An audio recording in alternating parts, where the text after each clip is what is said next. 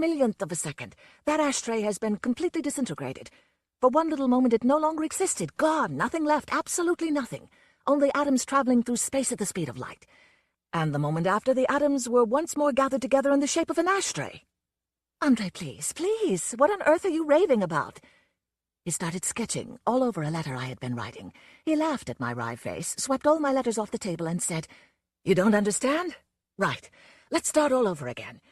Hélène, do you remember I once read you an article about the mysterious flying stones that seem to come from nowhere in particular, and which are said occasionally to fall in certain houses in India? They come flying in as though thrown from outside, in spite of closed doors and windows." "Yes, I remember.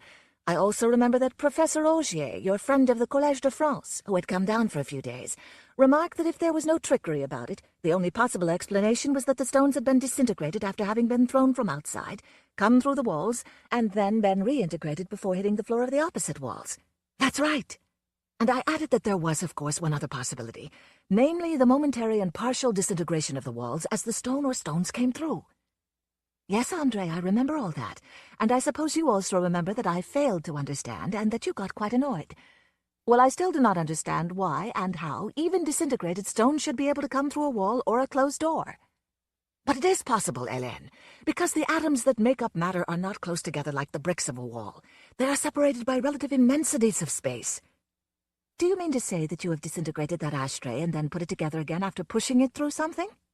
"Precisely, Hélène. I projected it through the wall that separates my transmitter from my receiving set." "And would it be foolish to ask how humanity is to benefit from ashtrays that can go through walls?"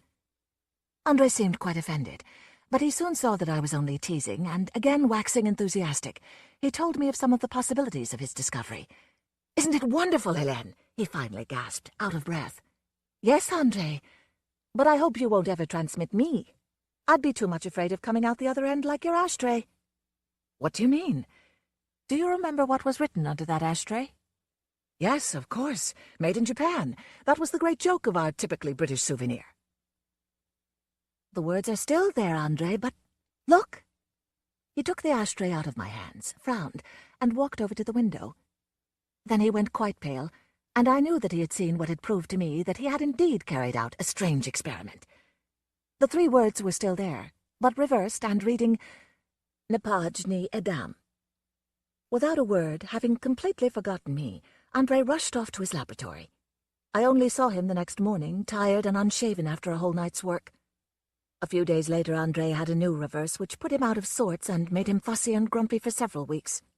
I stood it patiently enough for a while, but being myself bad-tempered one evening, we had a silly row over some futile thing, and I reproached him for his moroseness. "I'm sorry, chérie. I've been working my way through a maze of problems, and have given you all a very rough time.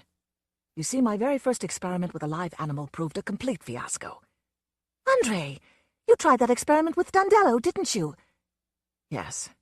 How did you know?" he answered sheepishly. "He disintegrated perfectly, but he never reappeared in the receiving set." "Oh, Andre, what became of him then?" "Nothing. There is no more Dandello.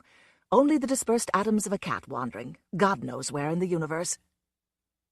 Dandello was a small white cat the cook had found one morning in the garden, and which we had promptly adopted.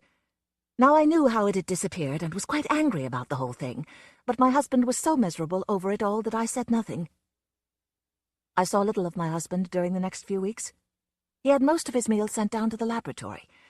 I would often wake up in the morning and find his bed unslept in. Sometimes, if he had come in very late, I would find that storm-swept appearance which only a man can give a bedroom by getting up very early and fumbling around in the dark. One evening he came home to dinner all smiles, and I knew that his troubles were over. His face dropped, however, when he saw I was dressed for going out. "Oh, were you going out, Hélène?" "Yes, the Drian invited me for a game of bridge, but I can easily phone them and put it off." "No, it's all right." "It isn't all right. Out with it, dear." "Well, I've at last got everything perfect, and I wanted you to be the first to see the miracle." "Magnifique, Andre, of course I'll be delighted."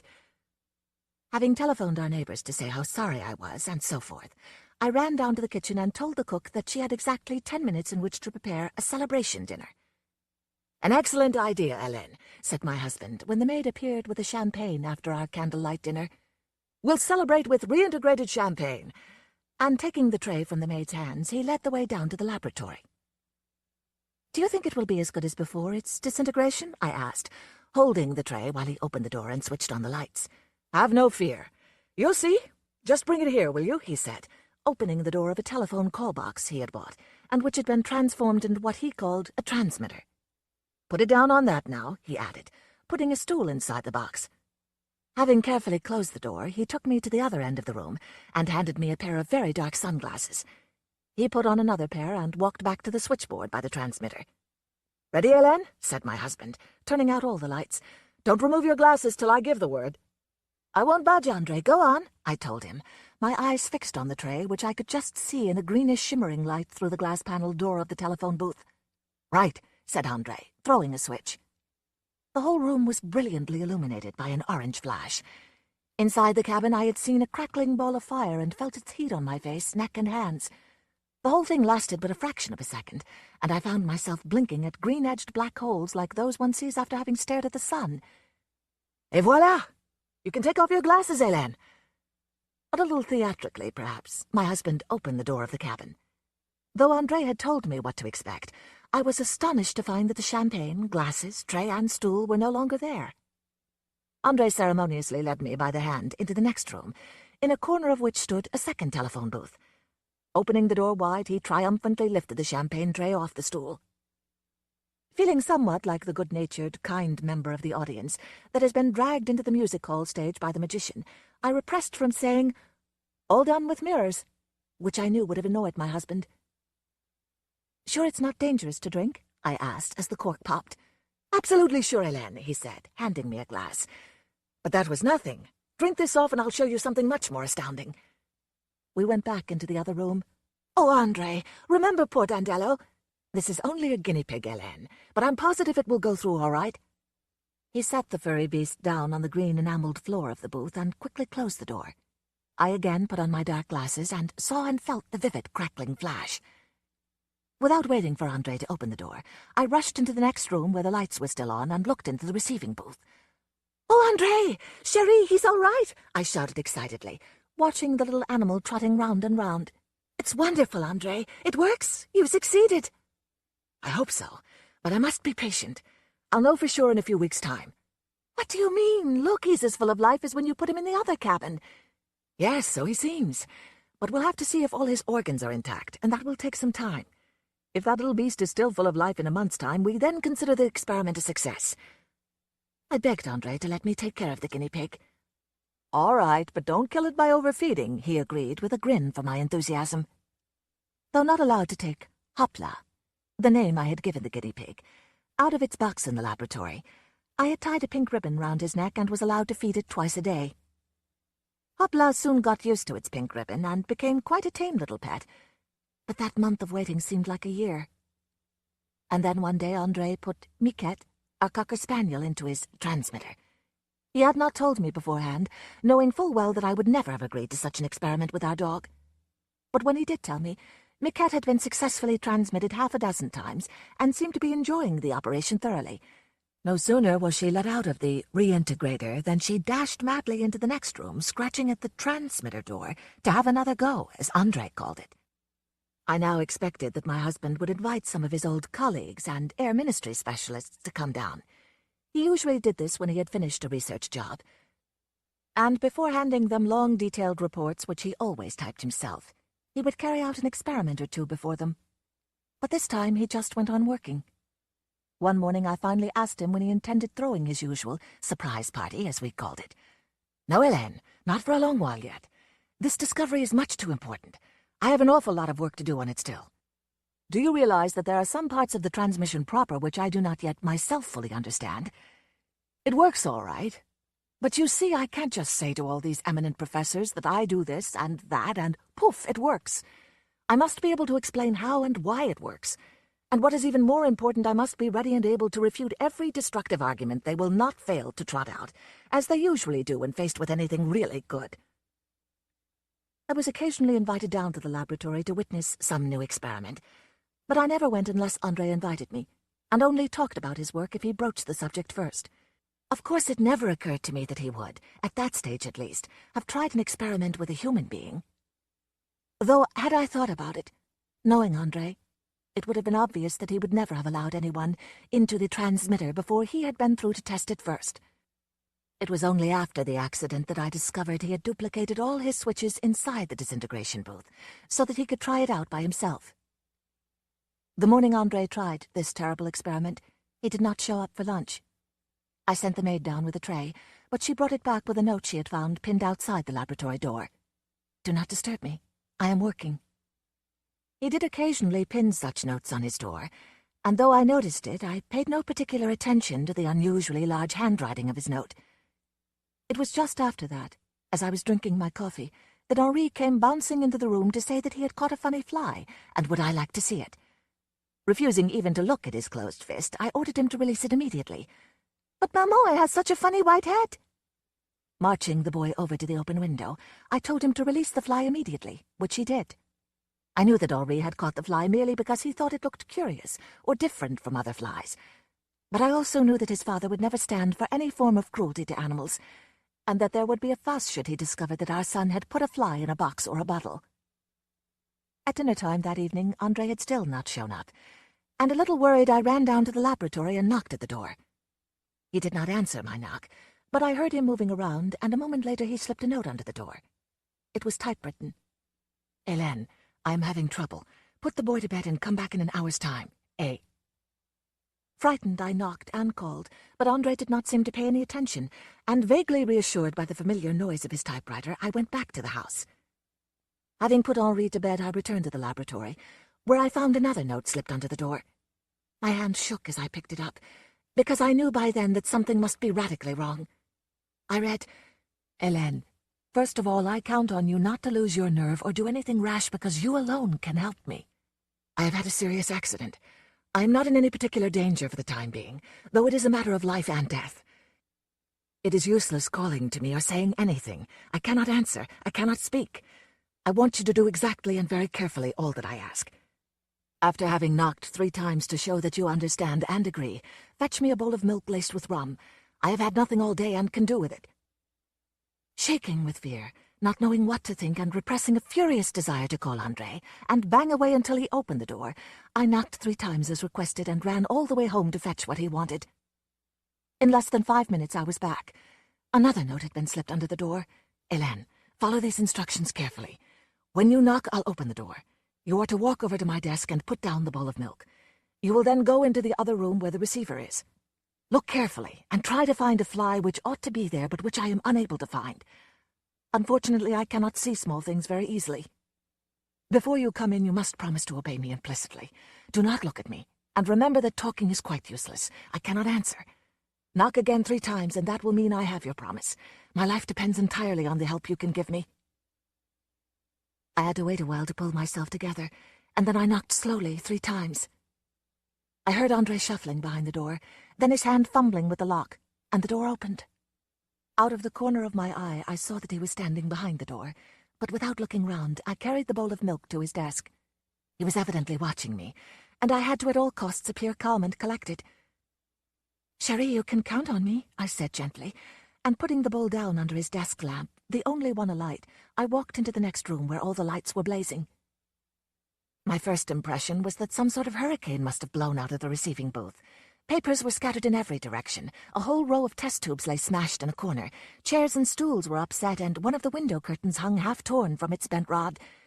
In a large enamel basin on the floor, a heap of burned documents was still smouldering. I knew that I would not find the fly Andre wanted me to look for. Women know things that men only suppose by reasoning and deduction. It is a form of knowledge very rarely accessible to them, and which they disparagingly call intuition. I already knew that the fly Andre wanted was the one which Henri had caught, and which I had made him release. I heard Andre shuffling around in the next room, and then a strange gurgling and sucking as though he had trouble in drinking his milk. "Andre, there is no fly here. Can you give me any sort of indication that might help? If you can't speak, rap or something. You know, once for yes, twice for no." I had tried to control my voice and speak as though perfectly calm, but I had to choke down a sob of desperation when he rapped twice for no. "May I come to you, Andre? I don't know what can have happened, but whatever it is, I'll be courageous, dear." After a moment of silent hesitation, he tapped once on his desk. At the door, I stopped aghast at the sight of Andre standing with his head and shoulders, covered by the brown velvet cloth he had taken from a table by his desk, the table on which he usually ate when he did not want to leave his work. Suppressing a laugh that might easily have turned to sobbing, I said, "Andre will search thoroughly tomorrow by daylight. Why don't you go to bed? I'll lead you to the guest room if you like, and won't let anyone else see you." His left hand tapped the desk twice. "Do you need a doctor, Andre?" "No," he rapped. "Would you like to call up Professor Rogier? He might be of more help." Twice he rapped no sharply. I did not know what to do or say. And then I told him, "Henri caught a fly this morning which he wanted to show me, but I made him release it. Could it have been the one you are looking for? I didn't see it, but the boy said its head was white." Andre emitted a strange metallic sigh, and I just had time to bite my fingers fiercely in order not to scream. He had let his right arm drop, and instead of his long-fingered muscular hand, a grey stick with little buds on it like the branch of a tree hung out of his sleeve, almost down to his knee. "Andre, mon chéri, tell me what happened. I might be of more help to you if I knew. Andre, oh, it's terrible," I sobbed, unable to control myself. Having rapped once for yes, he pointed to the door with his left hand. I stepped out and sank down crying as he locked the door behind me. He was typing again, and I waited. At last he shuffled to the door and slid a sheet of paper under it. "Hélène, come back in the morning. I must think and will have typed out an explanation for you. Take one of my sleeping tablets and go straight to bed. I need you fresh and strong tomorrow, ma pauvre chérie. Eh?" "Do you want anything for the night, Andre?" I shouted through the door. He knocked twice for no, and a little later I heard the typewriter again. The sun full on my face woke me up with a start. I had set the alarm clock for 5, but had not heard it, probably because of the sleeping tablets. I had indeed slept like a log, without a dream. Now I was back in my living nightmare, and, crying like a child, I sprang out of bed. It was just on 7. Rushing into the kitchen without a word for the startled servants, I rapidly prepared a tray-load of coffee, bread, and butter, with which I ran down to the laboratory. Andre opened the door as soon as I knocked, and closed it again as I carried the tray to his desk. His head was still covered, but I saw from his crumpled suit and his open camp bed that he must have at least tried to rest. On his desk lay a typewritten sheet for me, which I picked up. Andre opened the other door, and taking this to mean that he wanted to be left alone, I walked into the next room. He pushed the door to, and I heard him pouring out the coffee as I read. "Do you remember the ashtray experiment? I have had a similar accident. I transmitted myself successfully the night before last. During a second experiment yesterday, a fly which I did not see must have got into the disintegrator. My only hope is to find that fly and go through again with it. Please search for it carefully, since if it is not found, I shall have to find a way of putting an end to all this." If only Andre had been more explicit. I shuddered at the thought that he must be terribly disfigured, and then cried softly as I imagined his face inside out, or perhaps his eyes in place of his ears, or his mouth at the back of his neck, or worse. Andre must be saved. For that the fly must be found. Pulling myself together, I said, "Andre, may I come in?" He opened the door. "Andre, don't despair. I am going to find that fly. It is no longer in the laboratory, but it cannot be very far. I suppose you're disfigured, perhaps terribly so, but there can be no question of putting an end to all this, as you say in your note. That I will never stand for. If necessary, if you do not wish to be seen, I'll make you a mask or a cowl so that you can go on with your work until you get well again. If you cannot work, I'll call Professor Rogier, and he and all your other friends will save you, Andre." Again I heard that curious metallic sigh as he rapped violently on his desk. "Andre, don't be annoyed. Please be calm. I won't do anything without first consulting you, but you must rely on me. Have faith in me and let me help you as best I can. Are you terribly disfigured, dear? Can't you let me see your face? I won't be afraid. I am your wife, you know." But my husband again rapped a decisive no and pointed to the door. "All right. I am going to search for the fly now, but promise me you won't do anything foolish. Promise you won't do anything rash or dangerous without first letting me know all about it." He extended his left hand, and I knew I had his promise. I will never forget that ceaseless day-long hunt for a fly. Back home, I turned the house inside out and made all the servants join in the search. I told them that a fly had escaped from the professor's laboratory and that it must be captured alive, but it was evident they already thought me crazy. They said so to the police later, and that day's hunt for a fly most probably saved me from the guillotine later. I questioned Henri, and as he failed to understand right away what I was talking about, I shook him and slapped him and made him cry in front of the round-eyed maids. Realizing that I must not let myself go, I kissed and petted the poor boy, and at last made him understand what I wanted of him. Yes, he remembered he had found the fly just by the kitchen window. Yes, he had released it immediately as told to. Even in summertime we had very few flies, because our house is on the top of a hill and the slightest breeze coming across the valley blows round it. In spite of that, I managed to catch dozens of flies that day. On all the windowsills and all over the garden, I had put saucers of milk, sugar, jam, meat, all the things likely to attract flies. Of all those we caught, and many others which we failed to catch but which I saw, none resembled the one Henri had caught the day before. One by one, with a magnifying glass, I examined every unusual fly, but none had anything like a white head. At lunchtime I ran down to André with some milk and mashed potatoes. I also took some of the flies we had caught, but he gave me to understand that they could be of no possible use to him. If that fly has not been found by tonight, André, we'll have to see what is to be done. And this is what I propose. I'll sit in the next room. When you can't answer by the yes-no method of rapping, you'll type out whatever you want to say and then slip it under the door. Agreed? Yes, rapped André. By nightfall, we had still not found the fly. At dinner time, as I prepared André's tray, I broke down and sobbed in the kitchen in front of the silent servants. My maid thought that I had had a row with my husband, probably about the mislaid fly, but I learned later that the cook was already quite sure that I was out of my mind. Without a word, I picked up the tray, and then put it down again as I stopped by the telephone. That this was really a matter of life and death for André, I had no doubt. Neither did I doubt that he fully intended committing suicide, unless I could make him change his mind, or at least put off such a drastic decision. Would I be strong enough? He would never forgive me for not keeping a promise, but under the circumstances, did that really matter? To the devil with promises and honor. At all costs, André must be saved. And having thus made up my mind, I looked up and dialed Professor O'Shea's number. "The professor is away and will not be back before the end of the week," said a polite, neutral voice at the other end of the line. That was that. I would have to fight alone, and fight I would. I would save André, come what may. All my nervousness had disappeared as André let me in, and after putting the tray of food down on his desk, I went into the other room as agreed. "The first thing I want to know," I said, as he closed the door behind me, "is what happened exactly. Can you please tell me, André?" I waited patiently while he typed an answer, which he pushed under the door a little later. "Hélène, I would rather not tell you. Since go I must, I would rather you remember me as I was before. I must destroy myself in such a way that none can possibly know what has happened to me. I have, of course, thought of simply disintegrating myself in my transmitter, but I had better not, because sooner or later I might find myself reintegrated.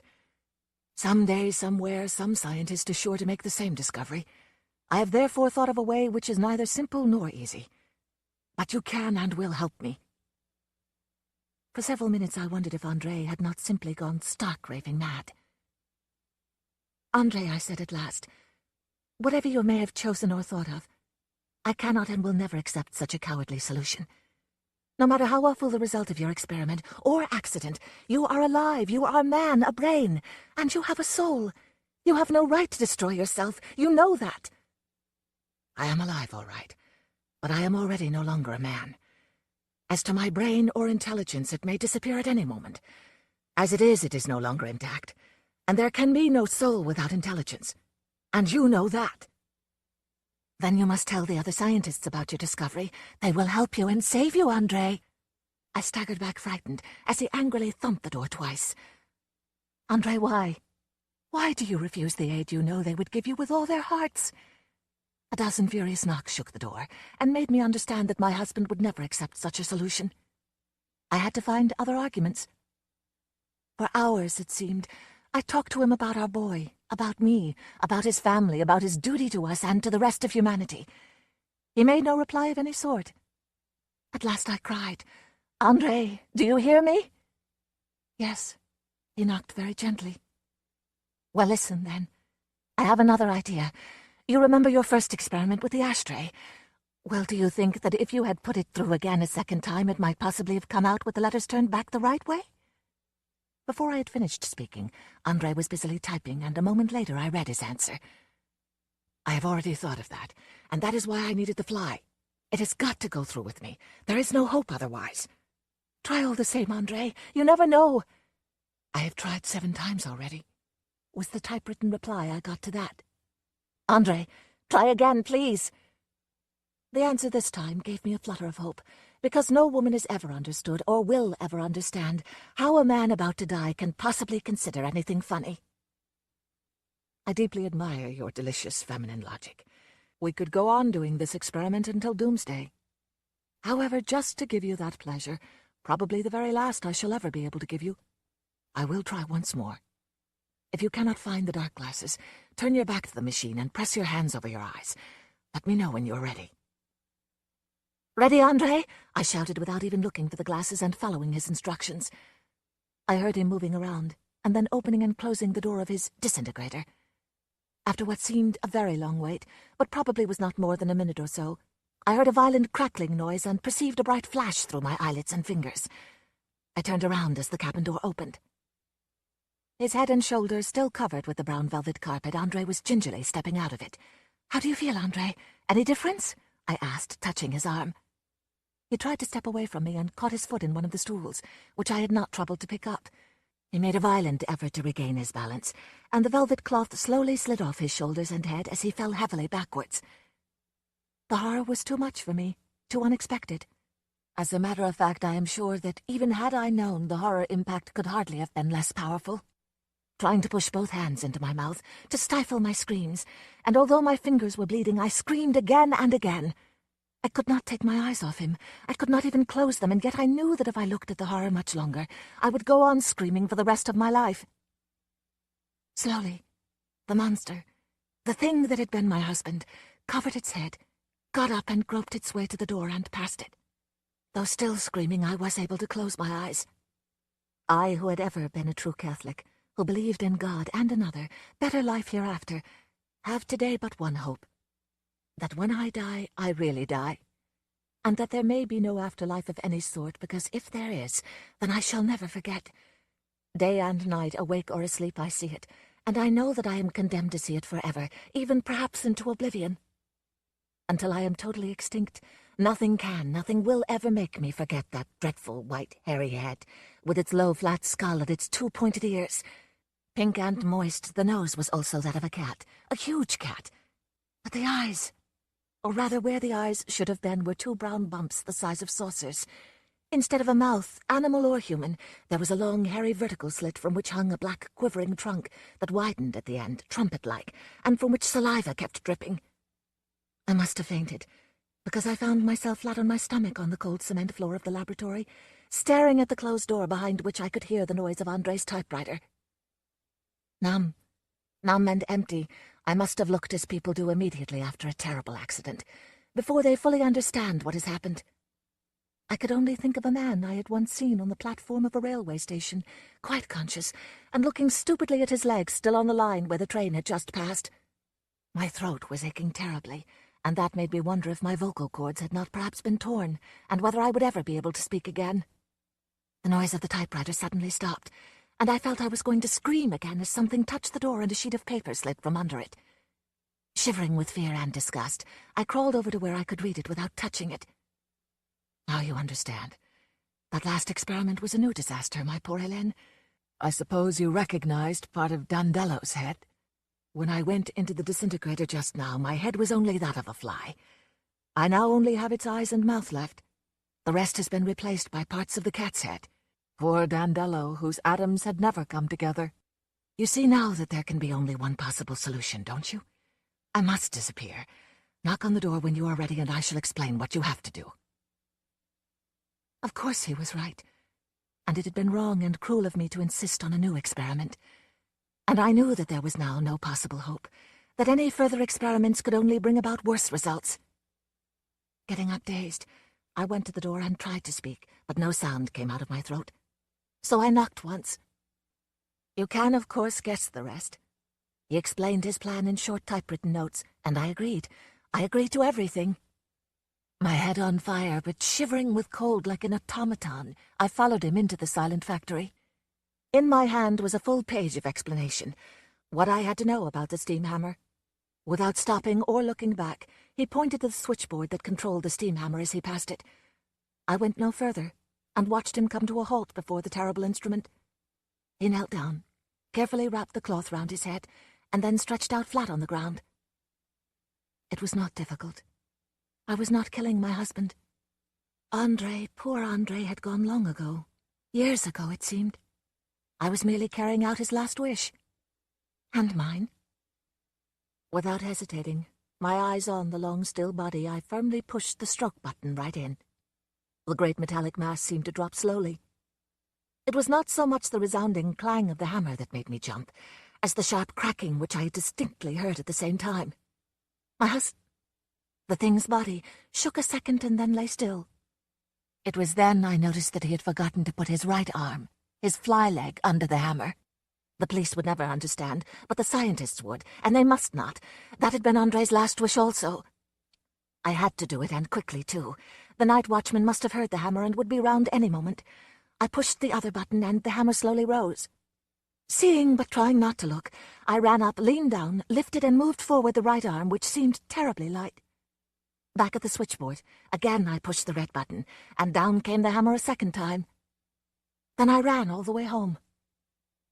You know the rest, and can now do whatever you think right. So ended Hélène's manuscript. The following day I telephoned Commissaire Charat to invite him to dinner. With pleasure, Monsieur Delambre. Allow me, however, to ask, is it the Commissaire you are inviting, or just Monsieur Charat? Have you any preference? No, not at the present moment. Well then, make it whichever you like. Will 8 o'clock suit you? Although it was raining, the Commissaire arrived on foot that evening. Since you did not come tearing up to the door in your black Citroën, I take it you have opted for Monsieur Charat, off duty. I left the car up a side street, mumbled the Commissaire with a grin, as a maid staggered under the weight of his raincoat. Merci, he said a minute later, as I handed him a glass of Pernod, into which he tipped a few drops of water, watching it turn the golden amber liquid to pale blue milk. You heard about my poor sister-in-law? Yes, shortly after you telephoned me this morning. I am sorry, but perhaps it was all for the best. Being already in charge of your brother's case, the inquiry automatically comes to me. I suppose it was suicide. Without a doubt. Cyanide, the doctors say, quite rightly. I found a second tablet in the unstitched hem of her dress. Monsieur est servi? Announced the maid.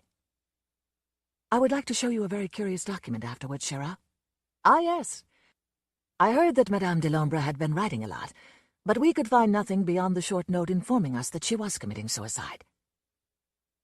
During our tête-à-tête dinner, we talked politics, books and films, and the local football club of which the Commissaire was a keen supporter. After dinner, I took him up to my study where a bright fire, a habit I had picked up in England during the war, was burning.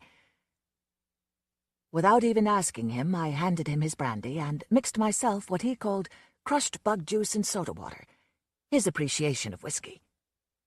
I would like you to read this, Charat. First, because it was partly intended for you, and secondly, because it will interest you. If you think Commissaire Charat has no objection, I would like to burn it after. Without a word, he took the wad of sheets Hélène had given me the day before and settled down to read them. What do you think of it all? I asked some 20 minutes later, as he carefully folded Hélène's manuscript, slipped it into the brown envelope, and put it into the fire. Charat watched the flames licking the envelope from which wisps of grey smoke were escaping, and it was only when it burst into flames that he said, slowly raising his eyes to mine, I think it proves very definitely that Madame Delambre was quite insane. For a long while we watched the fire eating up Hélène's confession. A funny thing happened to me this morning, Charat. I went to the cemetery where my brother is buried. It was quite empty, and I was alone. Not quite, Monsieur Delambre. I was there, but I did not want to disturb you. Then you saw me. Yes, I saw you bury a matchbox. Do you know what was in it? A fly, I suppose. Yes. I had found it early this morning, caught in a spider's web in the garden. Was it dead? No, not quite. I crushed it between two stones. Its head was white. All white. Herbert West, Reanimator, 6 Shots by Moonlight. H.P. Lovecraft. It is uncommon to fire all 6 shots of a revolver with great suddenness, when one would probably be sufficient, but many things in the life of Herbert West were uncommon. It is, for instance, not often that a young physician leaving college is obliged to conceal the principles which guide his selection of a home and office. Yet that was the case with Herbert West. When he and I obtained our degrees at the medical school of Miskatonic University, and sought to relieve our poverty by setting up as general practitioners, we took great care not to say that we chose our house, because it was fairly well isolated, and as near as possible to the potter's field. Reticence such as this is seldom without cause, nor indeed was ours, for our requirements were those resulting from a life work distinctly unpopular. Outwardly we were doctors only, but beneath the surface were aims of far greater and more terrible moment. For the essence of Herbert West's existence was a quest amid black and forbidden realms of the unknown, in which he hoped to uncover the secret of life and restore to perpetual animation the graveyard's cold clay. Such a quest demands strange materials, among them fresh bodies, and in order to keep supplied with these indispensable things, one must live quietly, and not far from a place of informal interment. West and I had met in college, and I had been the only one to sympathize with his hideous experiments. Gradually I had come to be his inseparable assistant. And now that we were out of college, we had to keep together. It was not easy to find a good opening for 2 doctors in company. But finally the influence of the university secured us a practice in Bolton, a factory town near Arkham, the seat of the college. The Bolton worsted mills are the largest in the Miskatonic Valley, and their polyglot employees are never popular as patients with the local physicians. We chose our house with the greatest care, seizing at last on a rather run-down cottage near the end of Pond Street, 5 numbers from the closest neighbor, and separated from the local potter's field by only a stretch of meadowland, bisected by a narrow neck of the rather dense forest which lies to the north. The distance was greater than we wished, but we could get no nearer house without going on the other side of the field, wholly out of the factory district.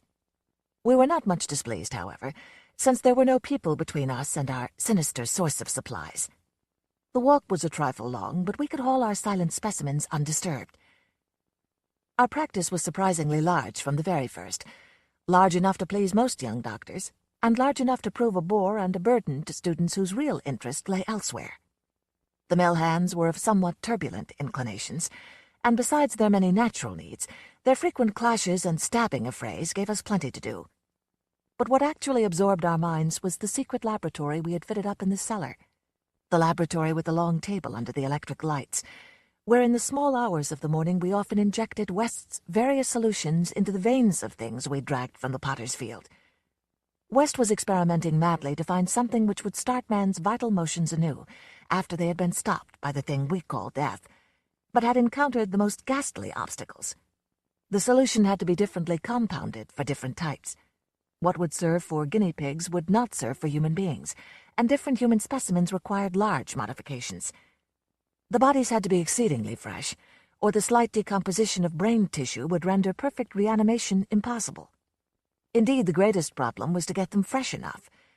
West had had horrible experiences during his secret college researches with corpses of doubtful vintage.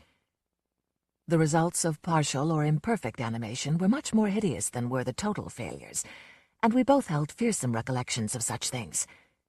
Ever since our first demonic session in the deserted farmhouse on Meadow Hill in Arkham, we had felt a brooding menace. And West, though a calm, blonde, blue-eyed scientific automaton in most respects, often confessed to a shuddering sensation of stealthy pursuit. He half felt that he was followed, a psychological delusion of shaken nerves, enhanced by the undeniably disturbing fact that at least one of our reanimated specimens was still alive, a frightful carnivorous thing in a padded cell at Sefton. Then there was another, our first, whose exact fate we had never learned. We had fair luck with specimens in Bolton, much better than in Arkham. We had not been settled a week before we got an accident victim on the very night of burial, and made it open its eyes with an amazingly rational expression before the solution failed. It had lost an arm. If it had been a perfect body, we might have succeeded better. Between then and the next January, we secured 3 more. 1 total failure, 1 case of marked muscular motion, and 1 rather shivery thing. It rose of itself and uttered a sound. Then came a period when luck was poor. Interments fell off, and those that did occur were of specimens either too diseased or too maimed for use. We kept track of all the deaths and their circumstances with systematic care.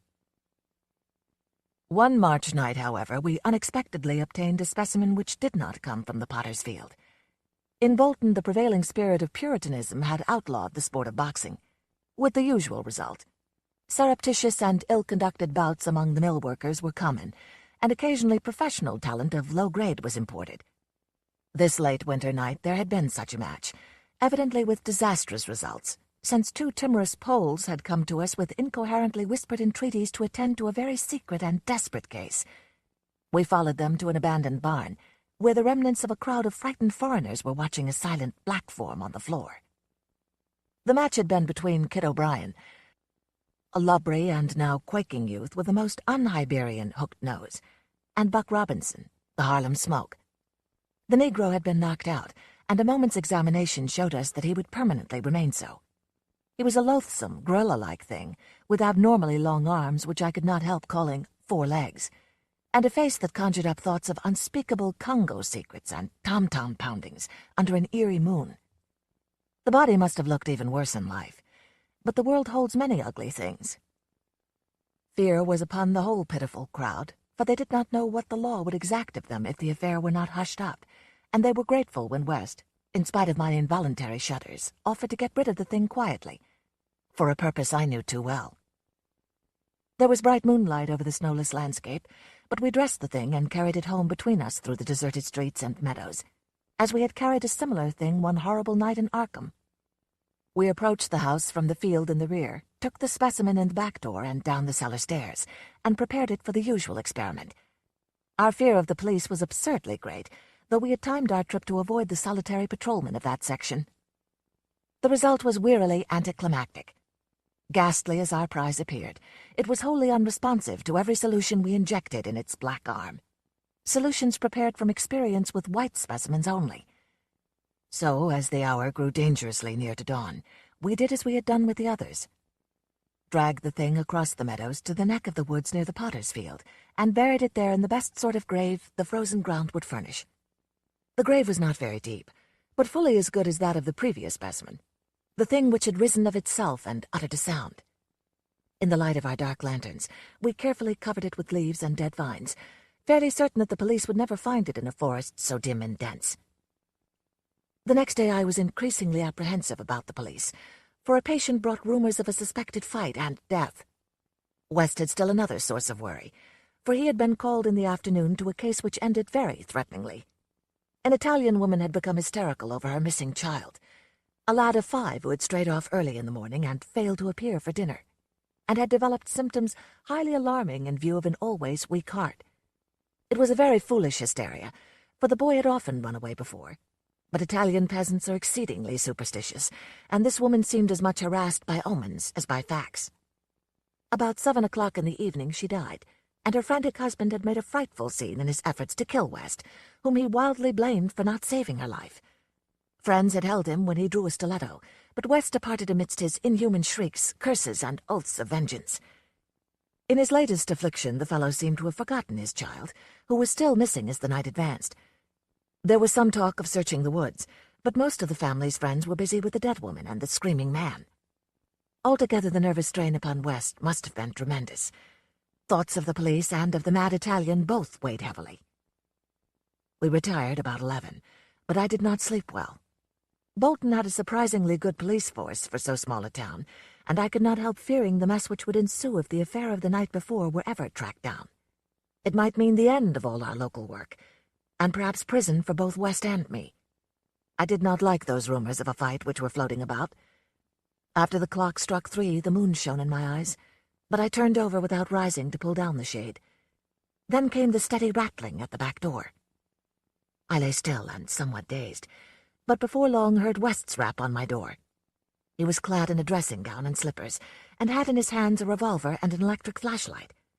From the revolver I knew that he was thinking more of the crazed Italian than of the police. "We'd better both go," he whispered. "It wouldn't do not to answer it anyway, and it may be a patient. It would be like one of those fools to try the back door." So we both went down the stairs on tiptoe, with a fear partly justified and partly that which comes only from the soul of the weird small hours. The rattling continued, growing somewhat louder. When we reached the door, I cautiously unbolted it and threw it open, and as the moon streamed revealingly down on the form silhouetted there, West did a peculiar thing. Despite the obvious danger of attracting notice and bringing down on our heads the dreaded police investigation, a thing which after all was mercifully averted by the relative isolation of our cottage, my friend suddenly, excitedly and unnecessarily, emptied all 6 chambers of his revolver into the nocturnal visitor. For that visitor was neither Italian nor policeman. Looming hideously against the spectral moon was a gigantic misshapen thing, not to be imagined save in nightmares, a glassy-eyed, ink-black apparition, nearly on all fours, covered with bits of mold, leaves, and vines, foul with caked blood, and having between its glistening teeth a snow-white, terrible cylindrical object terminating in a tiny hand. Part 4. Westerns. Tonto means fool in Spanish. Stage to Lordsburg, by Ernest Hemingway. Stagecoach, directed by John Ford, 1939. A Man Called Horse, by Dorothy M. Johnson. A Man Called Horse, directed by Elliot Silverstein, 1970. This is what it means to say Phoenix, Arizona, by Sherman Alexie. Smoke Signals, directed by Chris Eyre, 1998. The Western is the Madonna of film genres. It has, despite myriad naysayers and death knellers, stuck around by continually reinventing itself.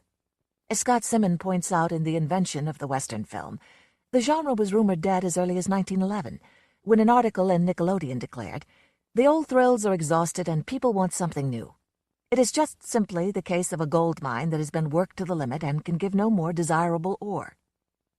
Obviously, Nickelodeon was wrong. Westerns have risen from the dead over and over, and each time they look a little different. They've moved geographically, from the early silents filmed on the East Coast to the more recognizable desert Western. They've explored variation in storylines, from epics, Dances with Wolves, to spoofs, Cat Ballou, to biopics, Buffalo Bill. They've experimented with heroes, from laconic gunslinging loners, High Noon, to calculating tricksters, My Name is Nobody. And maybe most important, they've attempted time and again to come to grips with the role Native Americans have played in the Western myth. By the time director John Ford came upon Ernest Hemingway's 1937 story, Stage to Lordsburg, Western films were on the wane again, and were rarely more than low-budget B-offerings made for juvenile audiences. Ford bought the story for about $2,500, but then couldn't get his movie financed. After the studio heads read it, they said to me, "But this is a Western. People don't make Westerns anymore." It took him a year to locate financing through Walter Wanger, an independent producer releasing through United Artists. Ford filmed Stagecoach in Monument Valley, Arizona, Navajo land, a decision he said he made to help the Navajos. I used to stay occasionally with a chap who ran the trading post, and he said, "You know, the Navajos are starving. I understand you're going to do a Western. If you come up there and do it, you'd probably save a lot of lives." I think we left about $500,000 there. This, of course, means that the Apaches in the film were played by Navajos. In all, Ford filmed 10 movies in Monument Valley and was very proud that the Navajos appointed him honorary sachem, chief with the name Great Soldier. A director's director, Ford was a cinematic stylist studied by the likes of Orson Welles, Elia Kazan, Akira Kurosawa, Ingmar Bergman, François Truffaut, and Frank Capra. According to cinematographer William Clothier, Ford knew more about photography than any other man who ever worked in the movies, and he took full advantage of Monument Valley's harsh, open landscape. Visually, Stagecoach was like nothing that had been seen before, and it lifted the genre, and John Wayne, to the A-list. The New York Times raved, in one superbly expansive gesture, "John Ford has swept aside 10 years of artifice and talky compromise and has made a motion picture that sings a song of camera." He also transcended the stock characters found in previous Westerns, fleshing out Haycox's story by providing motivations and backstory for each of the characters. But, as in Haycox's story, the Indians in the film are savage and indistinguishable, serving only as a source of conflict or plot device. And for this, and the content of other, less politically benign films like The Searchers, he has received much criticism. Perhaps a bit unfairly. Ford preferred to adapt short stories, as he told Peter Bogdanovich in a 1966 interview. "I don't like to do books or plays. I prefer to take a short story and expand it, rather than take a novel and try to condense. But it has become more difficult to get a good story." Because of Ford's reputation as an auteur, his reliance on the short story market is rarely noted. Many of his adaptations, like Stagecoach, are faithful to the source's original storyline. Likewise, the elements of racism of which he has been accused were often already present in the stories. In fact, many, if not most, Westerns drew from literary sources, and one of the most interesting influences on this genre is the shift in editorial policies after the publication of Zane Grey's The Vanishing American, 1925. In the 40 or so years after the Plains Wars, fiction, like film, was still making up its mind about the Indians. Grey, a best-selling author of the day, was one of those sympathetic to their plight, and the protagonist of his novel was a full-blooded Indian in love with a white woman. The novel was serialized in the Ladies' Home Journal, and its handling of miscegenation, as well as its unfavorable depiction of missionaries, caused a public outcry. The furor resulted in a new editorial policy at Curtis Publications, which owned both the Ladies' Home Journal and the Saturday Evening Post. This policy, which has often been called anti-Indian, was at the very least unsympathetic toward Native Americans. Footnote: the exact nature of this policy is difficult to pin down, as the editors were seemingly consistent in their inconsistency. According to the Native American in short fiction in the Saturday Evening Post, the red man is represented as an unambiguous adversary to the heroic white man in more than half of the 265 stories published between 1897 and 1968. The Indian is a sympathetic protagonist in fewer than 10%. End of footnote. For their part, Harper and Brothers would not publish the novel in book form until Grey removed offending passages and changed the ending so that the Indian hero did not marry his white sweetheart. Grey was also forced to rewrite the screen adaptation he was working on in order to make it more palatable. In a letter to his publishers, Grey wrote, "This is the first time in my life that I have been driven away from the truth, from honor and ideals, and in this case from telling the world of the tragedy of the Indian. It is a melancholy thing. I wonder what effect it will have on me." It's difficult to overstate the effect this incident must have had on the entire genre of Western fiction, and ultimately film. Which brings us to Stage to Lordsburg by Ernest Haycox, published in Collier's in 1937. From the beginning, Haycox was talented but pragmatic. As a starving young writer, he'd been advised by an editor, "Learn to write a Western. Once you've mastered that, the rest is up to you." And he did. For nearly 3 decades, from the mid-1920s to the mid-1940s, Haycox's frontier stories and serials were staples, first in the pulps, then later in Collier's and the Saturday Evening Post. During this period of his career, he worked within the established Western formulas and within the established editorial policies of the day. Haycox's editors at Collier's allowed him considerable latitude in subject and technique, but they discouraged him from straying from the successful Western formula. Stage to Lordsburg is typical for its day. It begins by immediately establishing the Apaches as hostile, a conflict that is not delineated but simply exists as part of the Donnée. Likewise, the Indians aren't characters. They're a force similar to an act of nature. Although Haycox didn't reinvent the genre, his contributions are considerable, chief among them an attempt at historical accuracy, not necessarily a requirement at the time or even now. History was Haycox's passion, and in the mid-40s he gave up his lucrative career as a commercial writer and devoted himself to writing non-formulaic novels about Oregon history. Unfortunately, he found it difficult to break the habit of years of genre work. Some believe he was just hitting his stride as a serious novelist when he died of cancer at the age of 51. His admirers were many. Gertrude Stein recommended his novels and lent copies to friends. Ernest Hemingway said that even when he wasn't reading much fiction, he would go out of his way for a Haycox story in the Post. And among writers of the genre, he was, and is, deeply admired. Western author D.B. Newton claims, Haycox very nearly succeeded, single-handedly, in doing for the standard Western what Hammett and Chandler did for the private eye detective story. Made it respectable. In the 1940s, the confines of Western fiction began to expand, and one of the first revisionist short story writers was Dorothy Johnson. Johnson wouldn't have used the term revisionist, though. When asked what school of writing she belonged to, she replied, "The disreputable school." When I was writing Western short stories, anyone who wrote Westerns was not quite respectable. She referred to one of her techniques, a method of fracturing the formula, as the switch. It involved turning a situation or cliché around and looking at it another way. For example, what if the hero of a Western isn't bold or brave? What if he isn't even a good shot? And furthermore, what if he only thinks he killed the villain, but it's someone else's shot that really did it? Western buffs will recognize this as the premise for The Man Who Shot Liberty Valance. A Man Called Horse was the result of a different kind of what if. After reading The Crow Indians, written by Robert Lowy, an American anthropologist who lived among the Crow and collected their stories, Johnson began to wonder how a stranger could survive among the Crow without having first read Lowy's book. She wrote Horse to work out the answer. In it, Johnson strikes a delicate balance. Her Crow are both cruel and kind, and among them a spoiled and calculating white man finds self-respect. What is astonishing is that, given this now familiar scenario, Johnson manages to avoid the noble savage stereotype, as well as any hint of pre-New Age Native American mysticism. In 1984, Horse was voted the best Western story of all time by 100 members of the Western Writers of America. Johnson began researching the West while living in New York City and working as a journalist, then later as managing editor of The Woman magazine. She was homesick for Montana, where she'd grown up, and spent her free time in museums and libraries, researching the Plains Indians. Much of this background was used in her first book of Western stories, Indian Country, 1953, which contains Horse. To write about the West wasn't just some decision I sat down and made, she said. It was just something I happened to want to know about. Anytime I write anything that isn't the West of the 19th century, I'm sort of off my track.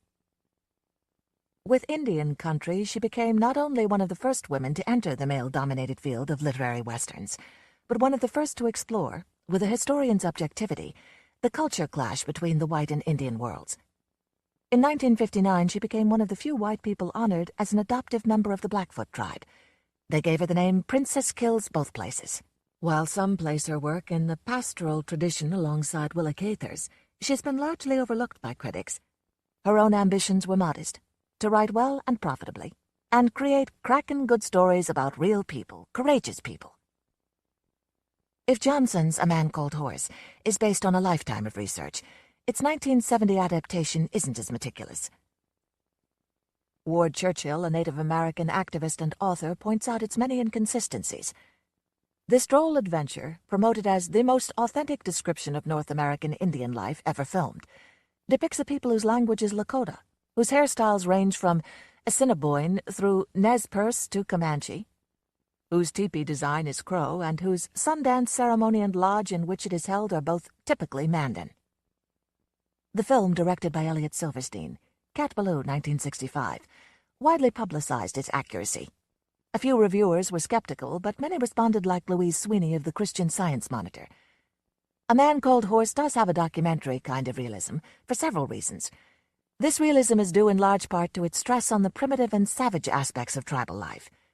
Production notes emphasize the amount of anthropological and historical research done, as well as the use of members of the Rosebud Sioux Reservation in feature roles and behind the scenes, creating accurate costumes, teepees, and weapons. Footnote: perhaps there was a disconnect between the filmmakers and the marketing department. In the American Western film, Critical Approaches to the Western, John Tuska tells of a chance meeting with Jack DeWitt, who wrote the screenplay for A Man Called Horse. Tuska asked about a few of the elements of dramatic license.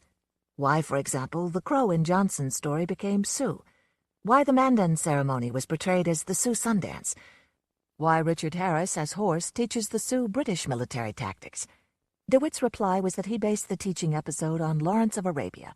And as for the rest, at this late date, who cares? End of footnote. Few viewers today would accuse Horse of much realism at all, let alone documentary realism.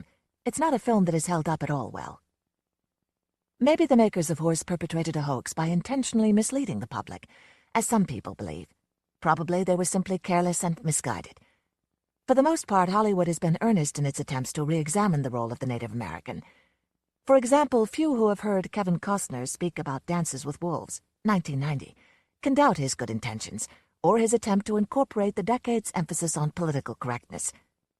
But while conceding that Wolves was well-intentioned and succeeds on a number of levels, many Native American critics still feel a basic issue is at stake.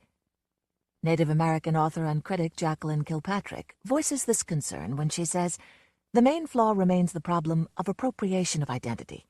John Dunbar, Wolves' protagonist, is the white narrator of an Indian existence." Fortunately, for the first time, Native American storytellers are in a position to tell their own stories, and at the forefront of this movement is American Indian author Sherman Alexie. For him, issues of identity and how the media have portrayed American Indians, a term he prefers over Native American, is not one that subtly informs his work. It is the issue that galvanizes it. Don't think that the title of his book of stories, The Lone Ranger and Tonto Fistfight in Heaven, which contains the story This Is What It Means to Say Phoenix, Arizona, is just a catchy play on words. Alexie is doing everything he can to wrestle down the old stereotypes. He writes prolifically, determined to change perceptions of the Indian culture. "We're either portrayed as the noble savage or the ignoble savage," Alexie has said. "In most people's minds, we only exist in the 19th century." He writes poetry, short stories, novels, essays, and screenplays, all with the aim of setting the record straight. "So much has been taken from us," he says in the unauthorized autobiography of me, "that we hold on to the smallest things left with all the strength we have." Or, put another way, poetry equals anger times imagination. If Alexie is angry, he is also funny. In 1999, he made his stand-up debut at a comedy festival, joking about crazy white people who expect him to read coyote stories, speak in a slow monotone, and stare off into the distance, constantly receiving visions. He talks about the persistence of Indian stereotypes. "Just look at the sports teams. You can have the Washington Redskins and this Indian with a big nose and big lips running around. How would you feel if it was the Washington Rabbis and you had a guy with braids running around throwing bagels? Or the Washington Jesuits with some guy handing out communion wafers? It wouldn't happen. So it's an insult. It's a proof of the way we get ignored." Alexie has gone on the record with his opinion of the best and worst movie depictions of American Indians. The best, in alphabetical order: Exiles, 1961, Heat, 1995, Little Big Man, 1970, One Flew Over the Cuckoo's Nest, 1975. I still think the Indian was the hero. Soldier Blue, 1970. The worst? Dances with Wolves, 1990. Would have been a great movie if the cavalry had caught him. F Troop, 12 Sambos running around, The Searchers, 1956, Thunderheart, 1992, and any film featuring Tonto. Tonto is the one who started it all, the monosyllabic stoic Indian stereotype. Smoke Signals, inspired by Phoenix, Arizona, and several other stories in The Lone Ranger and Tonto, was the first movie written, directed, and produced by Native Americans. And, as Alexie likes to add, the Indians weren't played by Italians with long hair. The film was developed at the Sundance Institute, which allowed Chris Eyre, the director, the freedom to experiment without the usual financial pressures.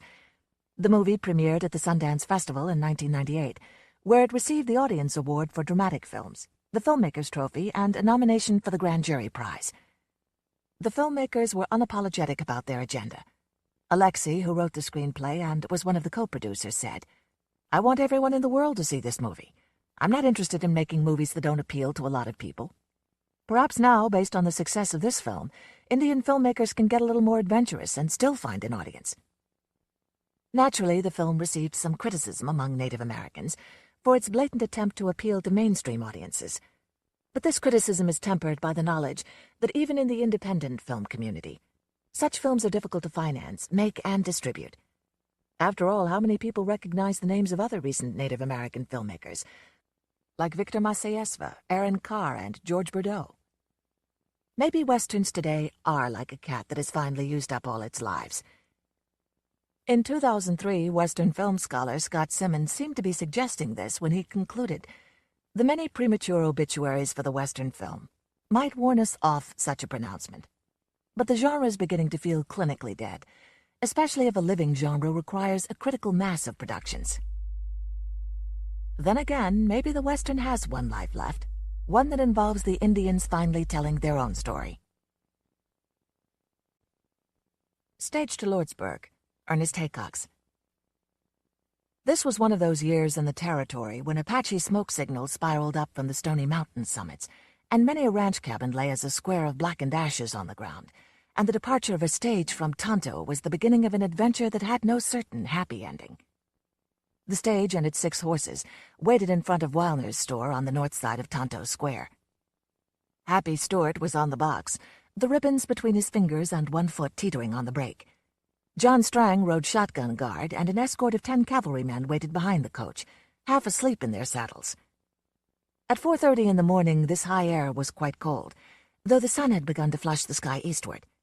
A small crowd stood in the square, presenting their final messages to the passengers now entering the coach.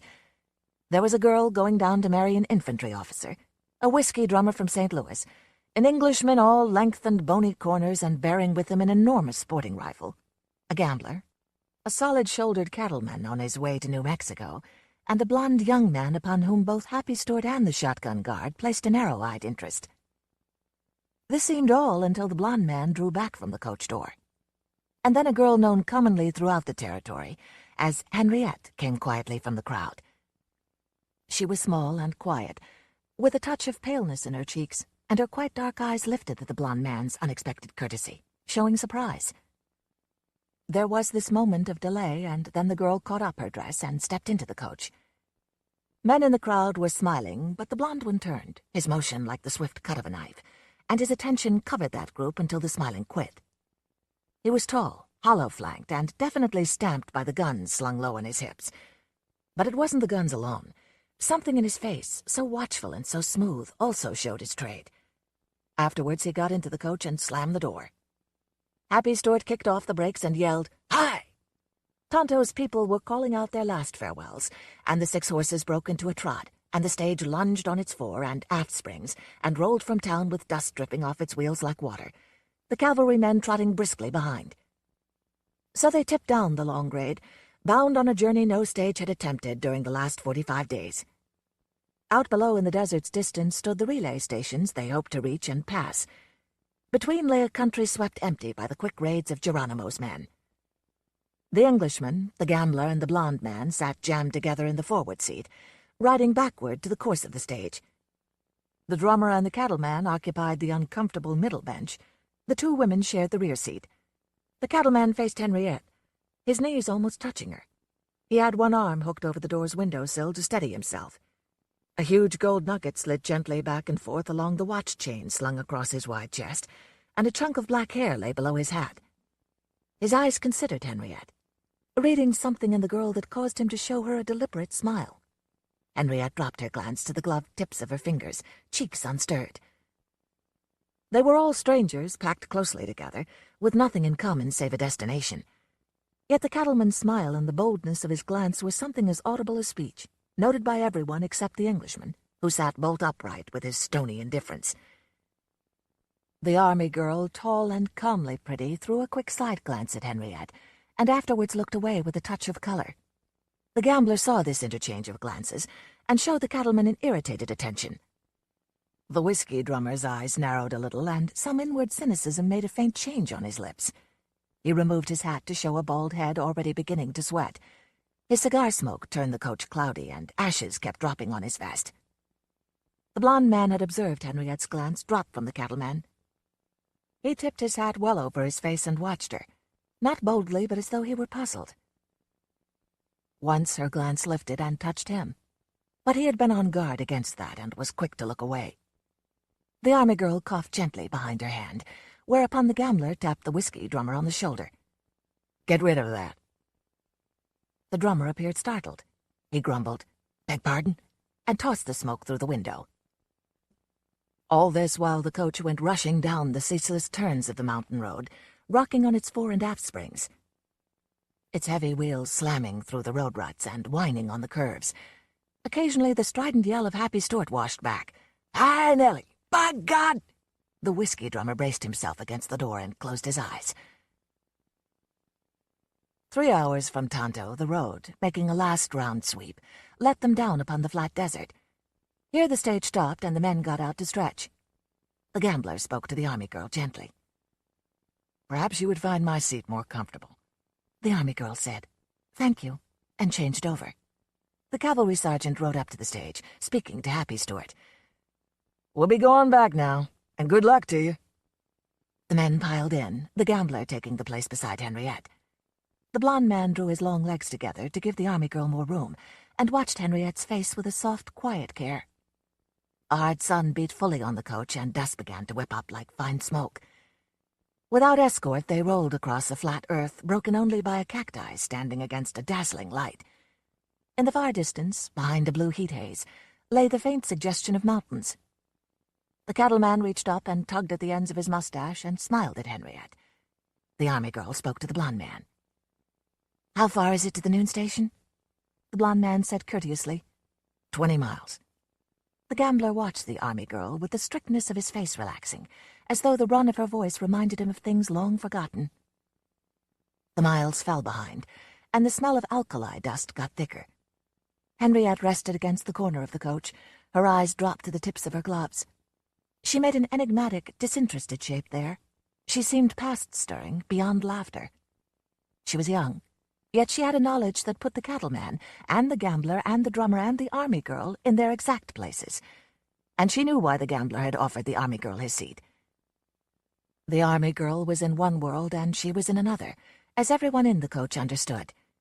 It had no effect on her, for this was a distinction she had learned long ago. Only the blond man broke through her indifference. His name was Malpace Bill, and she could see the wildness in the corners of his eyes and in the long crease of his lips. It was a stamp that would never come off. Yet something flowed out of him toward her that was different than the predatory curiosity of other men. Something unobtrusively gallant, unexpectedly gentle. Upon the box, Happy Stuart pointed to the hazy outline 2 miles away. "Engines ain't burned that anyhow." The sun was directly overhead, turning the light of the world a cruel brass yellow.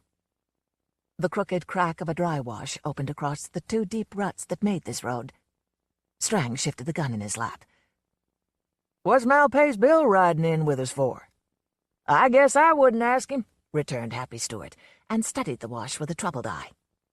The road fell into it roughly, and he got a tighter grip on his reins and yelled, "Hang on! Hi, Nellie! God damn you, hi!" The 6 horses plunged down the rough side of the wash, and for a moment the coach stood alone, high and lonely on the brake, and then went reeling over the rim. It struck the gravel with a roar, the front wheels bouncing and the back wheels skewing around. The horses faltered, but Happy Stuart cursed at his leaders and got them into a run again. The horses lunged up the far side of the wash, 2 and 2, their muscles bunching and the soft dirt flying in yellow clouds. The front wheel struck solidly, and something cracked like a pistol shot. The stage rose out of the wash, teetered crosswise, and then fell ponderously on its side, splintering the coach panels. Johnny Strang jumped clear. Happy Stuart hung to the handrail with one hand and hauled on the reins with the other, and stood up while the passengers crawled through the upper door. All the men, except the whiskey drummer, put their shoulders to the coach and heaved it upright again.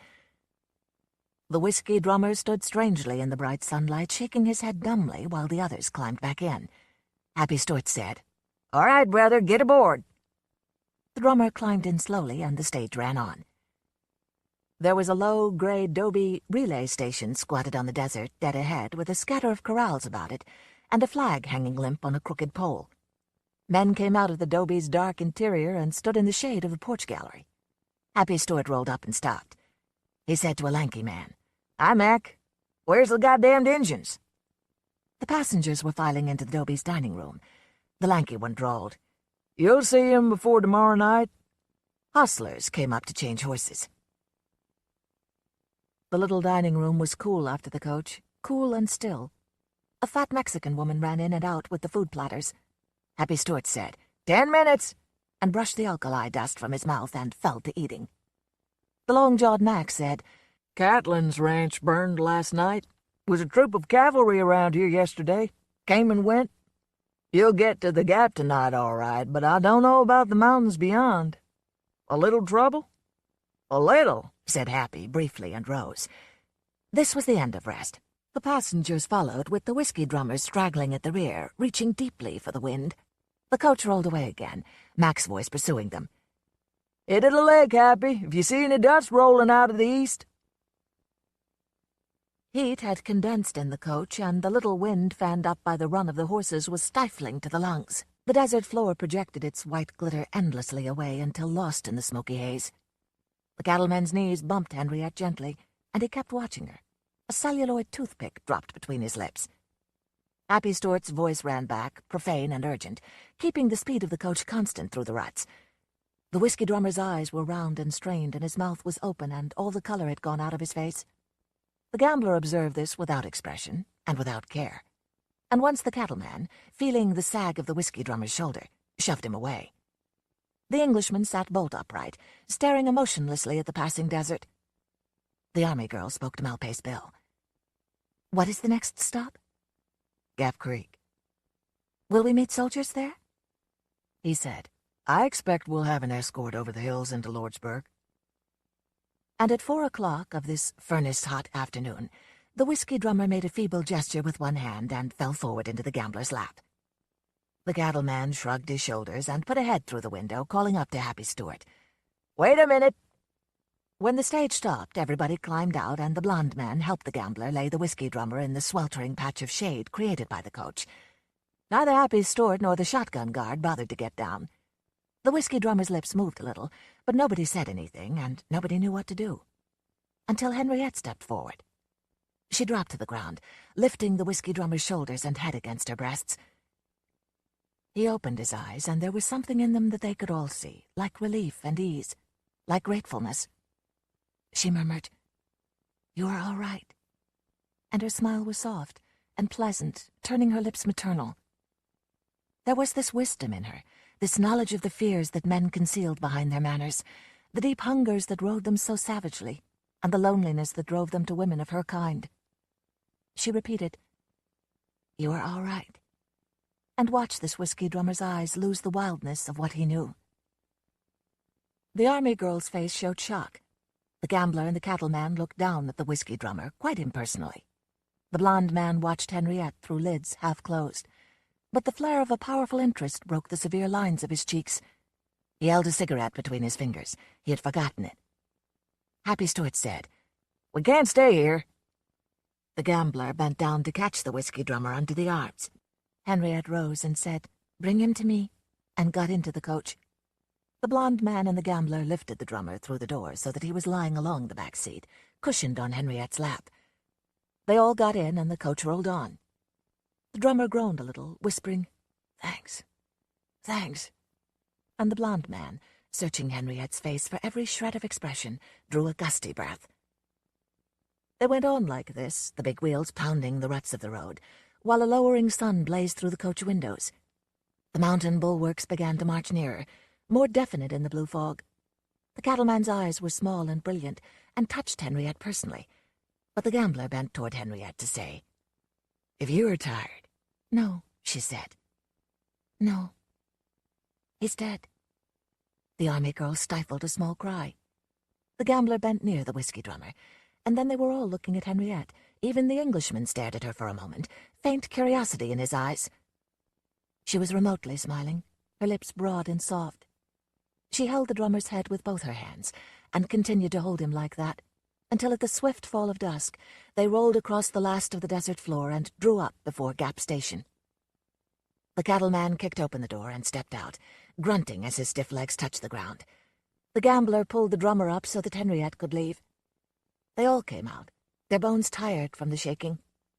Happy Stuart climbed from the box, his face a grey mask of alkali and his eyes bloodshot. He said, "Who's dead?" and looked into the coach.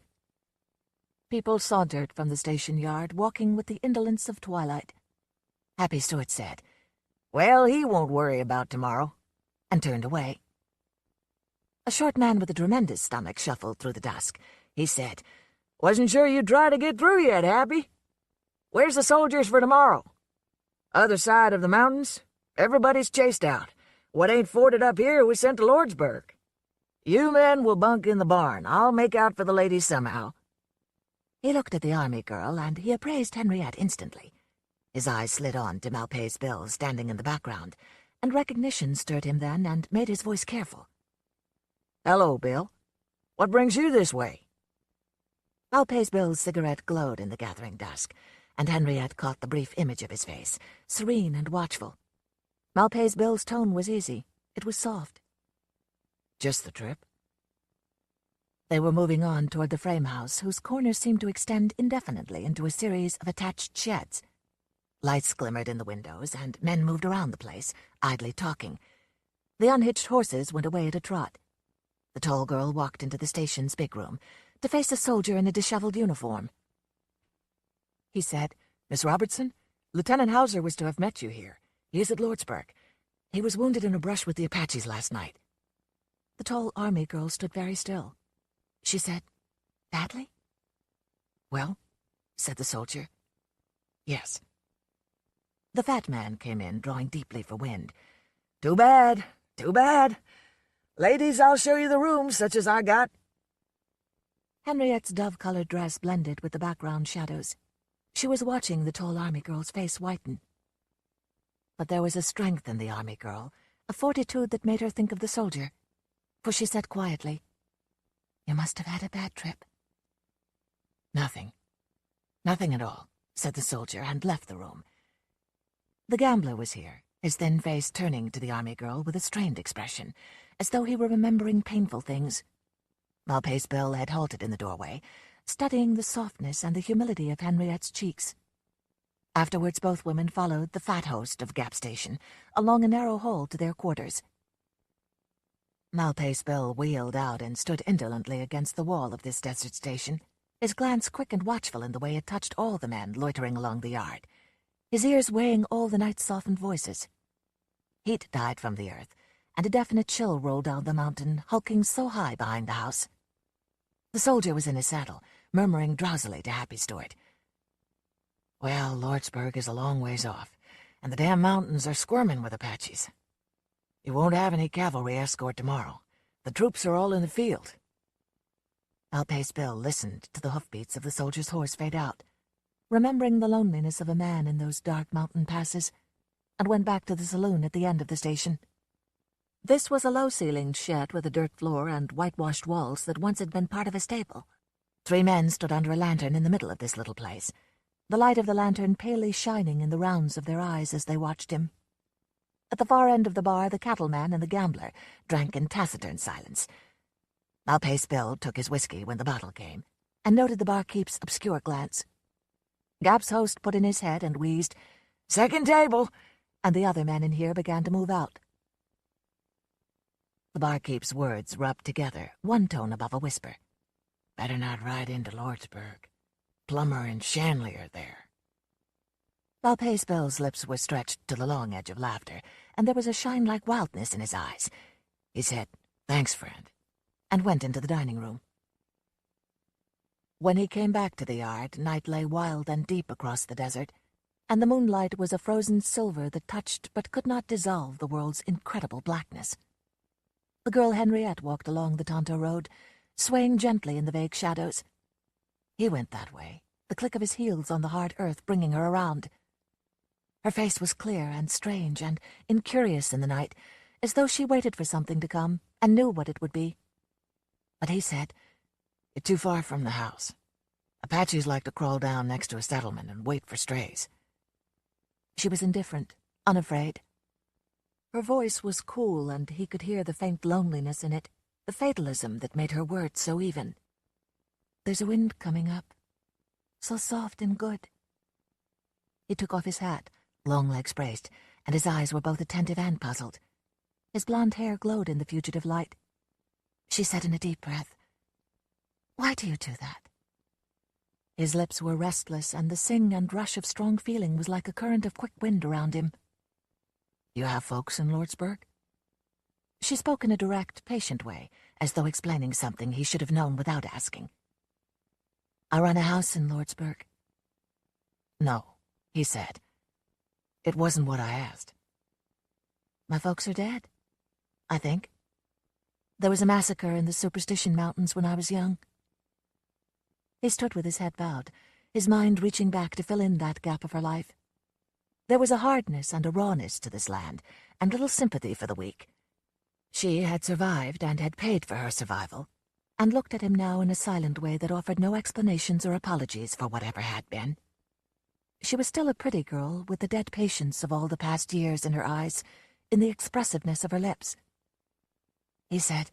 "Over in the Tonto Basin is a pretty land. I've got a piece of ranch there, with a house half built." "If that's your country, why are you here?" His lips laughed, and the rashness in him glowed hot again, and he seemed to grow taller in the moonlight. "A debt to collect." "That's why you're going to Lordsburg? You will never get through collecting those kinds of debts. Everybody in the territory knows you. Once you were just a rancher. Then you tried to wipe out a grudge, and then there was a bigger one to wipe out. And the debt kept growing, and more men are waiting to kill you. Someday a man will. You'd better run away from the debts." His bright smile kept constant, and presently she lifted her shoulders with resignation. "No," she murmured. "You won't run." He could see the sweetness of her lips and the way her eyes were sad for him. He could see in them the patience he had never learned. He said, "We'd better go back," and turned her with his arm. They went across the yard in silence, hearing the undertone of men's drawling talk roll out of the shadows, seeing the glow of men's pipes in the dark corners. Malpais Bill stopped and watched her go through the station door. She turned to look at him once more, her eyes all dark and her lips softly sober, and then passed down the narrow corridor to her own quarters. Beyond her window in the yard, a man was murmuring to another man, "Plummer and Shanley are in Lordsburg. Malpais Bill knows it." Through the thin partition of the adjoining room she heard the army girl crying, with a suppressed, uncontrollable regularity. Henriette stared at the dark wall, her shoulders and head bowed, and afterwards returned to the hall and knocked on the army girl's door and went in. 6 fresh horses fiddled in front of the coach, and the fat host of Gap Station came across the yard, swinging a lantern against the dead bitter black. All the passengers filed, sleep-dulled and miserable, from the house. Johnny Strang slammed the express box in the boot, and Happy Stewart gruffly said, "All right, folks." The passengers climbed in. The cattleman came up, and Malpais Bill drawled, "Take the corner spot, mister," and got in, closing the door. The Gap host grumbled, "If they don't jump you on the long grade, you'll be all right. You're safe when you get to Schreiber's ranch." Happy's bronze voice shocked the black stillness, and the coach lurched forward, its leather springs squealing. They rode for an hour in this complete darkness, chilled and uncomfortable and half asleep, feeling the coach drag on a heavy climbing grade. Grey dawn cracked through, followed by a sunless light rushing all across the flat desert, now far below. The road looped from one barren shoulder to another, and at sunup they had reached the first bench and were slamming full speed along a boulder-strewn flat. The cattleman sat in the forward corner, the left corner of his mouth swollen and crushed, and when Henriette saw that, her glance slid to Malpais Bill's knuckles. The army girl had her eyes closed, her shoulders pressing against the Englishman, who remained bolt upright with the sporting gun between his knees. Beside Henriette the gambler seemed to sleep, and on the middle bench Malpais Bill watched the land go by with a thin vigilance. At 10 they were rising again, with juniper and scrub pine showing on the slopes, and the desert below them filling with the powdered haze of another hot day. By noon they reached the summit of the range and swung to follow its narrow, rock-ribbed meadows. The gambler, long motionless, shifted his feet and caught the army girl's eyes. "Schreiber's is directly ahead. We're past the worst of it." The blond man looked around at the gambler, making no comment, and it was then that Henriette caught the smell of smoke in the windless air.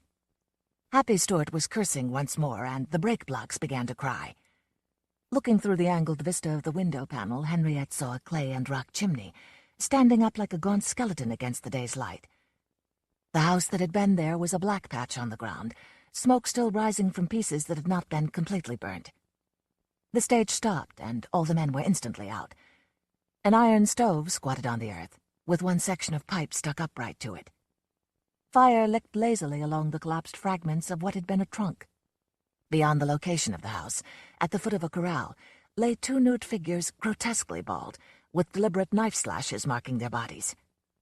Happy Stewart went over there and had his look, and came back. "Schreiber's. Well," Malpais Bill said, "this morning about daylight." He looked at the gambler, at the cattleman, at the Englishman, who showed no emotion. "Get back in the coach." He climbed to the coach's top, flattening himself full length there. Happy Stewart and Strang took their places again, The horses broke into a run. The gambler said to the army girl, "You're pretty safe between those two fellas," and hauled a .44 from a back pocket and laid it over his lap. He considered Henriette more carefully than before, his taciturnity breaking. He said, "How old are you?" Her shoulders rose and fell, which was the only answer. But the gambler said gently, "Young enough to be my daughter. It is a rotten world. When I called to you, lie down on the floor." The Englishman had pulled the rifle from between his knees and laid it across the sill of the window on his side. The cattleman swept back the skirt of his coat to clear the holster of his gun.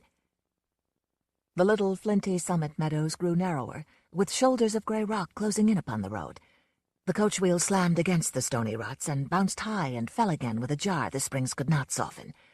Happy Stuart's howl ran steadily above this rattle and rush. Fine dust turned all things grey. Henriette sat with her eyes pinned to the gloved tips of her fingers, remembering the tall shape of Malpais' bill cut against the moonlight of Gap Station. He had smiled at her, as a man might smile at any desirable woman, with the sweep and swing of laughter in his voice. And his eyes had been gentle. The gambler spoke very quietly, and she didn't hear him until his fingers gripped her arm. He said again, not raising his voice, "Get down." Henriette dropped to her knees, hearing gunfire blast through the rush and run of the coach. Happy Stuart ceased to yell, and the army girl's eyes were round and dark. The walls of the canyon had tapered off. Looking upward through the window on the gambler's side, Henriette saw the weaving figure of an Apache warrior reel nakedly on a calico pony and rush by with a rifle raised and pointed in his bony elbows. The gambler took a cool aim. The stockman fired and aimed again. The Englishman's sporting rifle blasted heavy echoes through the coach, hurting her ears, and the smell of powder got rank and bitter. The blond man's boot scraped the coach top, and round small holes began to dimple the paneling as the Apache bullet struck. An Indian came boldly abreast the coach and made a target that couldn't be missed. The cattleman dropped him with one shot. The wheels screamed as they slowed around the sharp ruts, and the whole heavy superstructure of the coach bounced high into the air. Then they were rushing downgrade. The gambler said quietly, "You had better take this," handing Henriette his gun. He leaned against the door with his small hands gripping the sill. Pallor loosened his cheeks. He said to the army girl, "Be sure and keep between those gentlemen," and looked at her with a way that was desperate and forlorn, and dropped his head to the windowsill. Henriette saw the bluff rise up and close in like a yellow wall. They were rolling down the mountain without a break. Gunfire fell off, and the crying of the Indians faded back. Coming up from her knees, then, she saw the desert's flat surface far below, with the angular pattern of Lordsburg vaguely on the far borders of the heat fog. There was no more firing, and Happy Stuart's voice lifted again, and the brakes were screaming on the wheels and going off and screaming again. The Englishman stared out of the window sullenly. The army girl seemed in a deep, desperate dream. The cattleman's face was shining with a strange sweat. Henriette reached over to pull the gambler up, but he had an unnatural weight to him and slid into the far corner. She saw that he was dead. At 5 o'clock that long afternoon, the stage threaded Lordsburg's narrow streets of dobe and frame houses, came upon the center square, and stopped before a crowd of people gathered in the smoky heat. The passengers crawled out stiffly. A Mexican boy ran up to see the dead gambler and began to yell his news in shrill Mexican. Malpais' Bill climbed off the top, but Happy Stuart sat back on his seat and stared taciturnly at the crowd. Henriette noticed then that the shotgun messenger was gone. A gray man in a sleazy white suit called up to Happy. "Well, you got through." Happy Stuart said, "Yeah, we got through." An officer stepped through the crowd, smiling at the army girl. He took her arm and said, "Miss Robertson, I believe Lieutenant Hauser is quite all right. I will get your luggage." The army girl was crying then, definitely. They were all standing around, bone-weary and shaken. Malpais' Bill remained by the wheel of the coach, his cheeks hard against the sunlight, and his eyes riveted on a pair of men standing under the board awning of an adjoining store. Henriette observed the manner of their waiting, and knew why they were there. The blond man's eyes, she noticed, were very blue, and flame burned brilliantly in them. The army girl turned to Henriette, tears in her eyes. She murmured, "If there's anything I can ever do for you," but Henriette stepped back, shaking her head. This was Lordsburg, and everybody knew her place except the army girl. Henriette said formally, "Goodbye," noting how still and expectant the two men under the awning remained. She swung toward the blond man and said, "Would you carry my valise?" Malpace Bill looked at her, laughter remote in his eyes, and reached into the luggage pile and got her battered valise. He was still smiling as he went beside her, through the crowd, and past the two waiting men. But when they turned into an anonymous and dusty little side street of town, where the houses all sat shoulder to shoulder, without grace or dignity, he had turned sober. He said, "I am obliged to you, but I'll have to go back there." They were in front of a house no different from its neighbors. They had stopped at its door. She could see his eyes travel the street and comprehend its meaning and the kind of traffic it bore. But he was saying in that gentle, melody-making tone, "I've watched you for 2 days." He stopped, searching his mind to find the thing he wanted to say. It came out swiftly. "God made you a woman. The Tonto is a pretty country." Her answer was quite barren of feeling.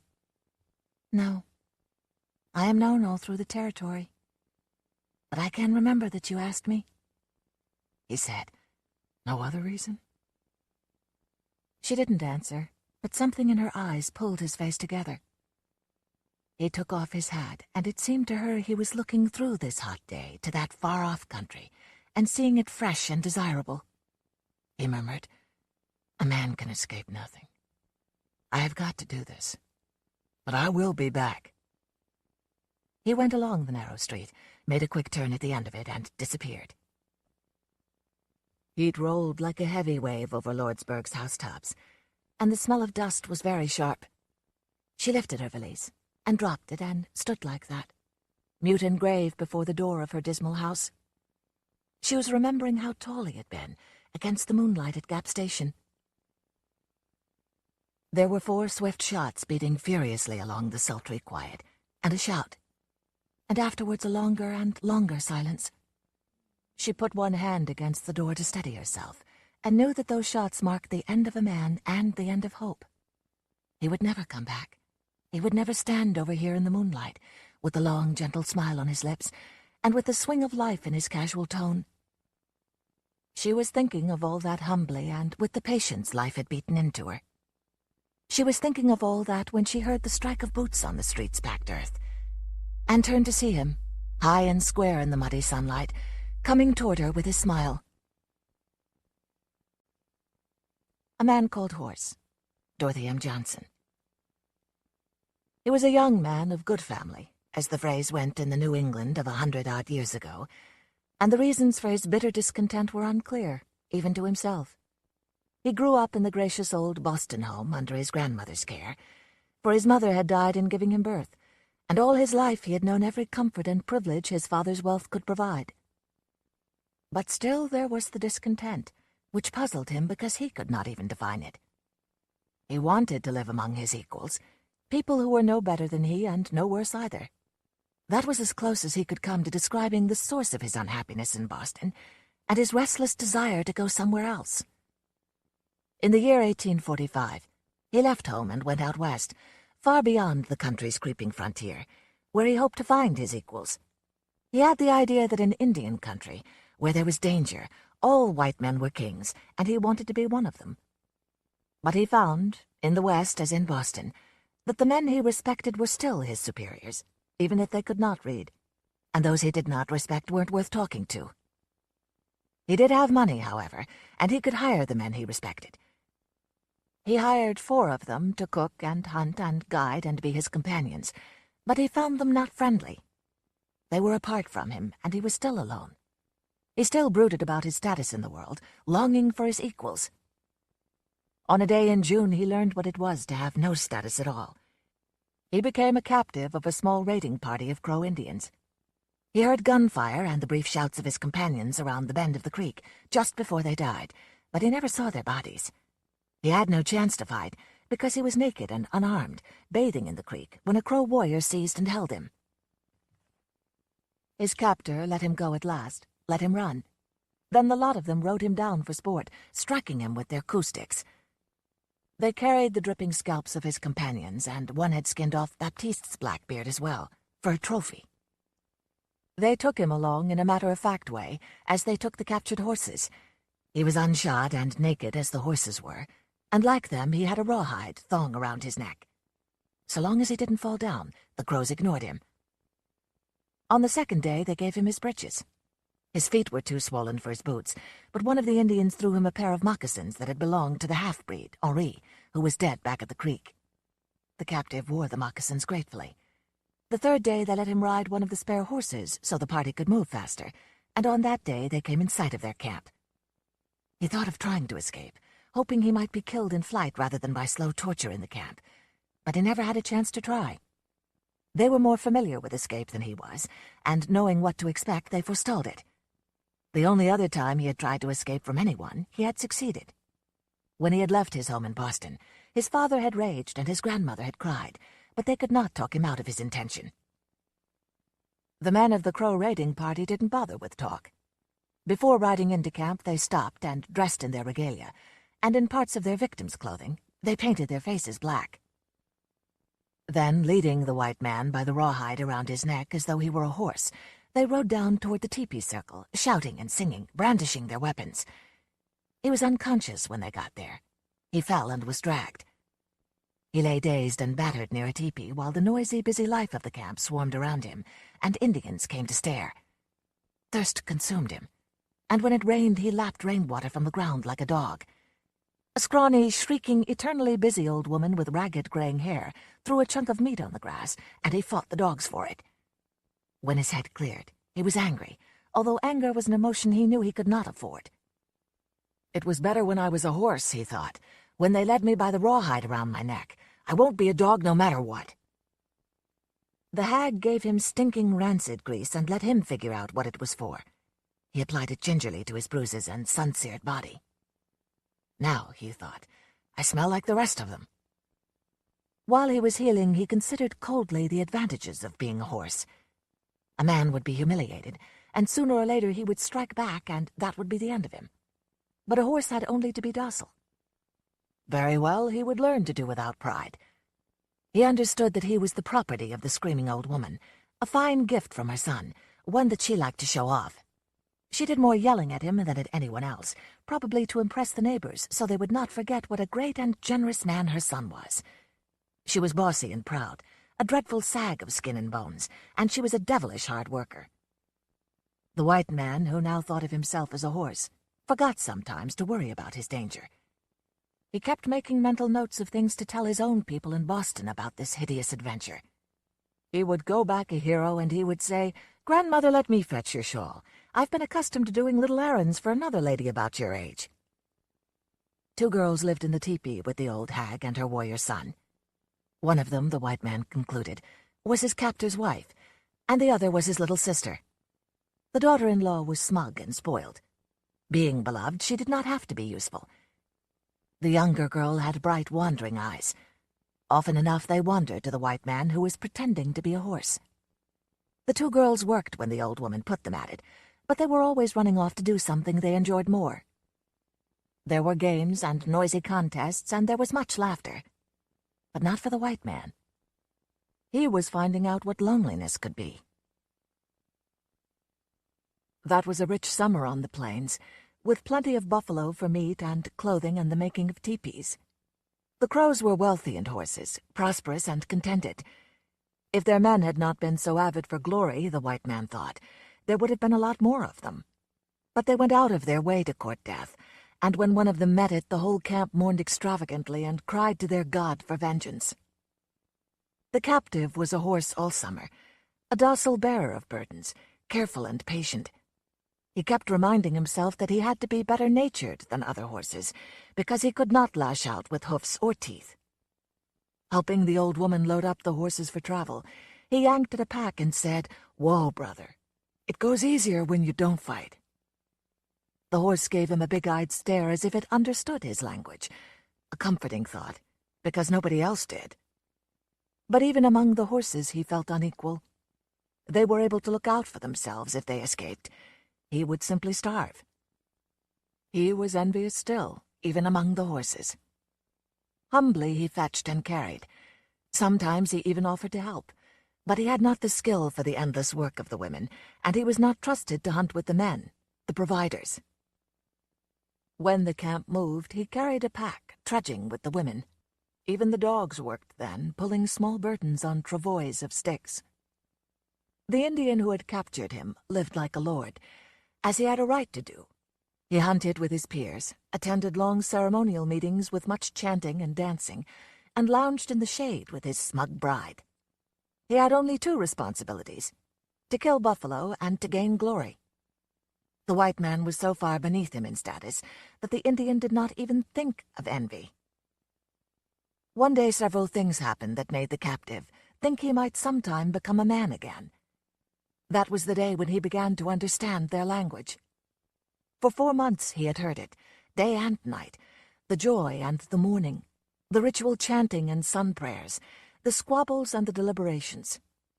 None of it meant anything to him at all. But on that important day in early fall, the two young women set out for the river, and one of them called over her shoulder to the old woman. The white man was startled. She had said she was going to bathe. His understanding was so sudden that he felt as if his ears had come unstopped. Listening to the racket of the camp, he heard fragment of meaning instead of gabble. On that same important day, the old woman brought a pair of new moccasins out of the tepee and tossed them on the ground before him. He could not believe she would do anything for him because of kindness, but giving him moccasins was one way of looking after her property. In thanking her, he dared greatly. He picked a little handful of fading fall flowers and took them to her as she squatted in front of her tepee, scraping a buffalo hide with a tool made from a piece of iron tied to a bone. Her hands were hideous. Most of the fingers had the first joint missing. He bowed solemnly and offered the flowers. She glared at him from beneath the short, ragged tangle of her hair. She stared at the flowers, knocked them out of his hand, and went running to the next tepee, squalling the story. He heard her and the other women screaming with laughter. The white man squared his shoulders and walked boldly over to watch 3 small boys shooting arrows at a target. He said in English, "Show me how to do that, will you?" They frowned, but he held out his hand as if there could be no doubt. One of them gave him a bow and 1 arrow, and they snickered when he missed. The people were easily amused, except when they were angry. They were amused at him playing with the little boys. A few days later he asked the hag, with gestures, for a bow that her son had just discarded, a man-sized bow of horn. He scavenged for old arrows. The old woman cackled at his marksmanship and called her neighbors to enjoy the fun. When he could understand words, he could identify his people by their names. The old woman was Greasy Hand, and her daughter was Pretty Calf. The other young woman's name was not clear to him, for the words were not in his vocabulary. The man who had captured him was Yellow Robe. Once he could understand, he could begin to talk a little, and then he was less lonely. Nobody had been able to see any reason for talking to him, since he would not understand anyway.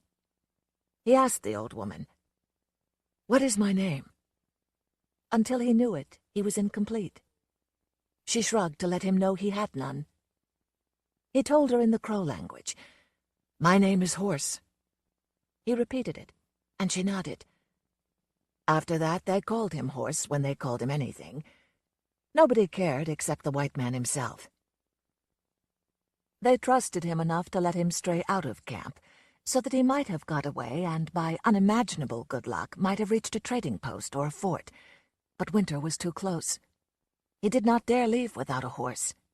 He needed clothing and a better hunting weapon than he had, and more certain skill in using it. He did not dare steal, for then they would surely have pursued him, and just as certainly they would have caught him. Remembering the warmth of the home that was waiting in Boston, he settled down for the winter. On a cold night he crept into the tepee after the others had gone to bed. Even a horse might try to find shelter from the wind. The old woman grumbled, but without conviction. She did not put him out. They tolerated him, back in the shadows, so long as he did not get in the way. He began to understand how the family that owned him differed from the others. Fate had been cruel to them. In a short, sharp argument among the old women, one of them derided Greasy Hand by sneering, "You have no relatives!" And Greasy Hand raved for minutes of the deeds of her father and uncles and brothers. And she had had 4 sons, she reminded her detractor, who answered with scorn, "Where are they?" Later the white man found her moaning and whimpering to herself, rocking back and forth on her haunches, staring at her mutilated hands. By that time he understood. A mourner often chopped off a finger joint. Old Greasy Hand had mourned often. For the first time he felt a twinge of pity, but he put it aside as another emotion, like anger, that he could not afford. He thought, "What tales I will tell when I get home." He wrinkled his nose in disdain. The camp stank of animals and meat and rancid grease. He looked down at his naked, shivering legs and was startled, remembering that he was still only a horse. He could not trust the old woman. She fed him only because a starved slave would die and not be worth boasting about. Just how fitful her temper was he saw on the day when she got tired of stumbling over one of the 100 dogs that infested the camp. This was one of her own dogs, a large, strong one that pulled a baggage travois when the tribe moved camp. Countless times he had seen her kick the beast as it lay sleeping in front of the teepee, in her way. The dog always moved, with a yelp, but it always got in the way again. One day she gave the dog its usual kick, and then stood scolding at it while the animal rolled its eyes sleepily. The old woman suddenly picked up her axe and cut the dog's head off with one blow. Looking well satisfied with herself, she beckoned her slave to remove the body. It could have been me, he thought, if I were a dog. But I'm a horse. His hope of life lay with the girl Pretty Calf. He set about courting her, realizing how desperately poor he was both in property and honor. He owned no horse, no weapon but the old bow and the battered arrows. He had nothing to give away, and he needed gifts, because he did not dare seduce the girl. One of the customs of courtship involved sending a gift of horses to a girl's older brother, and bestowing much buffalo meat upon her mother. The white man could not wait for some far-off time, when he might have either horses or meat to give away. And his courtship had to be secret. It was not for him to stroll past the groups of watchful girls, blowing a flute made of an eagle's wing bone, as the flirtatious young bucks did. He could not ride past Pretty Calf's teepee, painted and bedizened. He had no horse, no finery. Back home, he remembered, I could marry just about any girl I'd want to. But he wasted little time thinking about that. A future was something to be earned. The most he dared do was wink at Pretty Calf now and then, or state his admiration while she giggled and hid her face. The least he dared do to win his bride was to elope with her. But he had to give her a horse to put the seal of tribal approval on that. And he had no horse, until he killed a man to get one. His opportunity came in early spring. He was casually accepted by that time. He did not belong, but he was amusing to the crows, like a strange pet, or they would not have fed him through the winter. His chance came when he was hunting small game with 3 young boys who were his guards, as well as scornful companions. Rabbits and birds were of no account in a camp well fed on buffalo meat, but they made good targets. His party walked far that day. All of them at once saw the 2 horses in a sheltered coulee. The boys and the man crawled forward on their bellies, and then they saw an Indian who lay on the ground, moaning, a lone traveler. From the way the boys inched forward, Horse knew the man was fair prey, a member of some enemy tribe. This is the way the captive white man acquired wealth and honor, to win a bride and save his life. He shot an arrow into the sick man, a split second ahead of one of his small companions, and dashed forward to strike the still groaning man with his bow, to count first coup. Then he seized the hobbled horses. By the time he had the horses secure, and with them his hope for freedom, the boys had followed, counting coup with gestures and shrieks they had practiced since boyhood, and one of them had the scalp. The white man was grimly amused to see the boy double up with sudden nausea when he had the thing in his hand. There was a hubbub in the camp when they rode in that evening, 2 of them on each horse. The captive was noticed. Indians who had ignored him as a slave stared at the brave man who had struck first coup and had stolen horses. The hubbub lasted all night, as fathers boasted loudly of their young sons' exploits. The white man was called upon to settle an argument between two fierce boys as to which of them had struck second coup, and which must be satisfied with third. After much talk that went over his head, he solemnly pointed at the nearest boy. He didn't know which boy it was, and didn't care. But the boy did. The white man had watched warriors in their triumph. He knew what to do. Modesty about achievements had no place among the Crow people. When a man did something big, he told about it. The white man smeared his face with grease and charcoal. He walked inside the teepee circle, chanting and singing. He used his own language. "You heathens! You savages!" he shouted. "I'm going to get out of here someday. I am going to get away." The Crow people listened respectfully. In the Crow tongue he shouted, "Horse! I am horse!" And they nodded. He had a right to boast, and he had 2 horses. Before dawn, the white man and his bride were sheltered beyond a far hill, and he was telling her, "I love you, little lady. I love you." She looked at him with her great dark eyes, and he thought she understood his English words, or as much as she needed to understand. "You are my treasure," he said, "more precious than jewels, better than fine gold. I am going to call you Freedom." When they returned to camp 2 days later, he was bold but worried. His ace, he suspected, might not be high enough in the game he was playing without being sure of the rules. But it served. Old Greasy Hand raged, but not at him. She complained loudly that her daughter had let herself go too cheap. But the marriage was as good as any Crow marriage. He had paid a horse. He learned the language faster after that, from Pretty Calf, whom he sometimes called Freedom. He learned that his attentive, adoring bride was 14 years old. One thing he had not guessed was the difference that being Pretty Calf's husband would make in his relationship to her mother and brother. He had hoped only to make his position a little safer, but he had not expected to be treated with dignity. Greasy Hand no longer spoke to him at all. When the white man spoke to her, his bride murmured in dismay, explaining at great length that he must never do that. There could be no conversation between a man and his mother-in-law. He could not even mention a word that was part of her name.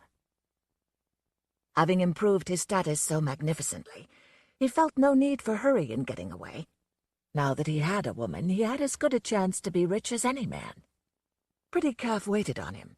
She seldom ran off to play games with other young girls, but took pride in learning from her mother the many women's skills of tanning hides and making clothing and preparing food. He was no more a horse, but a kind of man, a half-Indian, still poor and unskilled, but laden with honors, clinging to the buckskin fringes of Crow society. Escape could wait until he could manage it in comfort, with fit clothing and a good horse, with hunting weapons. Escape could wait until the camp moved near some trading post. He did not plan how he would get home. He dreamed of being there all at once, and of telling stories nobody would believe. There was no hurry. Pretty Calf delighted in educating him. He began to understand tribal arrangements, customs, and why things were as they were. They were that way because they had always been so.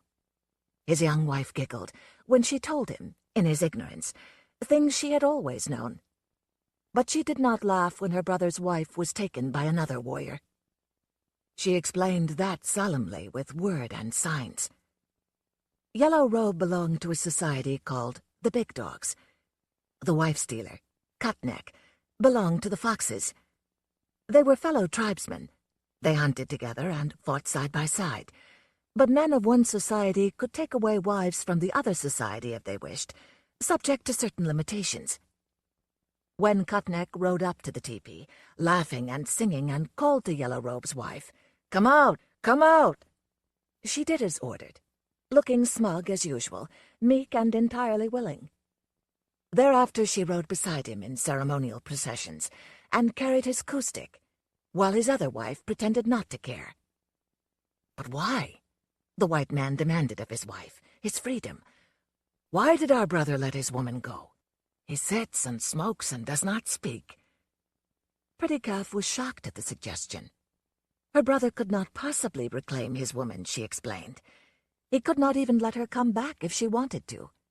And she probably would want to when Cutneck tired of her. Yellow Robe could not even admit that his heart was sick. That was the way things were. Deviation meant dishonor. The woman could have hidden from Cutneck, she said. She could even have refused to go with him if she had been Ba Uroki, a really virtuous woman.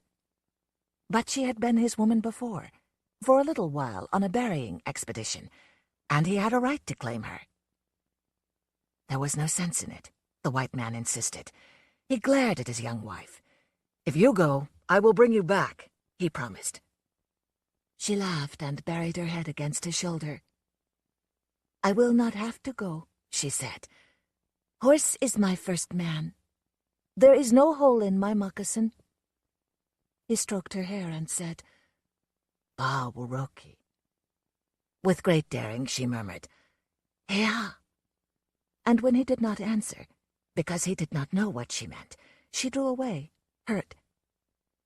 A woman calls her man that if she thinks he will not leave her. Am I wrong? The white man held her closer and lied. Pretty Calf is not wrong. Horse will not leave her. Horse will not take another woman either. No, he certainly would not. Parting from this one was going to be harder than getting her had been. "Heha," he murmured. "Freedom." His conscience irked him, but not very much. Pretty Calf could get another man easily enough when he was gone, and a better provider. His hunting skill was improving, but he was still awkward. There was no hurry about leaving. He was used to most of the Crow ways and could stand the rest. He was becoming prosperous. He owned 5 horses. His place in the life of the tribe was secure, such as it was. 3 or 4 young women, including the one who had belonged to Yellow Robe, made advances to him. Pretty Calf took pride in the fact that her man was so attractive. By the time he had what he needed for a secret journey, the grass grew yellow on the plains, and the long cold was close. He was enslaved by the girl he called Freedom, and before the winter ended, by the knowledge that she was carrying his child. The Big Dog Society held the long ceremony in the spring. The white man strolled with his woman along the creek banks, thinking, "When I get home, I will tell them about the chants and the drumming. Sometime. Pretty Calf would not go to bed when they went back to the teepee. "Wait and find out about my brother," she urged. "Something may happen." So far as Horse could figure out, the big dogs were having some kind of election. He pampered his wife by staying up with her by the fire. Even the old woman, who was a great one for getting sleep when she was not working, prowled around restlessly. The white man was yawning by the time the noise of the ceremony died down. When Yellow Robe strode in, garish and heathen in his paint and feathers and furs, the women cried out. There was conversation too fast for Horse to follow, and the old woman wailed once, but her son silenced her with a gruff command. When the white man went to sleep, he thought his wife was weeping beside him. The next morning she explained. "He wears the bearskin belt. Now he can never retreat in battle. He will always be in danger. He will die." Maybe he wouldn't, the white man tried to convince her. Pretty Calf recalled that some few men had been honored by the bearskin belt, vowed to the highest daring, and had not died. If they lived through the summer, then they were free of it. "My brother wants to die," she mourned. "His heart is bitter." Yellow Robe lived through 6 clashes, with small parties of raiders from hostile tribes. His honors were many. He captured horses in an enemy camp, led 2 successful raids, counted first coup and snatched a gun from the hand of an enemy tribesman. He wore wolf tails on his moccasins and ermine skins on his shirt, and he fringed his leggings with scalps in token of his glory. When his mother ventured to suggest, as she did many times, "My son should take a new wife. I need another woman to help me," he ignored her He spent much time in prayer, alone in the hills or in conference with a medicine man. He fasted and made vows, and kept them. And before he could be free of the heavy honor of the bearskin belt, he went on his last raid. The warriors were returning from the north, just as the white man and 2 other hunters approached from the south, with buffalo and elk meat dripping from the bloody hides tied on their restive ponies. One of the hunters grunted, and they stopped to watch a rider on the hill north of the teepee circle. The rider dismounted, held up a blanket, and dropped it. He repeated the gesture. The hunters murmured in dismay. 2 men dead. They rode fast into the camp, where there was already wailing. A messenger came down from the war party on the hill. The rest of the party delayed to paint their faces for mourning and for victory. One of the 2 dead men was Yellow Robe. They had put his body in a cave and walled it in with rocks. The other man died later, and his body was in a tree. There was blood on the ground before the teepee to which Yellow Robe would return no more. His mother, with her hair chopped short, sat in the doorway, rocking back and forth on her haunches, wailing her heartbreak. She cradled one mutilated hand in the other. She had cut off another finger joint. Pretty Calf had cut off chunks of her long hair and was crying as she gashed her arms with a knife. The white man tried to take the knife away, but she protested so piteously that he let her do as she wished. He was sickened with the lot of them. Savages, he thought. Now I will go back. I'll go hunting alone and I'll keep on going. But he did not go just yet, because he was the only hunter in the lodge of the 2 grieving women, one of them old, and the other pregnant with his child. In their mourning they made him a pauper again.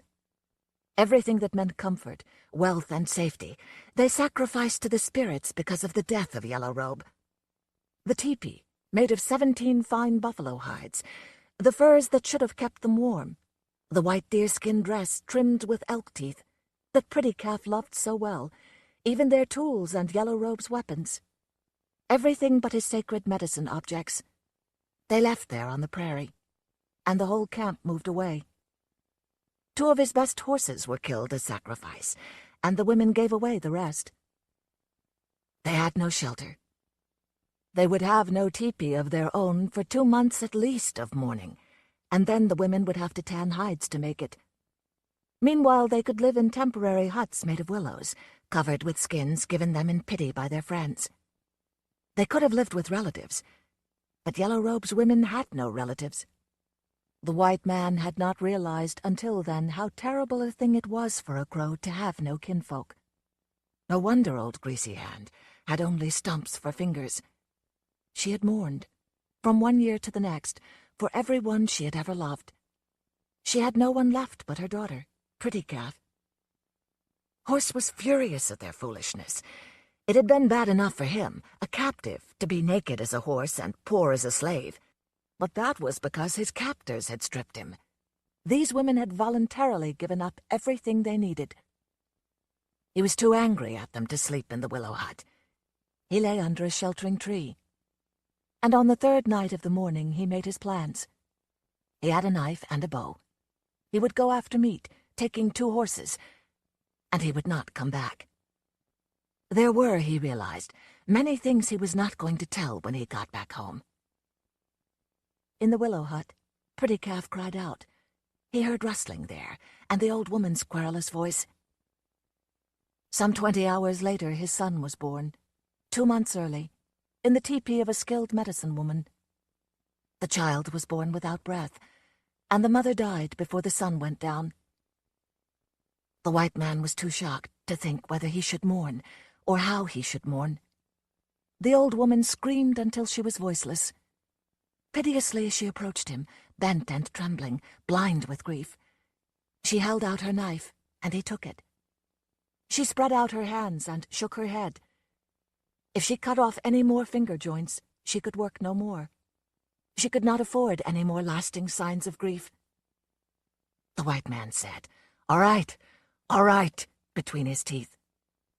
He hacked his arms with the knife and stood watching the blood run down.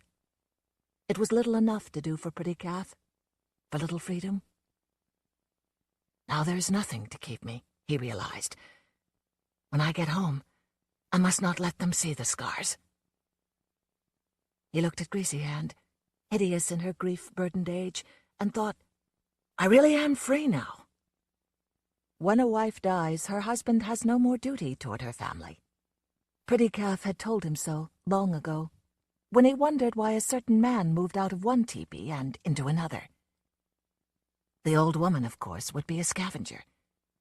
There was one other with the tribe, an ancient crone who had no relatives, towards whom no one felt any responsibility. She lived on food thrown away by the more fortunate. She slept in shelters that she built with her own knotted hands. She plodded wearily at the end of the procession when the camp moved. When she stumbled, nobody cared. When she died, nobody would miss her. Tomorrow morning, the white man decided, I will go. His mother-in-law's sunken mouth quivered. She said one word, questioningly. She said, Iro Oshe, she said. Son? Blinking, he remembered. When a wife died, her husband was free. But her mother, who had ignored him with dignity, might, if she wished, ask him to stay. She invited him by calling him son, and he accepted by answering, Mother. Greasy Hand stood before him, bowed with years, withered with unceasing labor, loveless and childless, scarred with grief.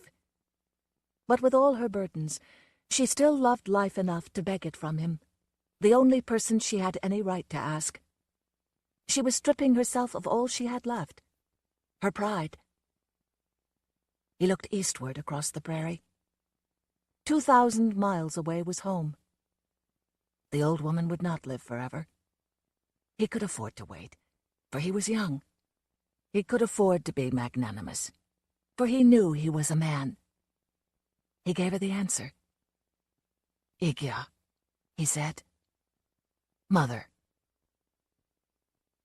He went home 3 years later. He explained no more than to say, I lived with the crows for a while. It was some time before I could leave. They called me Horse. He did not find it necessary either to apologize or to boast, because he was the equal of any man on earth. This is what it means to say Phoenix, Arizona. Sherman Alexie. Just after Victor lost his job at the BIA, he also found out that his father had died of a heart attack in Phoenix, Arizona. Victor hadn't seen his father in a few years, only talked to him on the telephone once or twice, but there still was a genetic pain, which was soon to be pain as real and immediate as a broken bone. Victor didn't have any money. Who does have money on a reservation, except the cigarette and fireworks salespeople? His father had a savings account waiting to be claimed, but Victor needed to find a way to get to Phoenix. Victor's mother was just as poor as he was, and the rest of his family didn't have any use at all for him. So Victor called the tribal council. Listen, Victor said, my father just died. I need some money to get to Phoenix to make arrangements. Now, Victor, the council said, you know we're having a difficult time financially. But I thought the council had special funds set aside for stuff like this. Now, Victor, we do have some money available for the proper return of tribal members' bodies. But I don't think we have enough to bring your father all the way back from Phoenix. Well, Victor said, it ain't going to cost all that much. He had to be cremated. Things were kind of ugly. He died of a heart attack in his trailer, and nobody found him for a week. It was really hot, too. You get the picture. Now, Victor, we're sorry for your loss and the circumstances, but we can really only afford to give you $100. That's not even enough for a plane ticket. Well, you might consider driving down to Phoenix. I don't have a car. Besides, I was going to drive my father's pickup back up here. Now, Victor, the council said, we're sure there is somebody who could drive you to Phoenix. Or is there somebody who could lend you the rest of the money? You know there ain't nobody around with that kind of money." "Well, we're sorry, Victor, but that's the best we can do." Victor accepted the tribal council's offer. What else could he do? So he signed the proper papers, picked up his check, and walked over to the trading post to cash it. While Victor stood in line, he watched Thomas Builds the Fire standing near the magazine rack, talking to himself. Like he always did. Thomas was a storyteller that nobody wanted to listen to. That's like being a dentist in a town where everybody has false teeth. Victor and Thomas Builds the Fire were the same age, had grown up and played in the dirt together. Ever since Victor could remember, it was Thomas who always had something to say. Once when they were 7 years old, when Victor's father still lived with the family, Thomas closed his eyes and told Victor this story. "Your father's heart is weak. He's afraid of his own family. He's afraid of you. Late at night he sits in the dark, watches the television until there's nothing but that white noise. Sometimes he feels like he wants to buy a motorcycle and ride away. He wants to run and hide. He doesn't want to be found." Thomas Builds the Fire had known that Victor's father was going to leave. Knew it before anyone. Now Victor stood in the trading post with a $100 check in his hand, wondering if Thomas knew that Victor's father was dead, if he knew what was going to happen next. Just then Thomas looked at Victor, smiled, and walked over to him. "Victor, I'm sorry about your father," Thomas said. "How did you know about it?" Victor asked. "I heard it on the wind. I heard it from the birds. I felt it in the sunlight. Also, your mother was just in here crying." "Oh," Victor said, and looked around the trading post. All the other Indians stared, surprised that Victor was even talking to Thomas. Nobody talked to Thomas anymore because he told the same damn stories over and over again. Victor was embarrassed, but he thought that Thomas might be able to help him. Victor felt a sudden need for tradition. "I can lend you the money you need," Thomas said suddenly, "but you have to take me with you." "I can't take your money," Victor said. "I mean, I haven't hardly talked to you in years. We're not really friends anymore." "I didn't say we were friends. I said you had to take me with you." "Let me think about it." Victor went home with his $100 and sat at the kitchen table. He held his head in his hands and thought about Thomas Builds the Fire. Remembered little details, tears and scars, the bicycle they shared for a summer. So many stories. Thomas Builds the Fire sat on the bicycle, waited in Victor's yard. He was 10 years old and skinny. His hair was dirty because it was the 4th of July. "Victor!" Thomas yelled. "Hurry up! We're going to miss the fireworks!" After a few minutes, Victor ran out of his house, jumped the porch railing, and landed gracefully on the sidewalk. "And the judges awarded him a 9.95, the highest score of the summer," Thomas said, clapped, laughed. "That was perfect, cousin," Victor said. "And it's my turn to ride the bike." Thomas gave up the bike, and they headed for the fairgrounds. It was nearly dark, and the fireworks were about to start. "You know," Thomas said, "it's strange how us Indians celebrate the 4th of July. It ain't like it was our independence everybody was fighting for." "You think about things too much," Victor said. "It's just supposed to be fun. Maybe Junior will be there." "Which Junior? Everybody on this reservation is named Junior." And they both laughed. The fireworks were small, hardly more than a few bottle rockets and a fountain, but it was enough for 2 Indian boys. Years later, they would need much more.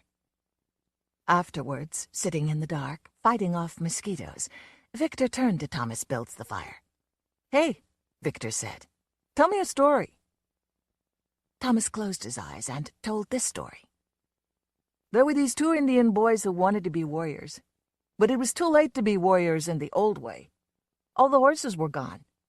So the 2 Indian boys stole a car and drove to the city. They parked the stolen car in front of the police station and then hitchhiked back home to the reservation. When they got back, all their friends cheered and their parents' eyes shone with pride. "You were very brave," everybody said to the 2 Indian boys. "Very brave." Yeah, Victor said. That's a good one. I wish I could be a warrior. Me too, Thomas said. They went home together in the dark. Thomas on the bike now, Victor on foot. They walked through shadows and light from street lamps. We've come a long ways, Thomas said.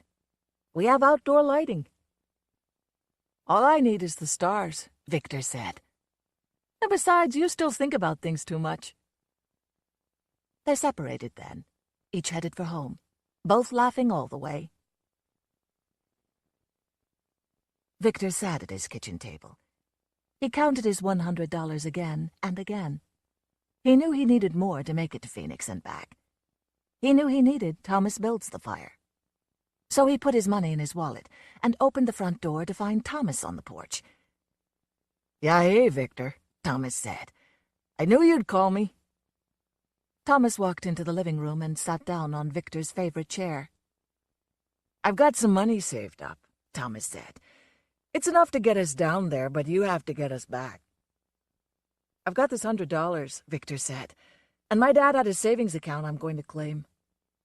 How much in your dad's account? Enough. A few hundred. Sounds good. When we leaving? When they were 15 and had long since stopped being friends, Victor and Thomas got into a fistfight. That is, Victor was really drunk and beat Thomas up for no reason at all. All the other Indian boys stood around and watched it happen. Junior was there, and so were Lester, Seymour, and a lot of others. The beating might have gone on until Thomas was dead, if Norma Many-Horses hadn't come along and stopped it. Hey, you boys! Norma yelled and jumped out of her car. Leave him alone! If it had been someone else, even another man, the Indian boys would have just ignored the warnings. But Norma was a warrior. She was powerful. She could have picked up any two of the boys and smashed their skulls together.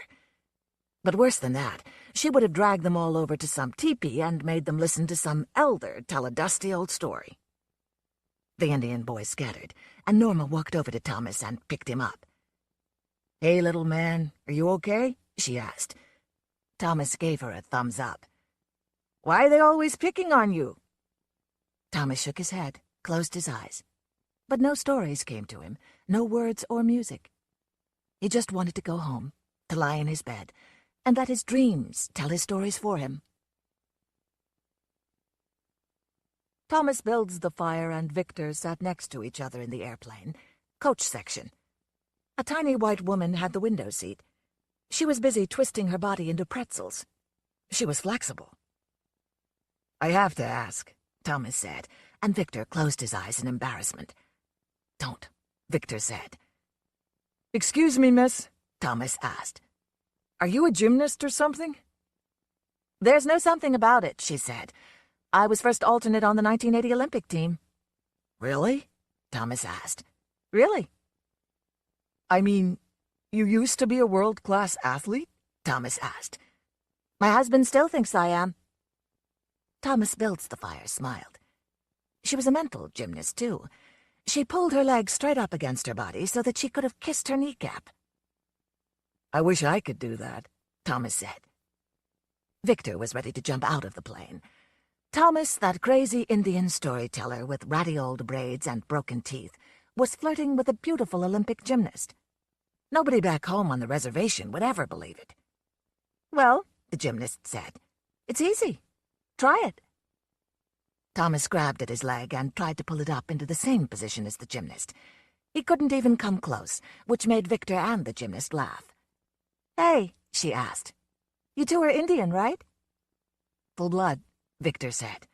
Not me, Thomas said. I'm half magician on my mother's side and half clown on my father's. They all laughed.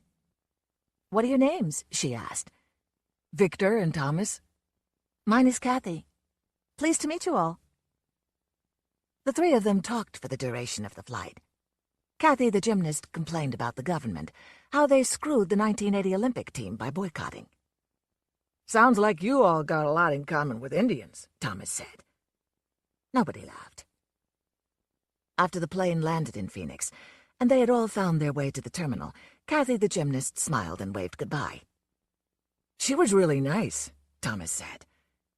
Yeah, but everybody talks to everybody on airplanes, Victor said. It's too bad we can't always be that way.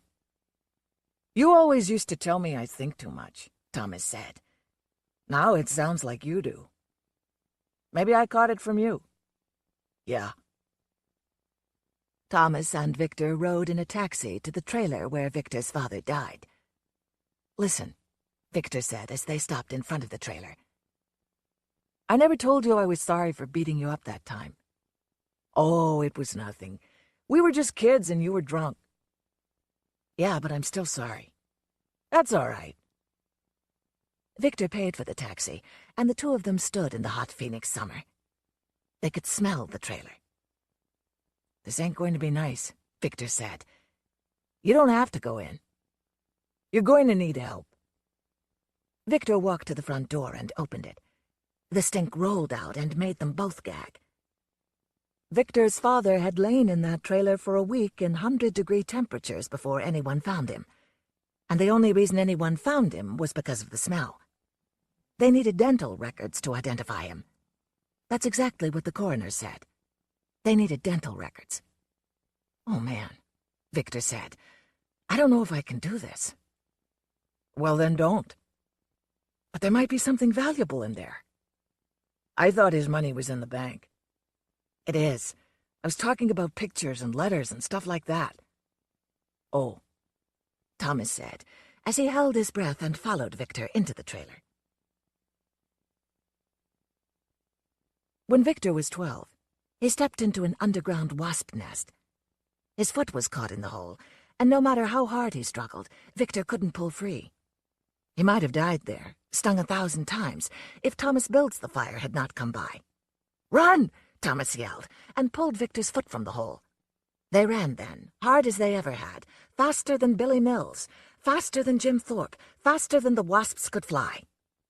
Victor and Thomas ran until they couldn't breathe, ran until it was cold and dark outside, ran until they were lost and it took hours to find their way home. All the way back, Victor counted his stings. 7, Victor said. My lucky number. Victor didn't find much to keep in the trailer. Only a photo album and a stereo. Everything else had that smell stuck in it, or was useless anyway. I guess this is all, Victor said. It ain't much. Better than nothing, Thomas said. Yeah? And I do have the pickup. Yeah, Thomas said. It's in good shape. Dad was good about that stuff. Yeah, I remember your dad. Really? Victor asked. What do you remember? Thomas Builds the Fire closed his eyes and told this story. I remember when I had this dream that told me to go to Spokane, to stand by the falls in the middle of the city and wait for a sign. I knew I had to go there, but I didn't have a car. Didn't have a license. I was only 13. So I walked all the way. Took me all day. And I finally made it to the falls. I stood there for an hour waiting. Then your dad came walking up. What the hell are you doing here? He asked me. I said, waiting for a vision. Then your father said, all you're going to get here is mugged. So he drove me over to Denny's, bought me dinner, and then drove me home to the reservation. For a long time I was mad because I thought my dreams had lied to me. But they didn't. Your dad was my vision. Take care of each other, is what my dreams were saying. Take care of each other. Victor was quiet for a long time. He searched his mind for memories of his father, found the good ones, found a few bad ones, added it all up and smiled. My father never told me about finding you in Spokane, Victor said. He said he wouldn't tell anybody. Didn't want me to get in trouble. But he said I had to watch out for you as part of the deal. Really? Really? Your father said you would need the help. He was right. That's why you came down here with me, isn't it? Victor asked. I came because of your father. Victor and Thomas climbed into the pickup, drove over to the bank, and claimed the $300 in the savings account. Thomas Builds the Fire could fly. Once he jumped off the roof of the tribal school and flapped his arms like a crazy eagle. And he flew. For a second he hovered, suspended above all the other Indian boys who were too smart or too scared to jump. "He's flying!" Junior yelled, and Seymour was busy looking for the trick wires or mirrors. But it was real. As real as the dirt when Thomas lost altitude and crashed to the ground. He broke his arm in 2 places. "He broke his wing," Victor chanted, and the other Indian boys joined in, made it a tribal song. "He broke his wing, he broke his wing, he broke his wing," all the Indian boys chanted as they ran off, flapping their wings, wishing they could fly too. They hated Thomas for his courage, his brief moment as a bird. Everybody has dreams about flying. Thomas flew. One of his dreams came true for just a second, just enough to make it real. Victor's father. His ashes fit in one wooden box with enough left over to fill a cardboard box. "He always was a big man," Thomas said. Victor carried part of his father, and Thomas carried the rest out to the pickup. They set him down carefully behind the seats, put a cowboy hat on the wooden box, and a Dodgers cap on the cardboard box. That's the way it was supposed to be. "Ready to head back home?" Victor asked. "It's going to be a long drive." "Yeah, take a couple days, maybe." "We can take turns," Thomas said. "Okay," Victor said. But they didn't take turns. Victor drove for 16 hours straight north, made it halfway up Nevada toward home, before he finally pulled over. "Hey, Thomas," Victor said, "you got to drive for a while." "Okay." Thomas builds the fire slid behind the wheel and started off down the road. All through Nevada, Thomas and Victor had been amazed at the lack of animal life, at the absence of water, of movement. "Where is everything?" Victor had asked more than once. Now, when Thomas was finally driving, they saw the first animal, maybe the only animal in Nevada. It was a long-eared jackrabbit. "Look!" Victor yelled. "It's alive!" Thomas and Victor were busy congratulating themselves on their discovery when the jackrabbit darted out into the road and under the wheels of the pickup. "Stop the goddamn car!" Victor yelled, and Thomas did stop, backed the pickup to the dead jackrabbit. "Oh, man, he's dead," Victor said, as he looked at the squashed animal. "Really dead. The only thing alive in this whole state, and we just killed it." "I don't know," Thomas said. "I think it was suicide." Victor looked around the desert, sniffed the air, felt the emptiness and loneliness, and nodded his head. "Yeah," Victor said. "It had to be suicide." "I can't believe this," Thomas said. "You drive for 1,000 miles and there ain't even any bugs smashed on the windshield.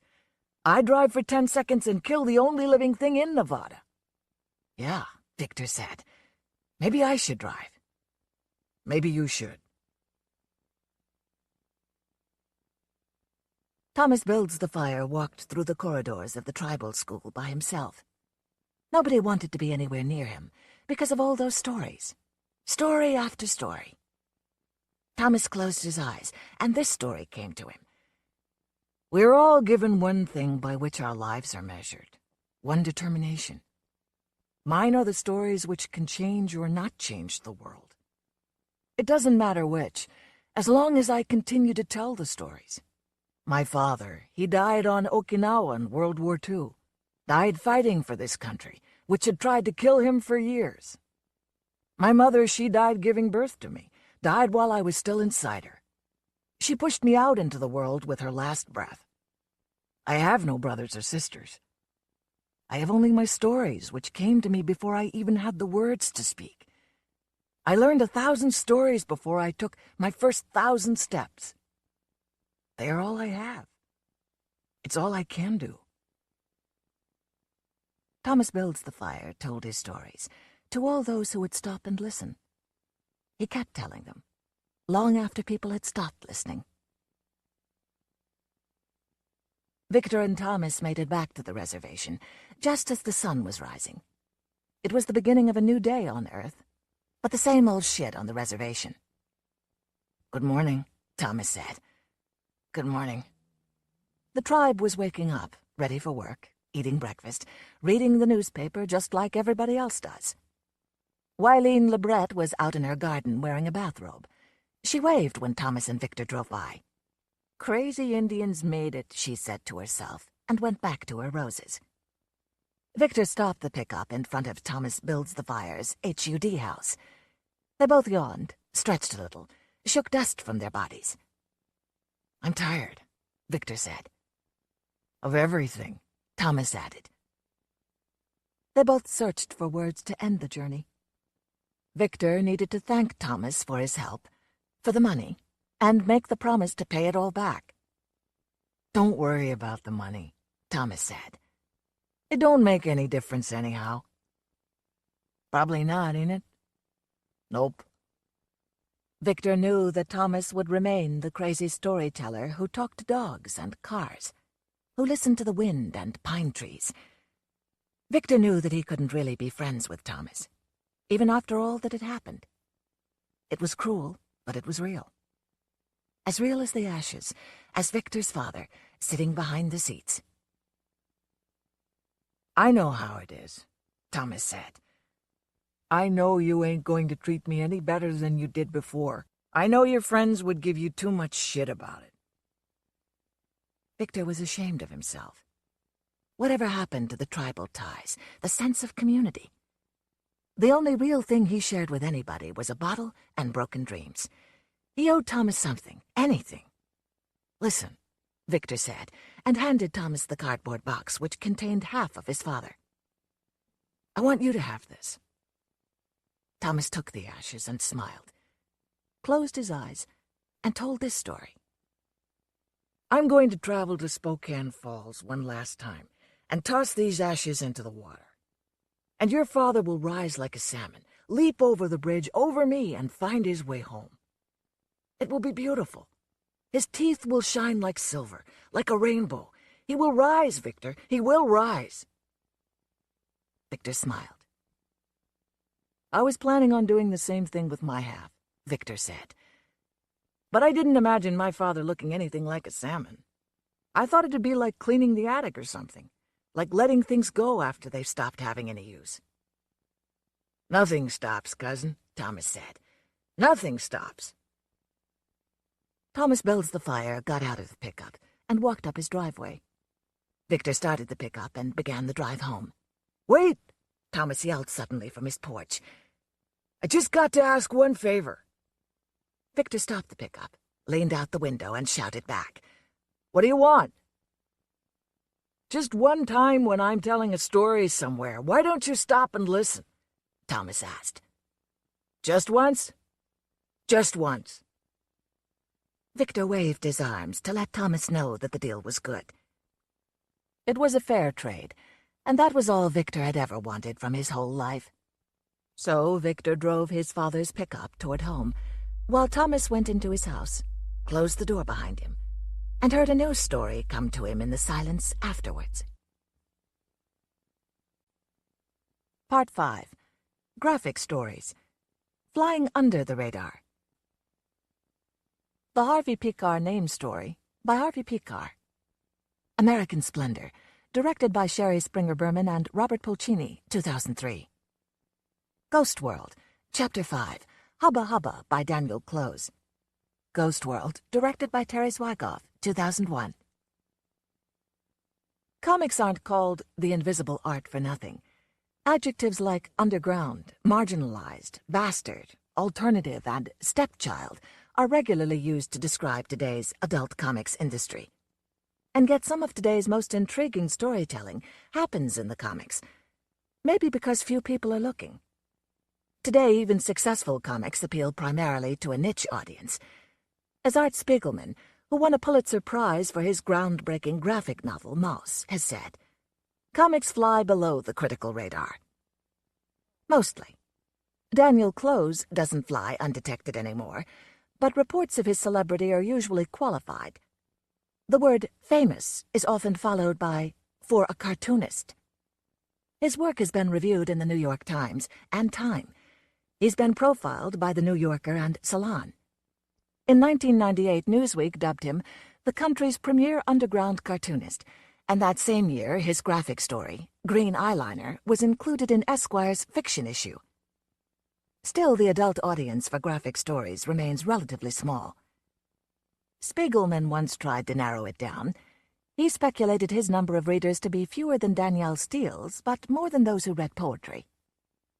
In a story called Message to the People of the Future, a nervously sweating character named Daniel Close worries about his artistic legacy, confessing to the reader, an underground cartoonist is someone who creates pictographic scenarios, often wholly fictional, for the amusement of a small audience of marginal fringe dwellers and drug addicts. Maybe that's the beauty of it. Where else but in comics could you publish Needle Dick the Bugfucker?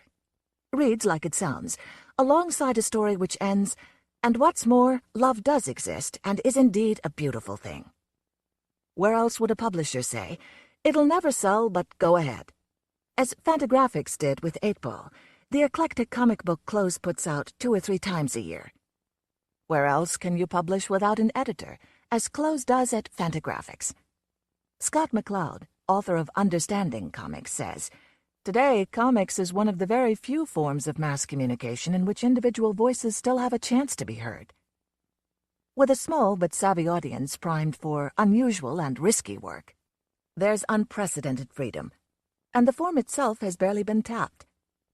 Even in the face of utter indifference, Close has said, there are those of us who will continue to create comics, if only because of the vast unexplored prairie between what has been done and the thrilling possibilities that lie around us in all directions.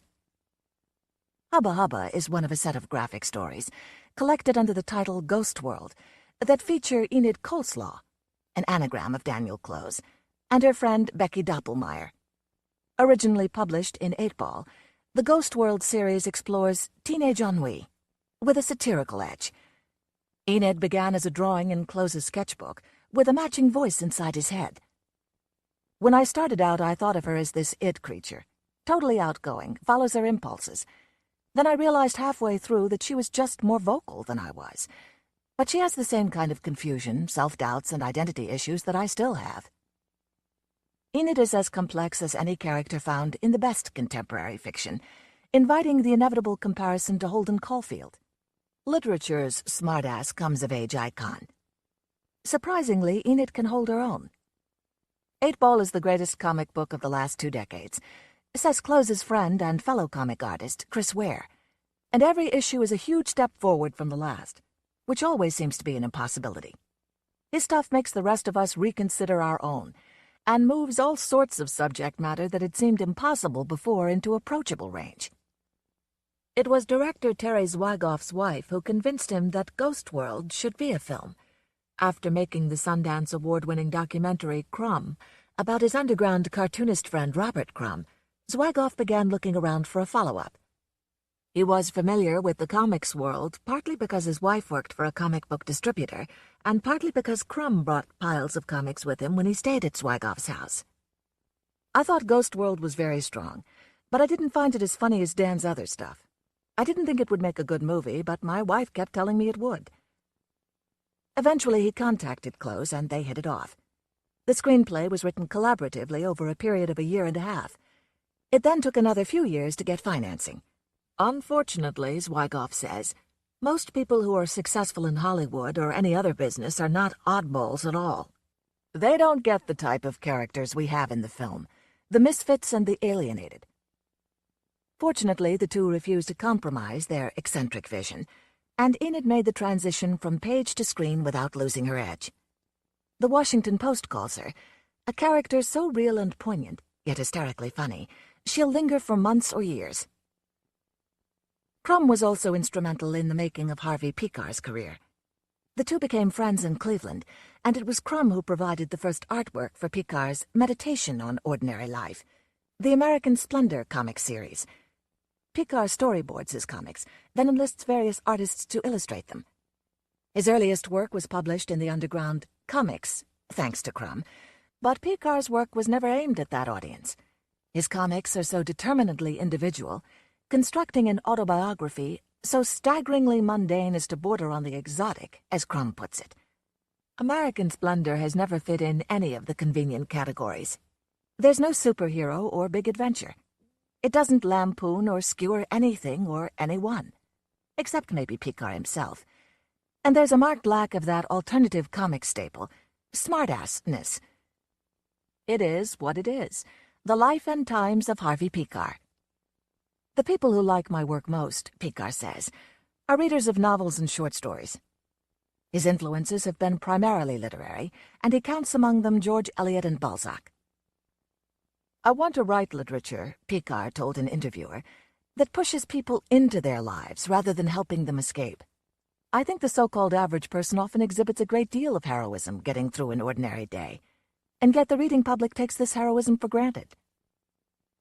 Self-published for 14 years, from 1976 until his bout with cancer made it impractical, American Splendor is the longest-running autobiographical series in comics. The artistic commitment and perseverance this represents can barely be overstated. It often involved lugging comic books from one location to another, dealing directly with distributors, and breaking even or sometimes even losing money.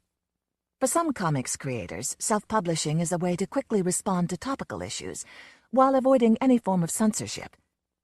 For Picard, whose work didn't fit any existing niche, it was a necessity. But it has allowed him to say exactly what he wants to say, the way he wants to say it.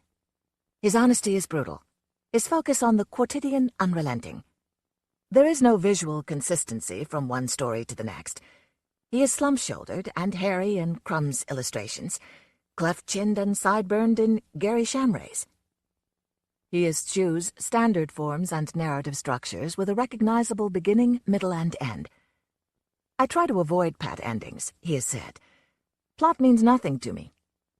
He has a predilection for silent panels, which he uses to create a halting rhythm, almost as if I'm an oral storyteller.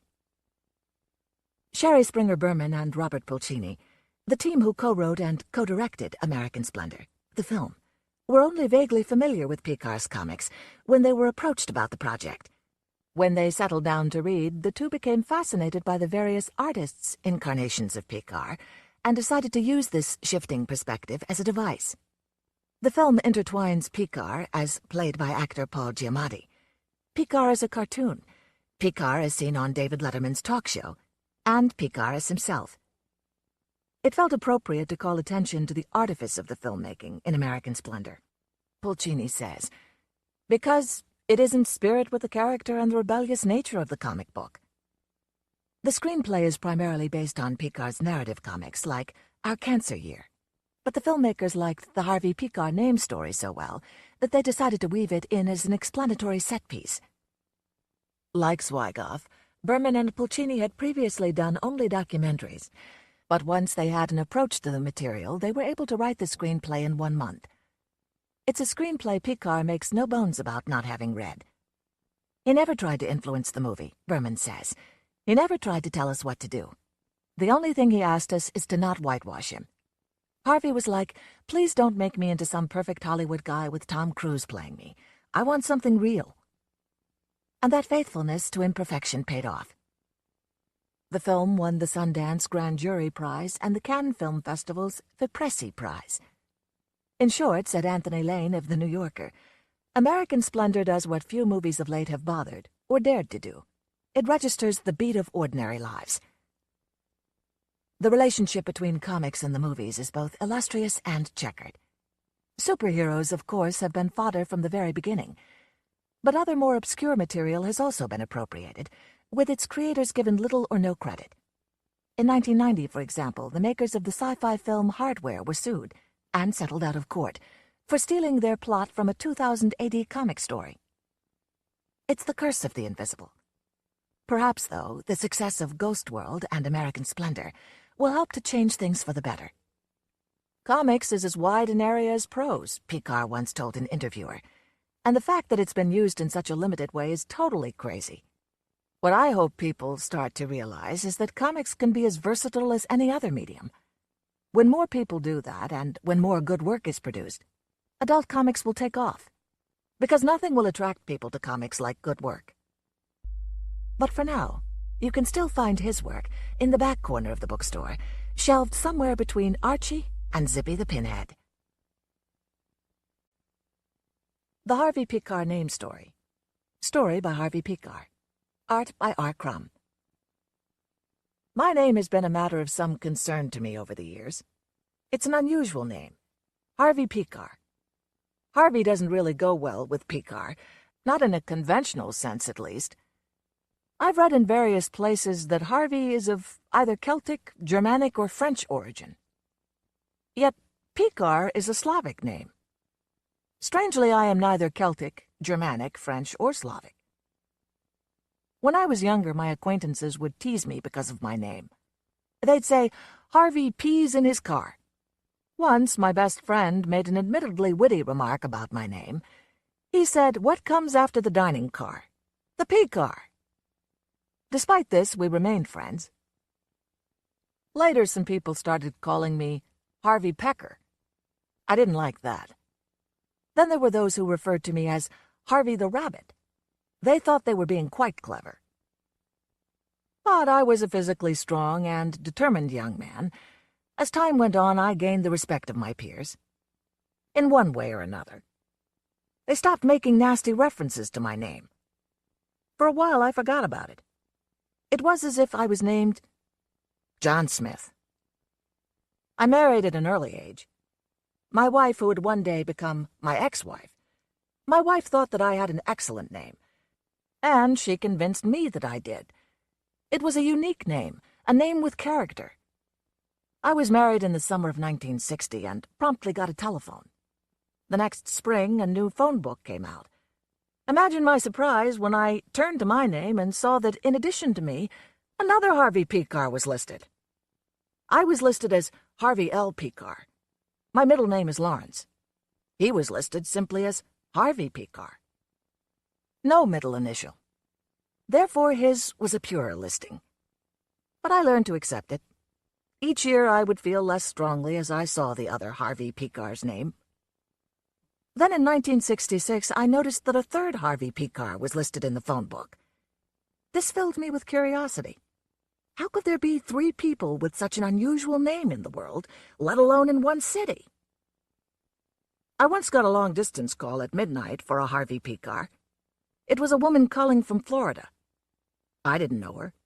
She had mistaken me for one of the other Harvey Pekars. The call caused me to wonder what sort of person he was. Of course, I had no way of knowing. Then one day a person I worked with expressed her sympathy to me concerning what she thought was the death of my father. I knew my father to be alive and in good health, and asked her where she'd gotten the notion that he'd died. She pointed out an obituary notice in the newspaper for a man named Harvey Pekar. One of his sons was named Harvey. These were the other Harvey Pekars. 6 months later, Harvey Pekar Jr. died. Although I'd met neither man, I was filled with sadness. What were they like, I thought? It seemed that our lives had been linked in some indefinable way. The next year's telephone directory contained only my name. But the story does not end there, for 2 years later another Harvey Pekar appeared in the directory. What kind of people are these? Where do they come from? What do they do? What's in a name? Who is Harvey Pekar? End. Ghost World. What do you call a Japanese Jew? I don't know. Where are you taking me? Susumi. Get it? I've gone by this place a million times, but I can't believe we're finally going in.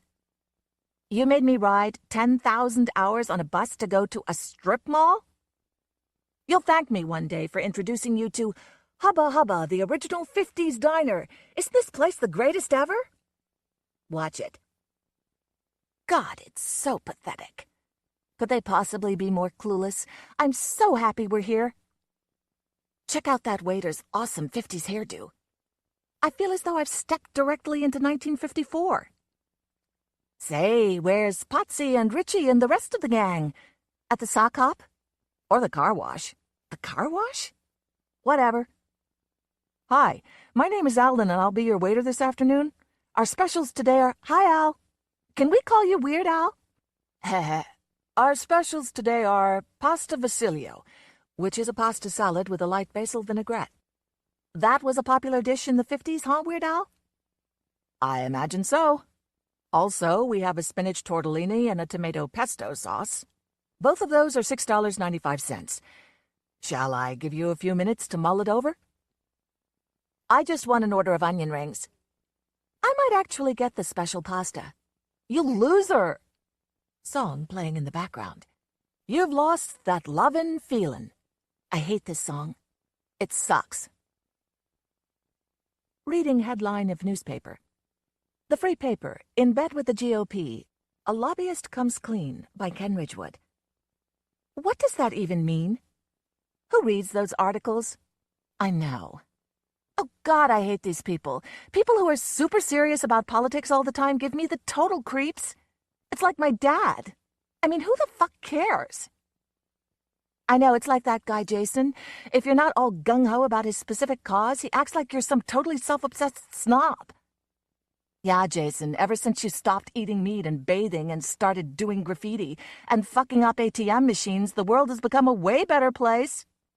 Still, I think it's kind of cool that your dad is like that. It's definitely some psychological thing.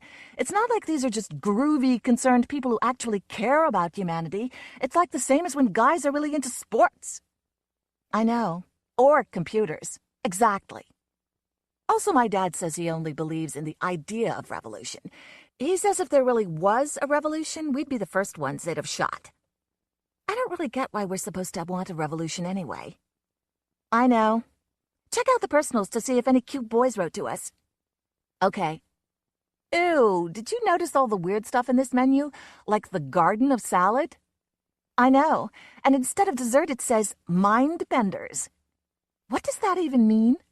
I wonder if Weird Al wrote this. Song playing in the background. Big girls, they don't cry, yi. This song sucks too. Can I get you ladies anything else, or are you all set? Later, I might be interested in one of those far-out mind-benders. Snort. You, listen to this. Bogey Six Bacall. I am divorced white male, 40-ish, singer-songwriter, non-smoker. You are female, 30 to 40, non-judgmental, loves, honesty, pillow fights, moonlight serenades, be my muse. I think the key word is non-judgmental. Oh my God. Be the object of my desire. Marriage-minded professional, single white male, 31, 6, perfect 10, 18 to 24. I won't take no for an answer. God, that's so scary. My greatest fear is that some creep like that will fall in love with me. I know. I'd way rather have somebody hate me. Oh, man. I saw you at Citizen Kane's Sunday the 21st. You looked over and we exchanged brief, unforgettable smile. You stunning redhead, blue dress, me, bearded windbreaker, let's meet for coffee conversation. Bearded windbreaker? God, what a pathetic fucking loser. We should call him and pretend to be the redhead. We have to. Oh my God, I forgot to tell you about this episode of Orlando I saw yesterday. This girl went out on one date with some creep she barely knew, just to be nice, no big deal, right? So, like a week later, he shows up at her work and he opens up his shirt and he has this huge tattoo with her name and like her yearbook picture all over his chest. She wound up killing him and now she's in prison. That's the creepiest thing I've ever heard. How about it, ladies? Dessert? Coffee? Dessert? Back in the 50s, we called them mind-benders, Daddy-O. Listen to what song they're playing. Song playing in the background. Who's bending down to give me a rainbow? Everyone knows it's windy. This place is God. I remember when I first started reading these, I thought DWF stood for dwarf. I could never figure out why so many dwarves were placing ads.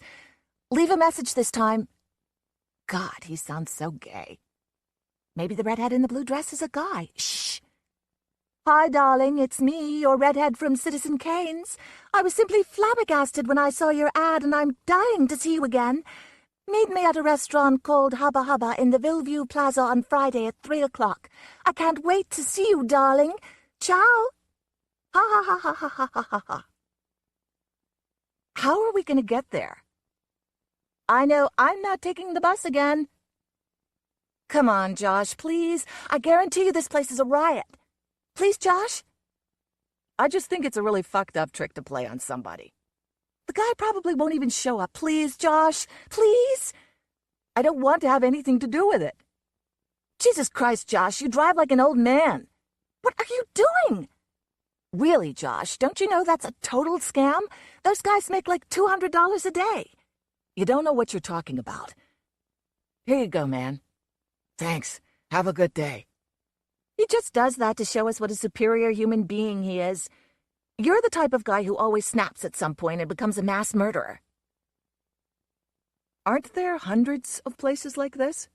Not hardly. This is the Mona Lisa of the bad fake diners. Nice. So where's Weird Al? Shh! He's back there. I can see his hair. I want to make love to him. I'm going to tell him you said that. Are you guys ready to order, or do you need a few minutes? Yes, Weird Al, but first there's something I think you should know. Shut up! My friend here says she... So, Josh, tell us about your political beliefs. What? The last time we came here, Becky and I were discussing political issues. I'm not sure I believe you. I'm serious. Give us your whole basic philosophy in a nutshell. I suppose I endorse policies that are opposed to stupidity and violence, cruelty in any form, censorship. I figured something like that. Oh my God, look. That's obviously him. I can't believe he showed up. What should we do? One of us should pretend to be the girl. He obviously knows what she looks like. Oh, duh. God, this is so unbearable. I agree. You guys can bring that up to the front when you're ready. Is he still staring? Go ahead and look, but don't make it too obvious. He didn't stick around for very long. She's only 25 minutes late. He figured it out. What did he say? It looked like very funny. It was something fuck. Hey, Al, did that guy say anything to you before he left? Not a thing. Thank you, ladies, and come again. What were you doing? Leaving a tip? That wasn't as much fun as last time. Music playing in the background. When I was 21, it was a very good year. Part 6. 5 All But Lost Stories. The Wisdom of Eve, by Mary Orr. All About Eve, directed by Joseph L. Mankiewicz, 1950. A Reputation, by Richard Edward Connell. Meet John Doe, directed by Frank Capra, 1941. Mr. Blandings Builds His Castle, by Eric Hodgins. Mr. Blandings Builds His Dream House, directed by H.C. Potter, 1948. Cyclist's Raid, by Frank Rooney. The Wild One, directed by Laszlo Benedek, 1954. Tomorrow, by William Faulkner. Tomorrow, directed by Joseph Anthony, 1972. F. Scott Fitzgerald advised an author to write for the youth of his own generation, the critics of the next, and the schoolmasters of ever afterwards. But at the time of his death, his most famous book, The Great Gatsby, was out of print. In fact, all of his books were out of print. John Cheever, on the other hand, professed not to care whether his work was read by future generations, and his most famous book, The Stories of John Cheever, has never gone out of print. So go figure. In The 4 Seasons of Success, Bud Schulberg calls the literary world a spectacular and cruel stock market, and so it is. Reputations inflate and deflate, books go in and out of print, legacies are won and lost based on literary awards and prizes. Often it all comes down to a combination of luck, talent, jungle warfare, and media savvy. Fitzgerald was notoriously careless with reporters. And it's never hurt to have a champion, preferably one in the academic community. Today all of Frank Rooney's work is out of print. A modestly successful novelist during the 1950s and 60s, he began writing after returning from duty in the South Pacific during World War II. Cyclist's Raid, one of his first and most successful stories, was published in the January 1951 issue of Harper's, and was subsequently included in both of the year's Best Of volumes, O. Henry Prize Stories and Best American Short Stories, 1952. 6 years later, Hollywood turned it into The Wild One, starring Marlon Brando. Herbert Gold considered the story so emblematic of the decade that he included it in Fiction of the 50s, alongside James Baldwin's Sonny's Blues, John Cheever's The Country Husband, and Flannery O'Connor's The Artificial Nigger. Rooney's novels, on the other hand, were enjoyed by some critics and not by others.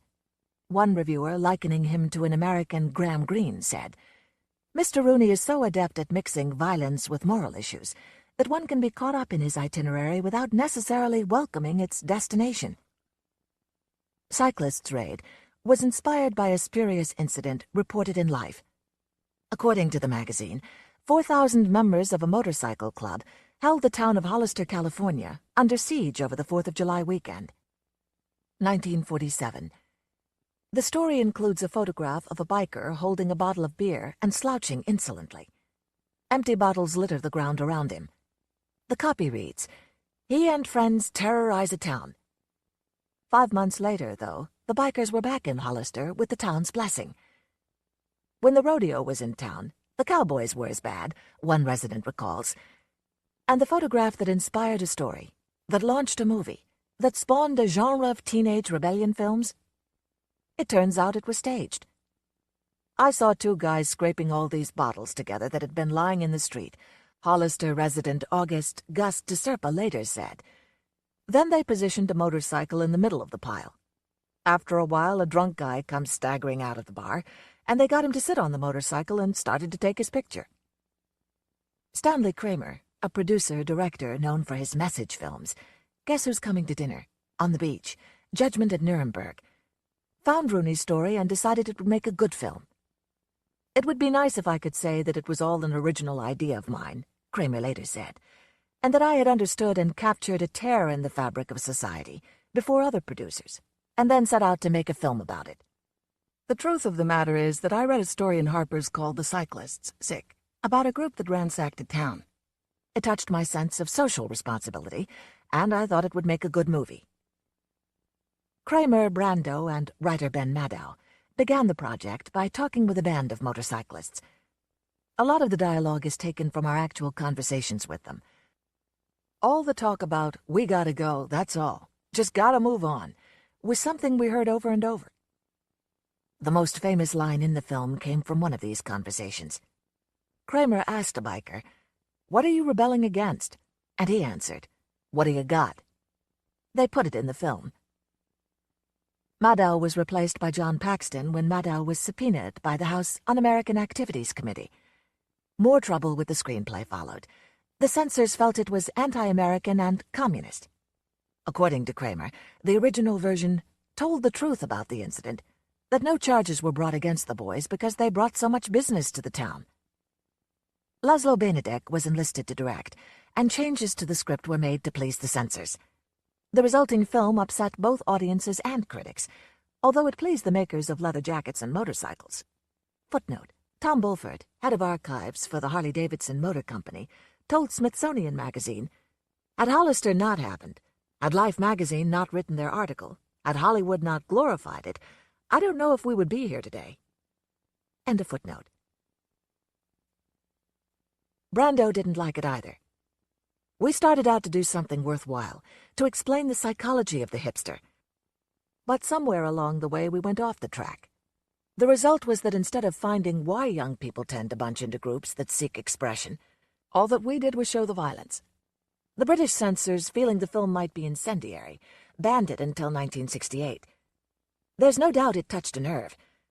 As Robert Stone, speaking of Rooney's story and its adaptation, has put it, America came to understand that some new rough beast had slouched out of California."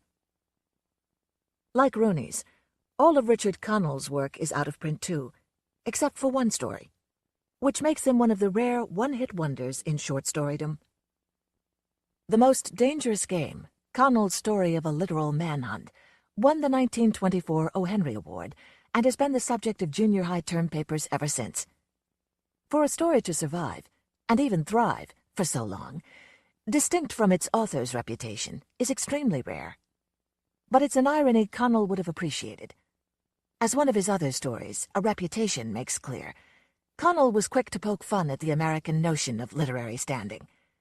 The story's protagonist, Saunders Rook, is a second-rate writer whose minor essays are rejected by minor editors of minor magazines, until he declares, somewhat accidentally, that he will commit suicide on the 4th of July in protest against the state of American civilization.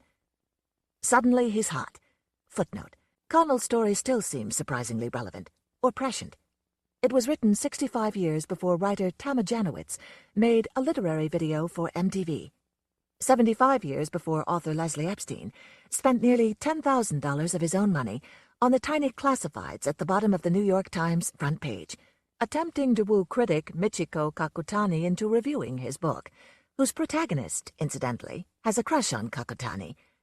And 80 years before Jonathan Yardley of the Washington Post observed that it is necessary from time to time for someone to point out that most of the persons occupying the palace of literary reputation are wearing surprisingly few, if any, clothes. End of footnote. His essays are in vogue. People know his name. He's courted by the celebrities of the Authors Club. If this storyline sounds familiar, it's because it later became the basis for Frank Capra's Meet John Doe. For the film, the literary references were dropped and the social implications enhanced. Connell's reputation was not dissimilar to Rook's. When his third story collection was published, a reviewer remarked that it ranks, though high, in the great army of the second rate. A hard-working writer who didn't take himself too seriously, Connell published over 300 stories and contributed to dozens of screenplays. His story collection, Apes and Angels, is dedicated to the earnest and purposeful men and women of the world who have made it what it is today, to artists who think an important manner makes matter important, to revilers of public taste who forget that clarity begins at home, to critics whose most lethal epithet is light, who deem tears more civilized than laughter, and the causing of pain a higher art than the giving of pleasure, for the joy they have given me. The irony, of course, is that Connell has faded into obscurity, sans stunts, just as he must have known he would. Connell's story came to director Frank Capra through screenwriter Robert Presnell, who had collaborated with Connell on its film treatment, retitled The Life and Death of John Doe. Capra and screenwriter Robert Riskin, enabled by a string of audience-pleasing films, It Happened One Night, Mr. Deeds Goes to Town, Mr. Smith Goes to Washington, had just formed their own independent production company and were looking for a property that would satisfy both public and critics. Capra later admitted that the Capricorn barbs had pierced the outer blubber. Of the Connell-Presnell treatment, he said, "I read it, a bell rang. Riskin read it, a carillon chimed. We bought it before Presnell left the office." The story was unusually cynical for a Capra film, but that was the attraction. He and Riskin wanted to astonish the critics with contemporary realities, the ugly face of hate, the power of uniformed bigots in red, white, and blue shirts, the agony of disillusionment, and the wild, dark passions of mobs. We would give them a brutal story. Neither Connell nor Presnell worked on the Capra screenplay, but Riskin did name a character after Connell in sly tribute. There is also a character named Buddington in Mr. Deeds Goes to Town, based on a story by Clarence Buddington Kelland. The problem from the beginning was the ending. The suicide of John Doe, played by Gary Cooper, didn't seem to be an option, at least not in a Capra film. But neither Capra nor Riskin could come up with a suitable alternative. Calling it The Mystery of the Unsolved Ending, they brought in script doctors Miles Connolly and Jules Furthman. Neither of them had a solution either. Capra later said, "Making a film out of Meet John Doe proved to be as full of surprises as breaking a half-rogue wild stallion to the saddle. It was still untamed when, with blinkers on it, we shoved the Maverick into a theater for its opening night." Capra claims there were 5 endings for the film.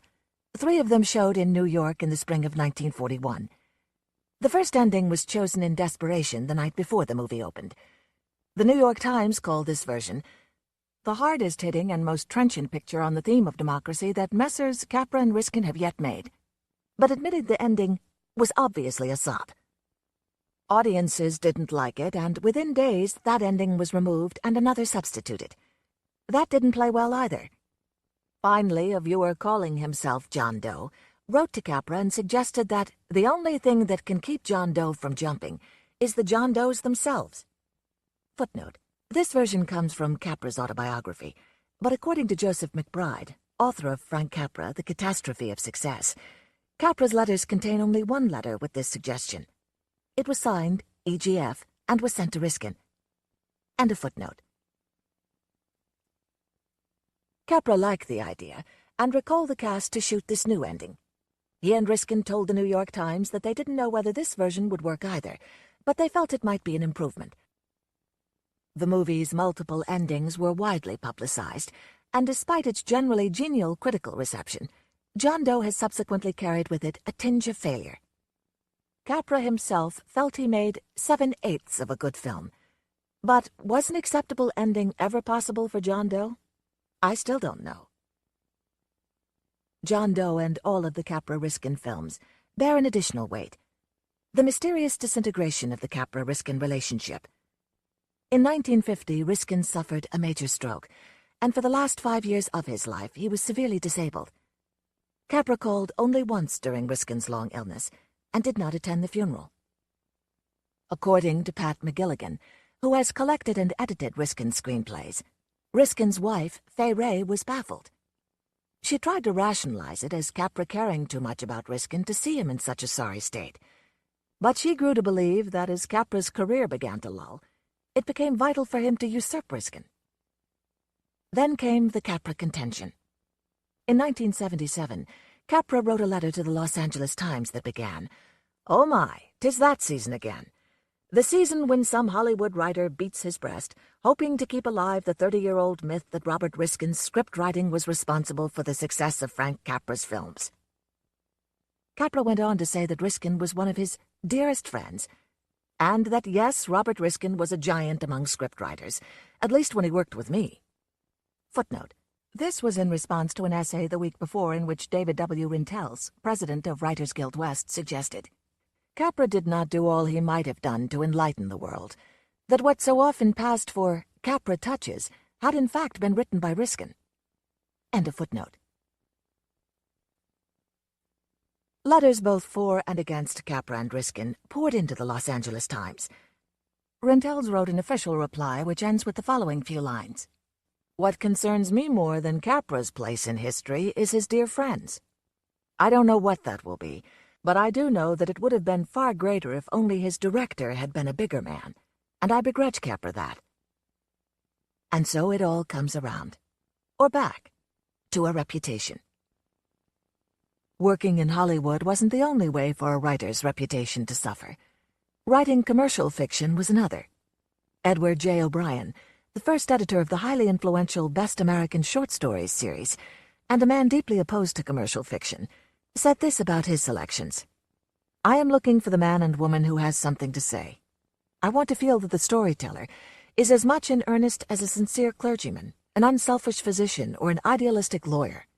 I want to feel that he belongs to a profession that is a sort of priesthood, and not that he is holding down a job or running a bucket shop." Easy for him to say. Money has always been the bane of nearly every writer's existence, and even luminaries like William Faulkner have been caught on the wrong side of the commercial tracks. In 1940, Faulkner published Tomorrow in the Saturday Evening Post for $1,000. In letters to various friends, he mentioned his attempts to write potboilers, particularly for the Post. As, he told one correspondent, "The most I could hope for a good story is 300 or 400. Despite early echoes of his classic novel, Intruder in the Dust, which also features a murder trial and characters Chick and Uncle Gavin, Tomorrow is not included in Faulkner's collected stories and has been largely overlooked. So, is the story second-rate? Or has it been tainted by the Post's reputation for purely commercial fiction, as has been suggested by Faulkner scholars David Yellen and Marie Connors? In defense of the story, Yellen and Connors state, regardless of the neglect the story has suffered because of its association with Faulkner's lesser works, or of his purpose in writing it, Tomorrow does capture that sense of a profound, complex, and intense existence of Southern life, identified with the best of Faulkner's fiction. What little attention and legitimacy Tomorrow has received is a direct result of Horton Foote's screenplay for the 1972 adaptation. and the live teleplay that preceded it. Judith Christ, an admirer of the film, placed it on the year's top 10 list, and later wrote, "Through the years I have spread the gospel of tomorrow, offering it in Critics' Choice series, urging it on college film society programs, using it as a lecture supplement, showing it again and again." Why the passion for the film Tomorrow? It stems primarily from its being the first and probably the only film to recreate the world of William Faulkner in both the letter and spirit. Mary Orr, author of The Wisdom of Eve, upon which the film All About Eve is based, didn't even receive screen credit for her story. Orr was first an actress, then a writer, and her reputation as the latter has always been overshadowed by her participation in the Eve franchise, in which she and Joseph Mankiewicz, although they never met, were uneasy partners. The Wisdom of Eve was based on a story she'd heard from Elizabeth Berkner, the star of a play her husband was directing, while making Wiener Schnitzel in a farmhouse kitchen. Orr sold it to Cosmopolitan and later adapted it into a stage play, The Wisdom of Eve. At the time, it was routine for studio story departments to circulate promising stories, and when Joseph Mankiewicz read Eve, he saw it as the backbone for the show business film he wanted to write and direct. The studio purchased the story for him for $5,000, a lot at the time, but screen credit for Orr wasn't written into the contract. As a result, her name does not appear anywhere in the credits. Mankiewicz, for his part, was angry about the money, later saying she made a fortune, while he received only his salary. The other bitter party was Berkner, who also felt financially slighted. Orr may have had the last laugh, though. She retained the rights to her play, and when that was adapted into the stage musical, Applause, sole credit went to Orr, and Mankiewicz's name was left off the playbill. Money aside, All About Eve was Mankiewicz's career film. He stuffed his screenplay with observations about a subject he had been studying for years: women. "I'm well nigh besotted by them. Writing about men is so damned limited," he said. "Women are, by comparison, as if assembled by the wind." The unique problems of women performers particularly fascinated him. 40 years of age. 40. Give or take a year, the single most critical chronological milestone in the life of an actress. Look, I knew these women. I'd been in love with some. I'd worked with many of them. His dialogue on the topic, and he wasn't dubbed the talk man for nothing, is witty, catty, improbably clever, and heartbreakingly true. 40-something actress Margot Channing contemplates her younger lover. "Bill's 32. He looks 32. He looked at 5 years ago. He'll look at 20 years from now. I hate men." Age was also an issue for Margola, Margot's short story counterpart. "If Margola ever sees 45 again, I'll have my eyes lifted." But if Orr's The Wisdom of Eve lacks the bitter irony of Mankiewicz's screenplay, well, remember it was written by a 26-year-old actress. Eric Hodgins, author of Mr. Blandings Builds His Castle, was a journalist with a waspish wit, whose reputation as a writer has been obscured by his long tenure at Fortune. For years he was the magazine's managing editor, working alongside and managing its stable of top-rate talent, including Archibald MacLeish and James Agee. His friend John Kenneth Galbraith called Hodgins one of the best writers of his time, saying, "Too few knew Eric Hodgins, because during his great writing years he was at Time Incorporated, and the organization always stood between its people and the world. No matter how brilliant the writer, his reputation rarely got beyond the corporate shell. Inside it was a wonderful story by Hodgins. Outside it was an interesting story in Fortune." Among Hodgins's many books, all out of print except for Mr. Blandings Builds His Dream House, which was reissued in 1999, is Episode, Report on the Accident Inside My Skull. Footnote: this is a special book, and if the world were a better, fairer place, it would still be in print. End of footnote. In it he describes the stroke he suffered at the age of 60 and his efforts to recover physically, emotionally, and financially. With humor and honesty he tells of the tremendous trifles that now filled his life, that my left hand could not distinguish between an old bottle cap and electric light bulb. His thoughts of suicide. "I was not half in love with easeful death. I was wholly in love with it." And his feelings about the obligatory gift of flowers. "I am sorry to have to cross pistols with the nation's florists, But unless flowers are quite inexpensive and casually arranged, they are an insult. Life ain't neat, Hodgins wrote in the foreword to his unfinished autobiography. My life has been a testament to this vast truth. It has been a testament to very little else. Professionally, the profession being journalism, it has been a mild success. Emotionally, it has been a disaster almost from beginning to end. Mr. Blandings Builds His Castle first appeared in April 1946 in a special architectural issue of Fortune. When it was a hit, Hodgins expanded it into a novel, which quickly became a Book of the Month selection, as did its sequel, Blandings Way. RKO snapped up the movie rights for $200,000, prompting Hodgins to say later, "Everything pleasant happened to that effort. This has caused me many times to reflect on the total disrelation between struggle and reward. The book almost wrote itself. After all, I was Mr. Blandings, and I had built a dream house." Unfortunately, the money didn't begin rolling in until after Hodgins was forced to sell said dream house. He later tried but was unable to buy it back. In 1975, the owner of Hodgins's home told the New York Times, "It's the most functional house I've ever seen. It's about zero maintenance." Apparently, Mr. Blandings spoke for Hodgins when he said, "When we build, let us build forever." The film was directed by H.C. Potter, whose personal style the New York Times has called elusive. A popular director of comedies, he also co-directed Disney's World War II animated live-action propaganda film, Victory Through Air Power, which is credited with being the impetus for the U.S. Air Corps' long-range bombing efforts. In Mr. Blandings, Potter and screenwriters Norman Panama and Melvin Frank retained Hodgins's tone of gentle satire, and the film was a hit. Bosley Crowther of the Times wrote, "The business, as here represented, of a man putting a roof over his family's head is so harmlessly entertaining and so conducive to a feeling of goodwill that made the experience of a nation, it could change the destiny of the world." In fact, the film was so popular it generated a spin-off radio series starring Cary Grant and his future wife Betsy Drake. The faintest praise may have come from James Agee, Hodgins's former colleague and critic for The Nation, when he called it a bullseye for middle-class middlebrows. For the low and the high, not hard to take, and just as easy to let alone. And so it goes. As time passes, books necessarily go out of print. And with the exception of Faulkner, it's been a bearish market lately for these authors of all-but-lost stories. They may not have gotten the credit they wanted, or deserved, or the money they wanted, or deserved. But here's the good news. As long as the movies that were adapted from their work are remembered, there will be those who care enough to find and read the original stories. As W.H. Auden once said, "Some books are undeservedly forgotten. None are undeservedly remembered." The Wisdom of Eve, Mary Orr. A young girl is on her way to Hollywood with a contract for $1,000 a week from a major film company in her pocketbook.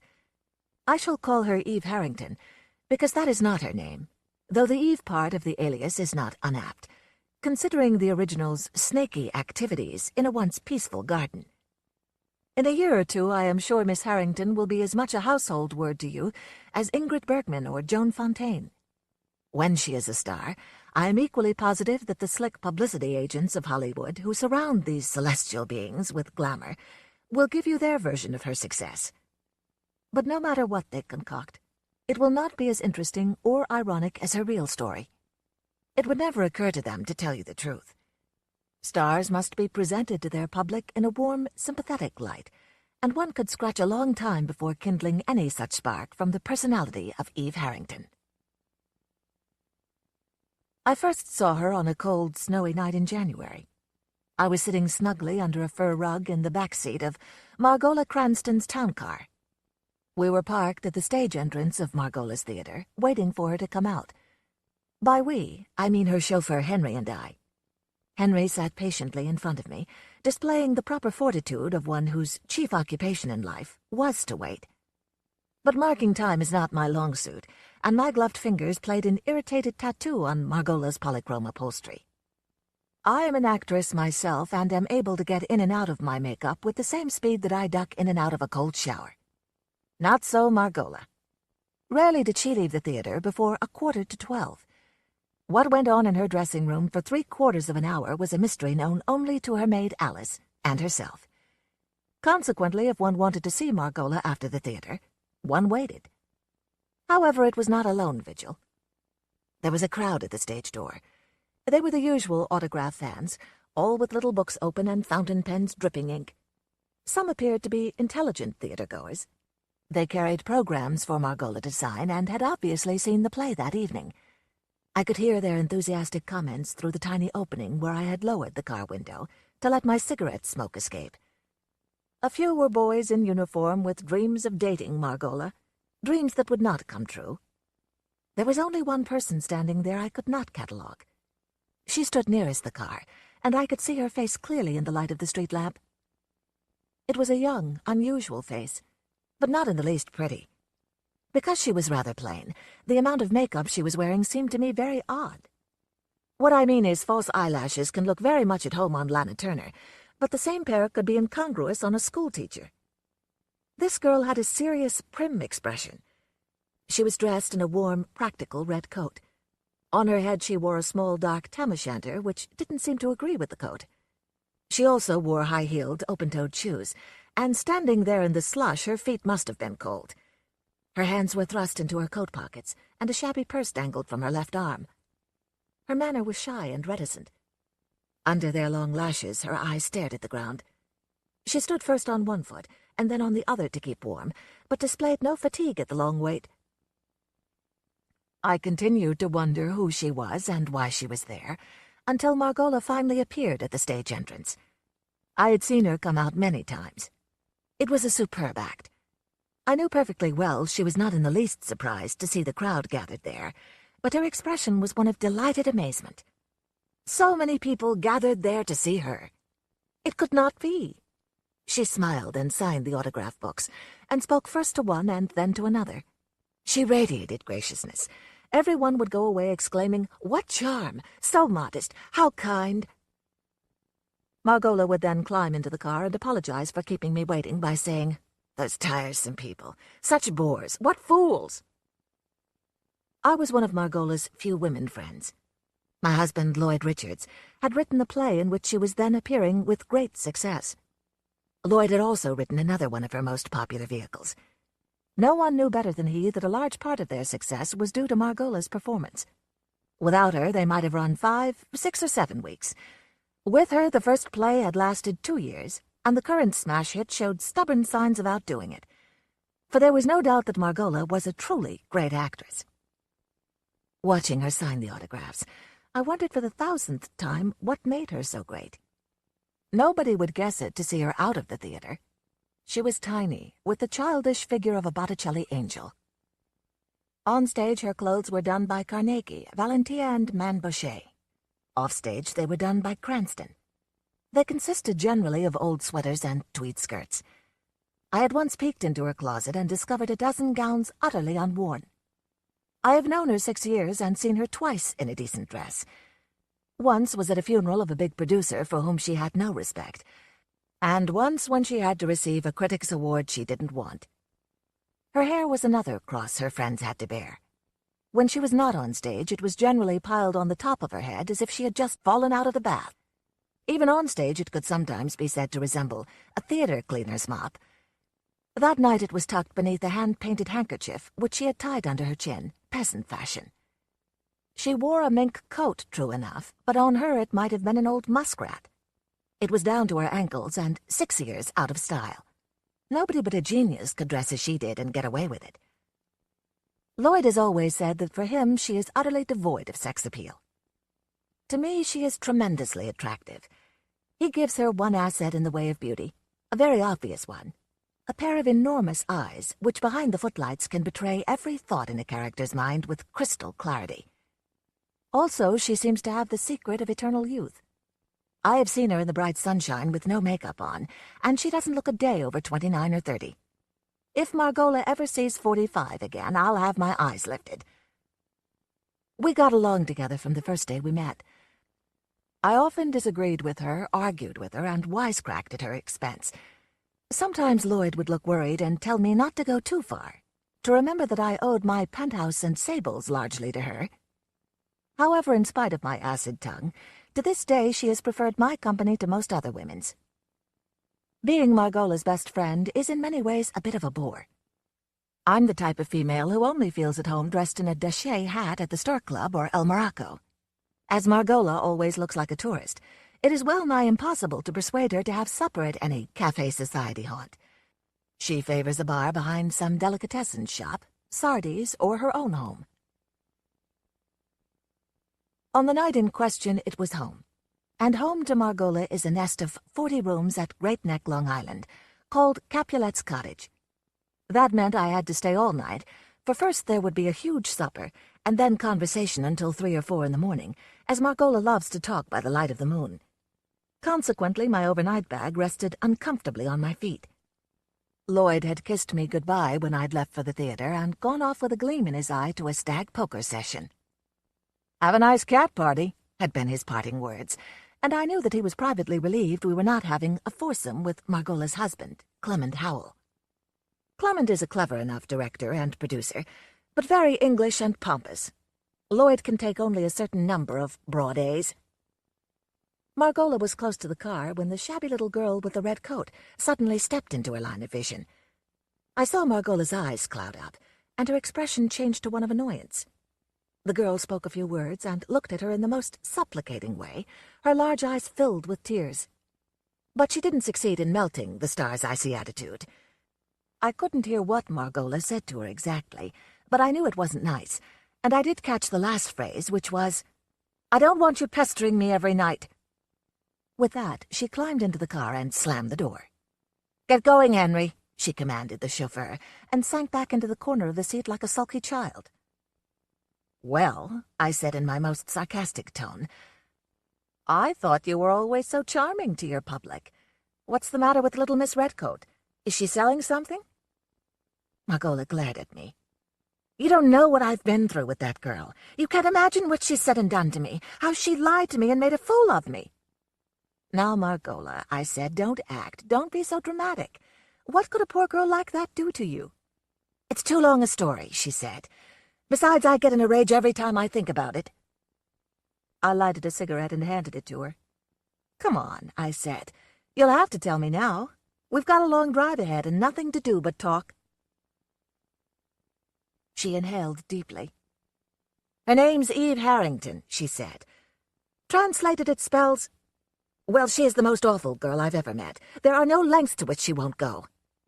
"Start at the beginning," I urged. "Not with the third act. How did you happen to meet this paragon of all the virtues?" "It was Clement's fault," Margola sighed after a moment's pause. "He first drew my attention to her. He asked me if I'd ever noticed the girl who stood at the stage entrance and simply watched me come out. She didn't ask for an autograph or a picture or try to speak to me, just stood there and looked.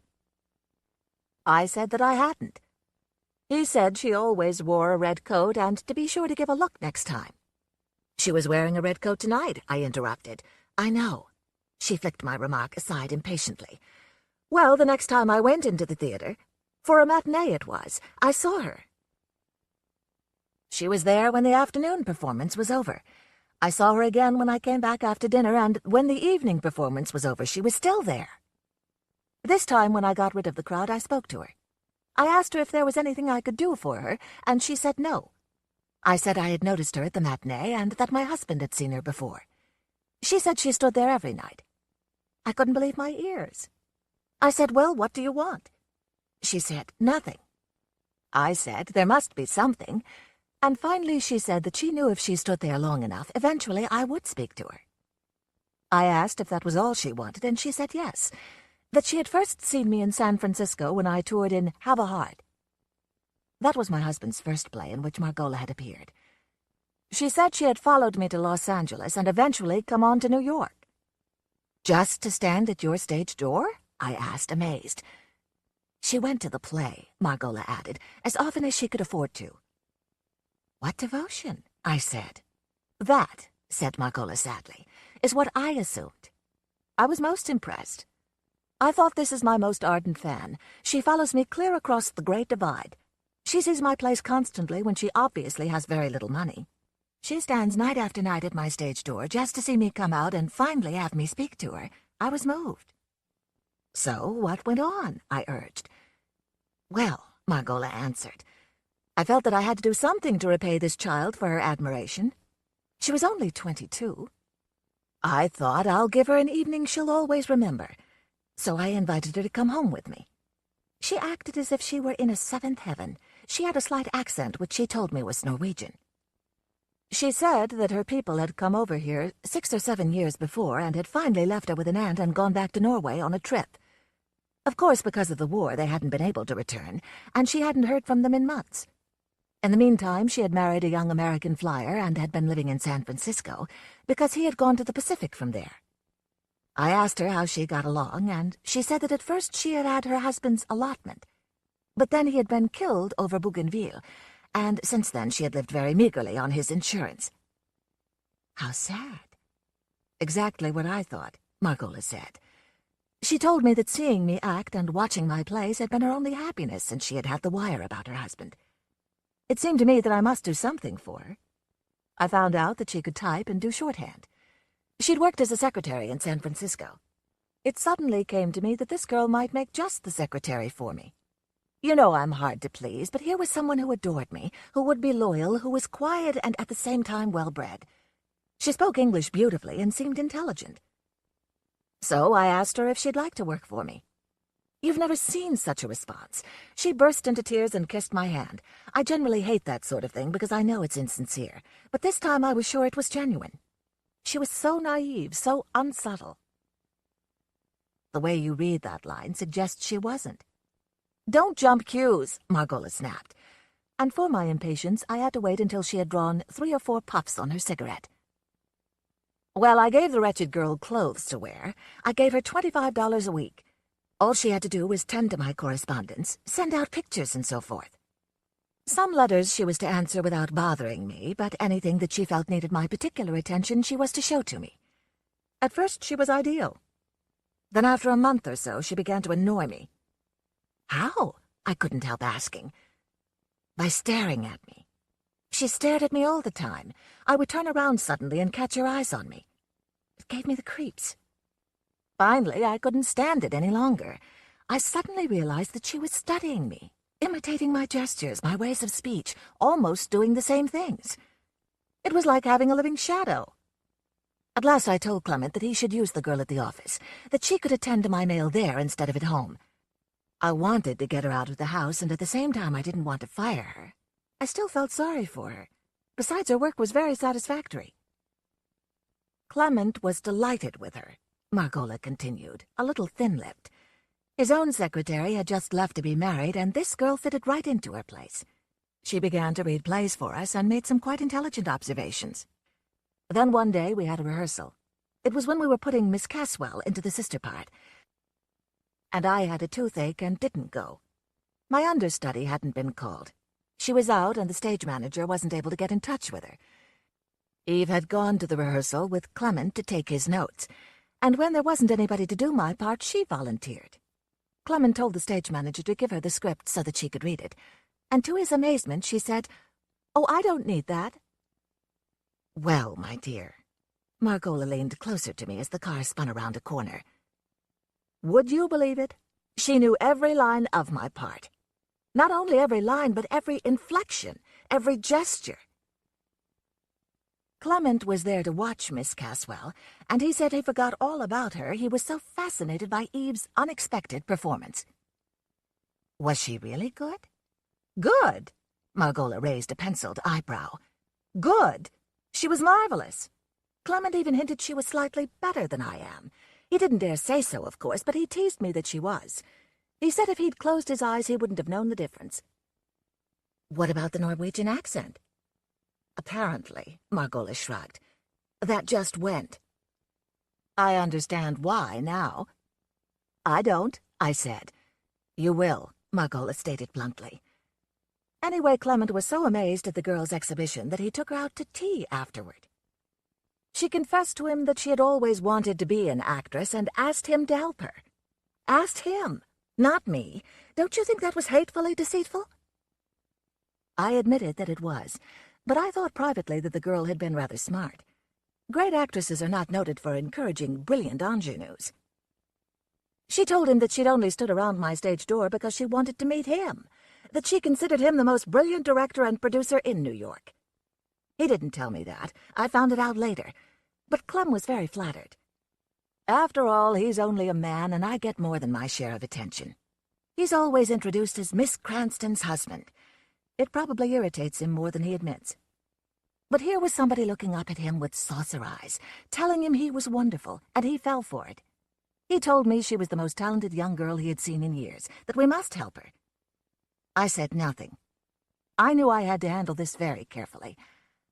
I asked Eve why she hadn't told me she wanted to be an actress, and asked me to help her. She had the nerve, Margola paused for effect, to tell me she knew I wouldn't like the competition. I laughed out loud. It was ridiculous. Even the best actors in her supporting casts have a tendency to melt into the scenery when Margola gets into her stride. She doesn't lack ego, I chuckled. Ego? Margola stubbed out her cigarette in the ashtray. Wait till I tell you about the letter. It arrived several days after this rehearsal. Eve came to my dressing room before the performance with 4 or 5 letters. This particular one was among them. She told me that she thought I ought to give them my personal attention. I put them into my purse, took them home, and forgot about them. Several days later, Eve asked me if I had read them, and I said that I hadn't. She particularly urged me to do so. I promised to, but I still put it off. I hate reading mail. In a few days, she was nagging me again to know if I had read the letters. I still hadn't. That night, Alice told me that Miss Harrington had come to my dressing room while I was on stage and had gone through my pockets and my purse looking for something. I didn't like that, and after the show, I called Eve down for it. She said she was looking for those letters, that there was one that, on second thought, she felt I ought not to see. I said that as she had given me the letter in the first place, it was a little absurd to decide now that I shouldn't see it. But whether I read the letters or not, she was never again to go through my things. She burst into tears and cried that she only wanted to spare me pain. I had been so kind to her, she didn't want my feelings hurt. She had only given me the letter because when she had first read it, she had been so thrilled that she wanted me to see it. Thinking it over, she realized that it might hurt me. I remarked that after the things critics had written about me, nothing in any letter could possibly faze me. I realize now that this entire performance was to get me to read that letter without any more delay, and I'm sorry to say it worked. That night when I got home, it was the first thing I did. It was very easy to pick out the one she was referring to. It went something like this. Dear Miss Cranston, today I was buying a ticket to see a performance of your play. The door to the theater was open, and as I could hear voices and no one was watching the door, I wandered inside to see what was going on. It seemed to be a rehearsal. A young girl was playing the part that I recognized when I saw the actual performance as your role. I presume she was your understudy. I know that stars of your caliber are always jealous of the ability of young people, but, my dear Miss Cranston, I put you above such petty feelings. I am sure that, loving the theater as you do, you will wish to enrich it. In your company, hidden backstage, is the most brilliant young performer I have ever seen. I was spellbound. She brought all your ability plus youth to the part. I waited outside for this young girl and asked her name. It was Harrington. Do help her to get the break she so richly deserves. It was signed, one of your devoted followers. Of course she wrote it herself, I gasped. I think so, Margola said. I was positive, but it was typewritten, so I couldn't prove it. The next day I merely said to Eve that it was quite a coincidence that the theater door was ajar when she happened to be rehearsing my part. We never mentioned it again. I resisted comment. I could sense Margola was working up to a big scene.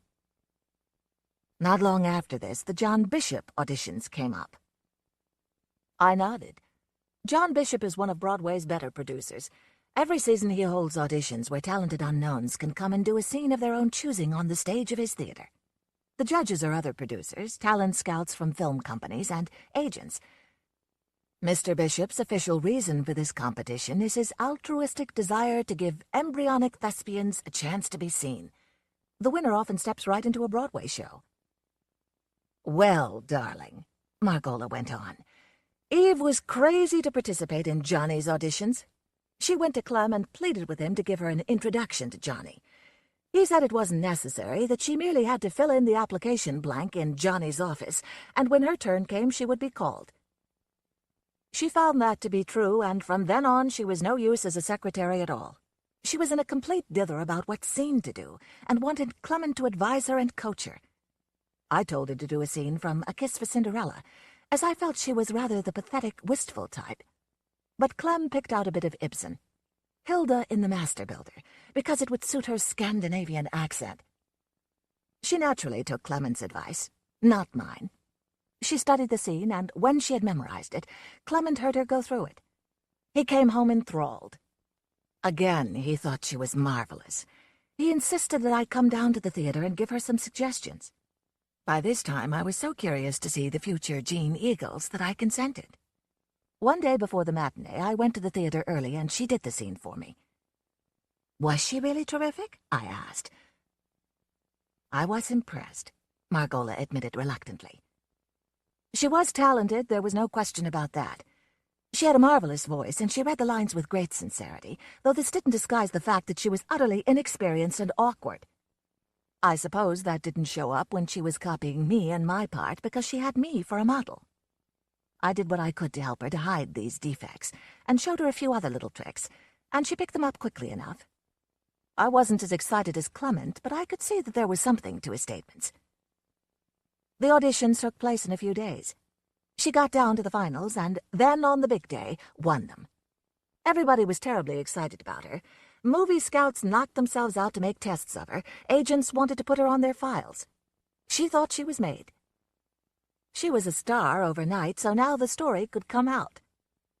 What story? Her story. Her true story.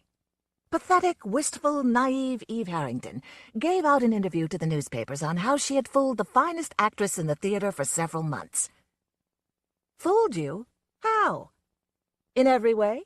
Her entire story was a piece of fiction. She'd never been any closer to San Francisco than Milwaukee, where she was born. She was Norwegian by descent, but had picked up her accent from a waitress in her father's restaurant. Her parents were safely in Wisconsin. Why did she want an accent? Glamour, my dear. So many foreign actresses are successful here. She thought an accent would make her. But the parents being trapped by the war in Norway. What was the point of that? I asked. Sympathy. The husband was a plea in the same direction. You mean she wasn't a widow? She'd never been married. My God, I said. The entire plot was a masterpiece of detail, Margola went on, enjoying my amazement. In Milwaukee, she had been a secretary with stage ambitions.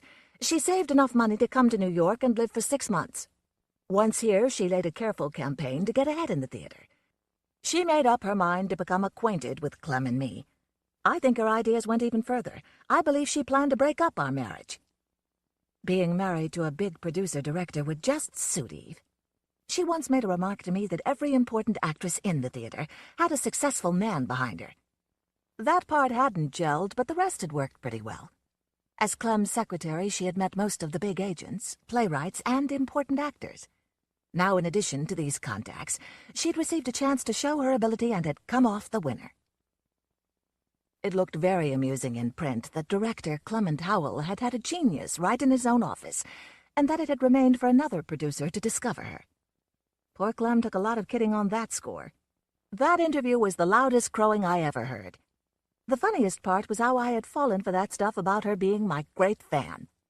It made her out an even greater actress, that she had played a role in real life so convincingly that we had both been taken completely for a ride. I could have strangled her. Naturally, she didn't wait to be fired. She resigned as Clem's secretary, told him she couldn't be tied down to an office any longer. She began to dress in clothes and costumes that would be noticed, and she began to wear makeup in quantity because the report on most of her screen tests was no sex appeal. Why is she still standing at your stage door? I asked. I don't understand.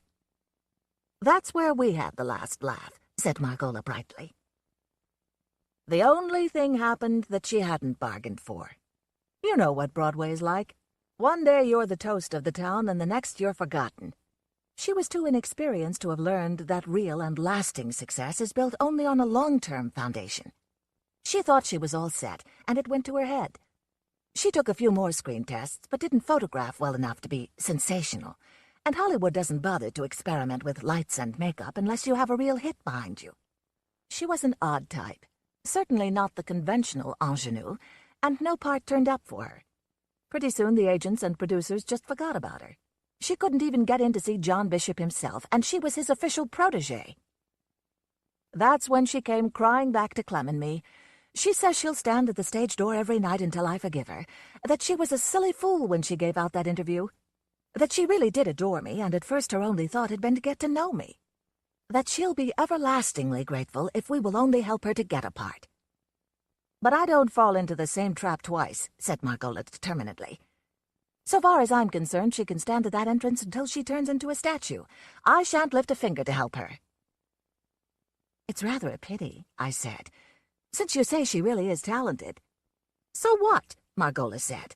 Lots of girls are talented and never get a chance to show it. She had a chance, and she muffed it by her own conceit. She'll never get another opportunity.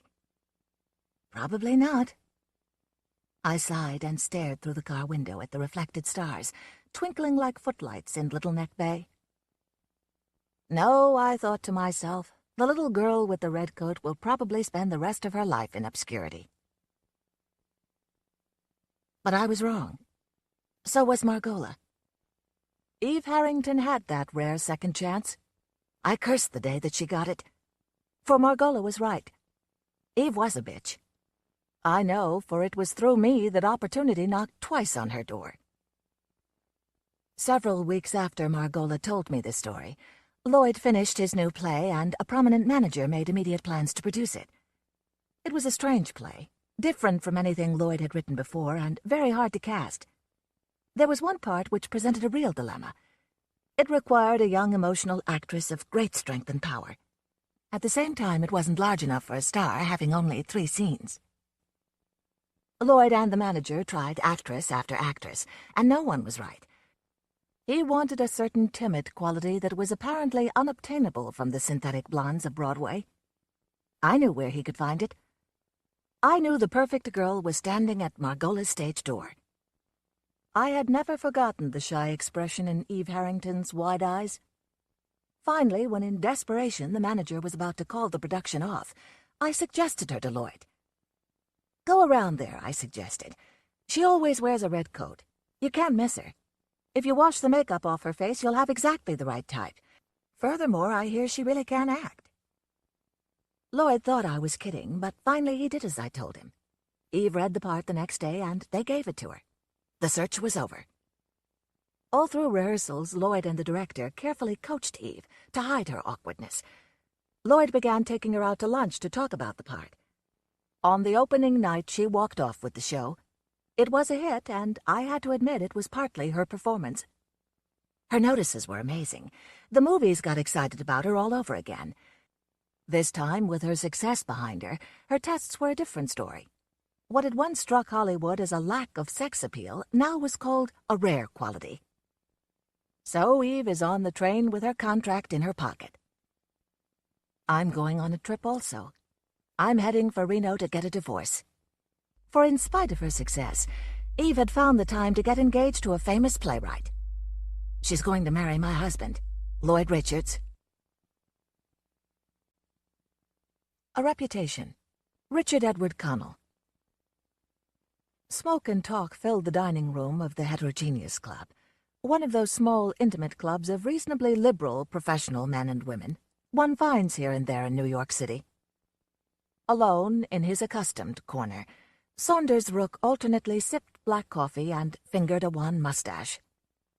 He was on the fringe of an animated group, in it without being of it, and on this, as on other evenings, was taking an inconspicuous, nodding part in the conversation, sometimes going so far as to say, "Not really," to which the speaker would reply perfunctorily, "Yes, really," and go on as before. Nobody knew much about Saunders Rook, and he aroused little, if any, curiosity. It was assumed by the other members, on what grounds no one could say, that he was an artist of some kind, Perhaps he wrote music criticism for one of the more pallid of the weeklies. Maybe he contributed notes on birds to an ornithological review. Again, it might be that he was an architect, specializing in designing ornamental drinking fountains. Perhaps he gave lessons on the flute. His pepper and salt suits, his silent neckties, his manner gave no hint. Yet he was not an enigma. He'd gladly have told all about himself had anyone cared to ask him. The members must have seen Saunders Rook scores of times before that fateful evening. But had you asked any of them to describe him, the reply doubtless would have been, "Oh yes, Saunders Rook. I believe there is such a fellow around the club. Let me see. No, I don't think he's very tall, or very short, or very dark, or very light. In fact, I don't believe he's very anything."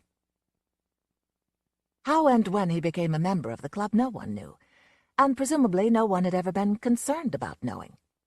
Perhaps he was a friend of a member, now deceased. He dined at the club 4 or 5 times a week and paid his bills. No one remembered having seen his face anywhere else. The heterogeneous club is proud of the range and brilliance of its talk, but until this night it had never discussed Saunders Rook. After this night, it could talk of little else. Saunders Rook was not a glum, sullen, aloof soul. He was not unnoticed by choice. Evening after evening he was on the edge of the circle of talk, listening as politely attentive as a well-trained collie. He may even have ventured on 1 or 2 occasions to come out with something positive. But if he ever did so, it made no impression on the members of the club, and they were a not unimpressionable lot.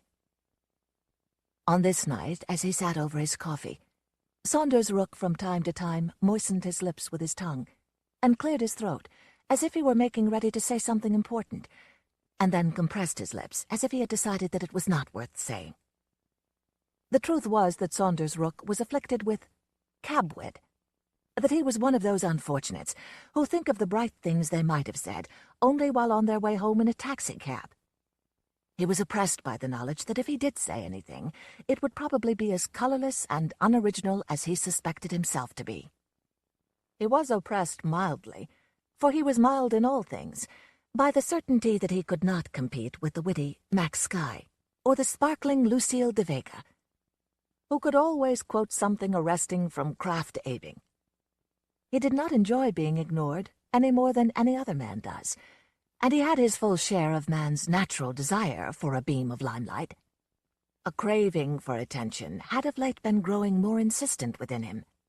His mind began to play with ideas, which, he reasoned, if uttered in a loud enough voice, might bring his hearers to their, and his, feet. He wanted just for once to cause a stir. Just once, he told himself, would appease him. Then came the lull that always comes from time to time, when groups are talking, and Saunders Rook found himself saying distinctly, "On the 4th of July I shall commit suicide." Just why he said that he did not know. It must have been sheer inspiration.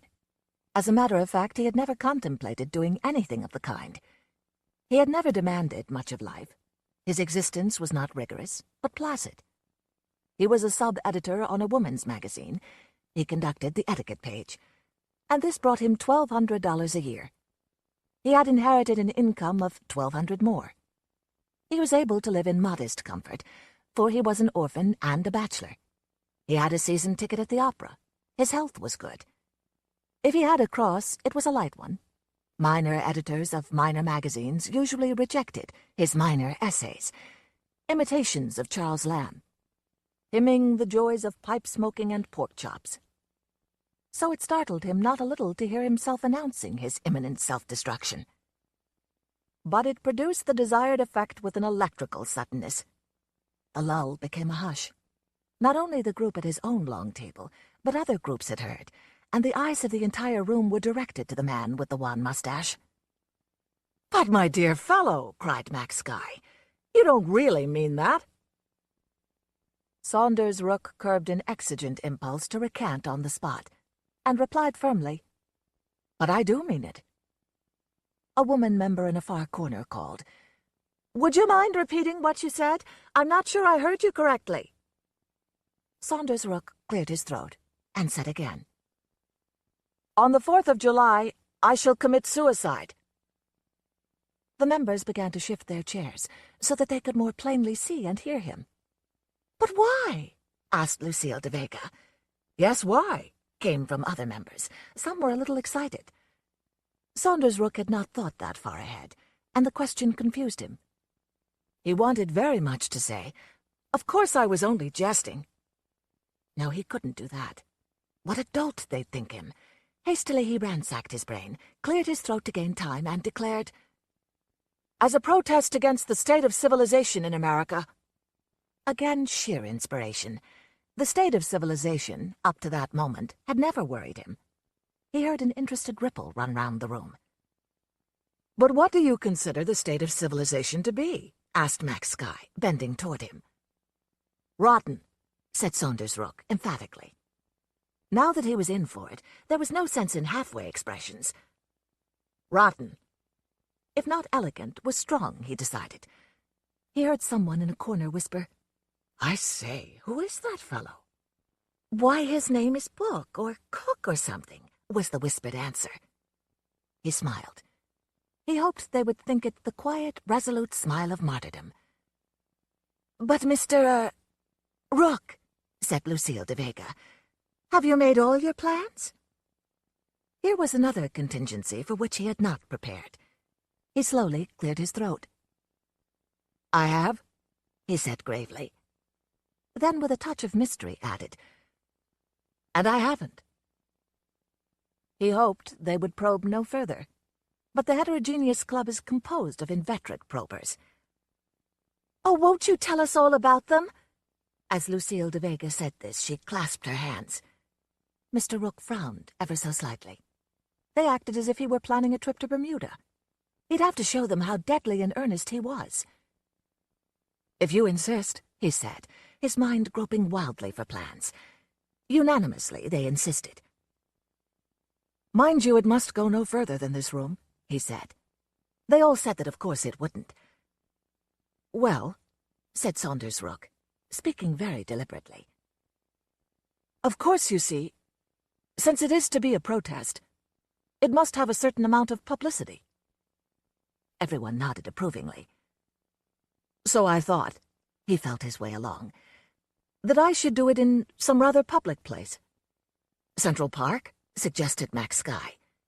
"Exactly," replied Saunders Rook, grasping at the idea. "The very place I had in mind."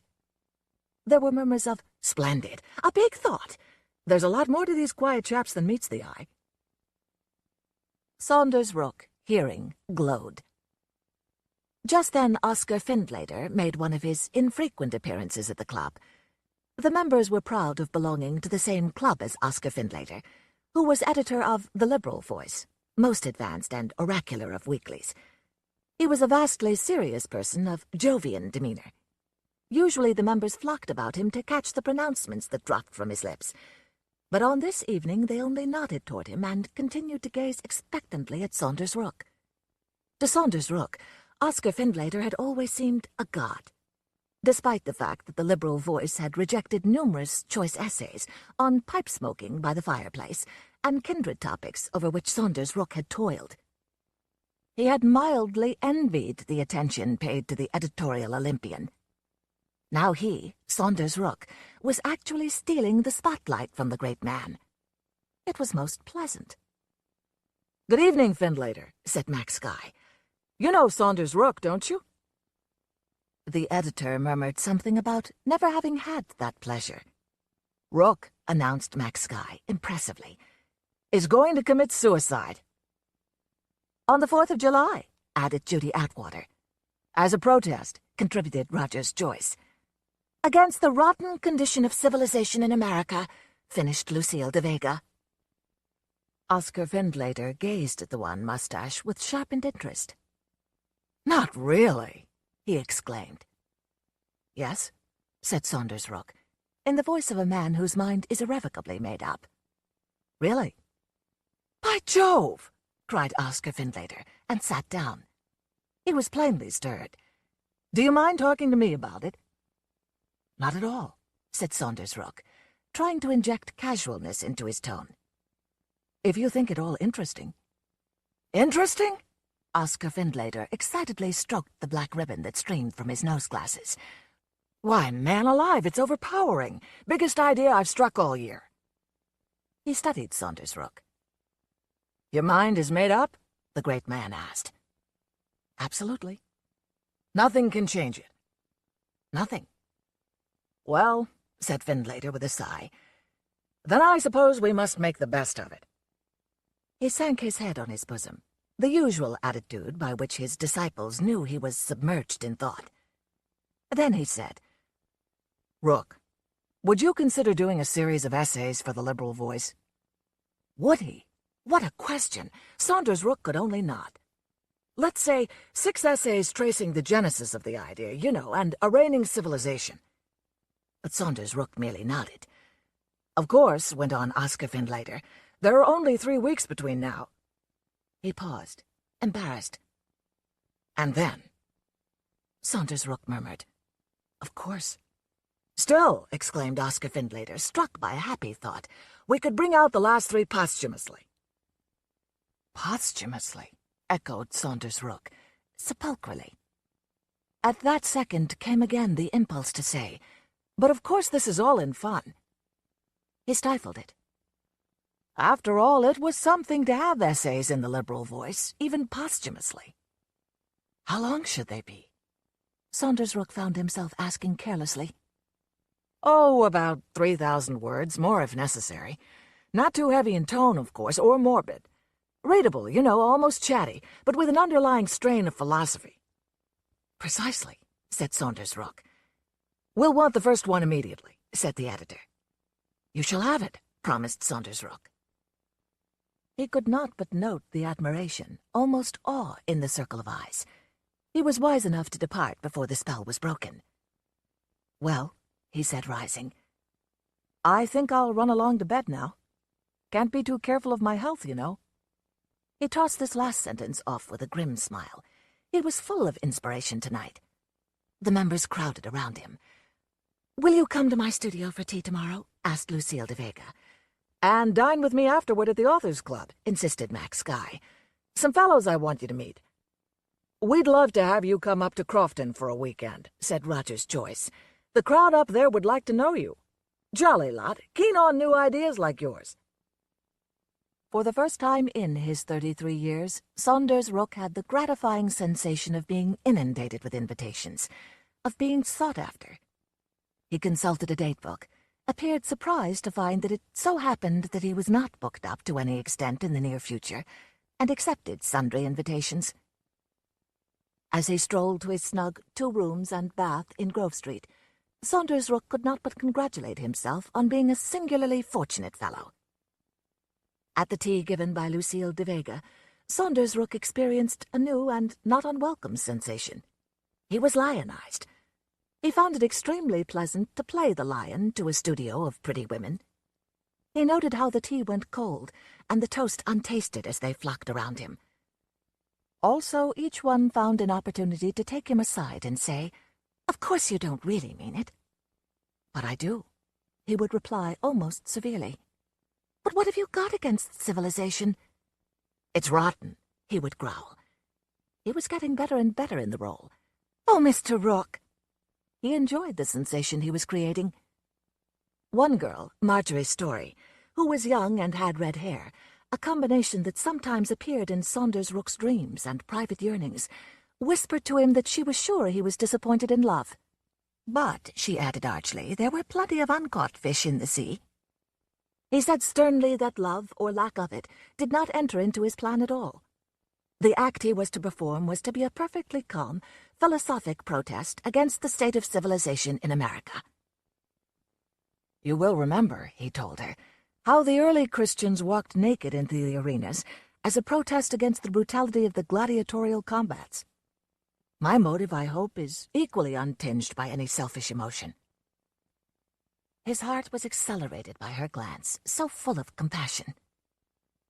She said, a little diffidently, that she was a painter, and would he sit for his portrait? She'd love to do it. Her studio was number 148. No, he interrupted, he could not. Actually, he wanted to very much. He was busy, he explained, on a series of essays for the Liberal Voice. After that, then? She suggested. For me, said Saunders Rook, there will be no after that. Her blue eyes were full of sympathy. It seems too bad, she said. He was still so young. He smiled a smile of practiced cynicism. In years, perhaps, he said. He saw that he had moved her.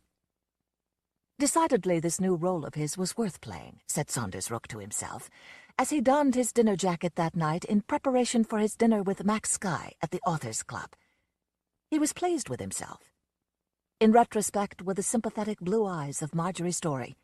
In prospect, a dinner among the celebrities of the Authors' Club, into which sacred premises he had never gone physically, but solely in his most roseate imaginings. Max Skye, who was a poet of no mean repute, introduced Saunders Rook to a group of notable men. "This," said Max Skye, with the air of a showman, "is Mr. Saunders Rook, who is going to commit suicide on the 4th of July." Saunders Rook bowed to them. Gravely they bowed back and stared at him, fascinated. "In Central Park," continued Max Skye. Saunders Rook bowed deeply. "As a protest against the rotten state of our civilization," added Max Skye. Saunders Rook again bowed. They returned his bows with marked deference, he noted delightedly. He managed, however, to maintain an air of great world weariness as he said, "When one feels as I do about it, what else can one do?" He had rehearsed this coming up in the taxicab. "Mr. Rook is writing a series of 6 essays for the Liberal Voice," announced Max Skye, plainly proud to be the discoverer and friend of so remarkable a man. "But," objected Deline, the novelist, a man Saunders Rook had long admired from afar, "how can you publish 6 essays? It's June now. When could the other 3 be published?" "Posthumously?" said Saunders Rook, with a touch of pride. Posthumously? They all repeated the word as if there was a magic in it. "But why do you feel that the state of civilization requires so drastic a protest?" Deline asked this question, as Saunders Rook was enjoying the 3rd course, tender roast young guinea fowl with mushrooms. Rook loved good food. "Because," said Saunders Rook, with fork poised, "it's rotten." Around the table went murmurs of approbation and interest. "But, my dear fellow," exclaimed Deline, warmly laying his hand on Saunders Rook's arm, "we need men like you." "Yes, yes," cried others about the table. "America needs men with the courage of their convictions." "You see," said Deline, with a wave of his hand, "you're needed." No one had ever before intimated to Saunders Rook that he was in the least needed. The happy thought occurred to him to rise and say, "In that case, gentlemen, I shall stay with you." But he didn't say that. Going home in a taxicab, he wished that he had. What he actually did was to sit with folded arms, a picture of determination, and say, "When one feels as I do about it, what else can one do?" Perhaps, after all, he mused, it was just as well he had not recanted. It was something to be told by a great novelist that you were needed. Perhaps if he recanted, they might discover that they did not need him so much after all. A few days later, as he sat at his desk among the other sub-editors, beauty editors, household editors, baby care and feeding editors, kitty page editors, cooking editors, he was summoned, just as he'd finished writing a letter to a lady in Waterloo, Iowa, to tell her that engraved invitations are not required for a straw ride, into the sanctum and presence of the publisher and owner of the magazine, Keble Gowler, a man of terrifying importance in Saunders Rook's eyes. Until that moment it had not occurred to Saunders Rook that he was anything more to Mr. Gowler than a name on the payroll, and rather far down on the payroll at that. Yet Mr. Gowler greeted him with a fatherly affability and offered him a chair. "Well, Rook, tell me all about it," said Mr. Gowler, with heavy geniality. "About what, Mr. Gowler?" "The story I've been hearing about you and the 4th of July." "Really now," began Saunders Rook, "Is it true or is it not true that you are going to commit suicide in Madison Square?" demanded Mr. Gowler. "Central Park," corrected Saunders Rook mildly. "It is true, then?" "Yes." Mr. Gowler made tutting noises with his lips. "Oh, come now, Rook," he said. "You're not serious." "I am," said Saunders Rook. He was pleased to know that he was more than a mere name to his employer, and he wished to remain a personage. "But, my dear young man," cried Mr. Gowler, distressed, "I ask you, would that be fair to the magazine? People might hold us responsible, you know." "No, they won't." "How can we be sure?" "I have made it plain," said Saunders Rook, "that no petty, personal motives are behind my act. It is to be purely a protest against the state of civilization in America." "America seems pretty civilized to me," observed Mr. Gowler. "What's wrong with it?" "It's rotten," said Saunders Rook. Mr. Gowler looked horrified, but he surveyed Mr. Rook with a strong new interest. "Come now," said Mr. Gowler soothingly. "Let's see if we can't settle this thing. We'd miss you, Rook. The interior decoration page would miss you." "I do the etiquette page, Mr. Gowler," said Saunders Rook, gently. Yes, I meant that. Why, of course," said Mr. Gowler hastily. He decapitated a cigar and faced Saunders Rook. "Look here, Rook," he said. "I'm afraid we've been hiding your light under a bushel around here. To be frank with you, I didn't realize the stuff you were made of. Until a few days ago." Mr. Gowler paused significantly. "Now, what this magazine needs," he went on, "is a live young man of forceful character who has modern ideas and isn't afraid to back them up. Roscoe Quimper is getting old. Been an editor too long. We need a man with spirit for his position. Will you take it?" Saunders Rook moistened dry lips. Speech failed him. It was a post he had long coveted. He affected to consider. "It pays $15,000, said Mr. Gowler. His tone was actually persuasive. Saunders Rook thought swiftly. "I'll take charge, Mr. Gowler." "Good!" cried Mr. Gowler. "Good!" "Until the 4th of July, added Saunders Rook. Mr. Gowler evinced his concern by a sharp elevation of his shrubbery of eyebrows. "Then you are in earnest?" "Absolutely." "Of course," this was said almost cajolingly, "if 15,000 seems too little, I might be willing to—" Saunders Rook held up his hand. "Thanks," he said. "But it's not a question of money." Mr. Gowler shook his head dejectedly. "Then I guess there's nothing I can say. Still," he brightened, "even if your mind is made up, you could take charge until the 4th of July and outline a policy and get things started, couldn't you?" "If you wish," said Saunders Rook handsomely. "Good!" ejaculated Mr. Gowler. "Good!" Saunders Rook, somewhat in a daze, started for the door. "Oh, by the way, Rook," said Mr. Gowler, "couldn't you take dinner with us next Thursday? The governor of the state, 2 United States senators, a few congressmen, and a professor will be there. They'd like to know you." Saunders Rook riffled through his date-book and said he might be late, as he had 2 teas and a talk before a Brooklyn club scheduled for that day, but that he would try to get to the dinner in time for the dessert.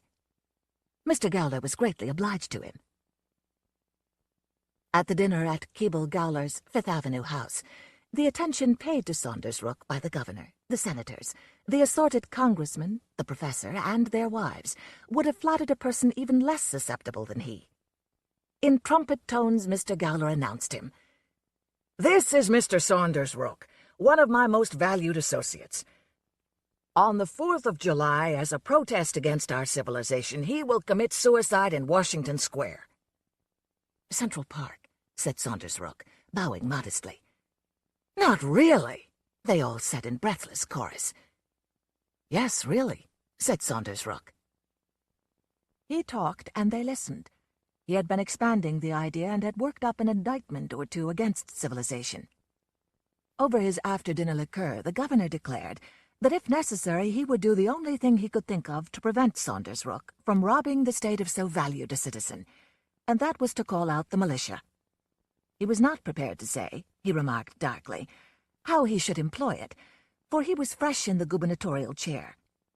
However, he knew that a governor has the power to call out the militia, and he was interested to learn what would happen if he did call it out.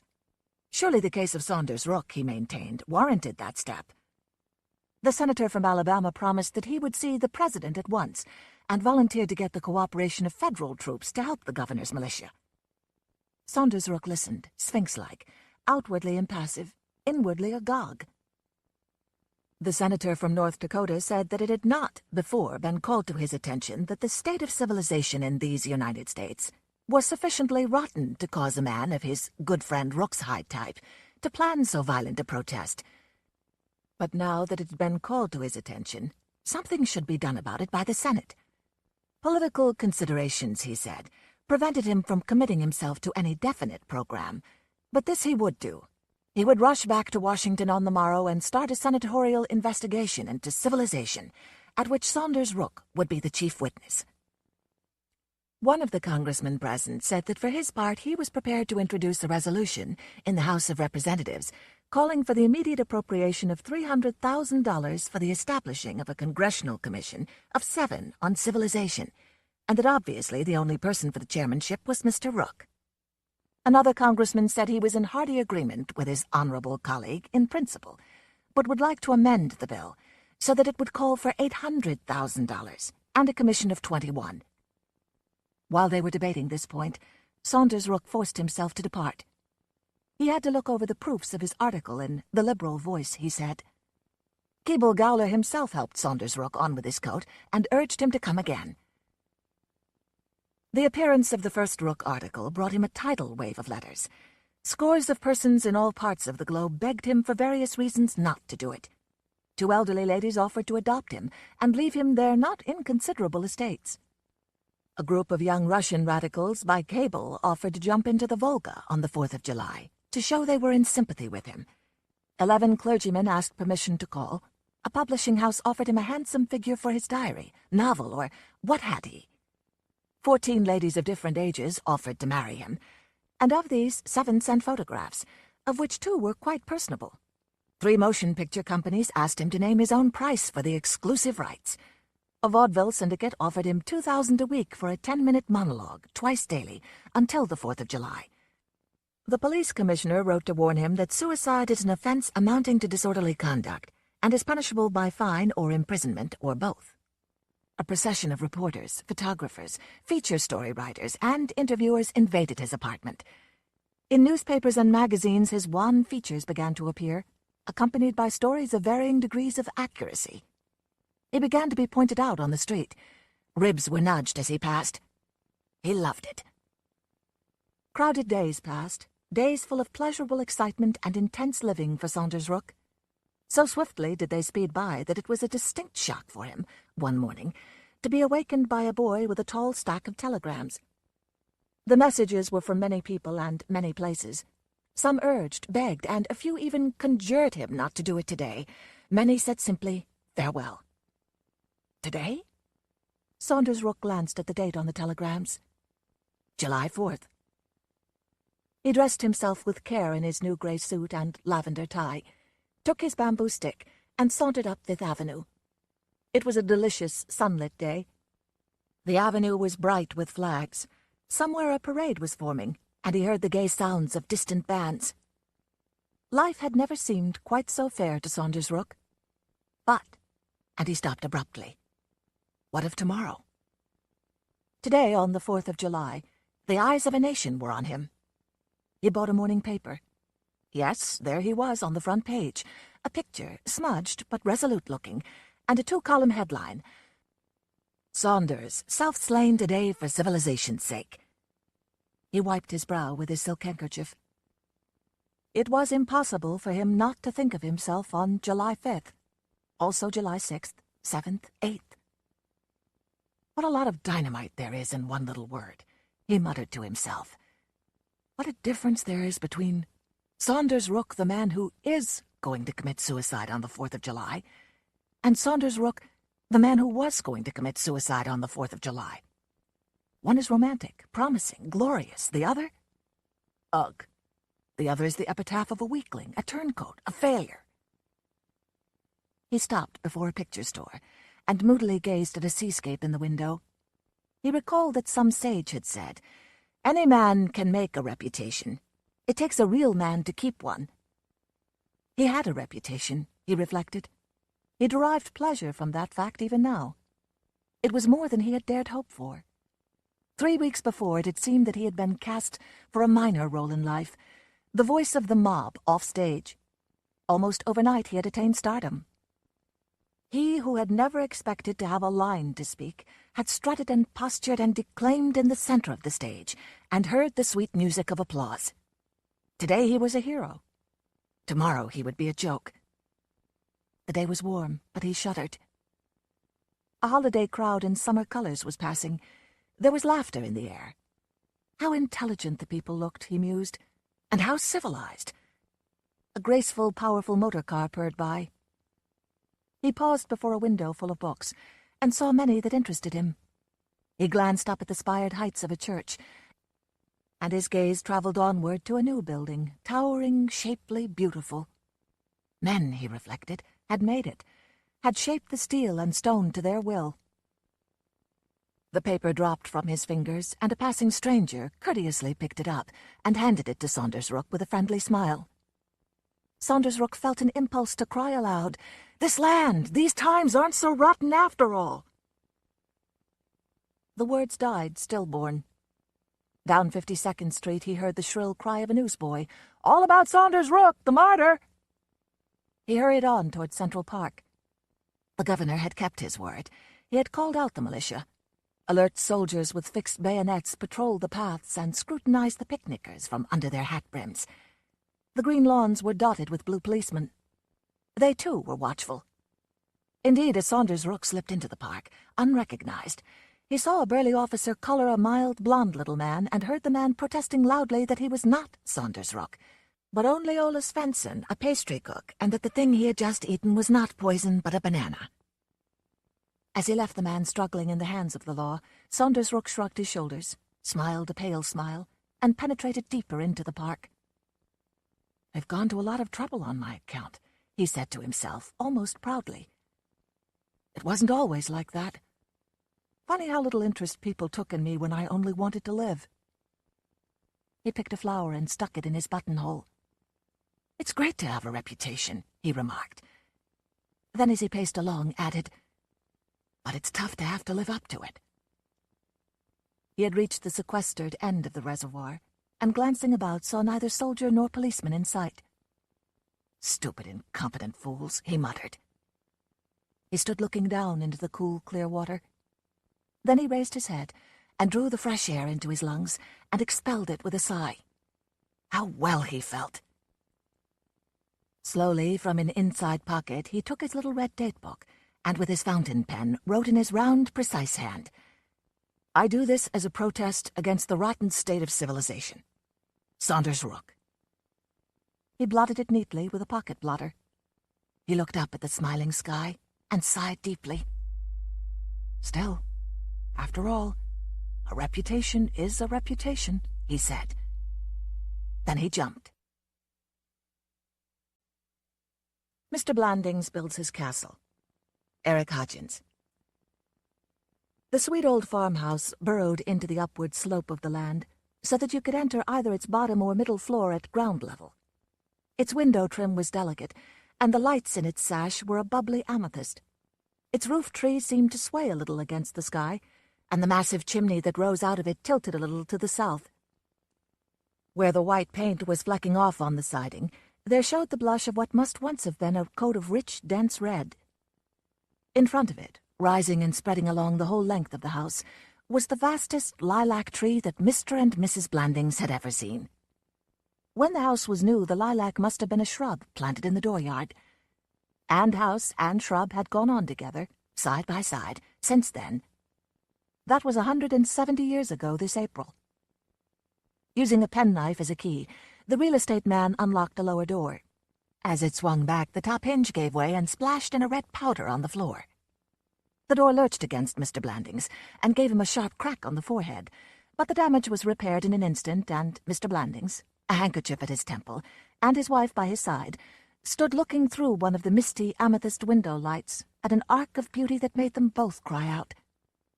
The land rushed downward to the river valley a mile away. Then it rose again, layer after layer, plane after plane of hills and higher hills, lighter beyond them.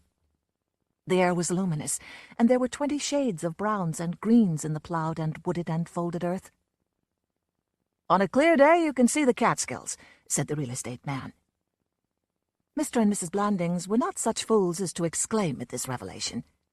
Mrs. Blandings flicked a glove in which a cobweb and spider had become entangled.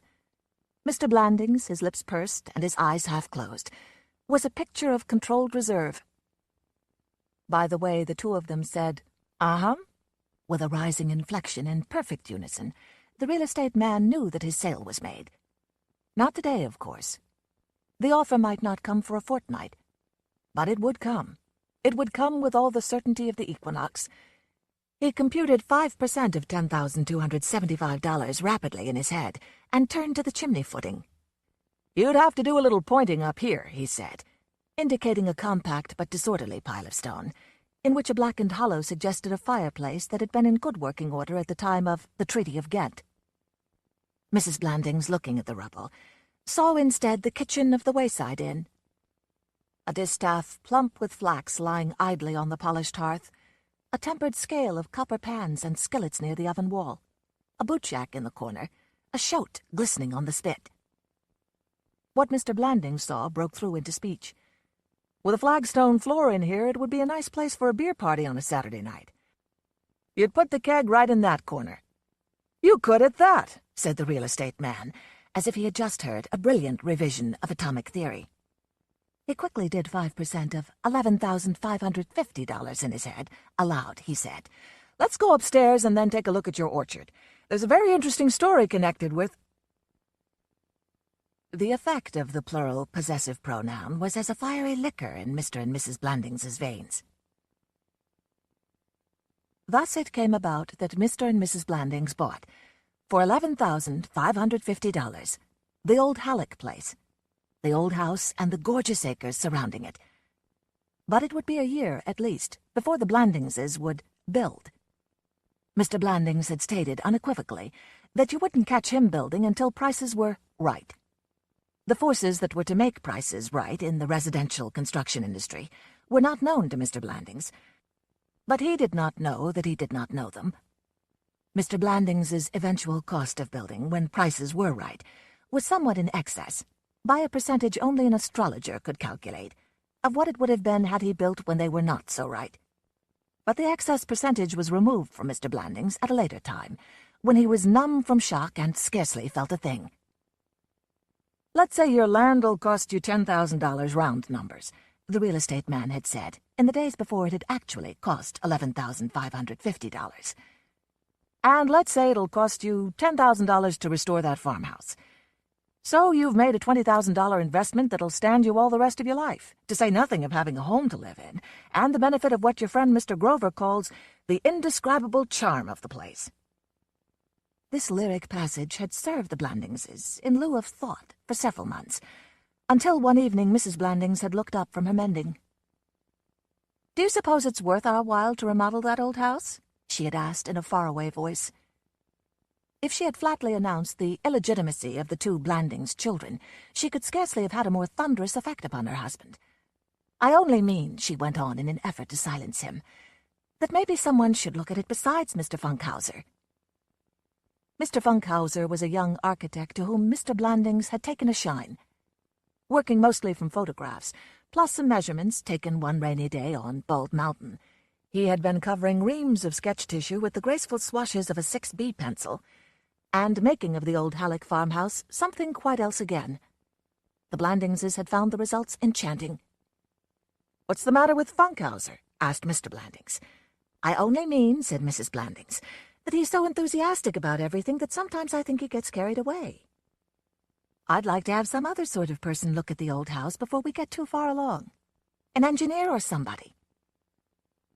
Eventually, Mr. Blandings came to believe that he himself had had this prudent idea.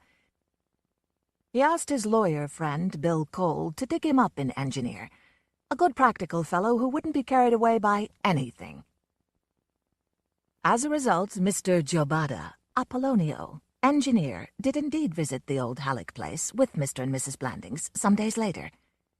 In his black shoes, dark business suit, and derby, he made an odd picture among the roaming hills, particularly compared with Mr. Blandings in his slightly aggressive rural tweeds. Mrs. Blandings had expected Mr.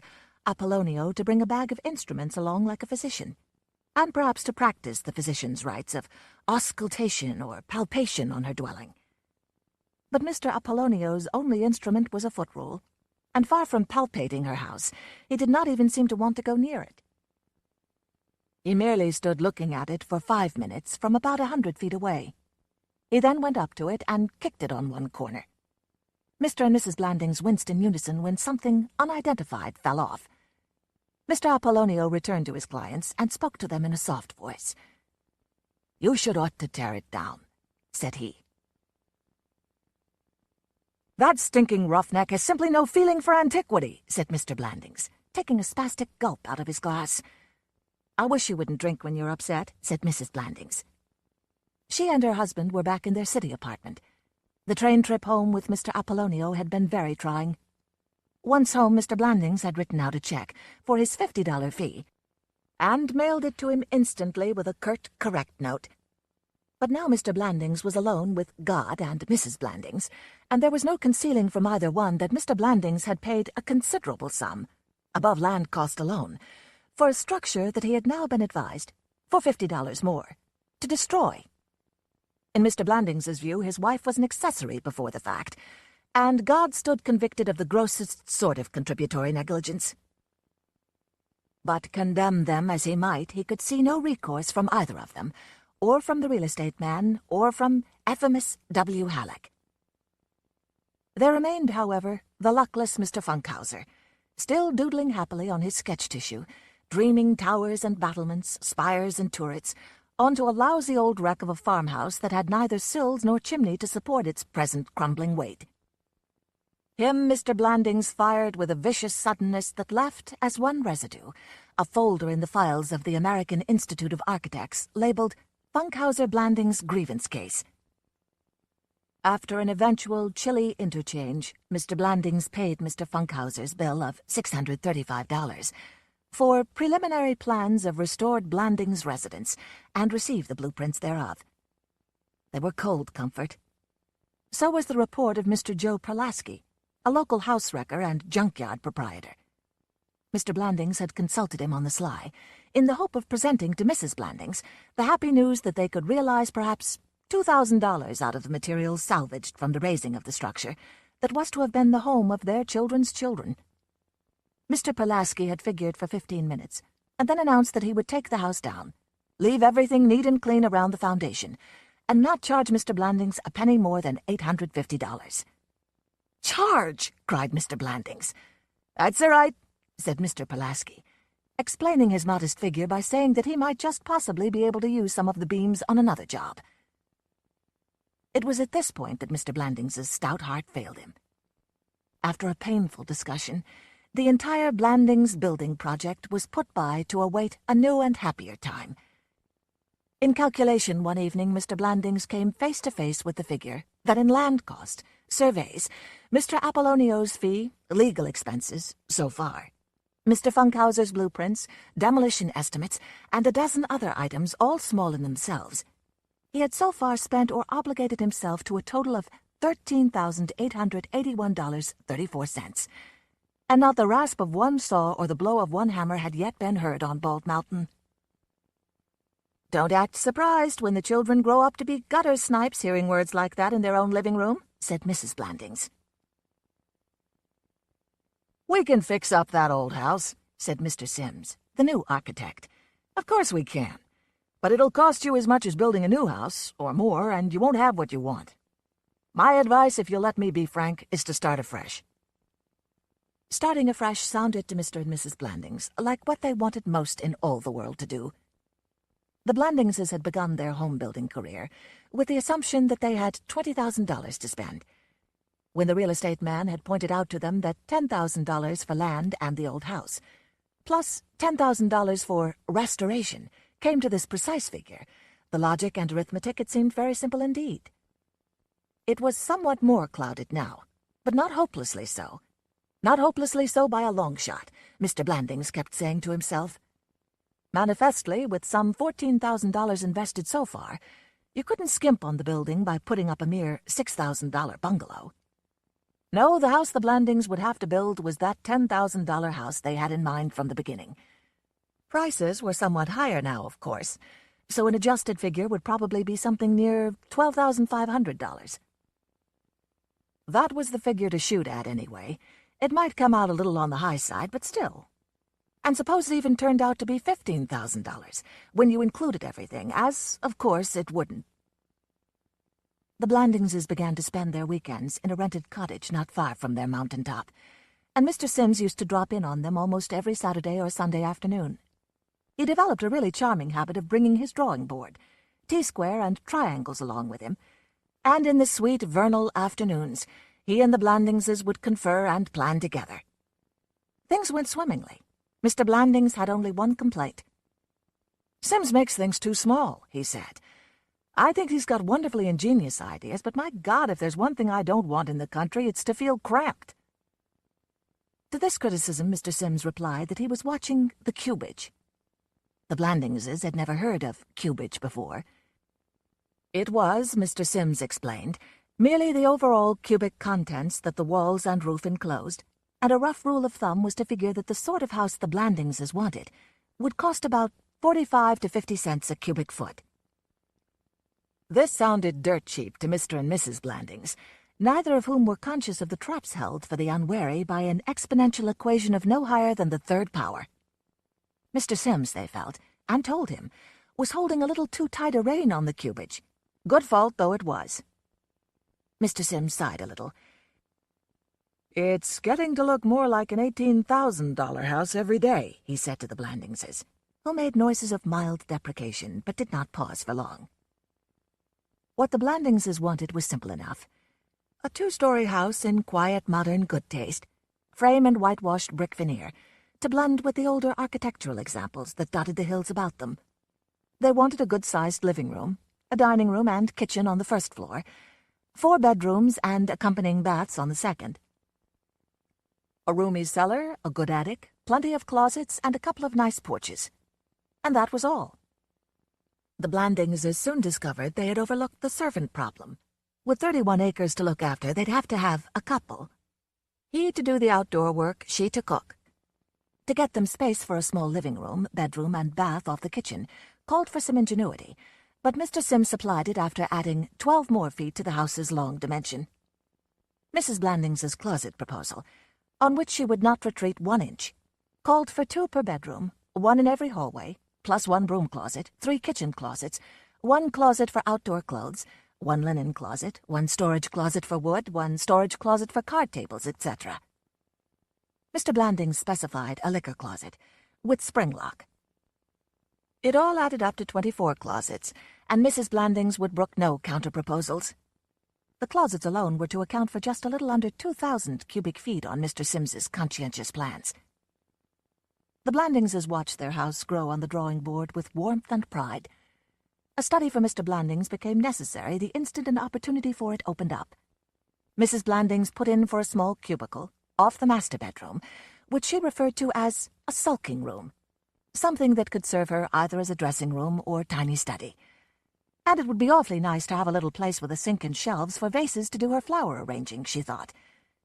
Mr. Blandings got the notion that a built-in bar off the living room hall, scarcely larger than a closet, and piped for cold water only, would add immeasurably to the house's whole feeling of hospitality. And who was Mr. Sims, who liked to snort himself now and again, to dispute him? One day Mr. Sims said, "It's beginning to look more like a $22,000 house than anything else." And for the first time the word mansion was used in conversation, facetiously, of course. The plans progressed. The house grew. Mr. John Tasavis, well driller, appeared one summer day on the Blandings acres with his rig, under contract to drill a deep, artesian in the usage of the community, well, at $4 per foot for the first 300 feet, and $6 a foot thereafter, if necessary. Mr. Blandings was momentarily dismayed by the empiricism of selecting a well site. "I thinks she might as good go here as anywhere," Mr. Tasavis had said, indicating a wide area that seemed no different from any other half-acre on Bald Mountain. But once the work was in progress, he would sit on the bank for hours in fascination as the rig lifted the 500-pound steel drill bit up 3 feet, let it down with a shattering slam, and instantly repeated its cycle. By the time Mr. Tsavis was down 30 feet, the Blandingses could tell when the rig was working even when they were 3 miles away. A faint concussion would shake the ground under their feet every time the drill took its pulverizing bite. Mr. Tsavis was drilling through elemental rock. "There ought to be some better way," Mr. Blandings moaned one night after Mr. Tsavis had announced that he was down 201 feet and his string was stuck. Mrs. Blandings voiced regret that her husband had refused the services of a neighborhood douser who had offered to pick an infallible well site by means of his forked applewood stick on payment of $25. Mr. Blandings had summarily rejected this suggestion and was now wondering if it might not have been worth $25 merely to have Mrs. Blandings on the defensive, instead of, as was again the miserable case, vice versa. But his spirits rebounded next day on the news that Mr. Tsavis had been able to free his string and had also encountered liquids. Somewhere in the bowels of geology, the drill had struck a fissure through which 1/2 gallon of water per minute was now flowing into the Blandings' bore. This was far from the 20 gallons a minute that Mr. Blandings had always thought of as a desirable supply, but at least it kept down the cloud of pulverized rock in which Mr. Tsavis, unshakable as the Duke of Wellington at his nerve-wracking task, had hitherto been working. It was apparent at last that the plans would soon be finished. Mr. Blandings, having missed several sessions between his wife and Mr. Sims, had fallen seriously behind the procession and had the uneasy feeling that his house was now beyond his control. He would discover his wife and his architect discussing in familiar terms the breezeway, of which he had never heard. Matters of cabinets, shelving, random-width floorboards, gutters, dry wells, olive-knuckle butts, flues, muntins, mullions, tiles, shakes, ranges, pitches, and reveals came at him in unexpected ways and from unanticipated angles. There was a bathroom on the second floor right above the front entrance to the house, and although Mr. Blandings was willing to accept this as part of the same cosmic plan that had put the rock under Mr. Tsavis, Mrs. Blandings fought it like a tigress, and more than once embarrassed Mr. Blandings by the vividness with which she embodied her objections. Eventually, Mr. Sims got the bathroom established in the rear. But if Mrs. Blandings had won a battle, history might still assess that here she had lost the war. The house length grew by 4 feet. "I sometimes wonder if you people know what you're heading into," Mr. Sims said one night, as he packed up to go home. But he and the Blandingses were in a relaxed mood, with highballs in their hands. It was a bad evening for warnings anyway. A little earlier, Mr. Tsavis had run crash into 8 gallons of water at 297 feet and had telephoned the joyful news. "When we build, let us think that we build forever." John Ruskin once wrote. Mr. Blandings held a similar view. The curse of America was jerry-building, he was eloquent in saying, and the Blandings house bore out the philosophies of quality and permanence. The floors were to be oak, the water lines red brass, the plumbing fixtures did not bear the trade name Sphinx for nothing. The incombustible shingles were the same as those developed to meet Mr. Rockefeller's wishes for the restoration of Williamsburg. The hardware was to be supplied by the nearest thing to Benvenuto Cellini in Connecticut. When Mr. Sims, after going into a monastic seclusion for 3 weeks, emerged again, it was with a set of drawings and specifications that floored the Blandings' flat. The simple plans and elevations that they had seen grow on the drafting board were superseded now by section drawings, framing plans, wiring diagrams, and detail sheets. Everything had become so dense with dimensions as to be undecipherable except to experts. There was also a set of specifications the thickness of a Chicago telephone directory. It was time to ask for bids. Mr. Blandings now felt it appropriate to consult Mr. Anson Dolliver, the president of the local First National Bank, about borrowing some money. Mr. Blandings had had the foresight, a year earlier, to open a checking account in Mr. Dolliver's bank, and to keep his balance at a level he was sure a country bank would consider opulent. Mr. Dolliver had been cordiality itself. "If we can ever help you out up there on the hill," he had said, "just let us know." Now that at last Mr. Blandings was ready to apply for some mortgage money at Mr. Dolliver's bank, he envisioned cordiality in the extreme, the proffer of a fine cigar, the suggestion of a leisurely lunch at the tavern on the green, and an open line of credit at a nominal rate. What he encountered was nothing like that at all. As Mr. Blandings stated his readiness to contract a loan, Mr. Dolliver bit off the end of a cigar for himself and spat daintily in Mr. Blandings's direction, but proffered nothing. "Why, great grief," he said, as if he had been asked to do somebody's laundry. "We're loaned full up to our legal limit right now. Love to help you out, but—" He left the sentence unfinished. Then he added, listlessly, "My brother's the president of the savings bank across the hall. He might be able to do something for you, although of course I couldn't know for sure." Mr. Blandings had 3 separate conversations with the savings bank brother, at the end of which the second-string Dolliver admitted that there might be circumstances under which he would make Mr. Blandings a $10,000 mortgage loan at 6%. Feeling like Lord Keynes at the end of a tough mission, Mr. Blandings said that he had hoped for more money at less rate. And Mr. Dolliver responded with a concise lecture on the risks of rural real estate that Mr. Blandings wished he had been able to think up by himself a year ago. So Mr. Blandings contented himself by wondering aloud how soon he might have Mr. Dolliver's accommodation, since his bids were almost due, and he hoped to begin breaking ground very soon. Mr. Dolliver snapped forward in his chair. "You want this money for construction?" he asked, in a tone that made Mr. Blandings feel that he had sought a criminal abortion from an archbishop. Mr. Blandings said he did. He tried to make his voice firm, but in spite of his strongest efforts, a tremulous harmonic crept into it. "You've had me at a misapprehension," said Mr. Dolliver. "This bank never makes construction loans. If that's your situation and you have some government bonds, I think my brother in the commercial bank across the hall could work out something very satisfactory for you." Mr. Blandings, at this point, discontinued negotiations with both Dolliver brothers and closed out his checking account. It had not been pleasant to deal with the Dollivers and their banks, but Mr. Blandings was at least able to congratulate himself that here was one episode in his building experience that had not cost him any money. He merely did not have his loan.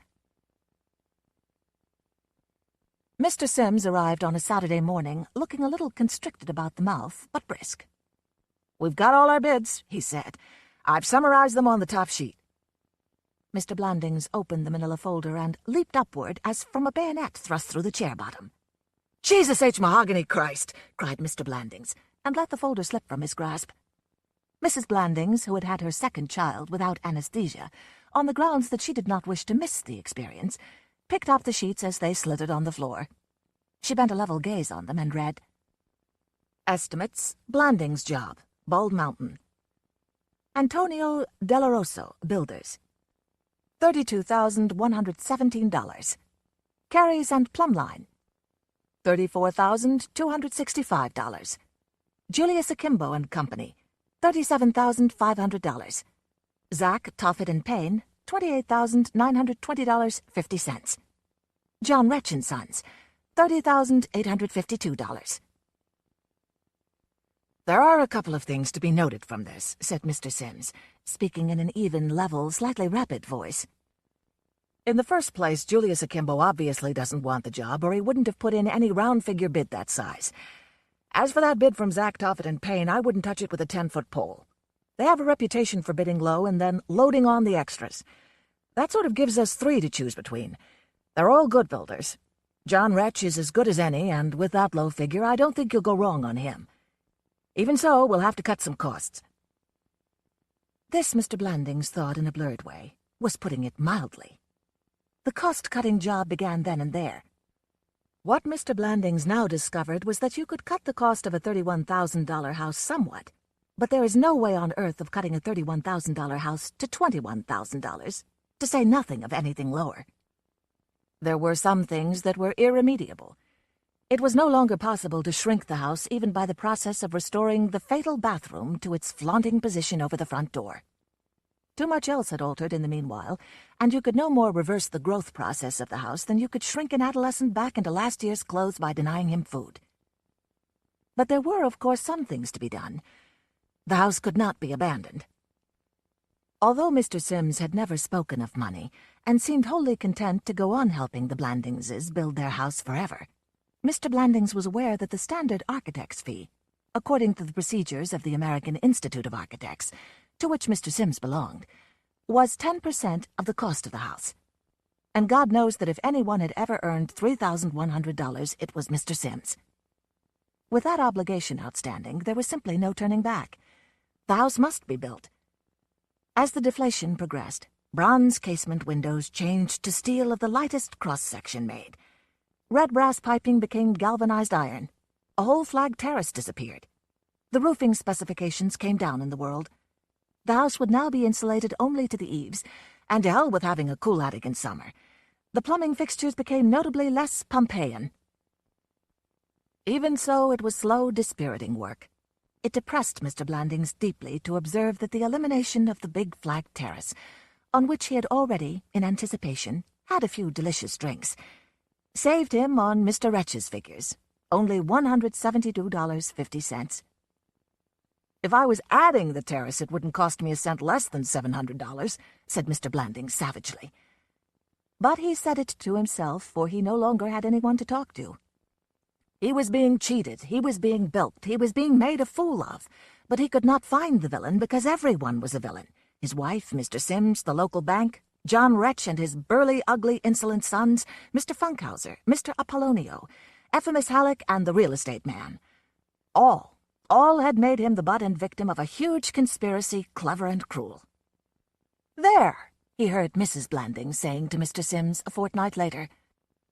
"We've got Mr. Wretch's figures down to $26,991.17. That's more like it." "What's more like what?" snarled Mr. Blandings.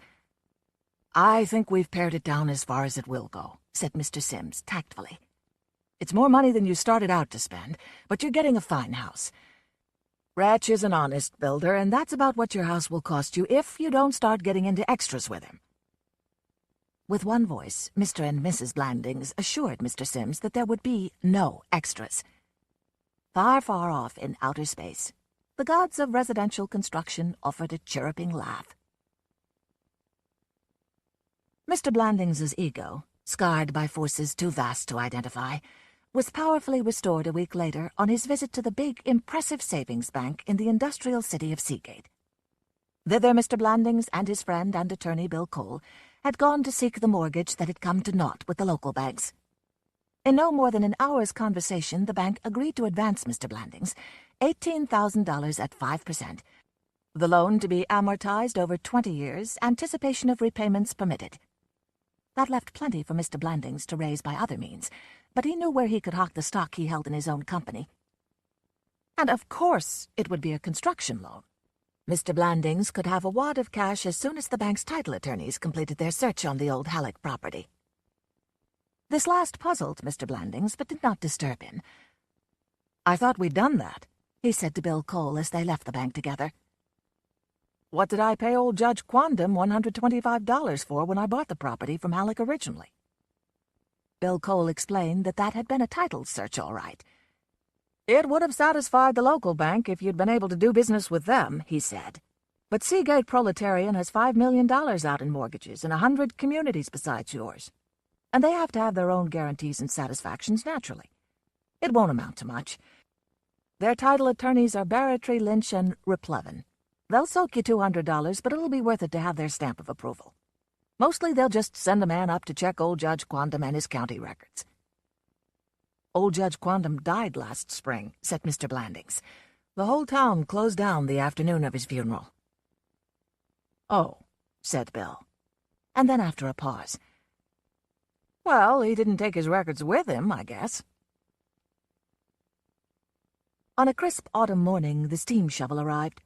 Mr. and Mrs. Blandings, Mr. Sims, and John Wretch himself were present for the groundbreaking, and Mrs. Blandings was delighted with the rugged honesty and good humor of Mr. Wretch. "A rough diamond with a heart of gold," she said afterward. Mrs. Blandings was also happy that Mr. Blandings seemed himself again, as indeed he was.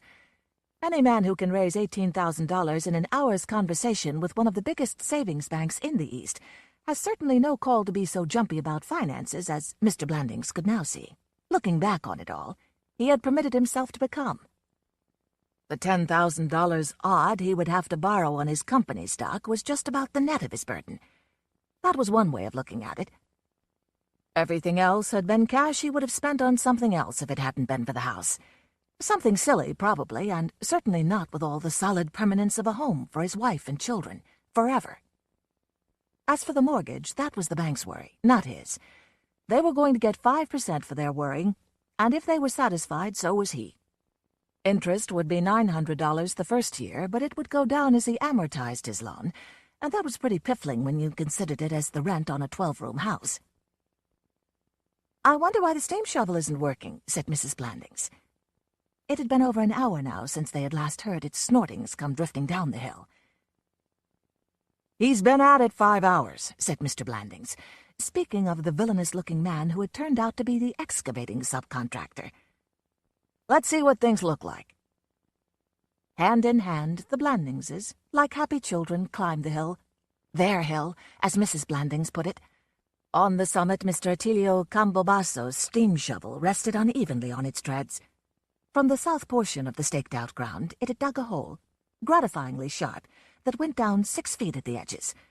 Toward the north end, the excavation was ragged and uneven, and while the shovel operator sat in his cab and smoked, 3 men with hand shovels were at work with the earth. The noise that came forth from their instruments was the same sort of noise you heard in the morning when a light fall of snow was being scraped from the city pavement. As they worked, Mr. and Mrs. Blandings could see growing the outlines of what appeared to be a mammoth, ossified whale. "Look at that," said Mr. Campobasso in disgusted elation. "Boulder?" asked Mr. Blandings. "Boulder," said Mr. Campobasso, uttering an unmusical laugh. "That's no boulder. That's a ledge. We go home now, come back next week, start blasting. Keep on blasting plenty, yes, sir. One thing you never got to worry your house settle any. Sitting on granite, no, sir." When he got back to his fireside, Mr. Blandings looked up Mr. Wretch's estimates on excavation.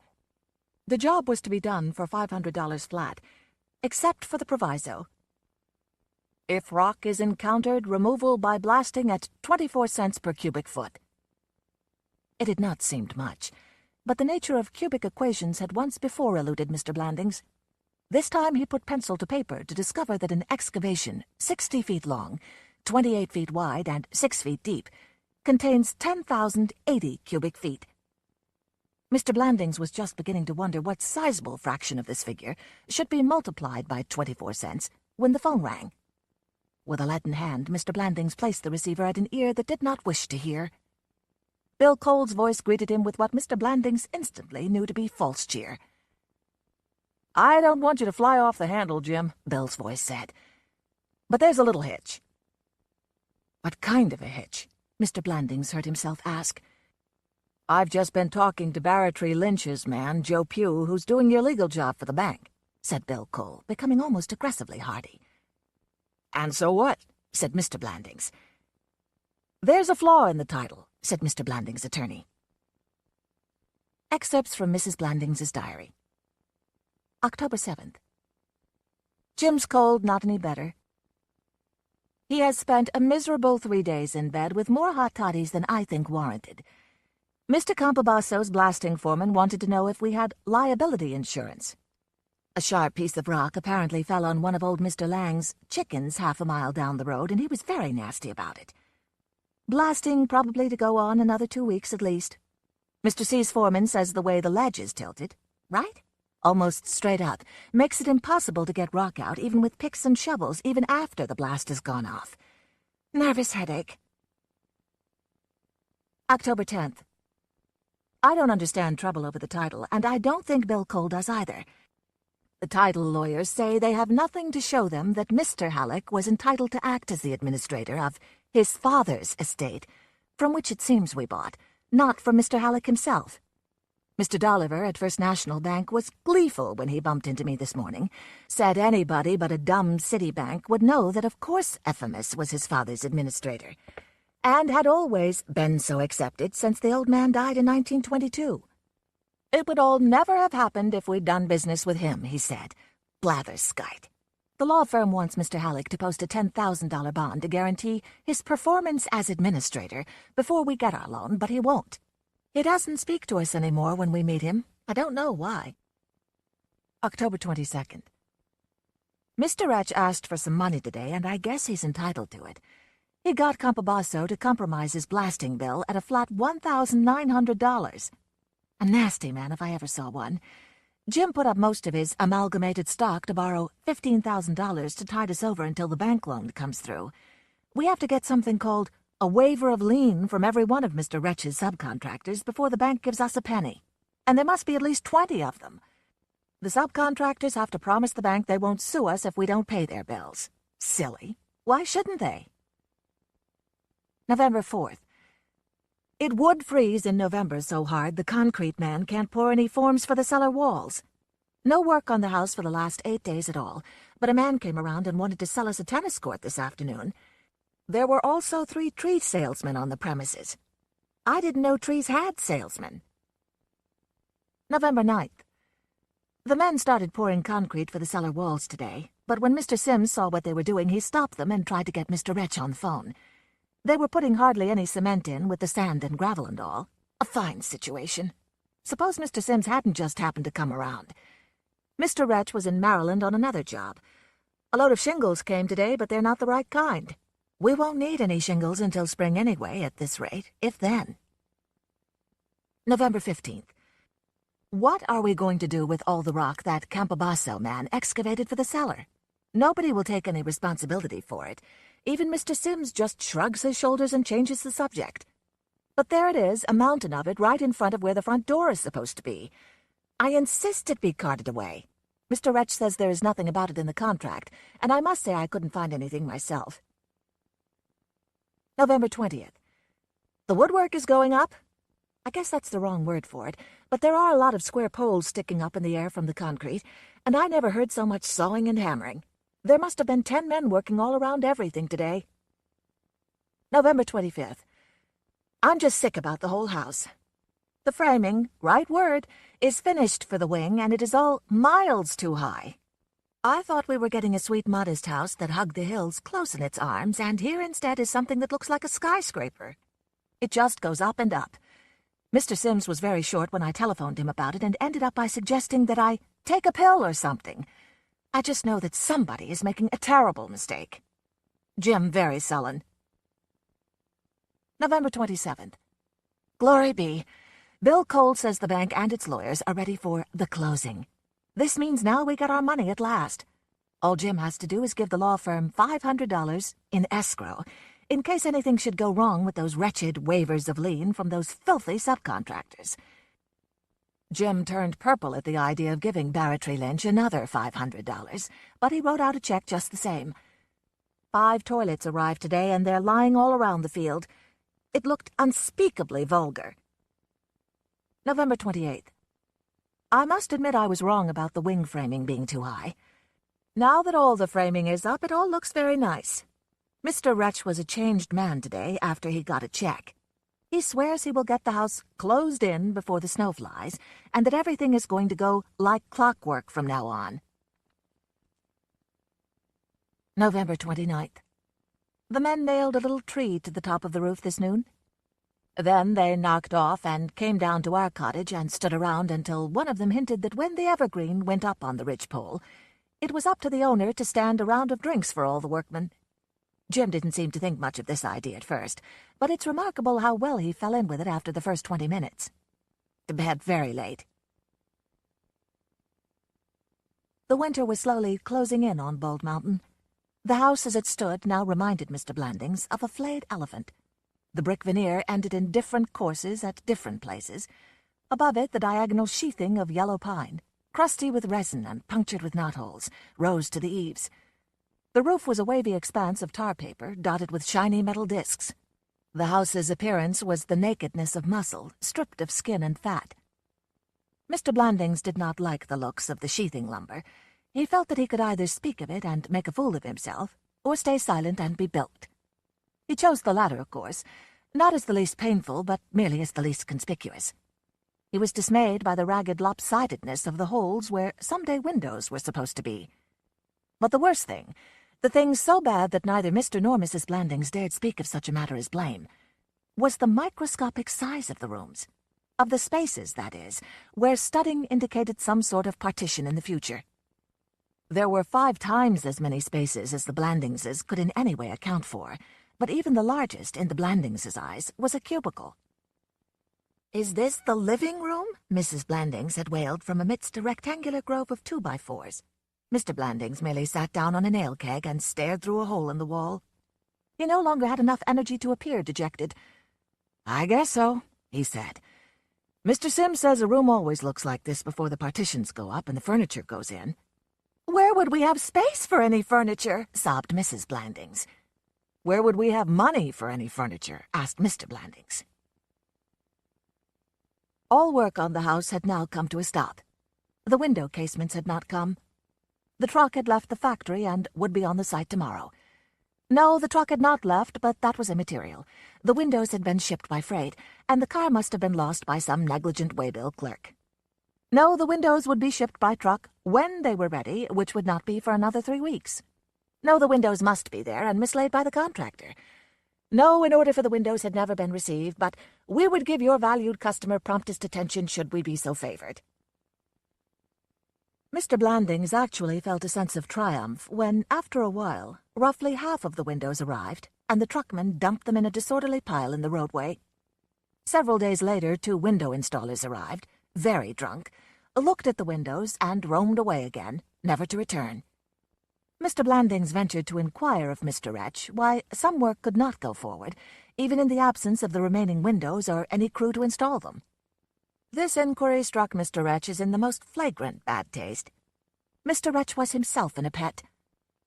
The window company, as the price of signing its waiver of lien, had stuck Mr. Wretch for cash on the barrelhead and was now letting him whistle. In coarse tones he explained to Mr. Blandings that A.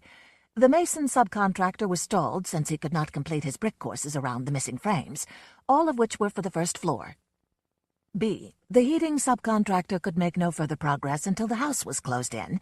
C. The tiler hired for the bathrooms could affix no tile. D. Not even the subfloors could be laid, when the house was still open to rain and snow.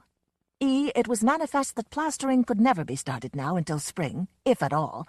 And F. The electrical subcontractor's workmen refused to run any more BX cable around wet joists and columns. He ended by confidently predicting that the whole house would shortly burn down from one of the half-dozen temporary oil stoves the workmen insisted on using to keep their hands warm enough to hold a hammer. And whose fault would the whole blinking business be then? Suddenly enough windows arrived to build a biscuit factory.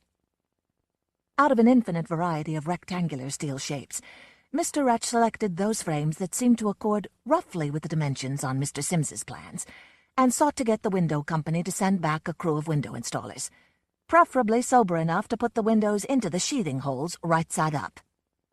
The window company called Mr. Blandings to say that his contractor had been grossly abusive over the telephone, that in 20 years' experience they had never been treated with such inhumanity by such a tin-pot contractor, and that Mr. Blandings would be held responsible for the fact that the contractor had given the window company a bad check for $1,407.56.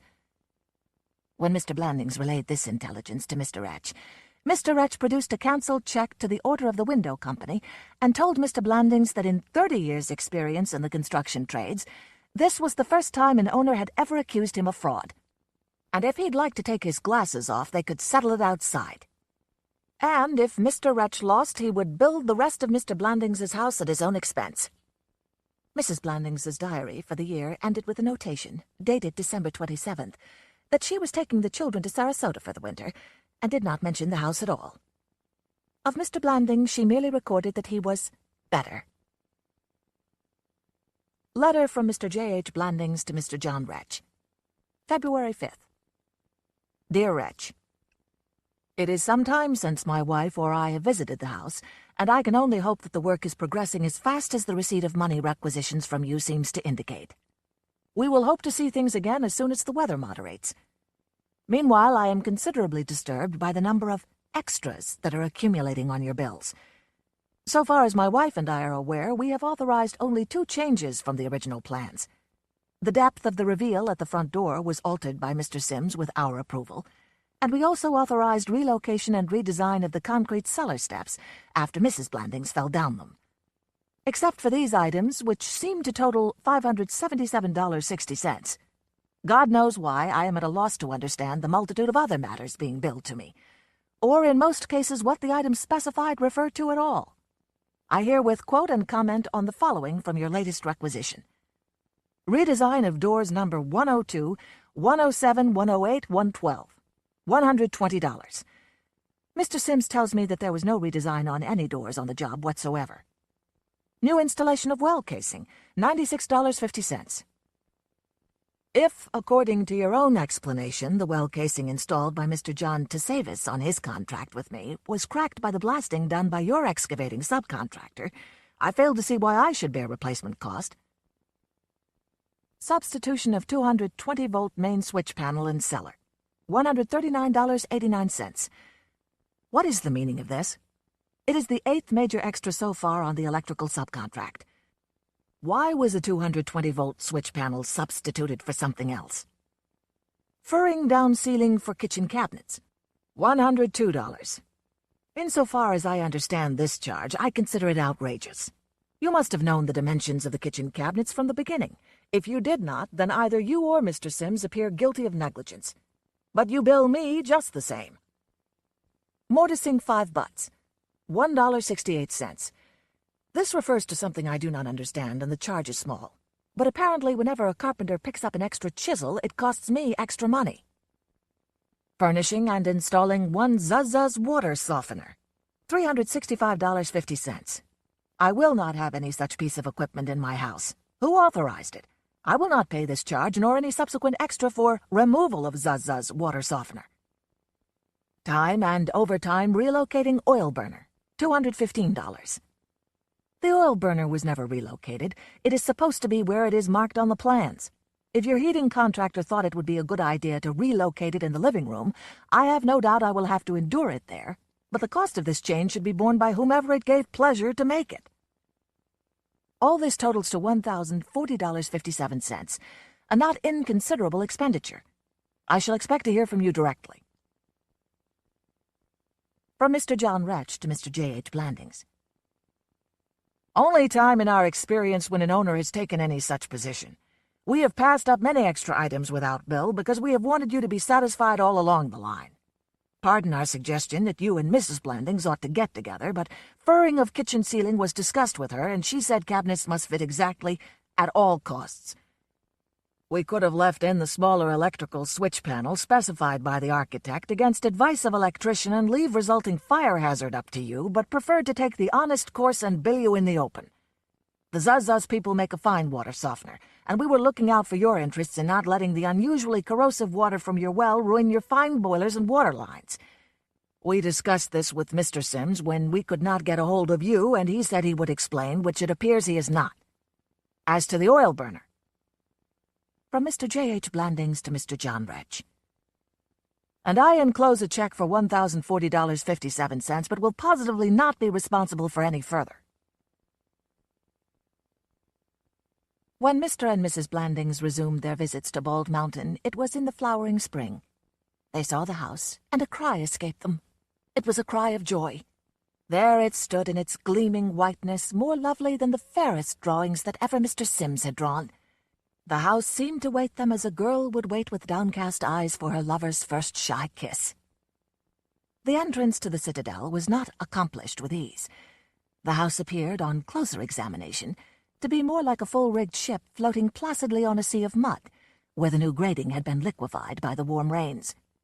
But once across this 10-foot moat, the Blandingses removed their ruined shoes and stood with reverence upon their gleaming oaken floors. Of course, there were little misfortunes here and there. The fireplace molding was nothing like what Mrs. Blandings had had in her mind's eye all along, from somewhere. The elaborate and very advanced fluorescent lighting in the dining room was later discovered to turn a healthy roast of beef into a purple mass of putrescence on the dining table, and the hum of the ballasts hidden in the lighting cove was so distracting to conversation that the whole installation was eventually removed and replaced by the more conventional type of lamp invented by Thomas Alva Edison in 1879. We have never recommended fluorescent equipment for rooms of low noise level. The Nadir Electric Supply Company wrote tartly in answer to Mr. Blandings's protest. For the 1000th time, Mr. Blandings moaned his refrain. "Why didn't anybody tell me?" One major boner by the otherwise flawless Mr. Sims was also upsetting. In changing the location of the electric hot water heater on the plans one hot summer night, he had relocated the water lines but forgotten to specify electrical connections to the new position. And neither owner, architect, builder, plumber, electrical subcontractor, nor any other mortal soul had discovered the oversight until the day the Blandingses moved in and turned on their first tap. Most of the cellar wiring had to be ripped out to permit the new stretch of heavy power cable to run from the main buses to the heater, and Mr. Sims had insisted on paying the $275 for this item himself. There was, too, the window hardware, which would not work, and one bathroom floor to which the linoleum would not adhere even under Gestapo-like methods of attack. All the doors stuck except those that would not latch at all. But the Blandingses had built a good house, a very fine house indeed. Its process of morphology might, for a moment, be noted. The ovum had been the farmhouse, on which $10,000 was to be spent for restoration. The larva was the $15,000 house that Mr. Sims began to design. The pupal stage was reached when Mr. Wretch began to build something for a contract price of $26,991.17. The eventually emerged home, in full adult form, bore, as in all organic processes, little resemblance to its embryo, either to the aesthete's or to the cost accountant's eye. Only Mr. Blandings really knows how much he spent on Bald Mountain, compared with the $20,000 concept for land and building with which he began. But no one would go wrong if he took something like $51,000 as a basic figure. The Christmas house number of House and Home, combined with the Home Lovely, lay before Mr. Savington Funkhauser, AIA, who was wondering why, at the end of a hard day at the drafting board, he had opened it at all. Our problem was to create a modern home in a community dominated by fine old colonial farmhouses that had stood the test of revolutionary days and before, he read, and to achieve a youthful spirit without doing violence to the tradition of those stout forebears of ours whose indomitable strivings have been the heritage of— "Spittle," said Mr. Funkhauser, in a toneless voice, aloud. He looked for a title at the top of the page to tell him what he was reading. In thin swash lettering he saw, "Home Lovely's December House of the Month is tribute to taste and ingenuity with materials old and new." There seemed here no conveyance of information whatsoever, and Mr. Funkhauser would have tossed the magazine aside, but could not rouse himself enough. "It was a challenge to our ingenuity," he read on in a sort of mild hypnosis, "but my husband and I tackled the difficulties with a will, and out of a combination of budgeted planning, a determination to keep our primary objectives ever before us, and the closest and most friendly three-way cooperation between architect, owner, and builder, we were able to achieve our aims with a minimum of misunderstandings and additional items of expense that occasionally mar the joys of building, that sine qua non of all normal couples' ambitions, the home of one's own." "Whose bilge is this?" Mr. Funkhauser asked of the fireplace. On the instant a picture caption answered him. "Mrs. J. Hollicoop Blandings, whose delightful mountain dwelling is this month's Home Lovely choice as—" Mr. Funkhauser's right arm moved suddenly, and the Christmas house number described a graceful arc, disappearing into the chromium-bound cylinder of Nudisot that served Mr. Funkhauser as a waste receiver. A moment later the young architect fished it out again, and turned back to the assistant editor's interview with the chic and attractive Mrs. Blandings, mistress of Surrogate Acres. For some 5 wordless minutes he studied the dim halftones and spidery line cuts arranged ingeniously askew on the chalky paper. Suddenly he came on something familiar, and a flush darkened his face. He muttered for a moment, and then taking pen and paper he commenced a letter. "Dear Mr. Blandings," he wrote, "in the December issue of House and Home, I notice, in the midst of the display of your new residence and in an interview that purports to be with your wife, a reference that says, 'Once the impracticalities of an earlier designer had been discarded as wholly unsuitable.' I would scarcely have credited this to be a reference to myself and some work I did for you, from which I later withdrew, were it not that on the following page an illustration labeled "Discarded Study" is a manifest caricature of a rendering I submitted to you on June 3rd, 1938. Taken in conjunction, the sentence and drawing offer to my professional standing an affront and damage that I cannot afford to let pass unnoticed. I am instructing my attorneys, Messrs. Barratry, Lynch, and Replevin, to communicate with you regarding possible steps toward redress which... Miles away on Bald Mountain, in the midst of surrogate acres, beneath an uninsulated composition roof that creaked slightly under the growing snow load of an early winter storm, Mr. Blanding stirred uneasily in his sleep. He was dreaming that his house was on fire. Tomorrow. William Faulkner. Uncle Gavin had not always been county attorney. But the time when he had not been was more than 20 years ago, and it had lasted for such a short period that only the old men remembered it. And even some of them did not, because in that time he had had but one case.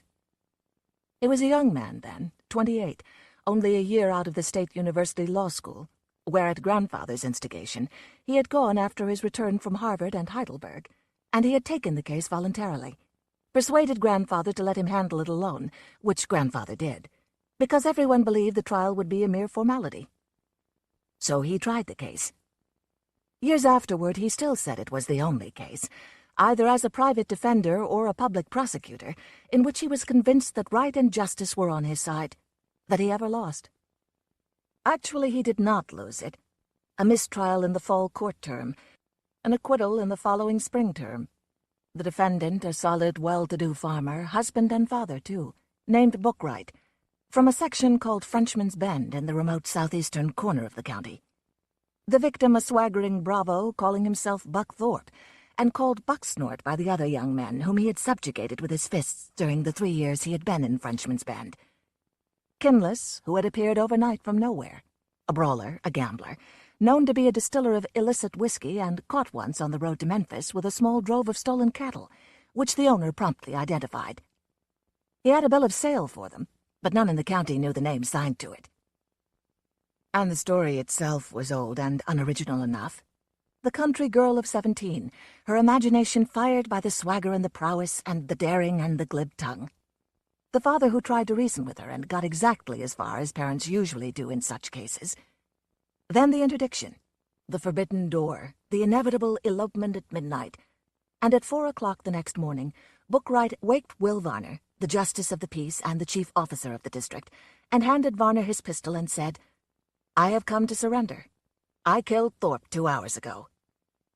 And a neighbor named Quick, who was first on the scene, found the half-drawn pistol in Thorpe's hand, and a week after the brief account was printed in the Memphis papers, a woman appeared in Frenchman's Bend who claimed to be Thorpe's wife, and with a wedding license to prove it, trying to claim what money or property he might have left.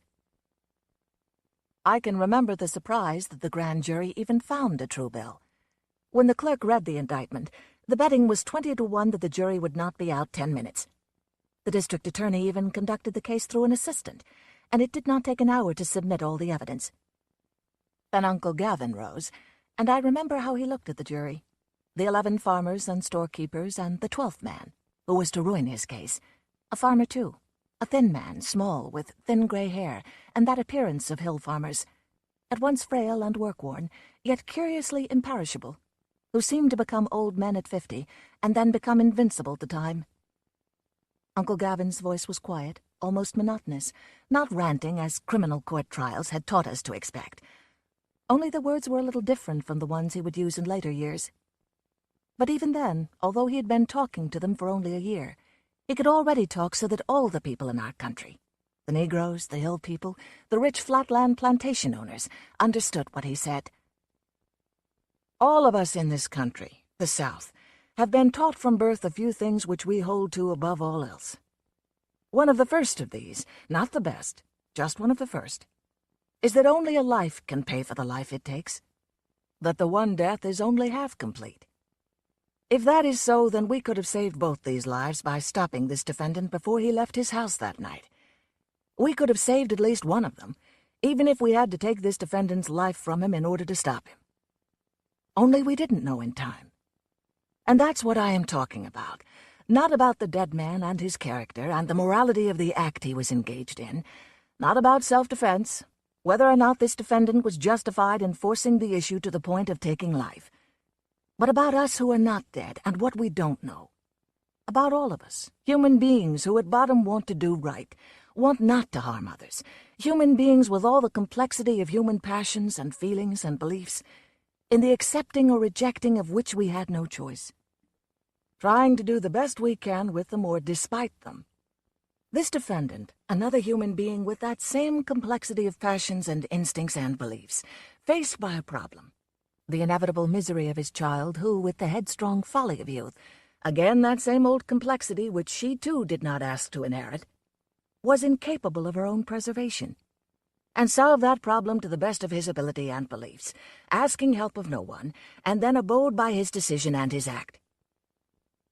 He sat down.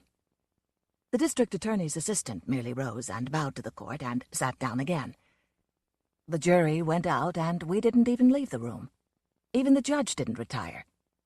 And I remember the long breath, something which went through the room when the clock hand above the bench passed the 10-minute mark, and then passed the half-hour mark, and the judge beckoned a bailiff and whispered to him, and the bailiff went out and returned and whispered to the judge, and the judge rose and banged his gavel and recessed the court.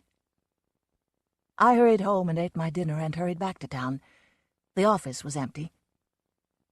Even grandfather, who took his nap after dinner, regardless of who hung and who didn't, returned first. After 3 o'clock then, and the whole town knew now that Uncle Gavin's jury was hung by one man, 11-1 for acquittal. Then Uncle Gavin came in fast, and grandfather said, "Well, Gavin, at least you stopped talking in time to hang just your jury and not your client." "That's right, sir," Uncle Gavin said. Because he was looking at me with his bright eyes, his thin, quick face, his wild hair already beginning to turn white. "Come here, chick," he said. "I need you for a minute." "Ask Judge Fraser to allow you to retract your oration, then let Charlie sum up for you," grandfather said. But we were outside then on the stairs, Uncle Gavin stopping halfway down, so that we stood exactly halfway from anywhere, his hand on my shoulder, his eyes brighter and intenter than ever. "This is not cricket," he said. "But justice is accomplished lots of times by methods that won't bear looking at. They have moved the jury to the back room in Mrs. Rouncewell's boarding house, the room right opposite that mulberry tree. If you could get into the backyard without anybody seeing you, and be careful when you climb the tree."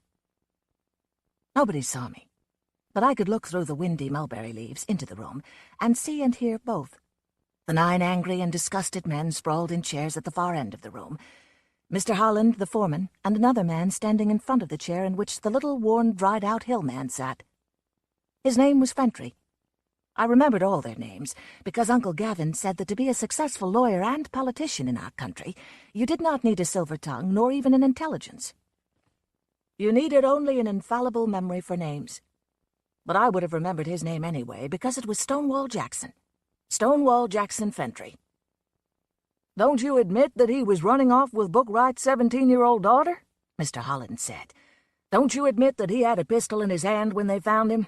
Don't you admit that he wasn't hardly buried before that woman turned up and proved she was already his wife? Don't you admit that he was not only no good but dangerous, and that if it hadn't been Bookwright, sooner or later somebody else would have had to, and that Bookwright was just unlucky?" "Yes," Fentry said. "Then what do you want?" Mr. Holland said. "What do you want?" "I can't help it," Fentry said. "I ain't going to vote Mr. Bookwright free."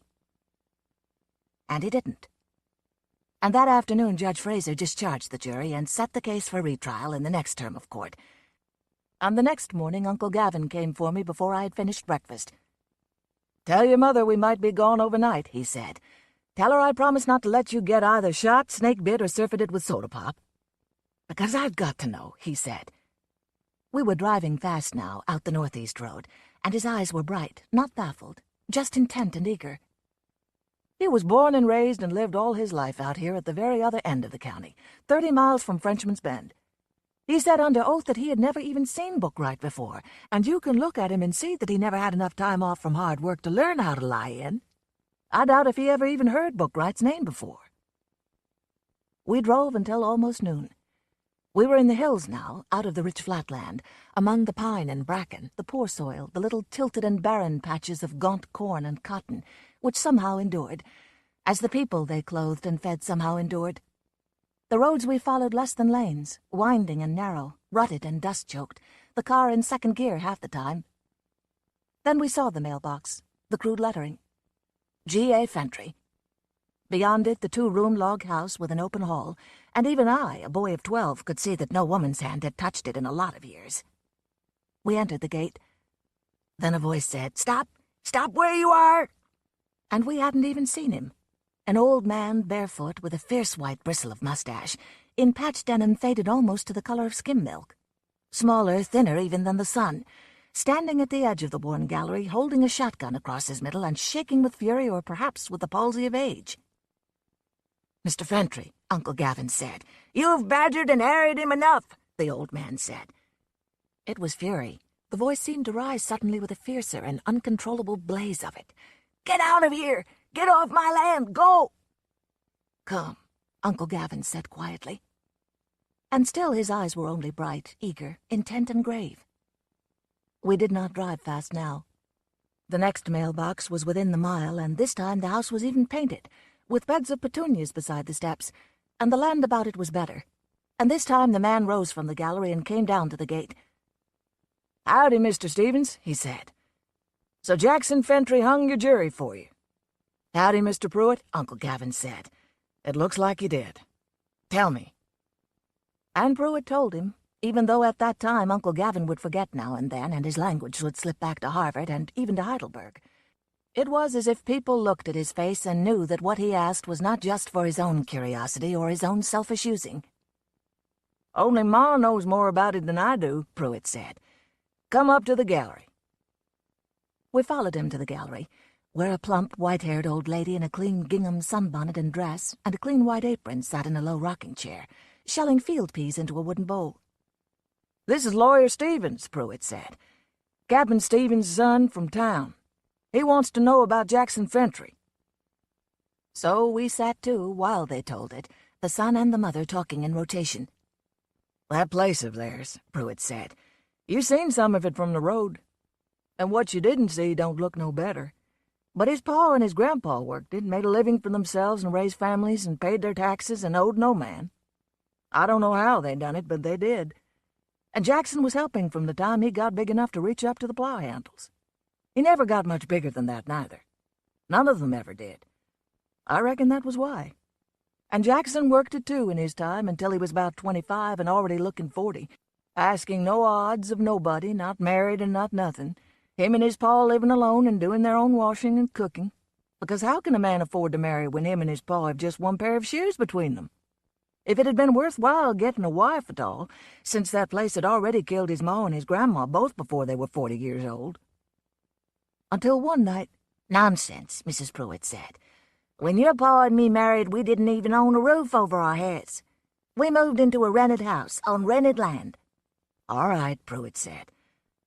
"Until one night he come to me and said how he had got him a sawmilling job down at Frenchman's Bend."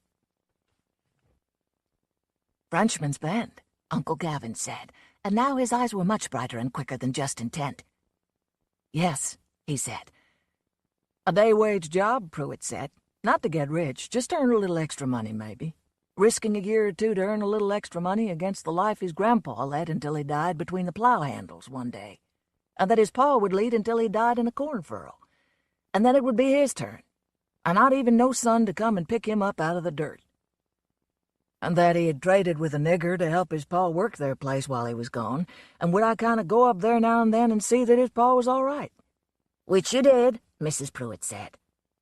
"I went close enough," Pruitt said.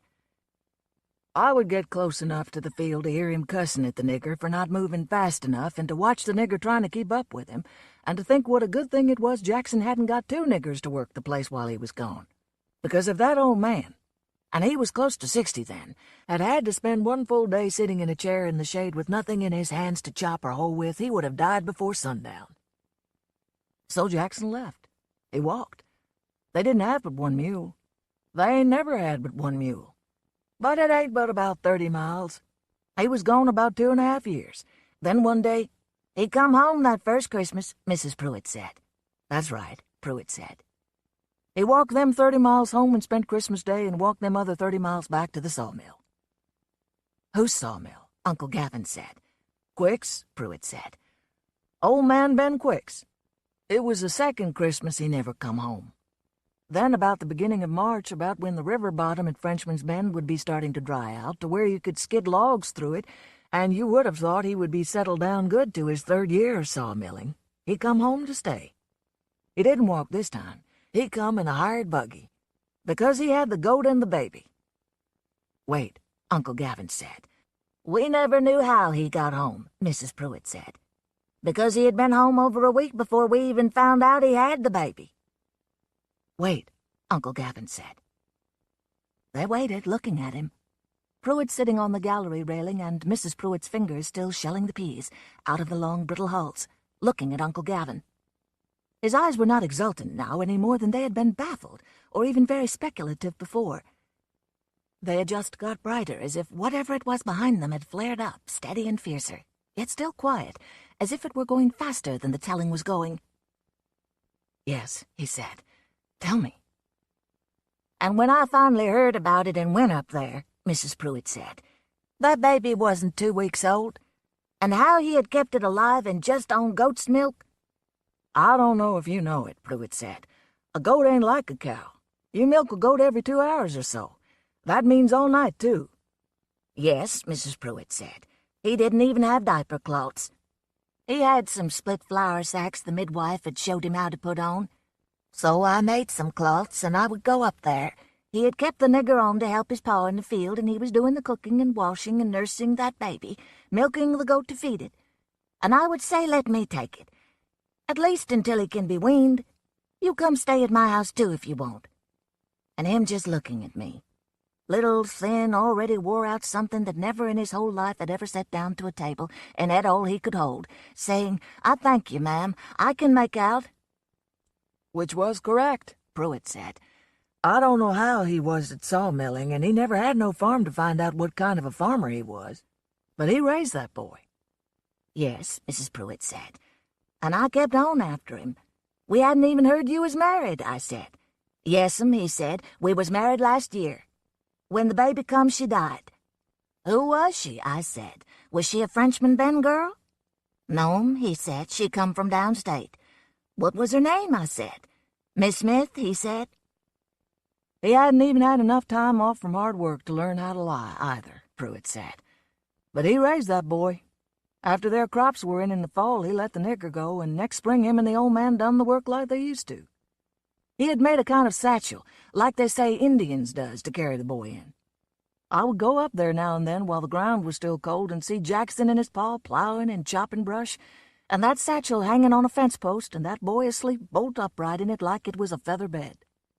He learned to walk that spring, and I would stand there at the fence and watch that darned little critter out there in the middle of the furrow, trying his best to keep up with Jackson, until Jackson would stop the plow at the turn row and go back and get him and set him straddle of his neck and take up the plow and go on. In the late summer he could walk pretty good. Jackson made him a little hoe out of a stick and a scrap of shingle, and you could see Jackson chopping in the mid-thigh cotton, but you couldn't see the boy at all. You could just see the cotton shaking where he was. Jackson made his clothes, Mrs. Pruitt said. Stitched them himself by hand. I made a few garments and took them up there. I never done it but once, though. He took them and he thanked me. But you could see it. It was like he even begrudged the earth itself for what that child had to eat to keep alive. And I tried to persuade Jackson to take him to church, have him baptized. He's already named, he said. His name is Jackson and Longstreet Fentry. All fit under both of them. He never went nowhere, Pruitt said, because where you saw Jackson, you saw that boy. If he had had to steal that boy down there at Frenchman's Bend, he couldn't have hid no closer. It was even the old man that would ride over to Haven Hill store to buy their supplies, and the only time Jackson and that boy was separated as much as one full breath was once a year when Jackson would ride into Jefferson to pay their taxes. And when I first seen the boy, I thought of a setter puppy. Until one day I knowed Jackson had gone to pay their taxes, and I went up there and the boy was under the bed, not making any fuss, just backed up into the corner looking out at me. He didn't blink once. He was exactly like a fox or a wolf cub somebody had caught just last night. We watched him take from his pocket a tin of snuff and tilt a measure of it into the lid, and then into his lower lip, tapping the final grain from the lid with delicate deliberation. "All right," Uncle Gavin said. "Then what?" "That's all," Pruitt said. "In the next summer, him and the boy disappeared." "Disappeared," Uncle Gavin said. "That's right. They were just gone one morning. I didn't know when. And one day I couldn't stand it no longer. I went up there and the house was empty, and I went on to the field where the old man was plowing. And at first I thought the spreader between his plow handles had broke and he had tied a sapling across the handles. Until he seen me and snatched the sapling off, and it was that shotgun. And I reckon what he said to me was about what he said to you this morning when you stopped there. Next year he had the nigger helping him again. Then about 5 years later, Jackson come back. I don't know when. He was just there one morning, and the nigger was gone again, and him and his pa worked the place like they used to. And one day I couldn't stand it no longer. I went up there and I stood at the fence where he was plowing, until after a while the land he was breaking brought him up to the fence, and still he hadn't never looked at me. He plowed right by me, not 10 feet away, still without looking at me, and turned and come back, and I said, "Did he die, Jackson?" And then he looked at me. "The boy," I said. And he said, "What boy?" They invited us to stay for dinner. Uncle Gavin thanked them. "We brought a snack with us," he said, "and it's 30 miles to Varner's store and 22 from there to Jefferson, and our roads ain't quite used to automobiles yet." So it was just sundown when we drove up to Varner's store in Frenchman's Bend Village. Again a man rose from the deserted gallery and came down the steps to the car.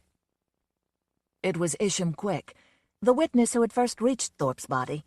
A tall, gangling man in the middle 40s, with a dreamy kind of face and nearsighted eyes, until you saw there was something shrewd behind them, even a little quizzical. "I've been waiting for you," he said. "Looks like you made a waterhole." He blinked at Uncle Gavin. "That Fentry." "Yes," Uncle Gavin said. "Why didn't you tell me?"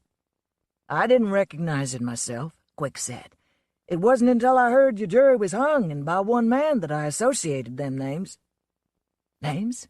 Uncle Gavin said. "What name?" "Never mind. Just tell it." So we sat on the gallery of the locked and deserted store while the cicadas shrilled and rattled in the trees, and the lightning bugs blinked and drifted above the dusty road. And Quick told it, sprawled on the bench beyond Uncle Gavin, loose-jointed, like he would come all to pieces the first time he moved, talking in a lazy, sardonic voice, like he had all night to tell it in, and it would take all night to tell it. But it wasn't that long. It wasn't long enough for what was in it. But Uncle Gavin says it don't take many words to tell the sum of any human experience, that somebody has already done it in 8. He was born, he suffered, and he died. "It was Pap that hired him. But when I found out where he'd come from, I knowed he would work, because folks in that country hadn't never had time to learn nothing but hard work. And I knowed he would be honest for the same reason, that there wasn't nothing in his country a man could want bad enough to learn how to steal it. What I seem to have underestimated was his capacity for love. I reckon I figured that coming from where he come from, he never had none at all, and for that same previous reason, that even the comprehension of love had done been lost out of him back down the generations, where the first one of them had to take his final choice between the pursuit of love and the pursuit of keeping on breathing. So he come to work, doing the same work and drawing the same pay as the niggers done, until in the late fall, when the bottom got wet and we got ready to shut down for the winter, I found out he had made a trade with Pap to stay on until spring as watchman and caretaker, with 3 days out to go home Christmas. And he did. And the next year when we started up, he had done learned so much about it, and he stuck to it so, that by the middle of summer he was running the whole mill himself. And by the end of summer, Pap never went out there no more at all, and I just went when I felt like it, maybe once a week or so. And by fall, Pap was even talking about building him a shack to live in place of that shuck mattress and a old broke-down cook stove in the boiler shed. And he stayed through that winter, too. When he went home that Christmas, we never even knowed it. When he went or when he come back, because even I hadn't been out there since fall. Then one afternoon in February, there had been a mild spell, and I reckon I was restless. I rode out there. The first thing I seen was her, and it was the first time I had ever done that. A woman, young, and maybe when she was in her normal health she might have been pretty too. I don't know. Because she wasn't just thin, she was goned. She was sick more than just starved-looking, even if she was still on her feet. And it wasn't just because she was going to have that baby in a considerable less than another month. And I says, "Who is that?" And he looked at me and says, "That's my wife." And I says, "Since when? You never had no wife last fall. And that child ain't a month off." And he says, "Do you want us to leave?" And I says, "What do I want you to leave for?" I'm going to tell this from what I know now. What I found out after them two brothers showed up here 3 years later with their court paper. Not from what he ever told me, because he never told nobody nothing. "All right," Uncle Gavin said. "Tell." I don't know where he found her. I don't know if he found her somewhere or if she just walked into the mill one day or one night and he looked up and seen her. And it was like the fellow says. Nobody knows where or when love or lightning either is going to strike. Except that it ain't going to strike there twice, because it don't have to. And I don't believe she was hunting for the husband that had deserted her. Likely he cut and run soon as she told him about the baby. And I don't believe she was scared or ashamed to go back home just because her brothers and father had tried to keep her from marrying the husband in the first place. I believe it was just some more of that same kind of black-complected and not extra intelligent and pretty darn ruthless blood pride that them brothers themselves was waving around here for about an hour that day. Anyway, there she was, and I reckon she knowed her time was going to be short. And him saying to her, "Let's get married," and her saying, "I can't marry you, I've already got a husband." And her time come, and she was down then on that shuck mattress, and him feeding her with a spoon likely, and I reckon she knowed she wouldn't get up from it, and he got the midwife, and the baby was born, and likely her and the midwife both knowed by then she would never get up from that mattress, and maybe they even convinced him at last, or maybe she knowed it wouldn't make no difference nohow and said yes. And he taken the mule pap let him keep at the mill and rid 7 miles to Preacher Whitfield's, and brung Whitfield back about daylight, and Whitfield married them and she died, and him and Whitfield buried her. And that night he come to the house and told Pap he was quitting, and left the mule, and I went out to the mill a few days later and he was gone. Just the shuck mattress and the stove, and the dishes and skillet Mammy let him have, all washed and clean and set on the shelf. And in the 3rd summer from them two brothers, them Thorpes, Uncle Gavin said. It wasn't loud. It was getting dark fast now, as it does in our country, and I couldn't see his face at all anymore. "Tell," he said. Black-complected like she was. The youngest one looked a heap like her, coming up in the surrey with the deputy or bailiff or whatever he was, and the paper all wrote out and stamped and sealed all regular, and I says, "You can't do this." She come here of her own accord, sick and with nothing, and he taken her in and fed her and nursed her and got help to born that child, and a preacher to bury her. They was even married before she died. The preacher and the midwife both will prove it. And the oldest brother says he couldn't marry her. She already had a husband. We done already attended to him. And I says, all right, he taken that boy when nobody come to claim him. He has raised that boy and clothed and fed him for 2 years and better. And the oldest one drawed a money purse, half out in his pocket, and let it drop back again. We aim to do right about that, too, when we have seen the boy, he says. He is our kin. We want him, and we aim to have him. And that wasn't the first time it ever occurred to me that this world ain't run like it ought to be run a heap of more times than what it is. And I says it's 30 miles up there. I reckon you all will want to lay over here tonight and rest your horses. And the oldest one looked at me and says, the team ain't tired. We won't stop. Then I'm going with you, I says. You're welcome to come, he says. We drove until midnight. So I thought I would have a chance then, even if I never had nothing to ride. But when we unhitched and laid down on the ground, the oldest brother never laid down. I ain't sleepy, he says. I'll set up a while. So it wasn't no use. And I went to sleep, and then the sun was up, and it was too late then.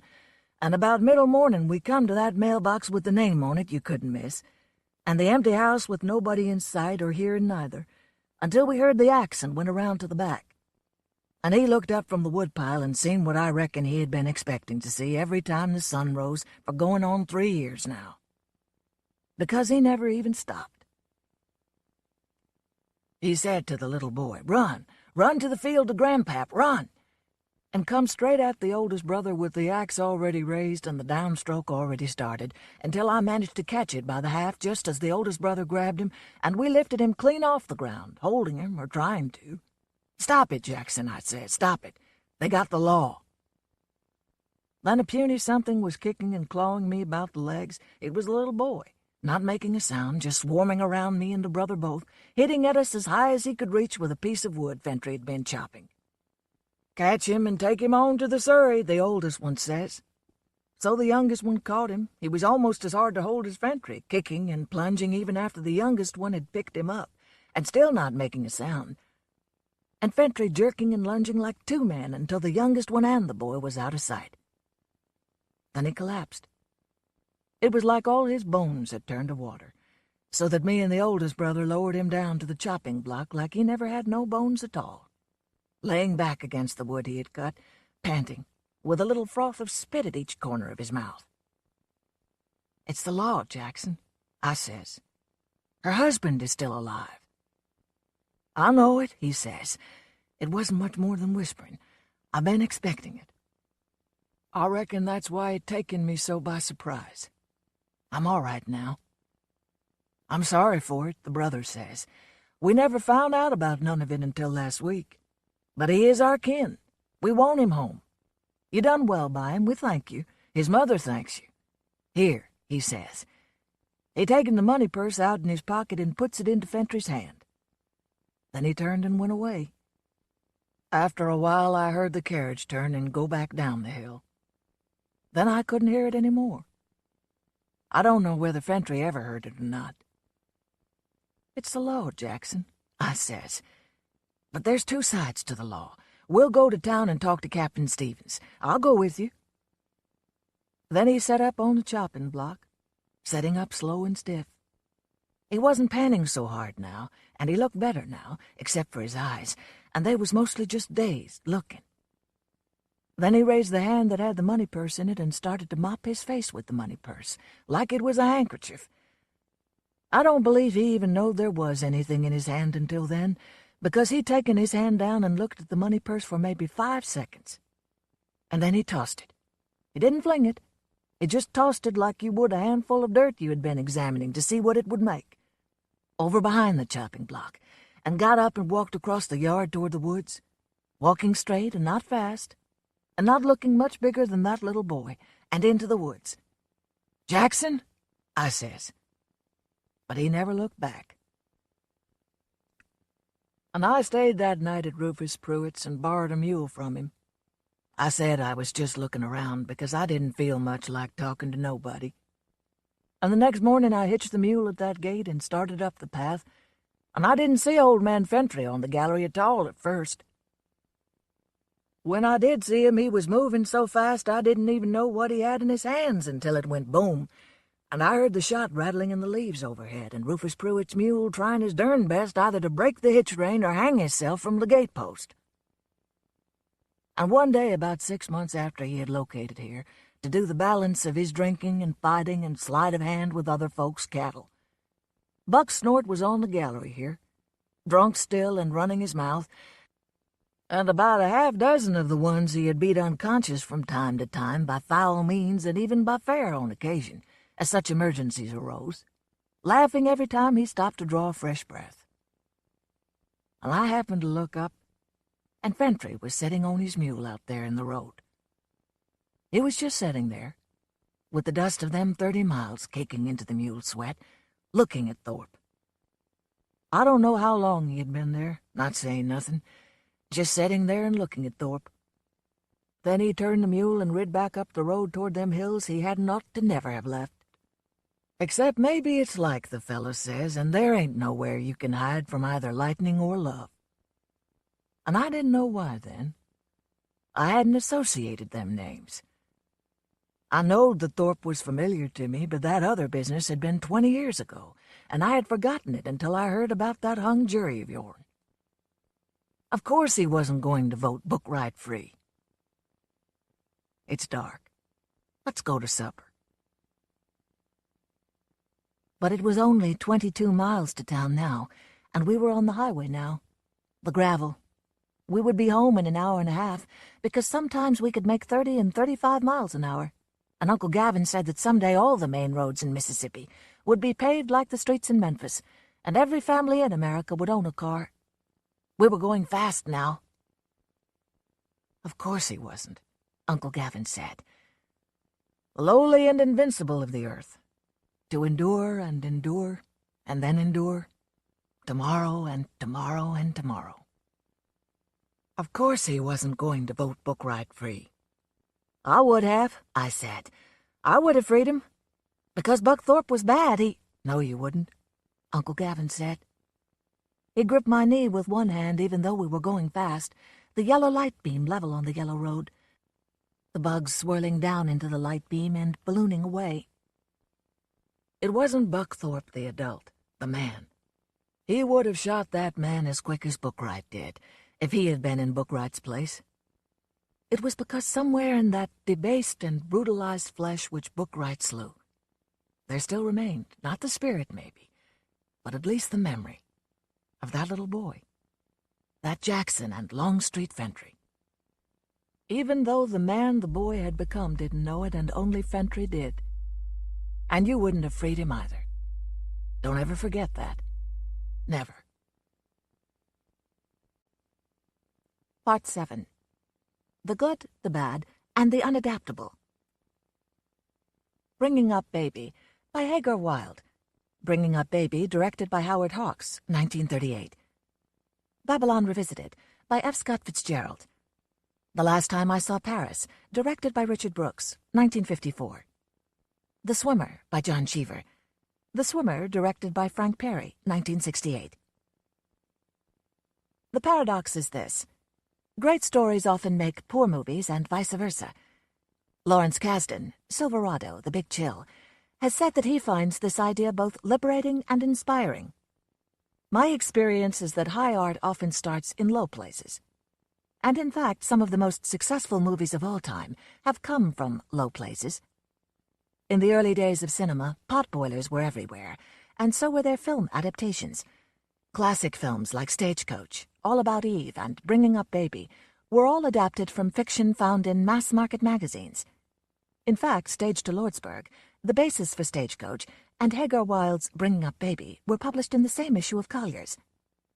Stories like these were routinely snatched up by the studios on the off chance that they might make a good film. And if the quality of writing was mediocre, it didn't matter. What mattered was the story. Howard Hawks was more candid about it than most directors. Above all in a motion picture is the story, he said over and over, and it was this single-minded focus on storytelling over what he called camera trick work that allowed him to move effortlessly across film genres. No director, before or since, has amassed as many classics in as many different styles.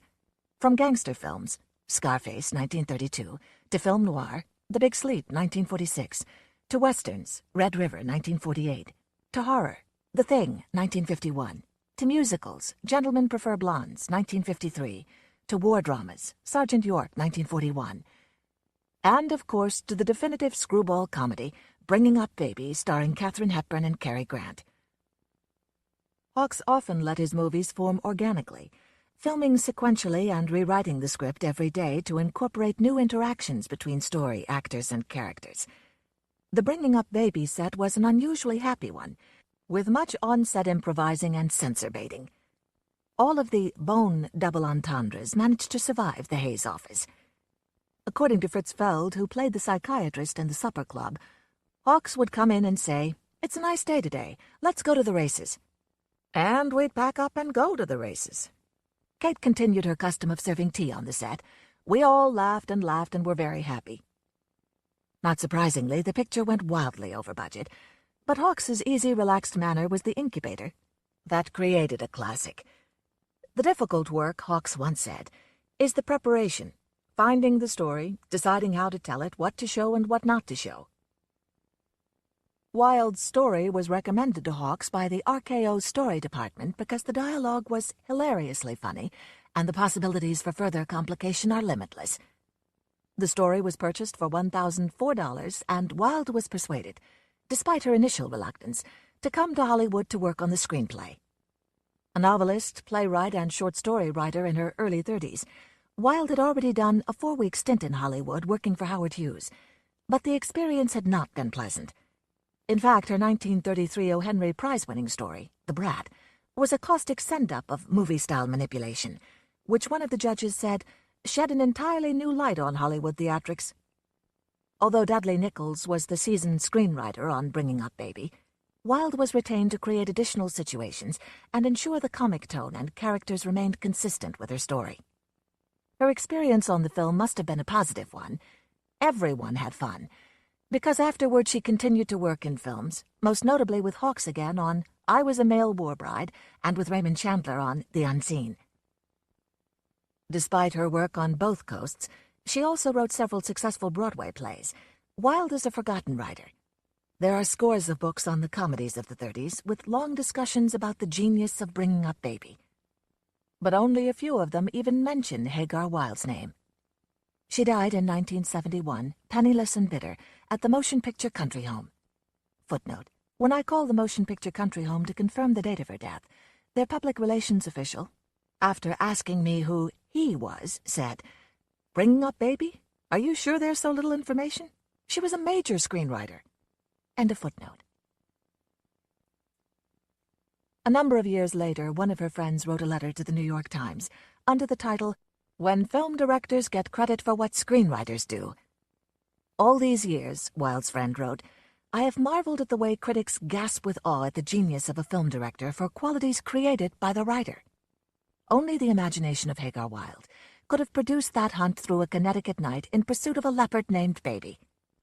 At the time she died, her film was being enjoyed by millions on late-night television. None of these showings added a penny to what she received for the rights. Still, Wilde almost surely never meant her story to be considered great literature. It's a typical situation comedy that emphasizes zany plot over depth of characterization or insight. So how did an average, commercially intended story become a movie hailed by the National Society of Film Critics as one of the 100 essential films? First off, it was a collaborative effort, with Hawks providing an environment flexible enough to take advantage of the happy accident. When Hepburn broke the heel off her shoe during filming, Grant whispered to her the ad-lib line, "I was born on the side of a hill," and they kept on going. In her autobiography, Hepburn recalled, "Everyone contributed anything and everything they could to that script." And because RKO was in receivership at the time, the filmmakers were unusually free of interference. The executives may have suspected Hawks of going over budget, but they simply had bigger problems to deal with. And perhaps most important, there was Hawks's preference for using personalities instead of actors. Both Hepburn and Grant played a variation of themselves in the film, shrugging into Wilde's two-dimensional characters as if they were off-the-rack suits, then tailoring them to fit perfectly, which was exactly what Hawks wanted. Of Hepburn, he said, "She played perfectly, not trying to be funny but being very, very natural and herself." If Bringing Up Baby went from B-list story to A-list movie, F. Scott Fitzgerald's Babylon Revisited did just the opposite. And theories as to why abound. A muddle from the beginning, it began when independent producer Lester Cowan started looking for a story in which to star Shirley Temple. Settling on Babylon Revisited, Cowan paid Fitzgerald $900 for the rights to his story, and then a few thousand more for a screenplay, with some promise of more money on the back end. Footnote: sources vary, but Fitzgerald received somewhere between $2,300 and $5,000 for the story and screenplay. Ironically, this is approximately 1/10 to 1/5 of what up-and-comer Hagar Wilde received for her story and screenplay, $22,500. End of footnote. Fitzgerald wrote his wife Zelda. So then, in a beautifully avaricious way, knowing I'd been sick and was probably hard up, Mr. Cowan hired me to do the script on a percentage basis.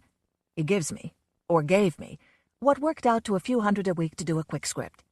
I'm supposed to be grateful because since I haven't done a movie for so long, the conclusion is easy for this scum that I can't write. In a later letter to Zelda, though, his talk of the screenplay was more upbeat. I think I've written a really brilliant continuity.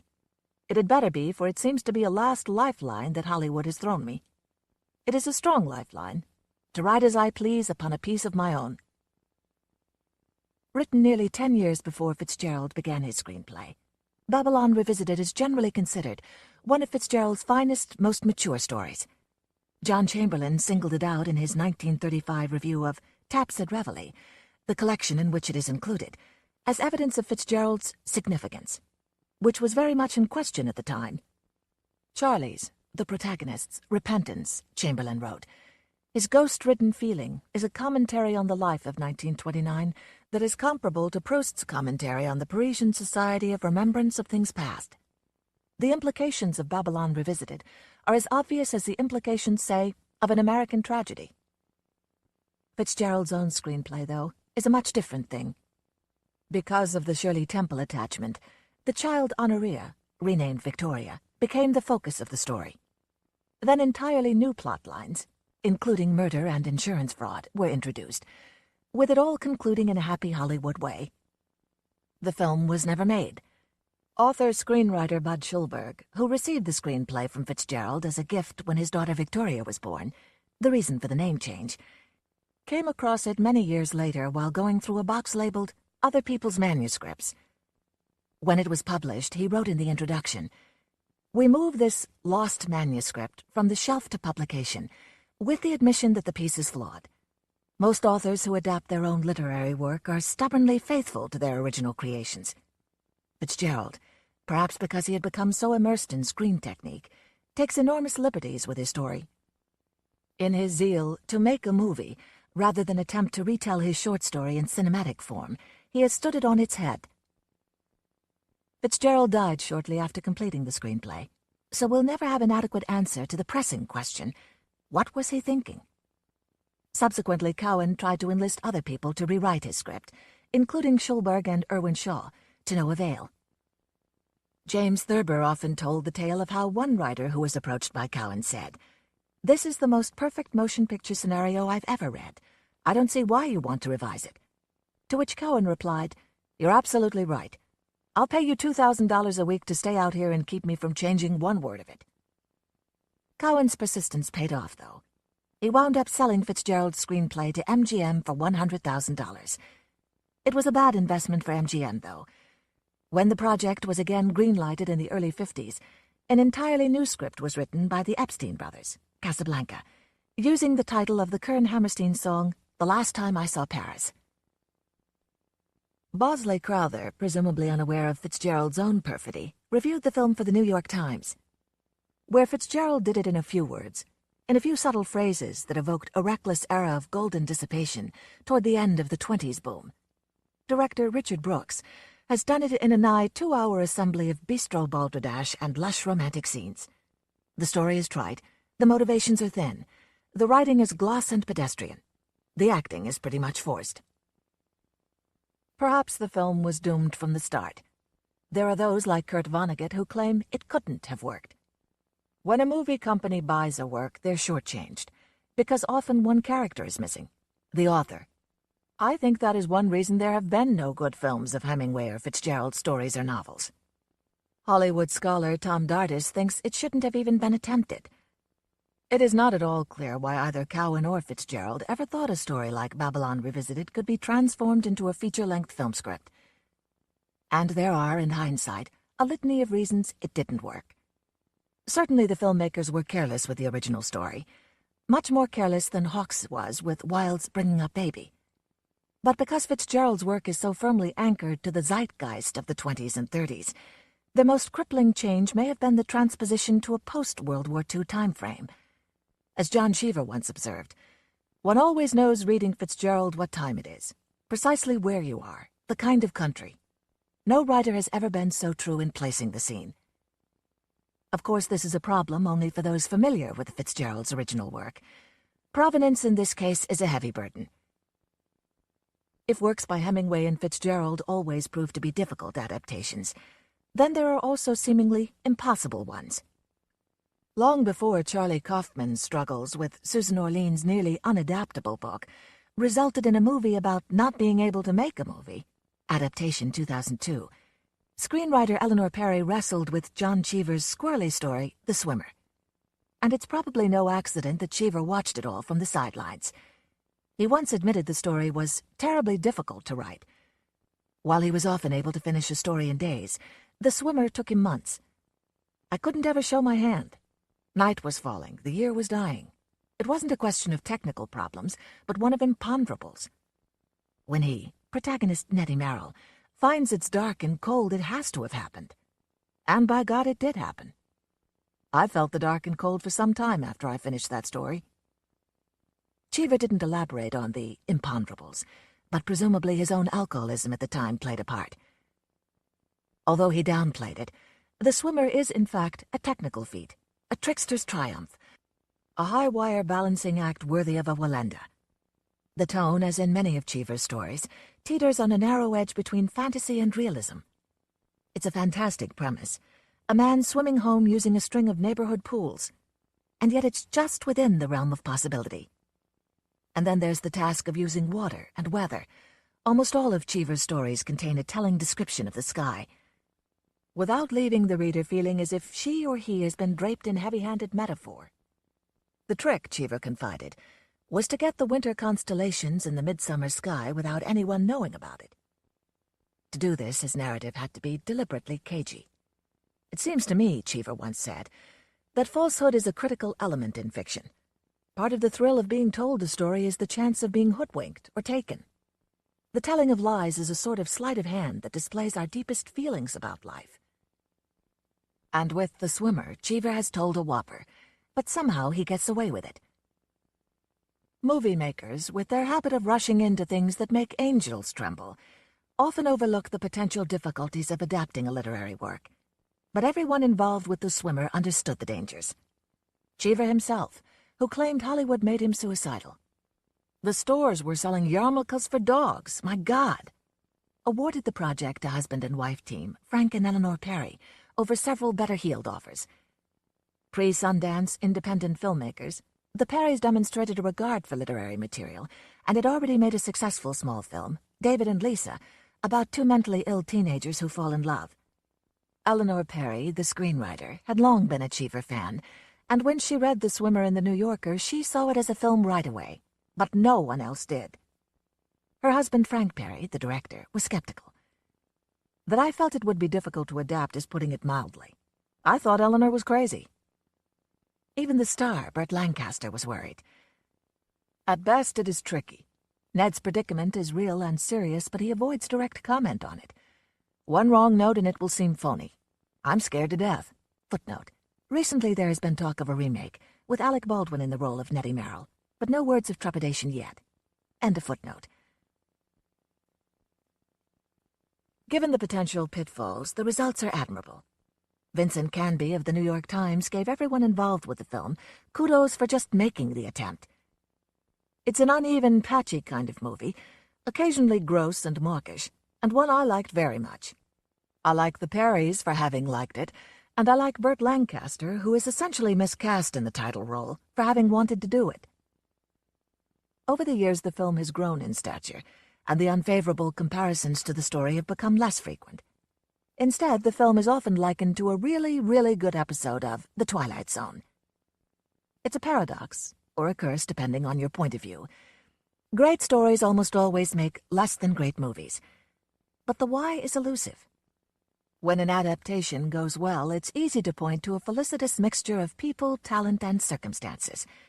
But when one doesn't go well... In the same lecture in which Lawrence Kasdan said he reveled in the low places, he quoted something screenwriter Abraham Polonsky once said. For me, movies are irrevocably rooted in kitsch, in childhood, in storytelling, in the rubbish of paperbacks and sitting under streetlights. And it is comforting to know that the process is still a little sexy, still a little magical. Bringing Up Baby, Hagar Wilde. David was surprised when Susan's call was announced. They'd had a row the night before, and it was Susan's custom to punish the people who quarreled with her by making them call first, thereby placing them at a disadvantage. David reflected that Susan must want something. For a brief moment he considered having Ching tell her that he had gone out with a very pretty lady, but Susan was smart, and she'd know that he was skulking there, listening to every word. No, the thing to do was take this call and make Susan feel that she'd been something of a weakling to ring him up. He said, "Hello, Susan." In brighter moments she was Susie. Susan's voice was vague and far away, as though she were lighting a cigarette, which she was. "Do you want a panther?" "Do I want a panther?" David said. He untwisted the telephone cord, a futile gesture, but instinctive. "I can't hear you very well. Come closer to the transmitter." Her voice came, cupped and resounding, even scratching a little along the sides of the wires. "I said, do you want a panther?" "No," David said. "Why should I?" "Well, for that matter," Susan said peevishly, "why should I? But I've got one." "Where would you get a panther?" "Mark." Mark was her brother. He'd been away for 2 months, nobody knew quite where, except that he was below the equator. An important point presented itself to David. "How big?" he said. "Big," said Susan. "He just fits into the bathroom. Aunt Elizabeth is coming, and I have to farm the beast out somewhere." "Susan Vance, you get right out of that apartment." "Nonsense," said Susan. "I have a lease." "Maybe tell me—" "Tommy's out of town." "Rats," Susan said. Susan's maid had taken her stand in the corridor, but she had retained a key. This she delivered to David, who arrived breathless with an oration. "It's not me that's putting any wild beast into any bathroom. If she wants it in the bathroom, she can put it in the bathroom, and I wish her good luck." At this point, Susan, a bit disheveled, popped her head out at them. "You can come in now, Lionheart. I've stowed him away. Oh, hello, David." David followed her inside. His hands were a bit clammy, and perspiration was starting around his hairline. "Susan," he said, "I will not allow—" "Don't stand there yapping about what you'll allow. Try to think of some nice, responsible person you know who likes panthers." "No responsible person likes panthers," David yelled. A familiar gleam entered Susan's eyes. "My brother Mark likes panthers, and you wouldn't tell Mark to his face that he wasn't responsible." David kept his temper because losing it never got him anywhere. "Darling," she said sharply, "don't wheedle. If you're going to try and get your own way, come out in the open and fight like a man." "I was about to say, we'll get somebody from a zoo to—" Susan said stubbornly. "Mark says I'm to keep him, so I'm going to keep him." It had a note of finality. "I've other things on my mind. Listen." Producing 2 documents from a pile of mail on the table, she waved them at him and then read the first, prefacing the reading by saying, "From Mark, from Brazil. Dear Susie, I'm sending you Baby, a panther I picked up. He's 3 years old, gentle as a kitten, and he likes dogs." Susan paused, frowned a little, and then smiled apologetically. "I don't know whether Mark means he eats dogs or is fond of them," she said. "Mark's so vague at times." She continued reading. "He also likes music, particularly that song, 'I Can't Give You Anything But Love, Baby.' It may be because his name is in the lyric, but anyway, it enchants him. Try getting records with the word baby in them. That shouldn't be hard if music is what it was when I left. Guard him with your life. I am leaving Brazil tomorrow. Will communicate with you from the next port. Don't feed baby potatoes. He gets sick as a dog." "I wish he'd get sick as a panther and die," said David. "Don't interrupt." Mark adds a postscript. Wouldn't Mark put a thing like this in a postscript? "Aunt Elizabeth's changed her will in our favor again. Give the old girl my love when she arrives." Susan put the letter down and stared at it angrily. "When she arrives, as though he didn't know that I never open Aunt Elizabeth's letters except on the 1st of the month." "I don't follow you," David said. "Mark's probably known for weeks that she was coming, but I didn't. She writes 4 times a month, once with a check, and 3 times with lectures, so naturally I skip the lectures. Fortunately, I saved them in neat little piles. Here's her last. I opened it after I read Mark's. Aunt Elizabeth says in it that she's arriving in America on the 12th. "That's tomorrow," said David. "I know it," Susan said, glaring. She went on reading. "Why have you not replied to my last letter? I intend leaving my erstwhile friend Drusilla Moretti for good this time. Nobody could get on with her, what with her overweening conceit about a voice that might have been good once, but certainly is nothing to listen to now. And that moth-eaten cheetah she's always lugging about. I am thoroughly out of patience. I will expect you to move out to the Connecticut house for the length of my stay. I understand that you are engaged. You might have apprised me of this fact, but I suppose I can expect very little from you and Mark in the way of acting like human beings. However, I want your fiancé to come to Connecticut with us. It's a good idea in the country to have a man in the house. Drusilla and I, at the moment, are not speaking. It makes things very difficult living in the same house. I look forward in America to peace and quiet. Your affectionate Aunt Elizabeth Reardon. Susan stared into space, 2 frown wrinkles deeply embedded over her nose. So she comes to America to get away from a cheetah, she said, and runs smack into a panther, just after she's changed her will. It doesn't make sense. Drusilla Moretti's the opera singer, isn't she? The ex-opera singer. They've lived together for years. They should both be packed away in Woolies knitting. But no, they give the most ghastly dinner parties and wear feathers in their hair and serve champagne, and Drusilla sings after dinner, and Aunt Elizabeth sits in the corner and sneers. I've always wanted to make faces back at singers too, said David. Then one of them packs up in a huff and makes a dramatic exit, saying she hopes she'll never set eyes on the other again. 2 months later, they're back together again, thick as thieves. Well, anyway, Susan sat briskly erect. This meant that she was now prepared to deal with the matter in hand. Aunt Elizabeth can't know that we have Baby. Can Baby know that we have Aunt Elizabeth? Don't be tiresome. We'll take him up to Connecticut in the station wagon. 2 of the tenant houses are empty.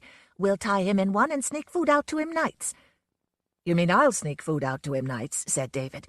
Well, what do you think of it? I think it's lousy, David said, his head in his hands. But I don't suppose that makes any difference. How would you like me not to have any money if I ever decide to marry you? Susan demanded. I shouldn't like it. I've only got just enough to live on in luxury and entertain you. I certainly can't keep you. Precisely. So you help or I won't marry you. You broke our engagement last night, David said. Oh, that, said Susan airily. Hauling a panther 70 miles in a station wagon without bars between you and the panther is no joke. Susan kept referring to Baby as a lamb, because he was quiet, but David was aware at all moments during the drive that Baby was no lamb. Those few hours marked a turning point in David's life. He realized that life was not all fun and that it might end in death by drowning, or perhaps through no fault of your own, by having a panther who was in a position of advantage take a dislike to you. He marveled at Susan, who seemed perfectly cool and unaware of the fact that chance plays such an important part in whether one lives or dies, and the manner of the latter. He was still regarding Susan with wonder at 3 o'clock the following afternoon. They sat in the drawing-room of the Connecticut house. Susan was pensively staring at the arrangement of a bowl of heather, as though she hadn't another care in the world. She in no way resembled the girl who had pushed Baby into a deserted house a stone's throw away and secured him with what she optimistically called a sailor's knot. She looked like a normal, exceptionally pretty girl of 22, wearing a most attractive print dress and awaiting an aunt who was, if not beloved, at least highly respected. But there was an expression about her mouth that David had come to know. She wore it when she'd outwitted somebody. Elizabeth Reardon was the biggest woman David had ever seen outside of a circus tent. She was accompanied by a personal maid named Marie, a chauffeur named Anthony, and a fox terrier named George. When Susan said, "I'm glad to see you, Aunt Elizabeth," she replied, "I've always said you'd grow up to be an accomplished liar." Then she looked at David. "Is this the man you're going to marry?" She implied that if Susan had been a better specimen, she might have expected better luck. George the fox terrier and Aunt Elizabeth had lived together so long that each knew, without consulting the other, what had to be done first. Their first duty was an inspection of the premises. An awkward moment arose when Aunt Elizabeth came face to face with Baby's rations. As David pointed out later, one look at Elizabeth should have told them that she'd go straight as a homing pigeon to the source of life. She yanked open the refrigerator door, and there reposed what in its most elegant terminology could only be called a hunk of meat. "What?" said Aunt Elizabeth with loathing. "Is that?"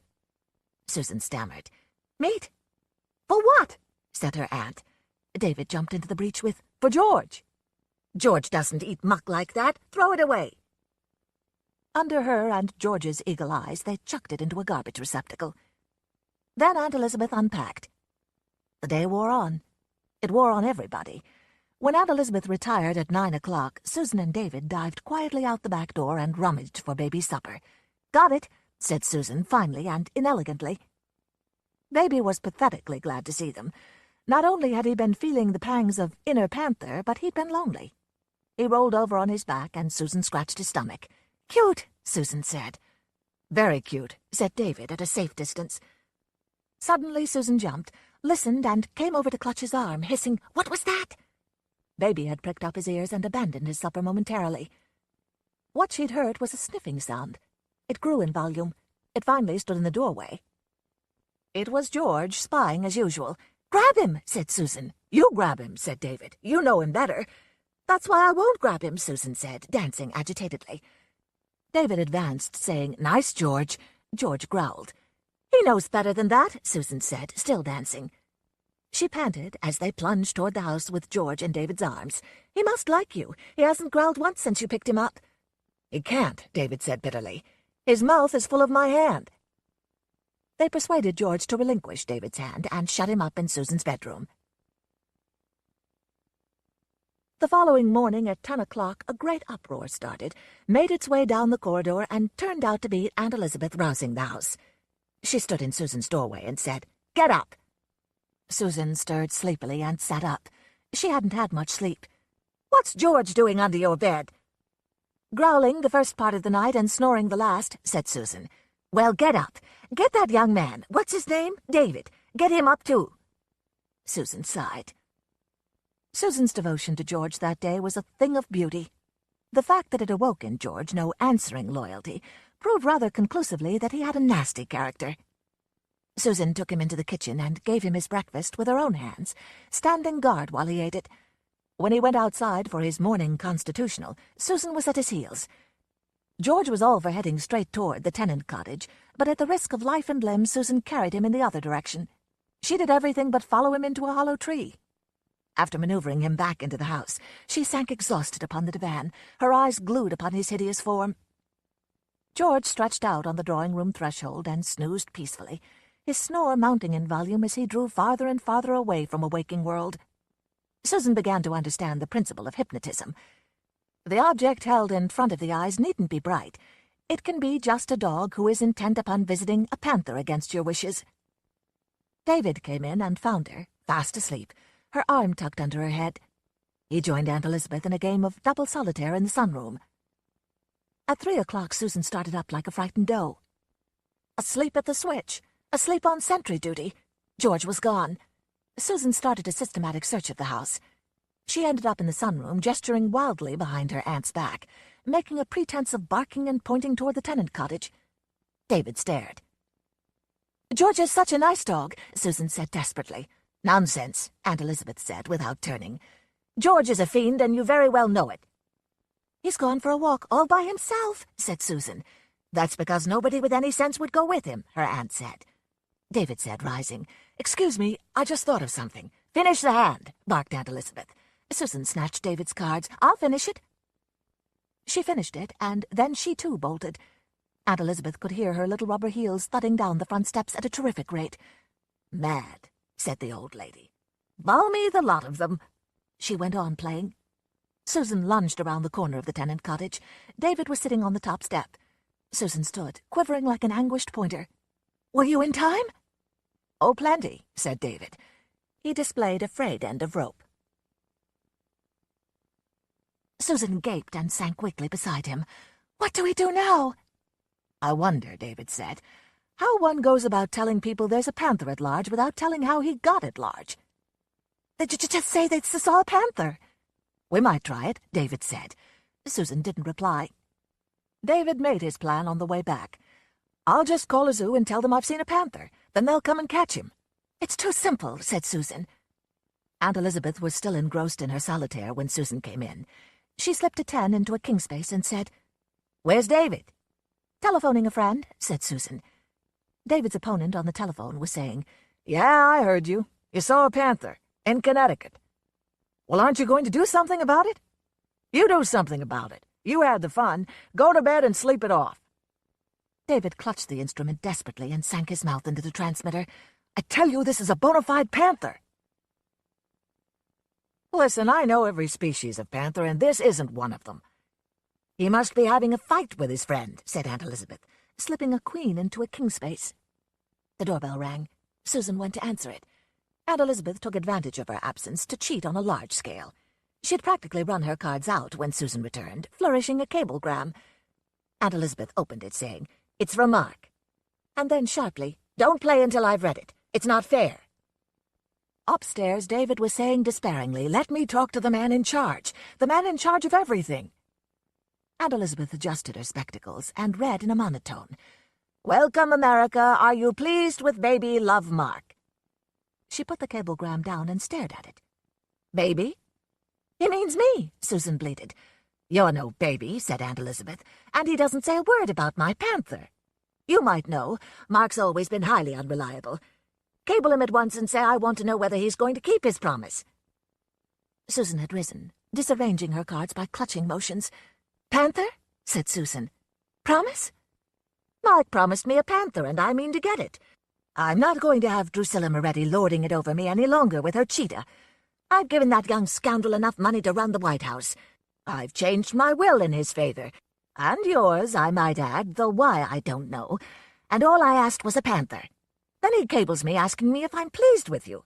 That's the way Mark does things." "Excuse me," Susan said faintly. As she staggered from the room, she heard her aunt booming, "I'll get a panther if I have to rob a zoo. Why I should have to pay a stranger to go out and hunt for me when I have a nephew." Susan skidded across the waxed floors of the bedroom and landed at David's feet, saying, "Don't call the zoo! That Mark! He couldn't tell me! Don't call the zoo, David!" David hung up. "I've called the zoo. It's all fixed. Call them back and unfix it. Don't ask questions. Call them back." "I will not," David said indignantly. "I offered the man $200 and the panther if he'd come over, and he's coming with some helpers." "You gave him baby?" she raged. "You gave away my life's happiness, my brother's trust in me, my brother's inheritance." "Stop flinging your arms about," said David. "Explain." Susan explained, but when David called back the zoo, somebody said that everybody except himself and the night watchman had gone hunting a panther that was loose. Susan drew a deep, determined breath. "Then there's only one hope left. We must find him before they do. Have you any idea how to catch a panther?" "No," said David simply. "Start thinking about it," said Susan. "If those men from the zoo ring the doorbell, one of us must answer it and get rid of them." "How?" David said, but she was already on her way downstairs. He followed. While they were at dinner, there was a loud and insistent pealing of the doorbell. Susan drifted from the room and flew down the corridor. Opening the door a crack, she slid out, closing it behind her. The man who stood outside was rubbing his chin, as though by doing so he could free it of a 2 days' growth of beard. "You the party that called us about a panther?" "Oh, no, indeed," said Susan. "Man live around here by the name of Melton?" "Never heard of him," said Susan. "I've asked everybody on this road so far." "Well, there are still 5 miles of this road, if you're going west, that is, 7 if you're going east." He hesitated, looking east. "Better lock up your chickens tonight, lady. There's a panther loose around somewhere." "Haven't got any chickens," Susan said, as though she'd just played an ace on his king. She went back to her dinner. Seeing the expression around her mouth, David knew that she had been successful. He envisioned all the men from the zoo locked in the back of their truck with the ignition out. Aunt Elizabeth, as was her custom, retired at 9. Susan and David crept down the back stairs to confer in the basement. "Now," Susan said in a hoarse whisper, "we must be methodical about this. Before we act, we must think." "You think," said David. "I'll just sit here and recover from the thinking I was doing at dinner." "What would be the most logical thing to take on a panther hunt?" "A bigger panther," David said. "If you were a panther," said Susan, "where would you go?" "I'd come home to Aunt Elizabeth." They set out finally with a length of rope and a landing net, which Susan insisted upon taking despite the fact that it was for fish. She said that it might come in handy and that it would be no trouble to carry it. It was no trouble for anyone but David, who carried it. They saw the panther only once and briefly. He was with George and seemed willing enough to come home, but when Susan bent down and temptingly held out a bit of Baby's dinner meat, George growled insinuatingly and walked away. Baby, stretching luxuriously, hesitated only a moment between love and duty. He followed the dog, disappearing into the woods in 3 leaps. They started after him. It kept growing darker. The quarrel started at 12 o'clock. It was born when Susan tripped and fell over a log. She lay there, flat on her face, until David picked her up. He made the mistake of saying, "Watch where you're going." They'd been walking since 9:30.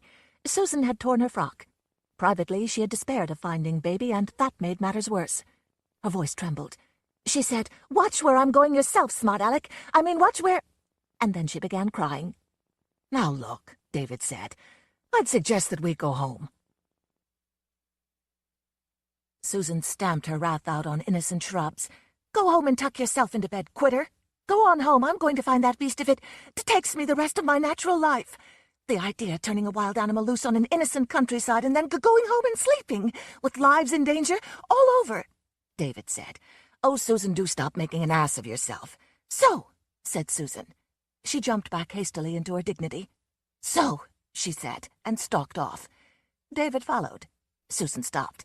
"Please, David," she said, "I'd rather you didn't." "Didn't what?"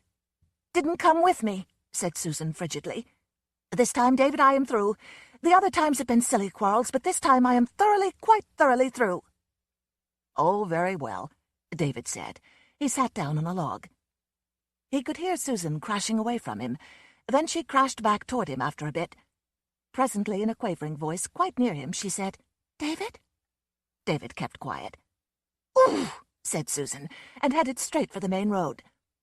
Establishing your independence is one thing, and mucking about in the woods alone at 12 o'clock at night is another. David followed at a reasonable distance. He threw away the landing net, but retained the rope, mindful of the fact that it was a clothesline and useful in its way. The moon was up. Ahead he could see Susan looking from side to side, but she wasn't looking for Baby. She was looking for something to jump out at her from behind a tree. David was resigned to the fact that the most baleful and horrible revenge that has ever been perpetrated on a man by a woman was being cooked up, but it didn't seem to matter. The only thing of importance in the whole world was a bed. A wide, comfortable bed with big, soft pillows. A bed that was sturdy. A bed where a man could sink back, close his eyes, and just ache in peace until he fell asleep. As Susan came abreast of a large white house, she stopped suddenly. She dropped to her hands and knees and started crawling. David thought, the little beast has sprained her ankle. But after a moment he realized that she was crawling toward an objective. The objective was a monotonous, low growling sound. "George." Susan disappeared behind a largish clump of hydrangeas. David advanced. After looking a moment, he could distinguish a big cat-like form outlined against the sky, comfortably ensconced on the veranda roof of the White House. Susan was saying, "Good baby. Nice baby, come down." David gave up and sat down in a clump of sumac. Susan was waxing indignant. Knowing Susan, David knew that she was stamping her foot. "Come down at once!" George growled louder. There was a short silence. Susan was thinking. David hoped she wouldn't decide to climb the trellis and come to grips with her problem. The fruit of her thought came after a long moment. She lifted her voice in song.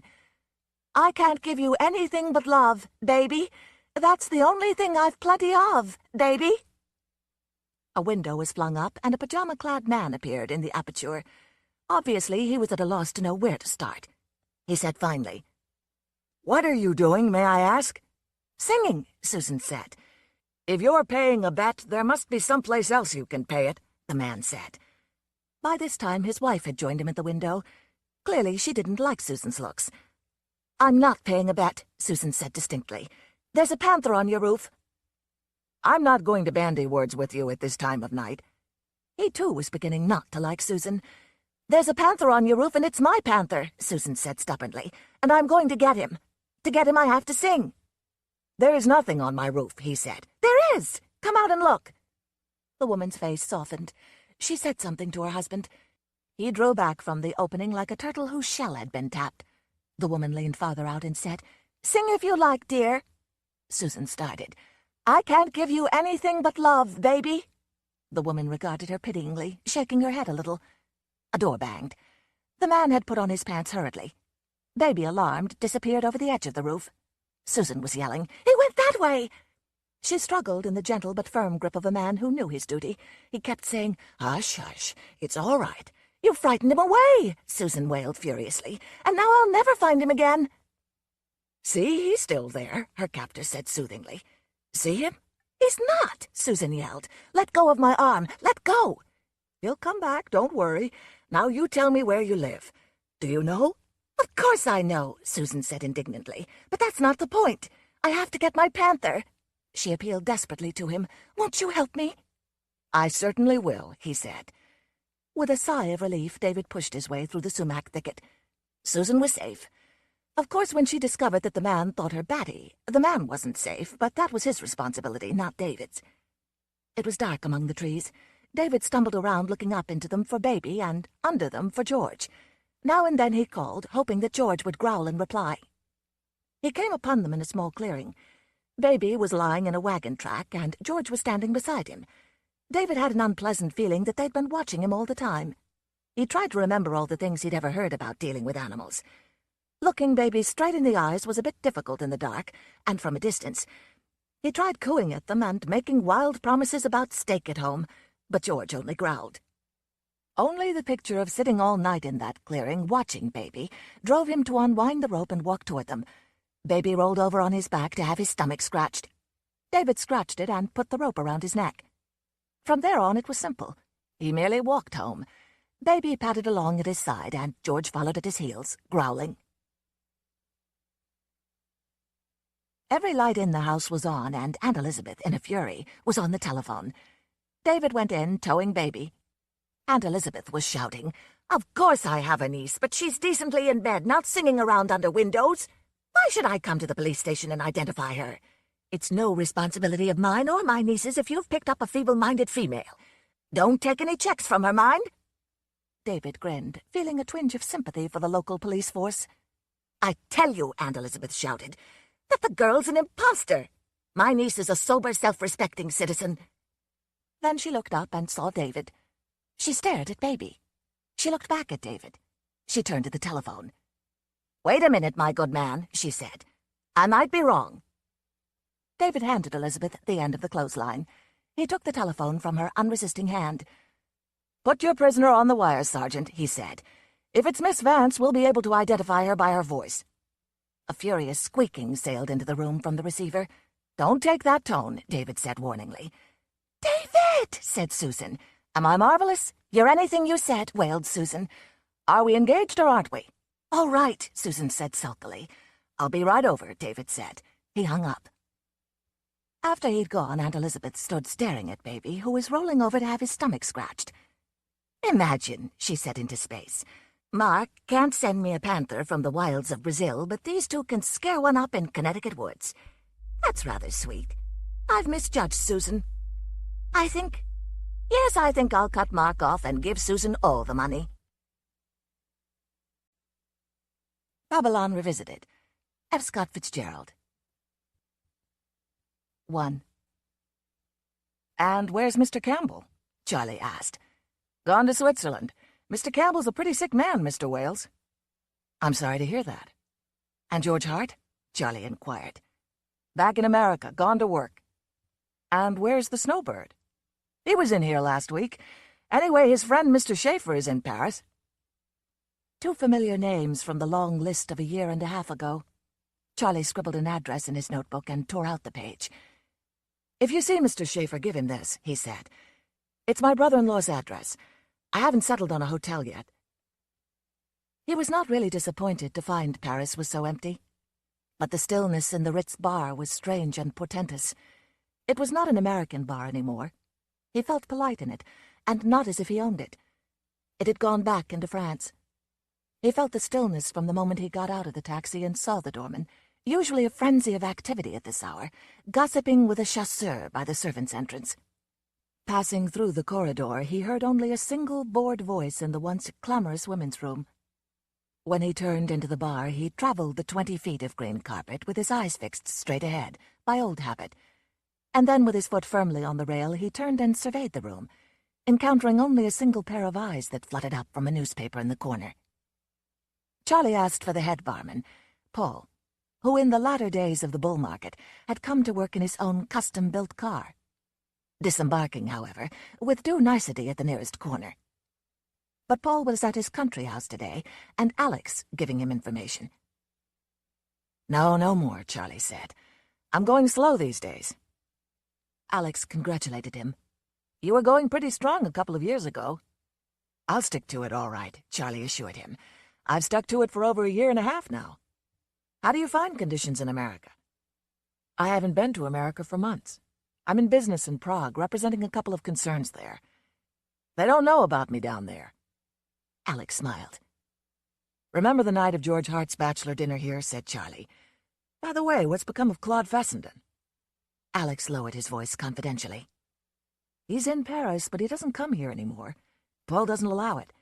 He ran up a bill of 30,000 francs, charging all his drinks and his lunches and usually his dinner for more than a year. And when Paul finally told him he had to pay, he gave him a bad check." Alex shook his head sadly. "I don't understand it. Such a dandy fellow. Now he's all bloated up." He made a plump apple of his hands. Charlie watched a group of strident queens installing themselves in a corner. "Nothing affects them," he thought. "Stocks rise and fall. People loaf or work, but they go on forever." The place oppressed him. He called for the dice and shook with Alex for a drink. "Here for long, Mr. Wales?" "I'm here for 4 or 5 days to see my little girl." "Oh, you have a little girl?" Outside, the fire-red, gas-blue, ghost-green signs shone smokily through the tranquil rain. It was late afternoon and the streets were in movement. The bistros gleamed. At the corner of the Boulevard des Capucines, he took a taxi. The Place de la Concorde moved by in pink majesty. They crossed the logical Seine, and Charlie felt a sudden provincial quality of the left bank. Charlie directed his taxi to the Avenue de l'Opéra, which was out of his way. But he wanted to see the blue hour spread over the magnificent facade, and imagine that the cab horns, playing endlessly the first few bars of La Plus Coulante, were the trumpets of the Second Empire. They were closing the iron grill in front of Brentano's bookstore, and people were already at dinner behind the trim little bourgeois hedge of Duval's. He had never eaten at a really cheap restaurant in Paris. 5-course dinner, 4 francs 50, 18 cents, wine included. For some odd reason, he wished that he had. As they rolled on to the left bank, and he felt its sudden provincialism, he thought, "I spoiled this city for myself. I didn't realize it, but the days came along one after another, and then 2 years were gone, and everything was gone, and I was gone." He was 35 and good to look at. The Irish mobility of his face was sobered by a deep wrinkle between his eyes. As he rang his brother-in-law's bell in the Rue Palatine, the wrinkle deepened till it pulled down his brows. He felt a cramping sensation in his belly. From behind the maid who opened the door darted a lovely little girl of 9 who shrieked, "Daddy!" and flew up, struggling like a fish, into his arms. She pulled his head around by one ear and set her cheek against his. "My old pie," he said. "Oh, Daddy, Daddy, Daddy, Daddy, Dads, Dads, Dads!" She drew him into the salon, where the family waited, a boy and a girl his daughter's age, his sister-in-law and her husband. He greeted Marion with his voice pitched carefully, to avoid either feigned enthusiasm or dislike. But her response was more frankly tepid, though she minimized her expression of unalterable distrust by directing her regard toward his child. The 2 men clasped hands in a friendly way, and Lincoln Peters rested his for a moment on Charlie's shoulder. The room was warm and comfortably American. The 3 children moved intimately about, playing through the yellow oblongs that led to other rooms. The cheer of 6 o'clock spoke in the eager smacks of the fire and the sounds of French activity in the kitchen. But Charlie did not relax. His heart sat up rigidly in his body, and he drew confidence from his daughter, who from time to time came close to him, holding in her arms the doll he had brought. "Really extremely well," he declared in answer to Lincoln's question. "There's a lot of business there that isn't moving at all, but we're doing even better than ever. In fact, damn well. I'm bringing my sister over from America next month to keep house for me. My income last year was bigger than it was when I had money. You see the checks." His boasting was for a specific purpose, but after a moment, seeing a faint restiveness in Lincoln's eye, he changed the subject. "Those are fine children of yours, well brought up, good manners. We think Honorée is a great little girl, too." Marion Peters came back from the kitchen. She was a tall woman with worried eyes, who had once possessed a fresh American loveliness. Charlie had never been sensitive to it and was always surprised when people spoke of how pretty she had been. From the first there had been an instinctive antipathy between them. "Well, how do you find Honorée?" she asked. "Wonderful. I was astonished how much she's grown in 10 months. All the children are looking well." "We haven't had a doctor for a year. How do you like being back in Paris?" It seems very funny to see so few Americans around. I'm delighted, Marion said vehemently. Now at least you can go into a store without their assuming you're a millionaire. We've suffered like everybody, but on the whole it's a good deal pleasanter. But it was nice while it lasted, Charlie said. We were sort of royalty, almost infallible, with a sort of magic around us. In the bar this afternoon, he stumbled, seeing his mistake. There wasn't a man I knew. She looked at him keenly. I should think you've had enough of bars. I only stayed a minute. I take one drink every afternoon and no more. Don't you want a cocktail before dinner? Lincoln asked. I take only one drink every afternoon, and I've had that. I hope you keep to it, said Marion. Her dislike was evident in the coldness with which she spoke, but Charlie only smiled. He had larger plans. Her very aggressiveness gave him an advantage, and he knew enough to wait. He wanted them to initiate the discussion of what they knew had brought him to Paris. At dinner he couldn't decide whether Honoria was most like him or her mother. Fortunate if she didn't combine the traits of both that had brought them to disaster. A great wave of protectiveness went over him. He thought he knew what to do for her. He believed in character. He wanted to jump back a whole generation and trust in character again, as the eternally valuable element. Everything else wore out. He left soon after dinner, but not to go home. He was curious to see Paris by night with clearer and more judicious eyes than those of other days. He bought a stepontin for the casino and watched Josephine Baker go through her chocolate arabesques. After an hour, he left and strolled toward Montmartre, up the Rue Pigalle into the Place Blanche. The rain had stopped, and there were a few people in evening clothes disembarking from taxis in front of cabarets, and cocottes prowling singly or in pairs, and many Negroes. He passed a lighted door from which issued music, and stopped with a sense of familiarity. It was Bricktop's, where he had parted with so many hours and so much money. A few doors farther on he found another ancient rendezvous, and incautiously put his head inside. Immediately an eager orchestra burst into sound, a pair of professional dancers leaped to their feet, and a maître d'hôtel swooped toward him, crying, "Crowd just arriving, sir!" But he withdrew quickly. You have to be damn drunk, he thought. Zully's was closed. The bleak and sinister cheap hotels surrounding it were dark. Up in the Rue Blanche there was more light and a local colloquial French crowd. The Poet's Cave had disappeared, but the two great mouths of the Café of Heaven and the Café of Hell still yawned. Even devoured, as he watched, the meager contents of a tourist bus. A German, a Japanese, and an American couple who glanced at him with frightened eyes. So much for the effort and ingenuity of Montmartre. All the catering device and waste was on an utterly childish scale, and he suddenly realized the meaning of the word dissipate. To dissipate into thin air. To make nothing out of something. In the little hours of the night, every move from place to place was an enormous human jump, an increase of paying for the privilege of slower and slower motion. He remembered 1,000-franc notes, given to an orchestra for playing a single number, 100-franc notes tossed to a doorman for calling a cab. But it hadn't been given for nothing. It had been given, even the most wildly squandered sum, as an offering to destiny that he might not remember the things most worth remembering. The things that now he would always remember. His child taken from his control, his wife escaped to a grave in Vermont. In the glare of a brasserie, a woman spoke to him. He bought her some eggs and coffee, and then, eluding her encouraging stare, gave her a 20-franc note and took a taxi to his hotel. 2. He woke upon a fine fall day. Football weather. The depression of yesterday was gone, and he liked the people on the streets.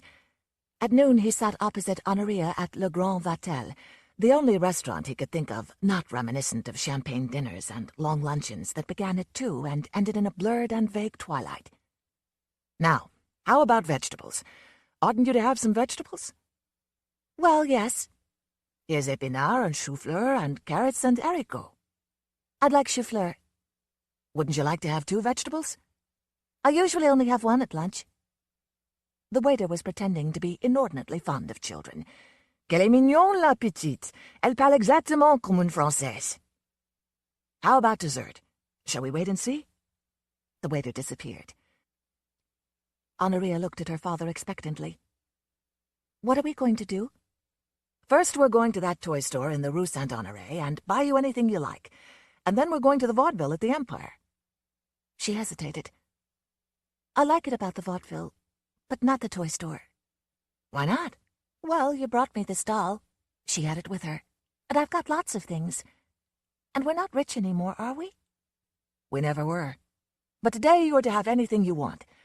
"All right," she agreed resignedly. When there had been her mother and a French nurse, he had been inclined to be strict. Now he extended himself, reached out for a new tolerance. He must be both parents to her and not shut any of her out of communication. "I want to get to know you," he said gravely. "First, let me introduce myself. My name is Charles J. Wales of Prague." "Oh, Daddy," her voice cracked with laughter. "And who are you, please?" he persisted, and she accepted a role immediately. "Honoria Wales, Rue Palatine, Paris." "Married or single?" "No, not married. Single." He indicated the doll. "But I see you have a child, madame." Unwilling to disinherit it, she took it to her heart and thought quickly. "Yes, I've been married, but I'm not married now. My husband is dead." He went on quickly. "And the child's name?" "Simone. That's after my best friend at school." "I'm very pleased that you're doing so well at school." "I'm third this month," she boasted. "Elsie," that was her cousin, "is only about 18th, and Richard is at the bottom." "You like Richard and Elsie, don't you?" "Oh, yes, I like Richard quite well, and I like her all right." Cautiously and casually he asked, "And Aunt Marion and Uncle Lincoln? Which do you like best?" "Oh, Uncle Lincoln, I guess." He was increasingly aware of her presence. As they came in, a murmur of "adorable" followed them, and now the people at the next table bent all their silences upon her, staring as if she was something no more conscious than a flower. "Why don't I live with you?" she asked suddenly. "Because Mamma's dead?" "You must stay here and learn more French. It would have been hard for Daddy to take care of you so well." "I don't really need much taking care of anymore. I do everything for myself." Going out of the restaurant, a man and a woman unexpectedly hailed him. "Well, the old Wales!" "Hello there, Lorraine. Dunk?" Sudden ghosts out of the past. Duncan Schaefer, a friend from college. Lorraine Quarles, a lovely pale blonde of 31. One of a crowd who had helped them make months into days in the lavish times of 3 years ago. "My husband couldn't come this year," she said, in answer to his question. "We're poor as hell. So he gave me $200 a month and told me I could do my worst on that. This is your little girl?" "What about coming back and sitting down?" Duncan asked. "Can't do it." He was glad for an excuse. As always, he felt Lorraine's passionate, provocative attraction, but his own rhythm was different now. "Well, how about dinner?" she asked. "I'm not free. Give me your address and let me call you." "Charlie, I believe you're sober," she said judiciously. "I honestly believe he's sober, Dunk. Pinch him and see if he's sober." Charlie indicated Honoria with his head. They both laughed. "What's your address?" said Duncan skeptically. He hesitated, unwilling to give the name of his hotel. "I'm not settled yet. I'd better call you. We're going to see the vaudeville at the Empire." "There! That's what I want to do," Lorraine said. "I want to see some clowns and acrobats and jugglers. That's just what we'll do, Dunk." "We've got to do an errand first," said Charlie. "Perhaps we'll see you there." "All right, you snob. Goodbye, beautiful little girl." "Goodbye." Honoria bobbed politely. Somehow an unwelcome encounter. They liked him because he was functioning, because he was serious. They wanted to see him because he was stronger than they were now, because they wanted to draw a certain sustenance from his strength. At the Empire, Honoria proudly refused to sit upon her father's folded coat. She was already an individual with a code of her own, and Charlie was more and more absorbed by the desire of putting a little of himself into her before she crystallized utterly. It was hopeless to try to know her in so short a time. Between the acts, they came upon Duncan and Lorraine in the lobby, where the band was playing. "Have a drink?" "All right, but not up at the bar. We'll take a table." "The perfect father." Listening abstractedly to Lorraine, Charlie watched Honoria's eyes leave their table, and he followed them wistfully about the room, wondering what they saw. He met her glance, and she smiled. "I like that lemonade," she said. What had she said? What had he expected? Going home in a taxi afterward, he pulled her over until her head rested against his chest. "Darling, do you ever think of your mother?" "Yes, sometimes," she answered vaguely. "I don't want you to forget her. Have you got a picture of her?" "Yes, I think so. Anyhow, Aunt Marion has. Why don't you want me to forget her?" "She loved you very much." "I loved her too." They were silent for a moment. "Daddy, I want to come and live with you," she said suddenly. His heart leaped. He had wanted it to come like this. "Aren't you perfectly happy?" "Yes, but I love you better than anybody. And you love me better than anybody, don't you, now that Mummy's dead?" "Of course I do. But you won't always like me best, honey. You'll grow up and meet somebody your own age and go marry him and forget you ever had a daddy." "Yes, that's true," she agreed tranquilly. He didn't go in. He was coming back at 9 o'clock, and he wanted to keep himself fresh and new for the thing he must say then. "When you're safe inside, just show yourself in that window." "All right. Goodbye, Dads. He waited in the dark street until she appeared, all warm and glowing in the window above, and kissed her fingers out into the night. 3. They were waiting. Marion sat behind the coffee service in a dignified black dinner dress that just faintly suggested mourning. Lincoln was walking up and down with the animation of one who had already been talking. They were as anxious as he was to get into the question. He opened it almost immediately. "I suppose you know what I want to see you about, why I really came to Paris." Marion played with the black stars on her necklace and frowned. "I'm awfully anxious to have a home," he continued, "and I'm awfully anxious to have Honoria in it. I appreciate you taking Honoria for her mother's sake, but things have changed now." He hesitated and then continued more forcibly. "Changed radically with me, and I want to ask you to reconsider the matter. It would be silly for me to deny that about 3 years ago I was acting badly." Marion looked up at him with hard eyes. "But all that's over. As I told you, I haven't had more than a drink a day for over a year, and I take that drink deliberately, so that the idea of alcohol won't get too big in my imagination. You see the idea?" "No," said Marion succinctly. "It's a sort of stunt I set myself. It keeps the matter in proportion." "I get you," said Lincoln. "You don't want to admit it's got any attraction for you." "Something like that. Sometimes I forget and don't take it. But I try to take it. Anyhow, I couldn't afford to drink in my position. The people I represent are more than satisfied with what I've done, and I'm bringing my sister over from Burlington to keep house for me. And I want awfully to have Honoria, too. You know that even when her mother and I weren't getting along well, we never let anything that happened touch Honoria. I know she's fond of me, and I know I'm capable of taking care of her, and... Well, there you are. How do you feel about it?" He knew that now he would have to take a beating. It would last an hour or 2 hours, and it would be difficult, but if he modulated his inevitable resentment to the chastened attitude of the reformed sinner, he might win his point in the end. "Keep your temper," he told himself. "You don't want to be justified. You want Honoria." Lincoln spoke first. "We've been talking it over ever since we got your letter last month. We're happy to have Honoria here. She's a dear little thing, and we're glad to be able to help her. But of course this isn't the question." Marion interrupted suddenly. "How long are you going to stay sober, Charlie?" she asked. "Permanently, I hope." "How can anybody count on that?" "You know I never did drink heavily until I gave up business and came over here with nothing to do. Then Helen and I began to run around with—" "Please leave Helen out of it. I can't bear to hear you talk about her like that." He stared at her grimly. He had never been certain how fond of each other the sisters were in life. "My drinking only lasted about 1.5 years. From the time we came over until I collapsed. It was time enough." "It was time enough," he agreed. "My duty is entirely to Helen," she said. "I try to think what she would have wanted me to do. Frankly, from the night you did that terrible thing, you haven't really existed for me. I can't help that. She was my sister." "Yes." "When she was dying, she asked me to look out for Honoria. If you hadn't been in a sanitarium, then it might have helped matters." He had no answer. "I'll never in my life be able to forget the morning when Helen knocked at my door, soaked to the skin and shivering, and said you'd locked her out." Charlie gripped the sides of the chair. This was more difficult than he expected. He wanted to launch out into a long expostulation and explanation, but he only said, "The night I locked her out," and she interrupted, "I don't feel up to going over that again." After a moment's silence, Lincoln said, "We're getting off the subject. You want Marion to set aside her legal guardianship and give you honorea.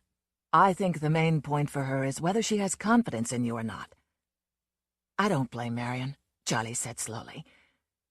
"But I think she can have entire confidence in me. I had a good record up to 3 years ago. Of course, it's within human possibilities. I might go wrong any time. But if we wait much longer, I'll lose Honorea's childhood and my chance for a home." He shook his head. "I'll simply lose her, don't you see?" "Yes, I see," said Lincoln. "Why didn't you think of all this before?" Marion asked. "I suppose I did from time to time, but Helen and I were getting along badly. When I consented to the guardianship, I was flat on my back in a sanitarium, and the market had cleaned me out. I knew I'd acted badly, and I thought if it would bring any peace to Helen, I'd agree to anything. But now it's different. I'm functioning. I'm behaving damn well so far as—" "Please don't swear at me," Marion said. He looked at her, startled. With each remark, the force of her dislike became more and more apparent. She had built up all her fear of life into one wall and faced it toward him. This trivial reproof was possibly the result of some trouble with the cook several hours before. Charlie became increasingly alarmed at leaving Honorea in this atmosphere of hostility against himself. Sooner or later it would come out, in a word here, a shake of the head there, and some of that distrust would be irrevocably implanted in Honorea. But he pulled his temper down out of his face and shut it up inside him. He had won a point, for Lincoln realized the absurdity of Marion's remark, and asked her lightly since when she had objected to the word damn. "Another thing," Charlie said, "I'm able to give her certain advantages now. I'm going to take a French governess to Prague with me. I've got a lease on a new apartment." He stopped, realizing that he was blundering. They couldn't be expected to accept with equanimity the fact that his income was again twice as large as their own. "I suppose you can give her more luxuries than we can," said Marion. "When you were throwing away money, we were living along watching every 10 francs. I suppose you'll start doing it again?" "Oh, no," he said. "I've learned. I worked hard for 10 years, you know, until I got lucky in the market like so many people. Terribly lucky. It won't happen again." There was a long silence. All of them felt their nerves straining, and for the first time in a year, Charlie wanted a drink. He was sure now that Lincoln Peters wanted him to have his child. Marion shuddered suddenly. Part of her saw that Charlie's feet were planted on the earth now, and her own maternal feeling recognized the naturalness of his desire. But she had lived for a long time with a prejudice founded on a curious disbelief in her sister's happiness, and which, in the shock of one terrible night, had turned to hatred for him. It had all happened at a point in her life where the discouragement of ill health and adverse circumstances made it necessary for her to believe in tangible villainy and a tangible villain. "I can't help what I think," she cried out suddenly. "How much you were responsible for Helen's death, I don't know. It's something you'll have to square with your own conscience." An electric current of agony surged through him. For a moment he was almost on his feet, an unuttered sound echoing in his throat. He hung on to himself for a moment, another moment. "Hold on there," said Lincoln uncomfortably. "I never thought you were responsible for that." "Helen died of heart trouble," Charlie said dully. "Yes, heart trouble." Marion spoke as if the phrase had another meaning for her. Then in the flatness that followed her outburst, she saw him plainly, and she knew he had somehow arrived at control over the situation. Glancing at her husband, she found no help from him, and as abruptly as if it were a matter of no importance, she threw up the sponge. "Do what you like," she cried, springing up from her chair. "She's your child. I'm not the person to stand in your way. I think if it were my child, I'd rather see her." She managed to check herself. "You two decide it. I can't stand this. I'm sick. I'm going to bed." She hurried from the room. After a moment, Lincoln said, "This has been a hard day for her. You know how strongly she feels." His voice was almost apologetic. "When a woman gets an idea in her head—" "Of course. It's going to be all right. I think she sees now that you can provide for the child, and so we can't very well stand in your way or Honorea's way." "Thank you, Lincoln." I'd better go along and see how she is. I'm going. He was still trembling when he reached the street, but a walk down the Rue Bonaparte to the quay set him up, and as he crossed the Seine, fresh and new by the quay lamps, he felt exultant. But back in his room he couldn't sleep. The image of Helen haunted him. Helen, whom he had loved so until they had senselessly begun to abuse each other's love, to tear it into shreds. On that terrible February night that Marian remembered so vividly, a slow quarrel had gone on for hours. There was a scene at the Florida, and then he attempted to take her home, and then she kissed young Webb at a table. After that, there was what she had hysterically said. When he arrived home alone, he turned the key in the lock in wild anger. How could he know she would arrive an hour later alone, that there would be a snowstorm in which she had wandered about in slippers, too confused to find a taxi? Then the aftermath, her escaping pneumonia by a miracle, and all the attendant horror. They were reconciled, but that was the beginning of the end.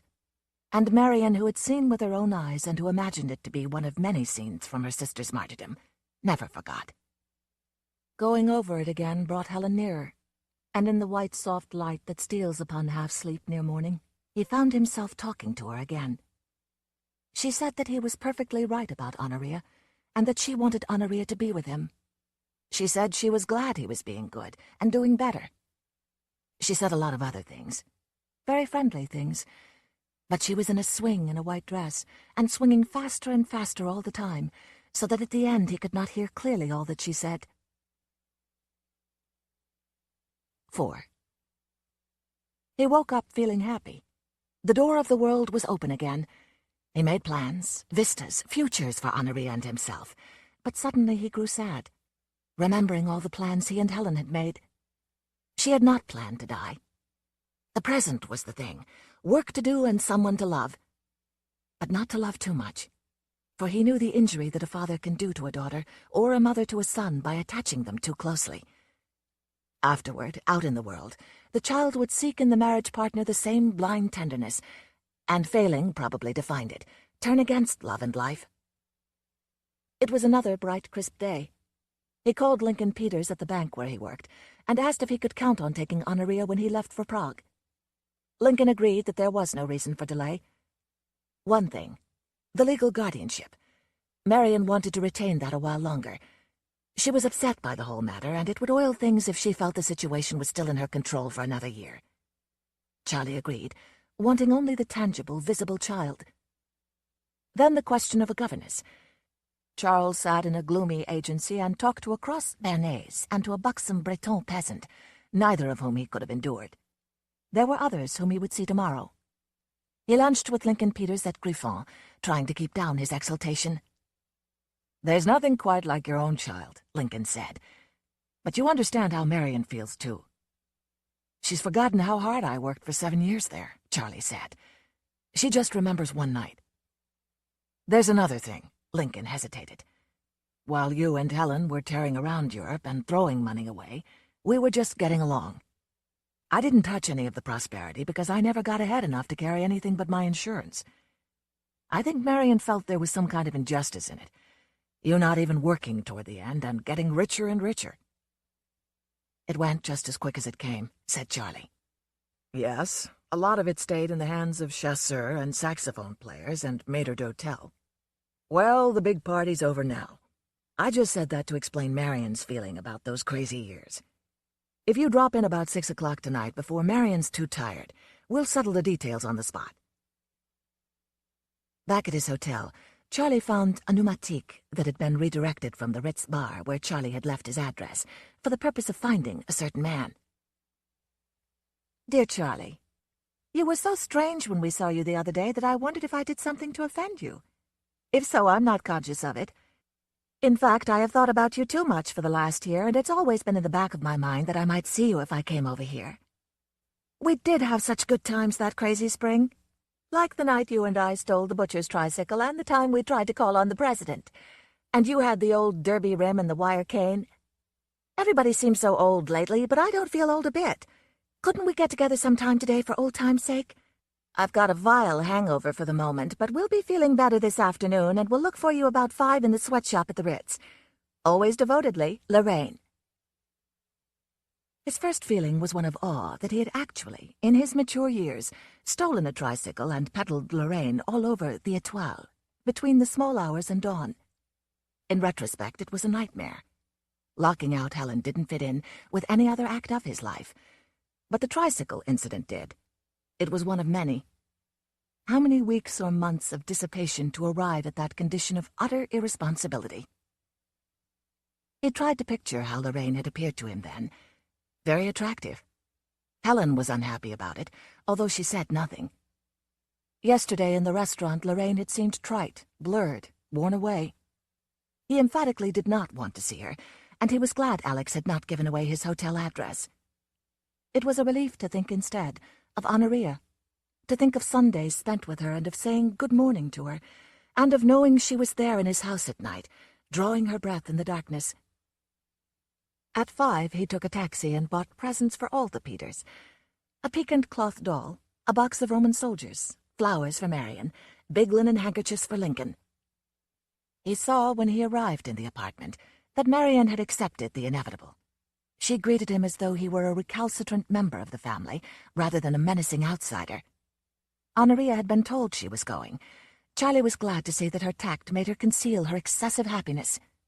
Only on his lap did she whisper her delight and the question, "When?" before she slipped away with the other children.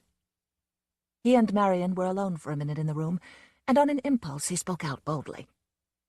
"Family quarrels are bitter things. They don't go according to any rules.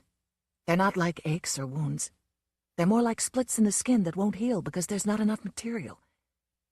I wish you and I could be on better terms." "Some things are hard to forget," she answered. "It's a question of confidence." There was no answer to this, and presently she asked, "When do you propose to take her?" "As soon as I can get a governess. I hope the day after tomorrow." "That's impossible. I've got to get her things in shape, not before Saturday." He yielded. Coming back into the room, Lincoln offered him a drink. "I'll take my daily whiskey," he said. It was warm here. It was a home, people together by a fire. The children felt very safe and important. The mother and father were serious, watchful. They had things to do for the children, more important than his visit here. A spoonful of medicine was, after all, more important than the strained relations between Marion and himself. They were not dull people, but they were very much in the grip of life and circumstances. He wondered if he couldn't do something to get Lincoln out of his rut at the bank. A long peal at the doorbell. The bonnet tout faire passed through and went down the corridor. The door opened upon another long ring, and then voices, and the three in the salon looked up expectantly. Richard moved to bring the corridor within his range of vision, and Marion rose. Then the maid came back along the corridor, closely followed by the voices, which developed under the light, into Duncan Schaefer and Lorraine Quarles. They were gay, they were hilarious, they were roaring with laughter. For a moment Charlie was astounded, unable to understand how they ferreted out the Peters address. "Ah," Duncan wagged his finger roguishly at Charlie. "Ah." They both slid down another cascade of laughter. Anxious and at a loss, Charlie shook hands with them quickly and presented them to Lincoln and Marion. Marion nodded, scarcely speaking. She had drawn back a step toward the fire. Her little girl stood beside her, and Marion put an arm about her shoulder. With growing annoyance at the intrusion, Charlie waited for them to explain themselves. After some concentration, Duncan said, "We came to invite you out to dinner. Lorraine and I insist that all this shishi-cagey business about your address got to stop." Charlie came closer to them, as if to force them backward down the corridor. "Sorry, but I can't. Tell me where you'll be and I'll phone you in half an hour." This made no impression. Lorraine sat down suddenly on the side of a chair and, focusing her eyes on Richard, cried, "Oh, what a nice little boy! Come here, little boy!" Richard glanced at his mother but did not move. With a perceptible shrug of her shoulders, Lorraine turned back to Charlie. "Come and dine. Sure your cousins won't mind. See you so solemn, or solemn." "I can't," said Charlie sharply. "You two have dinner and I'll phone you." Her voice became suddenly unpleasant. "All right, we'll go. But I remember once when you hammered on my door at 4 a.m. I was enough of a good sport to give you a drink. Come on, Dunk." Still in slow motion, with blurred, angry faces, with uncertain feet, they retired along the corridor. "Good night," Charlie said. "Good night," responded Lorraine emphatically. When he went back into the salon, Marion had not moved. Only now her son was standing in the circle of her other arm. Lincoln was still swinging Honoria back and forth, like a pendulum from side to side. "What an outrage!" Charlie broke out. "What an absolute outrage!" Neither of them answered. Charlie dropped into an armchair, picked up his drink, set it down again, and said, "People I haven't seen for 2 years having the colossal nerve—" He broke off. Marion had made the sound "oh" in one swift, furious breath, turned her body from him with a jerk, and left the room. Lincoln set down Honoria carefully. "You children go in and start your soup," he said, and when they obeyed, he said to Charlie, "Marion's not well, and she can't stand shocks. That kind of people make her really physically sick. I didn't tell them to come here. They wormed your name out of somebody. They deliberately— well, it's too bad. It doesn't help matters. Excuse me a minute." Left alone, Charlie sat tense in his chair. In the next room, he could hear the children eating, talking in monosyllables, already oblivious to the scene between their elders. He heard a murmur of conversation from a farther room, and then the ticking bell of a telephone receiver picked up, and in a panic he moved to the other side of the room and out of earshot. In a minute, Lincoln came back. "Look here, Charlie, I think we'd better call off dinner for tonight. Marion's in bad shape. Is she angry with me?" "Sort of," he said almost roughly. "She's not strong, and you mean she's changed her mind about Honoria?" "She's pretty bitter right now. I don't know. You phone me at the bank tomorrow.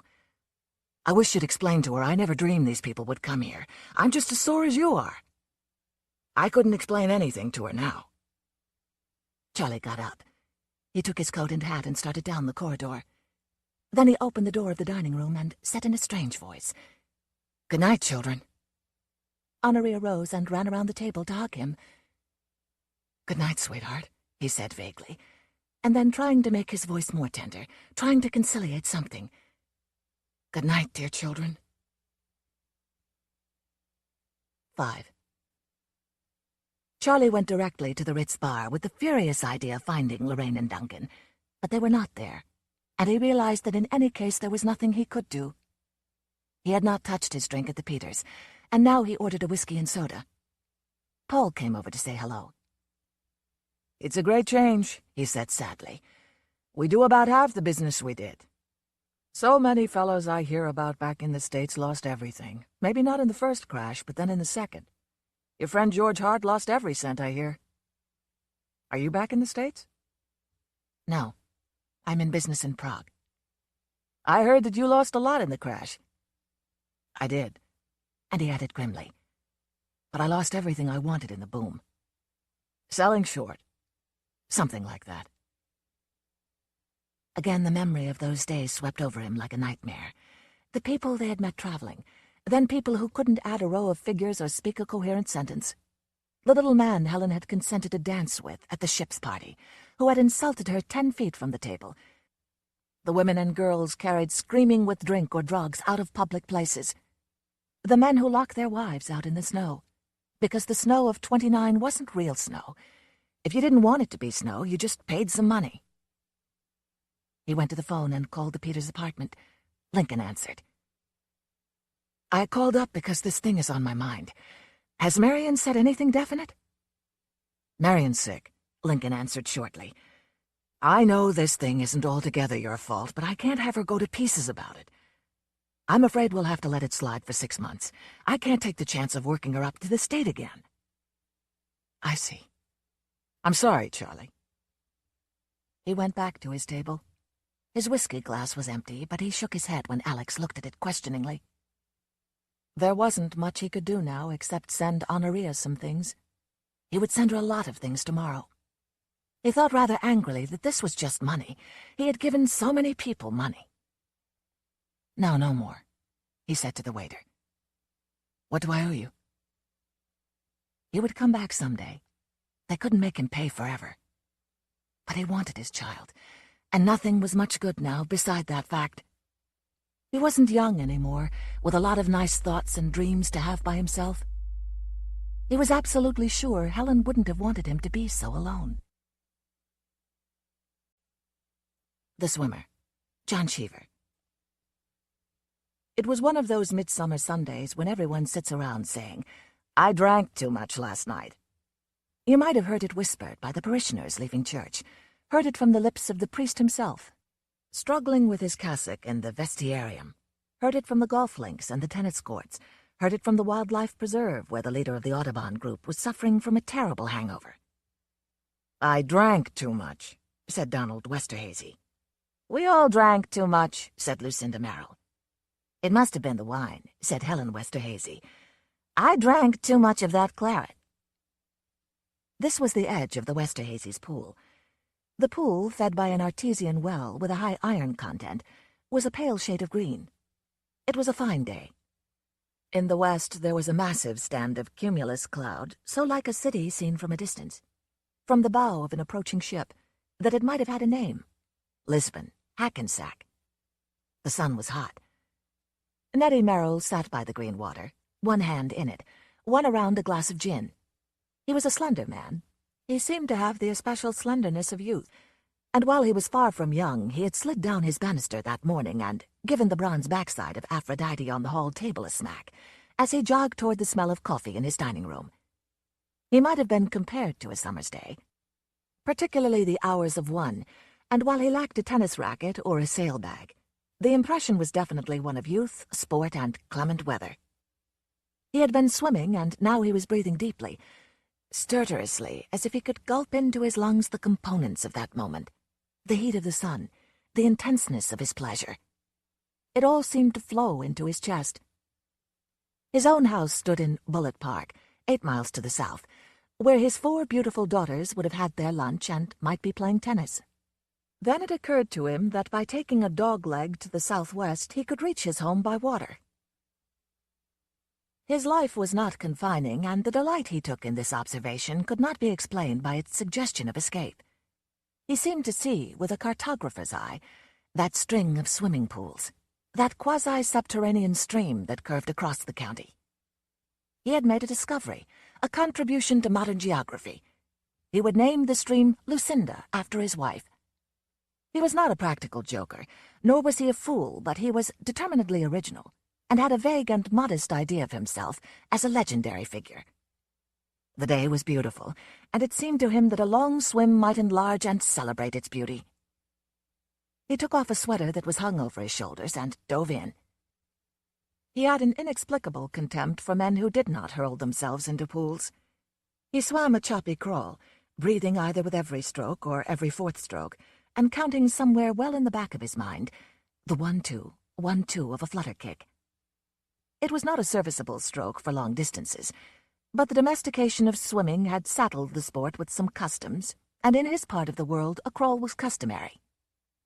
To be embraced and sustained by the light green water was less a pleasure, it seemed, than the resumption of a natural condition, and he would have liked to swim without trunks, but this was not possible, considering his project.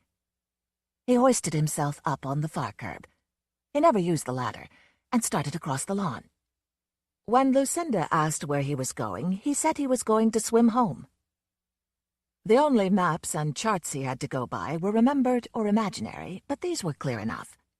First there were the Grahams, the Hammers, the Lears, the Howlands, and the Crosscups. He would cross Ditmar Street to the bunkers, and come after a short portage to the Levys, the Welchers, and the public pool in Lancaster. Then there were the Hallorans, the Saxes, the Biswangers, Shirley Adams, the Gilmartins, and the Clydes.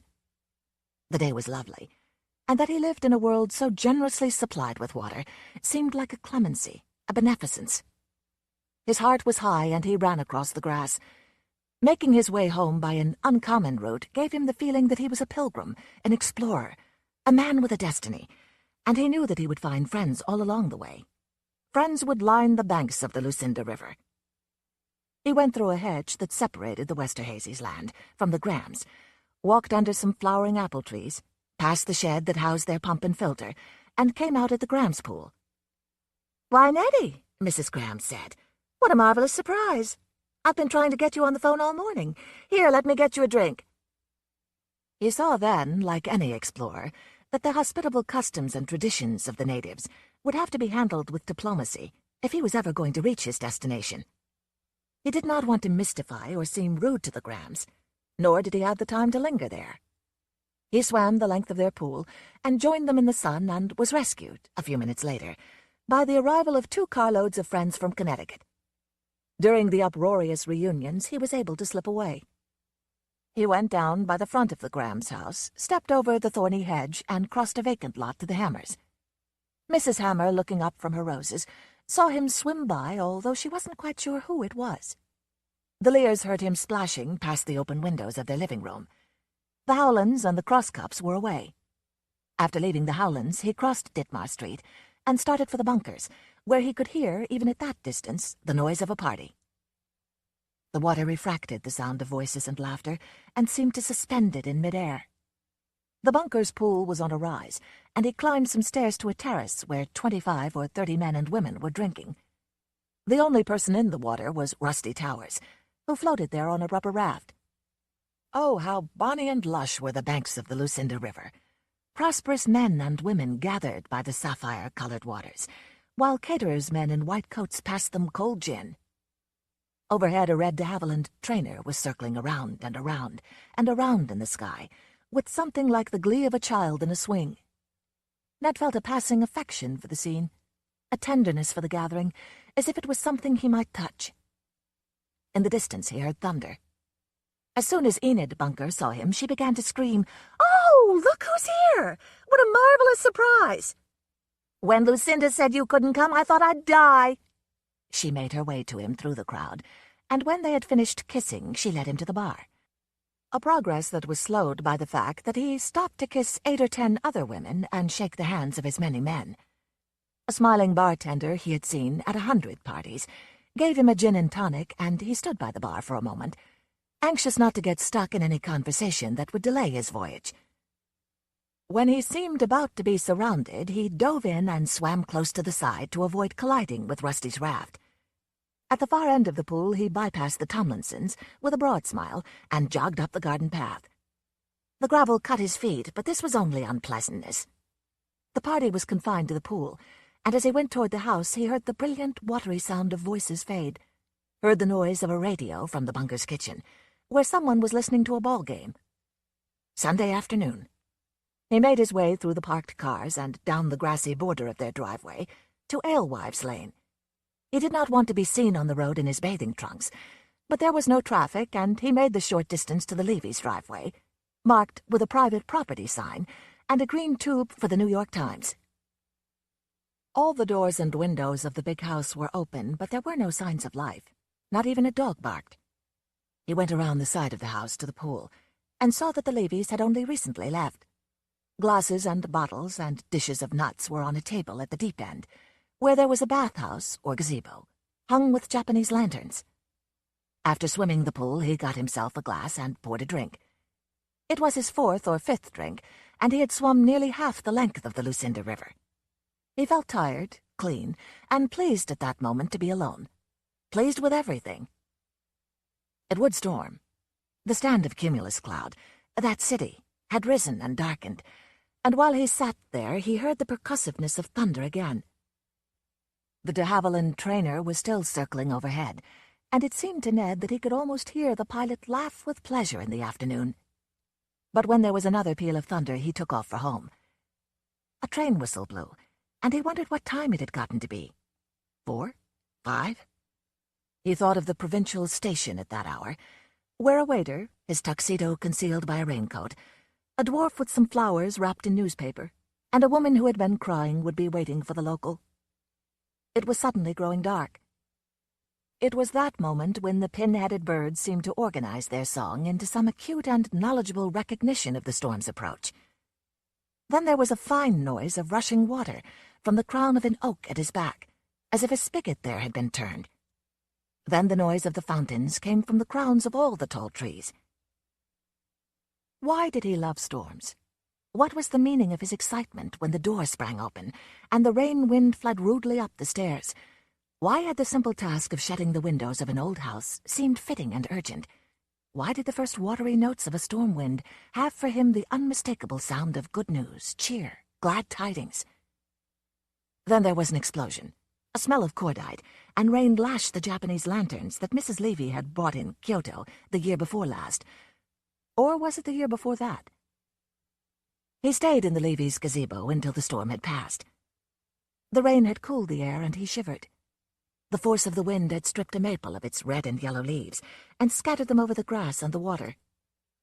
Since it was midsummer, the tree must be blighted, and yet he felt a peculiar sadness at this sign of autumn.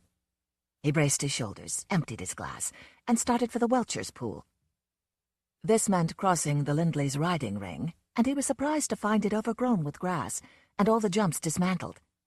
He wondered if the Lindleys had sold their horses or gone away for the summer and put them out to board. He seemed to remember having heard something about the Lindleys and their horses, but the memory was unclear. On he went, barefoot through the wet grass, to the Welchers', where he found their pool was dry. This breach in his chain of water disappointed him absurdly, and he felt like some explorer who seeks a torrential headwater and finds a dead stream. He was disappointed and mystified. It was common enough to go away for the summer, but no one ever drained his pool. The Welchers had definitely gone away. The pool furniture was folded, stacked, and covered with a tarpaulin. The bathhouse was locked. All the windows of the house were shut, and when he went around to the driveway in front, he saw "For Sale" sign nailed to a tree. When had he last heard from the Welchers? When, that is, had he and Lucinda last regretted to dine with them? It seemed only a week or so ago. Was his memory failing, or had he so disciplined it in the repression of unpleasant facts that he had damaged his sense of truth? Then in the distance he heard the sound of a tennis game. This cheered him, cleared away all his apprehensions, and let him regard the overcast sky and the cold air with indifference. This was the day that Nettie Merrill swam across the country. This was the day. He started off then for his most difficult portage. Had you gone for a Sunday afternoon ride that day, you might have seen him, close to naked, standing on the shoulders of Route 424, waiting for a chance to cross. You might have wondered if he was the victim of foul play. Had his car broken down, or was he merely a fool? Standing barefoot in the deposits of the highway, beer cans, rags, and blowout patches, exposed to all kinds of ridicule, he seemed pitiful. He had known when he started that this was a part of his journey. It had been on his maps, but confronted with the lines of traffic worming through the summery light, he found himself unprepared. He was laughed at, jeered at, a beer can was thrown at him, and he had no dignity or humor to bring to the situation. He could have gone back to the Westerhazes, where Lucinda would still be sitting in the sun. He had signed nothing, vowed nothing, pledged nothing, not even to himself. Why, believing as he did, that all human obduracy was susceptible to common sense, was he unable to turn back? Why was he determined to complete his journey, even if it meant putting his life in danger? At what point had this prank, this joke, this piece of horseplay become serious? He could not go back. He could not even recall with any clearness the green water at the Westerhazes, the sense of inhaling the day's components, the friendly and relaxed voices saying that they had all drunk too much. In the space of an hour, more or less, he had covered a distance that made his return impossible. An old man tooling down the highway at 15 miles an hour let him get to the middle of the road, where there was a grass divider. Here he was exposed to the ridicule of the northbound traffic, but after 10 or 15 minutes he was able to cross. From here he had only a short walk to the recreation center at the edge of the village of Lancaster, where there were some handball courts and a public pool. The effect of the water on voices, the illusion of brilliance and suspense, was the same here as it had been at the bunkers, but the sounds here were louder, harsher, and more shrill, and as soon as he entered the crowded enclosure he was confronted with regimentation. All swimmers must take a shower before using the pool. All swimmers must use the footbath. All swimmers must wear their identification discs. He took a shower, washed his feet in a cloudy and bitter solution, and made his way to the edge of the water. It stank of chlorine and looked to him like a sink. A pair of lifeguards in a pair of towers blew police whistles at what seemed to be regular intervals and abused the swimmers through a public address system. Nettie remembered the sapphire water at the bunkers with longing and thought that he might contaminate himself, damage his own prosperousness and charm by swimming in this murk. But he reminded himself that he was an explorer, a pilgrim, and that this was merely a stagnant bend in the Lucinda River. He dove, scowling with distaste, into the chlorine, and had to swim with his head above water to avoid collisions. But even so, he was bumped into, splashed, and jostled. When he got to the shallow end, both lifeguards were shouting at him. "Hey, you! You without the identification disc! Get out of the water!" He did, but they had no way of pursuing him, and he went through the reek of suntan oil and chlorine, out through the hurricane fence, and past the handball courts. By crossing the road, he entered the wooded part of the Halloran estate. The woods were not cleared, and the footing was treacherous and difficult, until he reached the lawn and the clipped beech hedge that encircled their pool. The Hallorans were friends, an elderly couple of enormous wealth, who seemed to bask in the suspicion that they might be communists. They were zealous reformers, but they were not communists, and yet when they were accused, as they sometimes were, of subversion, it seemed to gratify and excite them. Their beech hedge was yellow, and he guessed this had been blighted like the Levy's maple. He called "Hello, hello" to warn the Hallorans of his approach, to palliate his invasion of their privacy. The Hallorans, for reasons that had never been explained to him, did not wear bathing suits. No explanations were in order, really. Their nakedness was a detail in their uncompromising zeal for reform, and he stepped politely out of his trunks before he went through the opening in the hedge. Mrs. Halloran, a stout woman with white hair and a serene face, was reading the Times. Mr. Halloran was taking beech leaves out of the water with a scoop. They seemed not surprised or displeased to see him. Their pool was perhaps the oldest in the country, a fieldstone rectangle, fed by a brook. It had no filter or pump, and its waters were the opaque gold of the stream. "I'm swimming across the county," Ned said. "Why, I didn't know one could," explained Mrs. Halloran. "Well, I've made it from the Westerhazys," Ned said. "That must be about 4 miles." He left his trunks at the deep end, walked to the shallow end, and swam the stretch. As he was pulling himself out of the water, he heard Mrs. Halloran say, "We've been terribly sorry to hear about all your misfortunes, Neddy." "My misfortunes?" Ned asked. "I don't know what you mean." "Why, we heard that you'd sold the house and that your poor children—" "I don't recall having sold the house," Ned said. "And the girls are at home." "Yes," Mrs. Halloran sighed. "Yes." Her voice filled the air with an unseasonable melancholy, and Ned spoke briskly. "Thank you for the swim." "Well, have a nice trip," said Mrs. Halloran. Beyond the hedge, he pulled on his trunks and fastened them. They were loose, and he wondered if, during the space of an afternoon, he could have lost some weight. He was cold, and he was tired, and the naked Hallorans and their dark water had depressed him. The swim was too much for his strength, but how could he have guessed this, sliding down the banister that morning and sitting in the Westerhazy sun? His arms were lame. His legs felt rubbery and ached at the joints. The worst of it was the cold in his bones, and the feeling that he might never be warm again. Leaves were falling down around him, and he smelled wood smoke on the wind. Who would be burning wood at this time of year? He needed a drink. Whiskey would warm him, pick him up, carry him through the last of his journey, refresh his feeling that it was original and valorous to swim across the county. Channel swimmers took brandy. He needed a stimulant.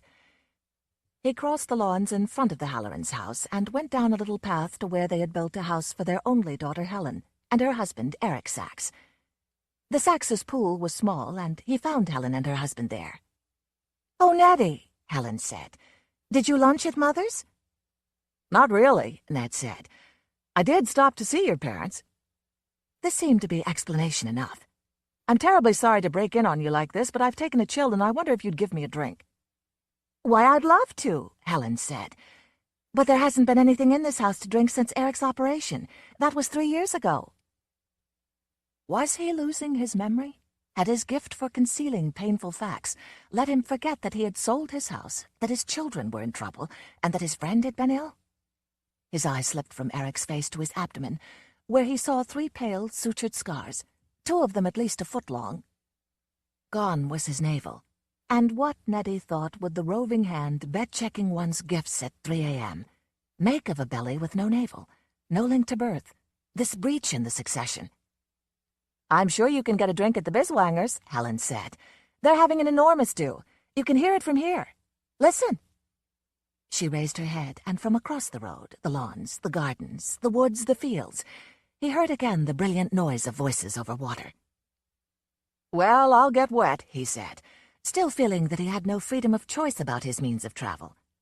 He dove into the Sax's cold water, and gasping, close to drowning, made his way from one end of the pool to the other.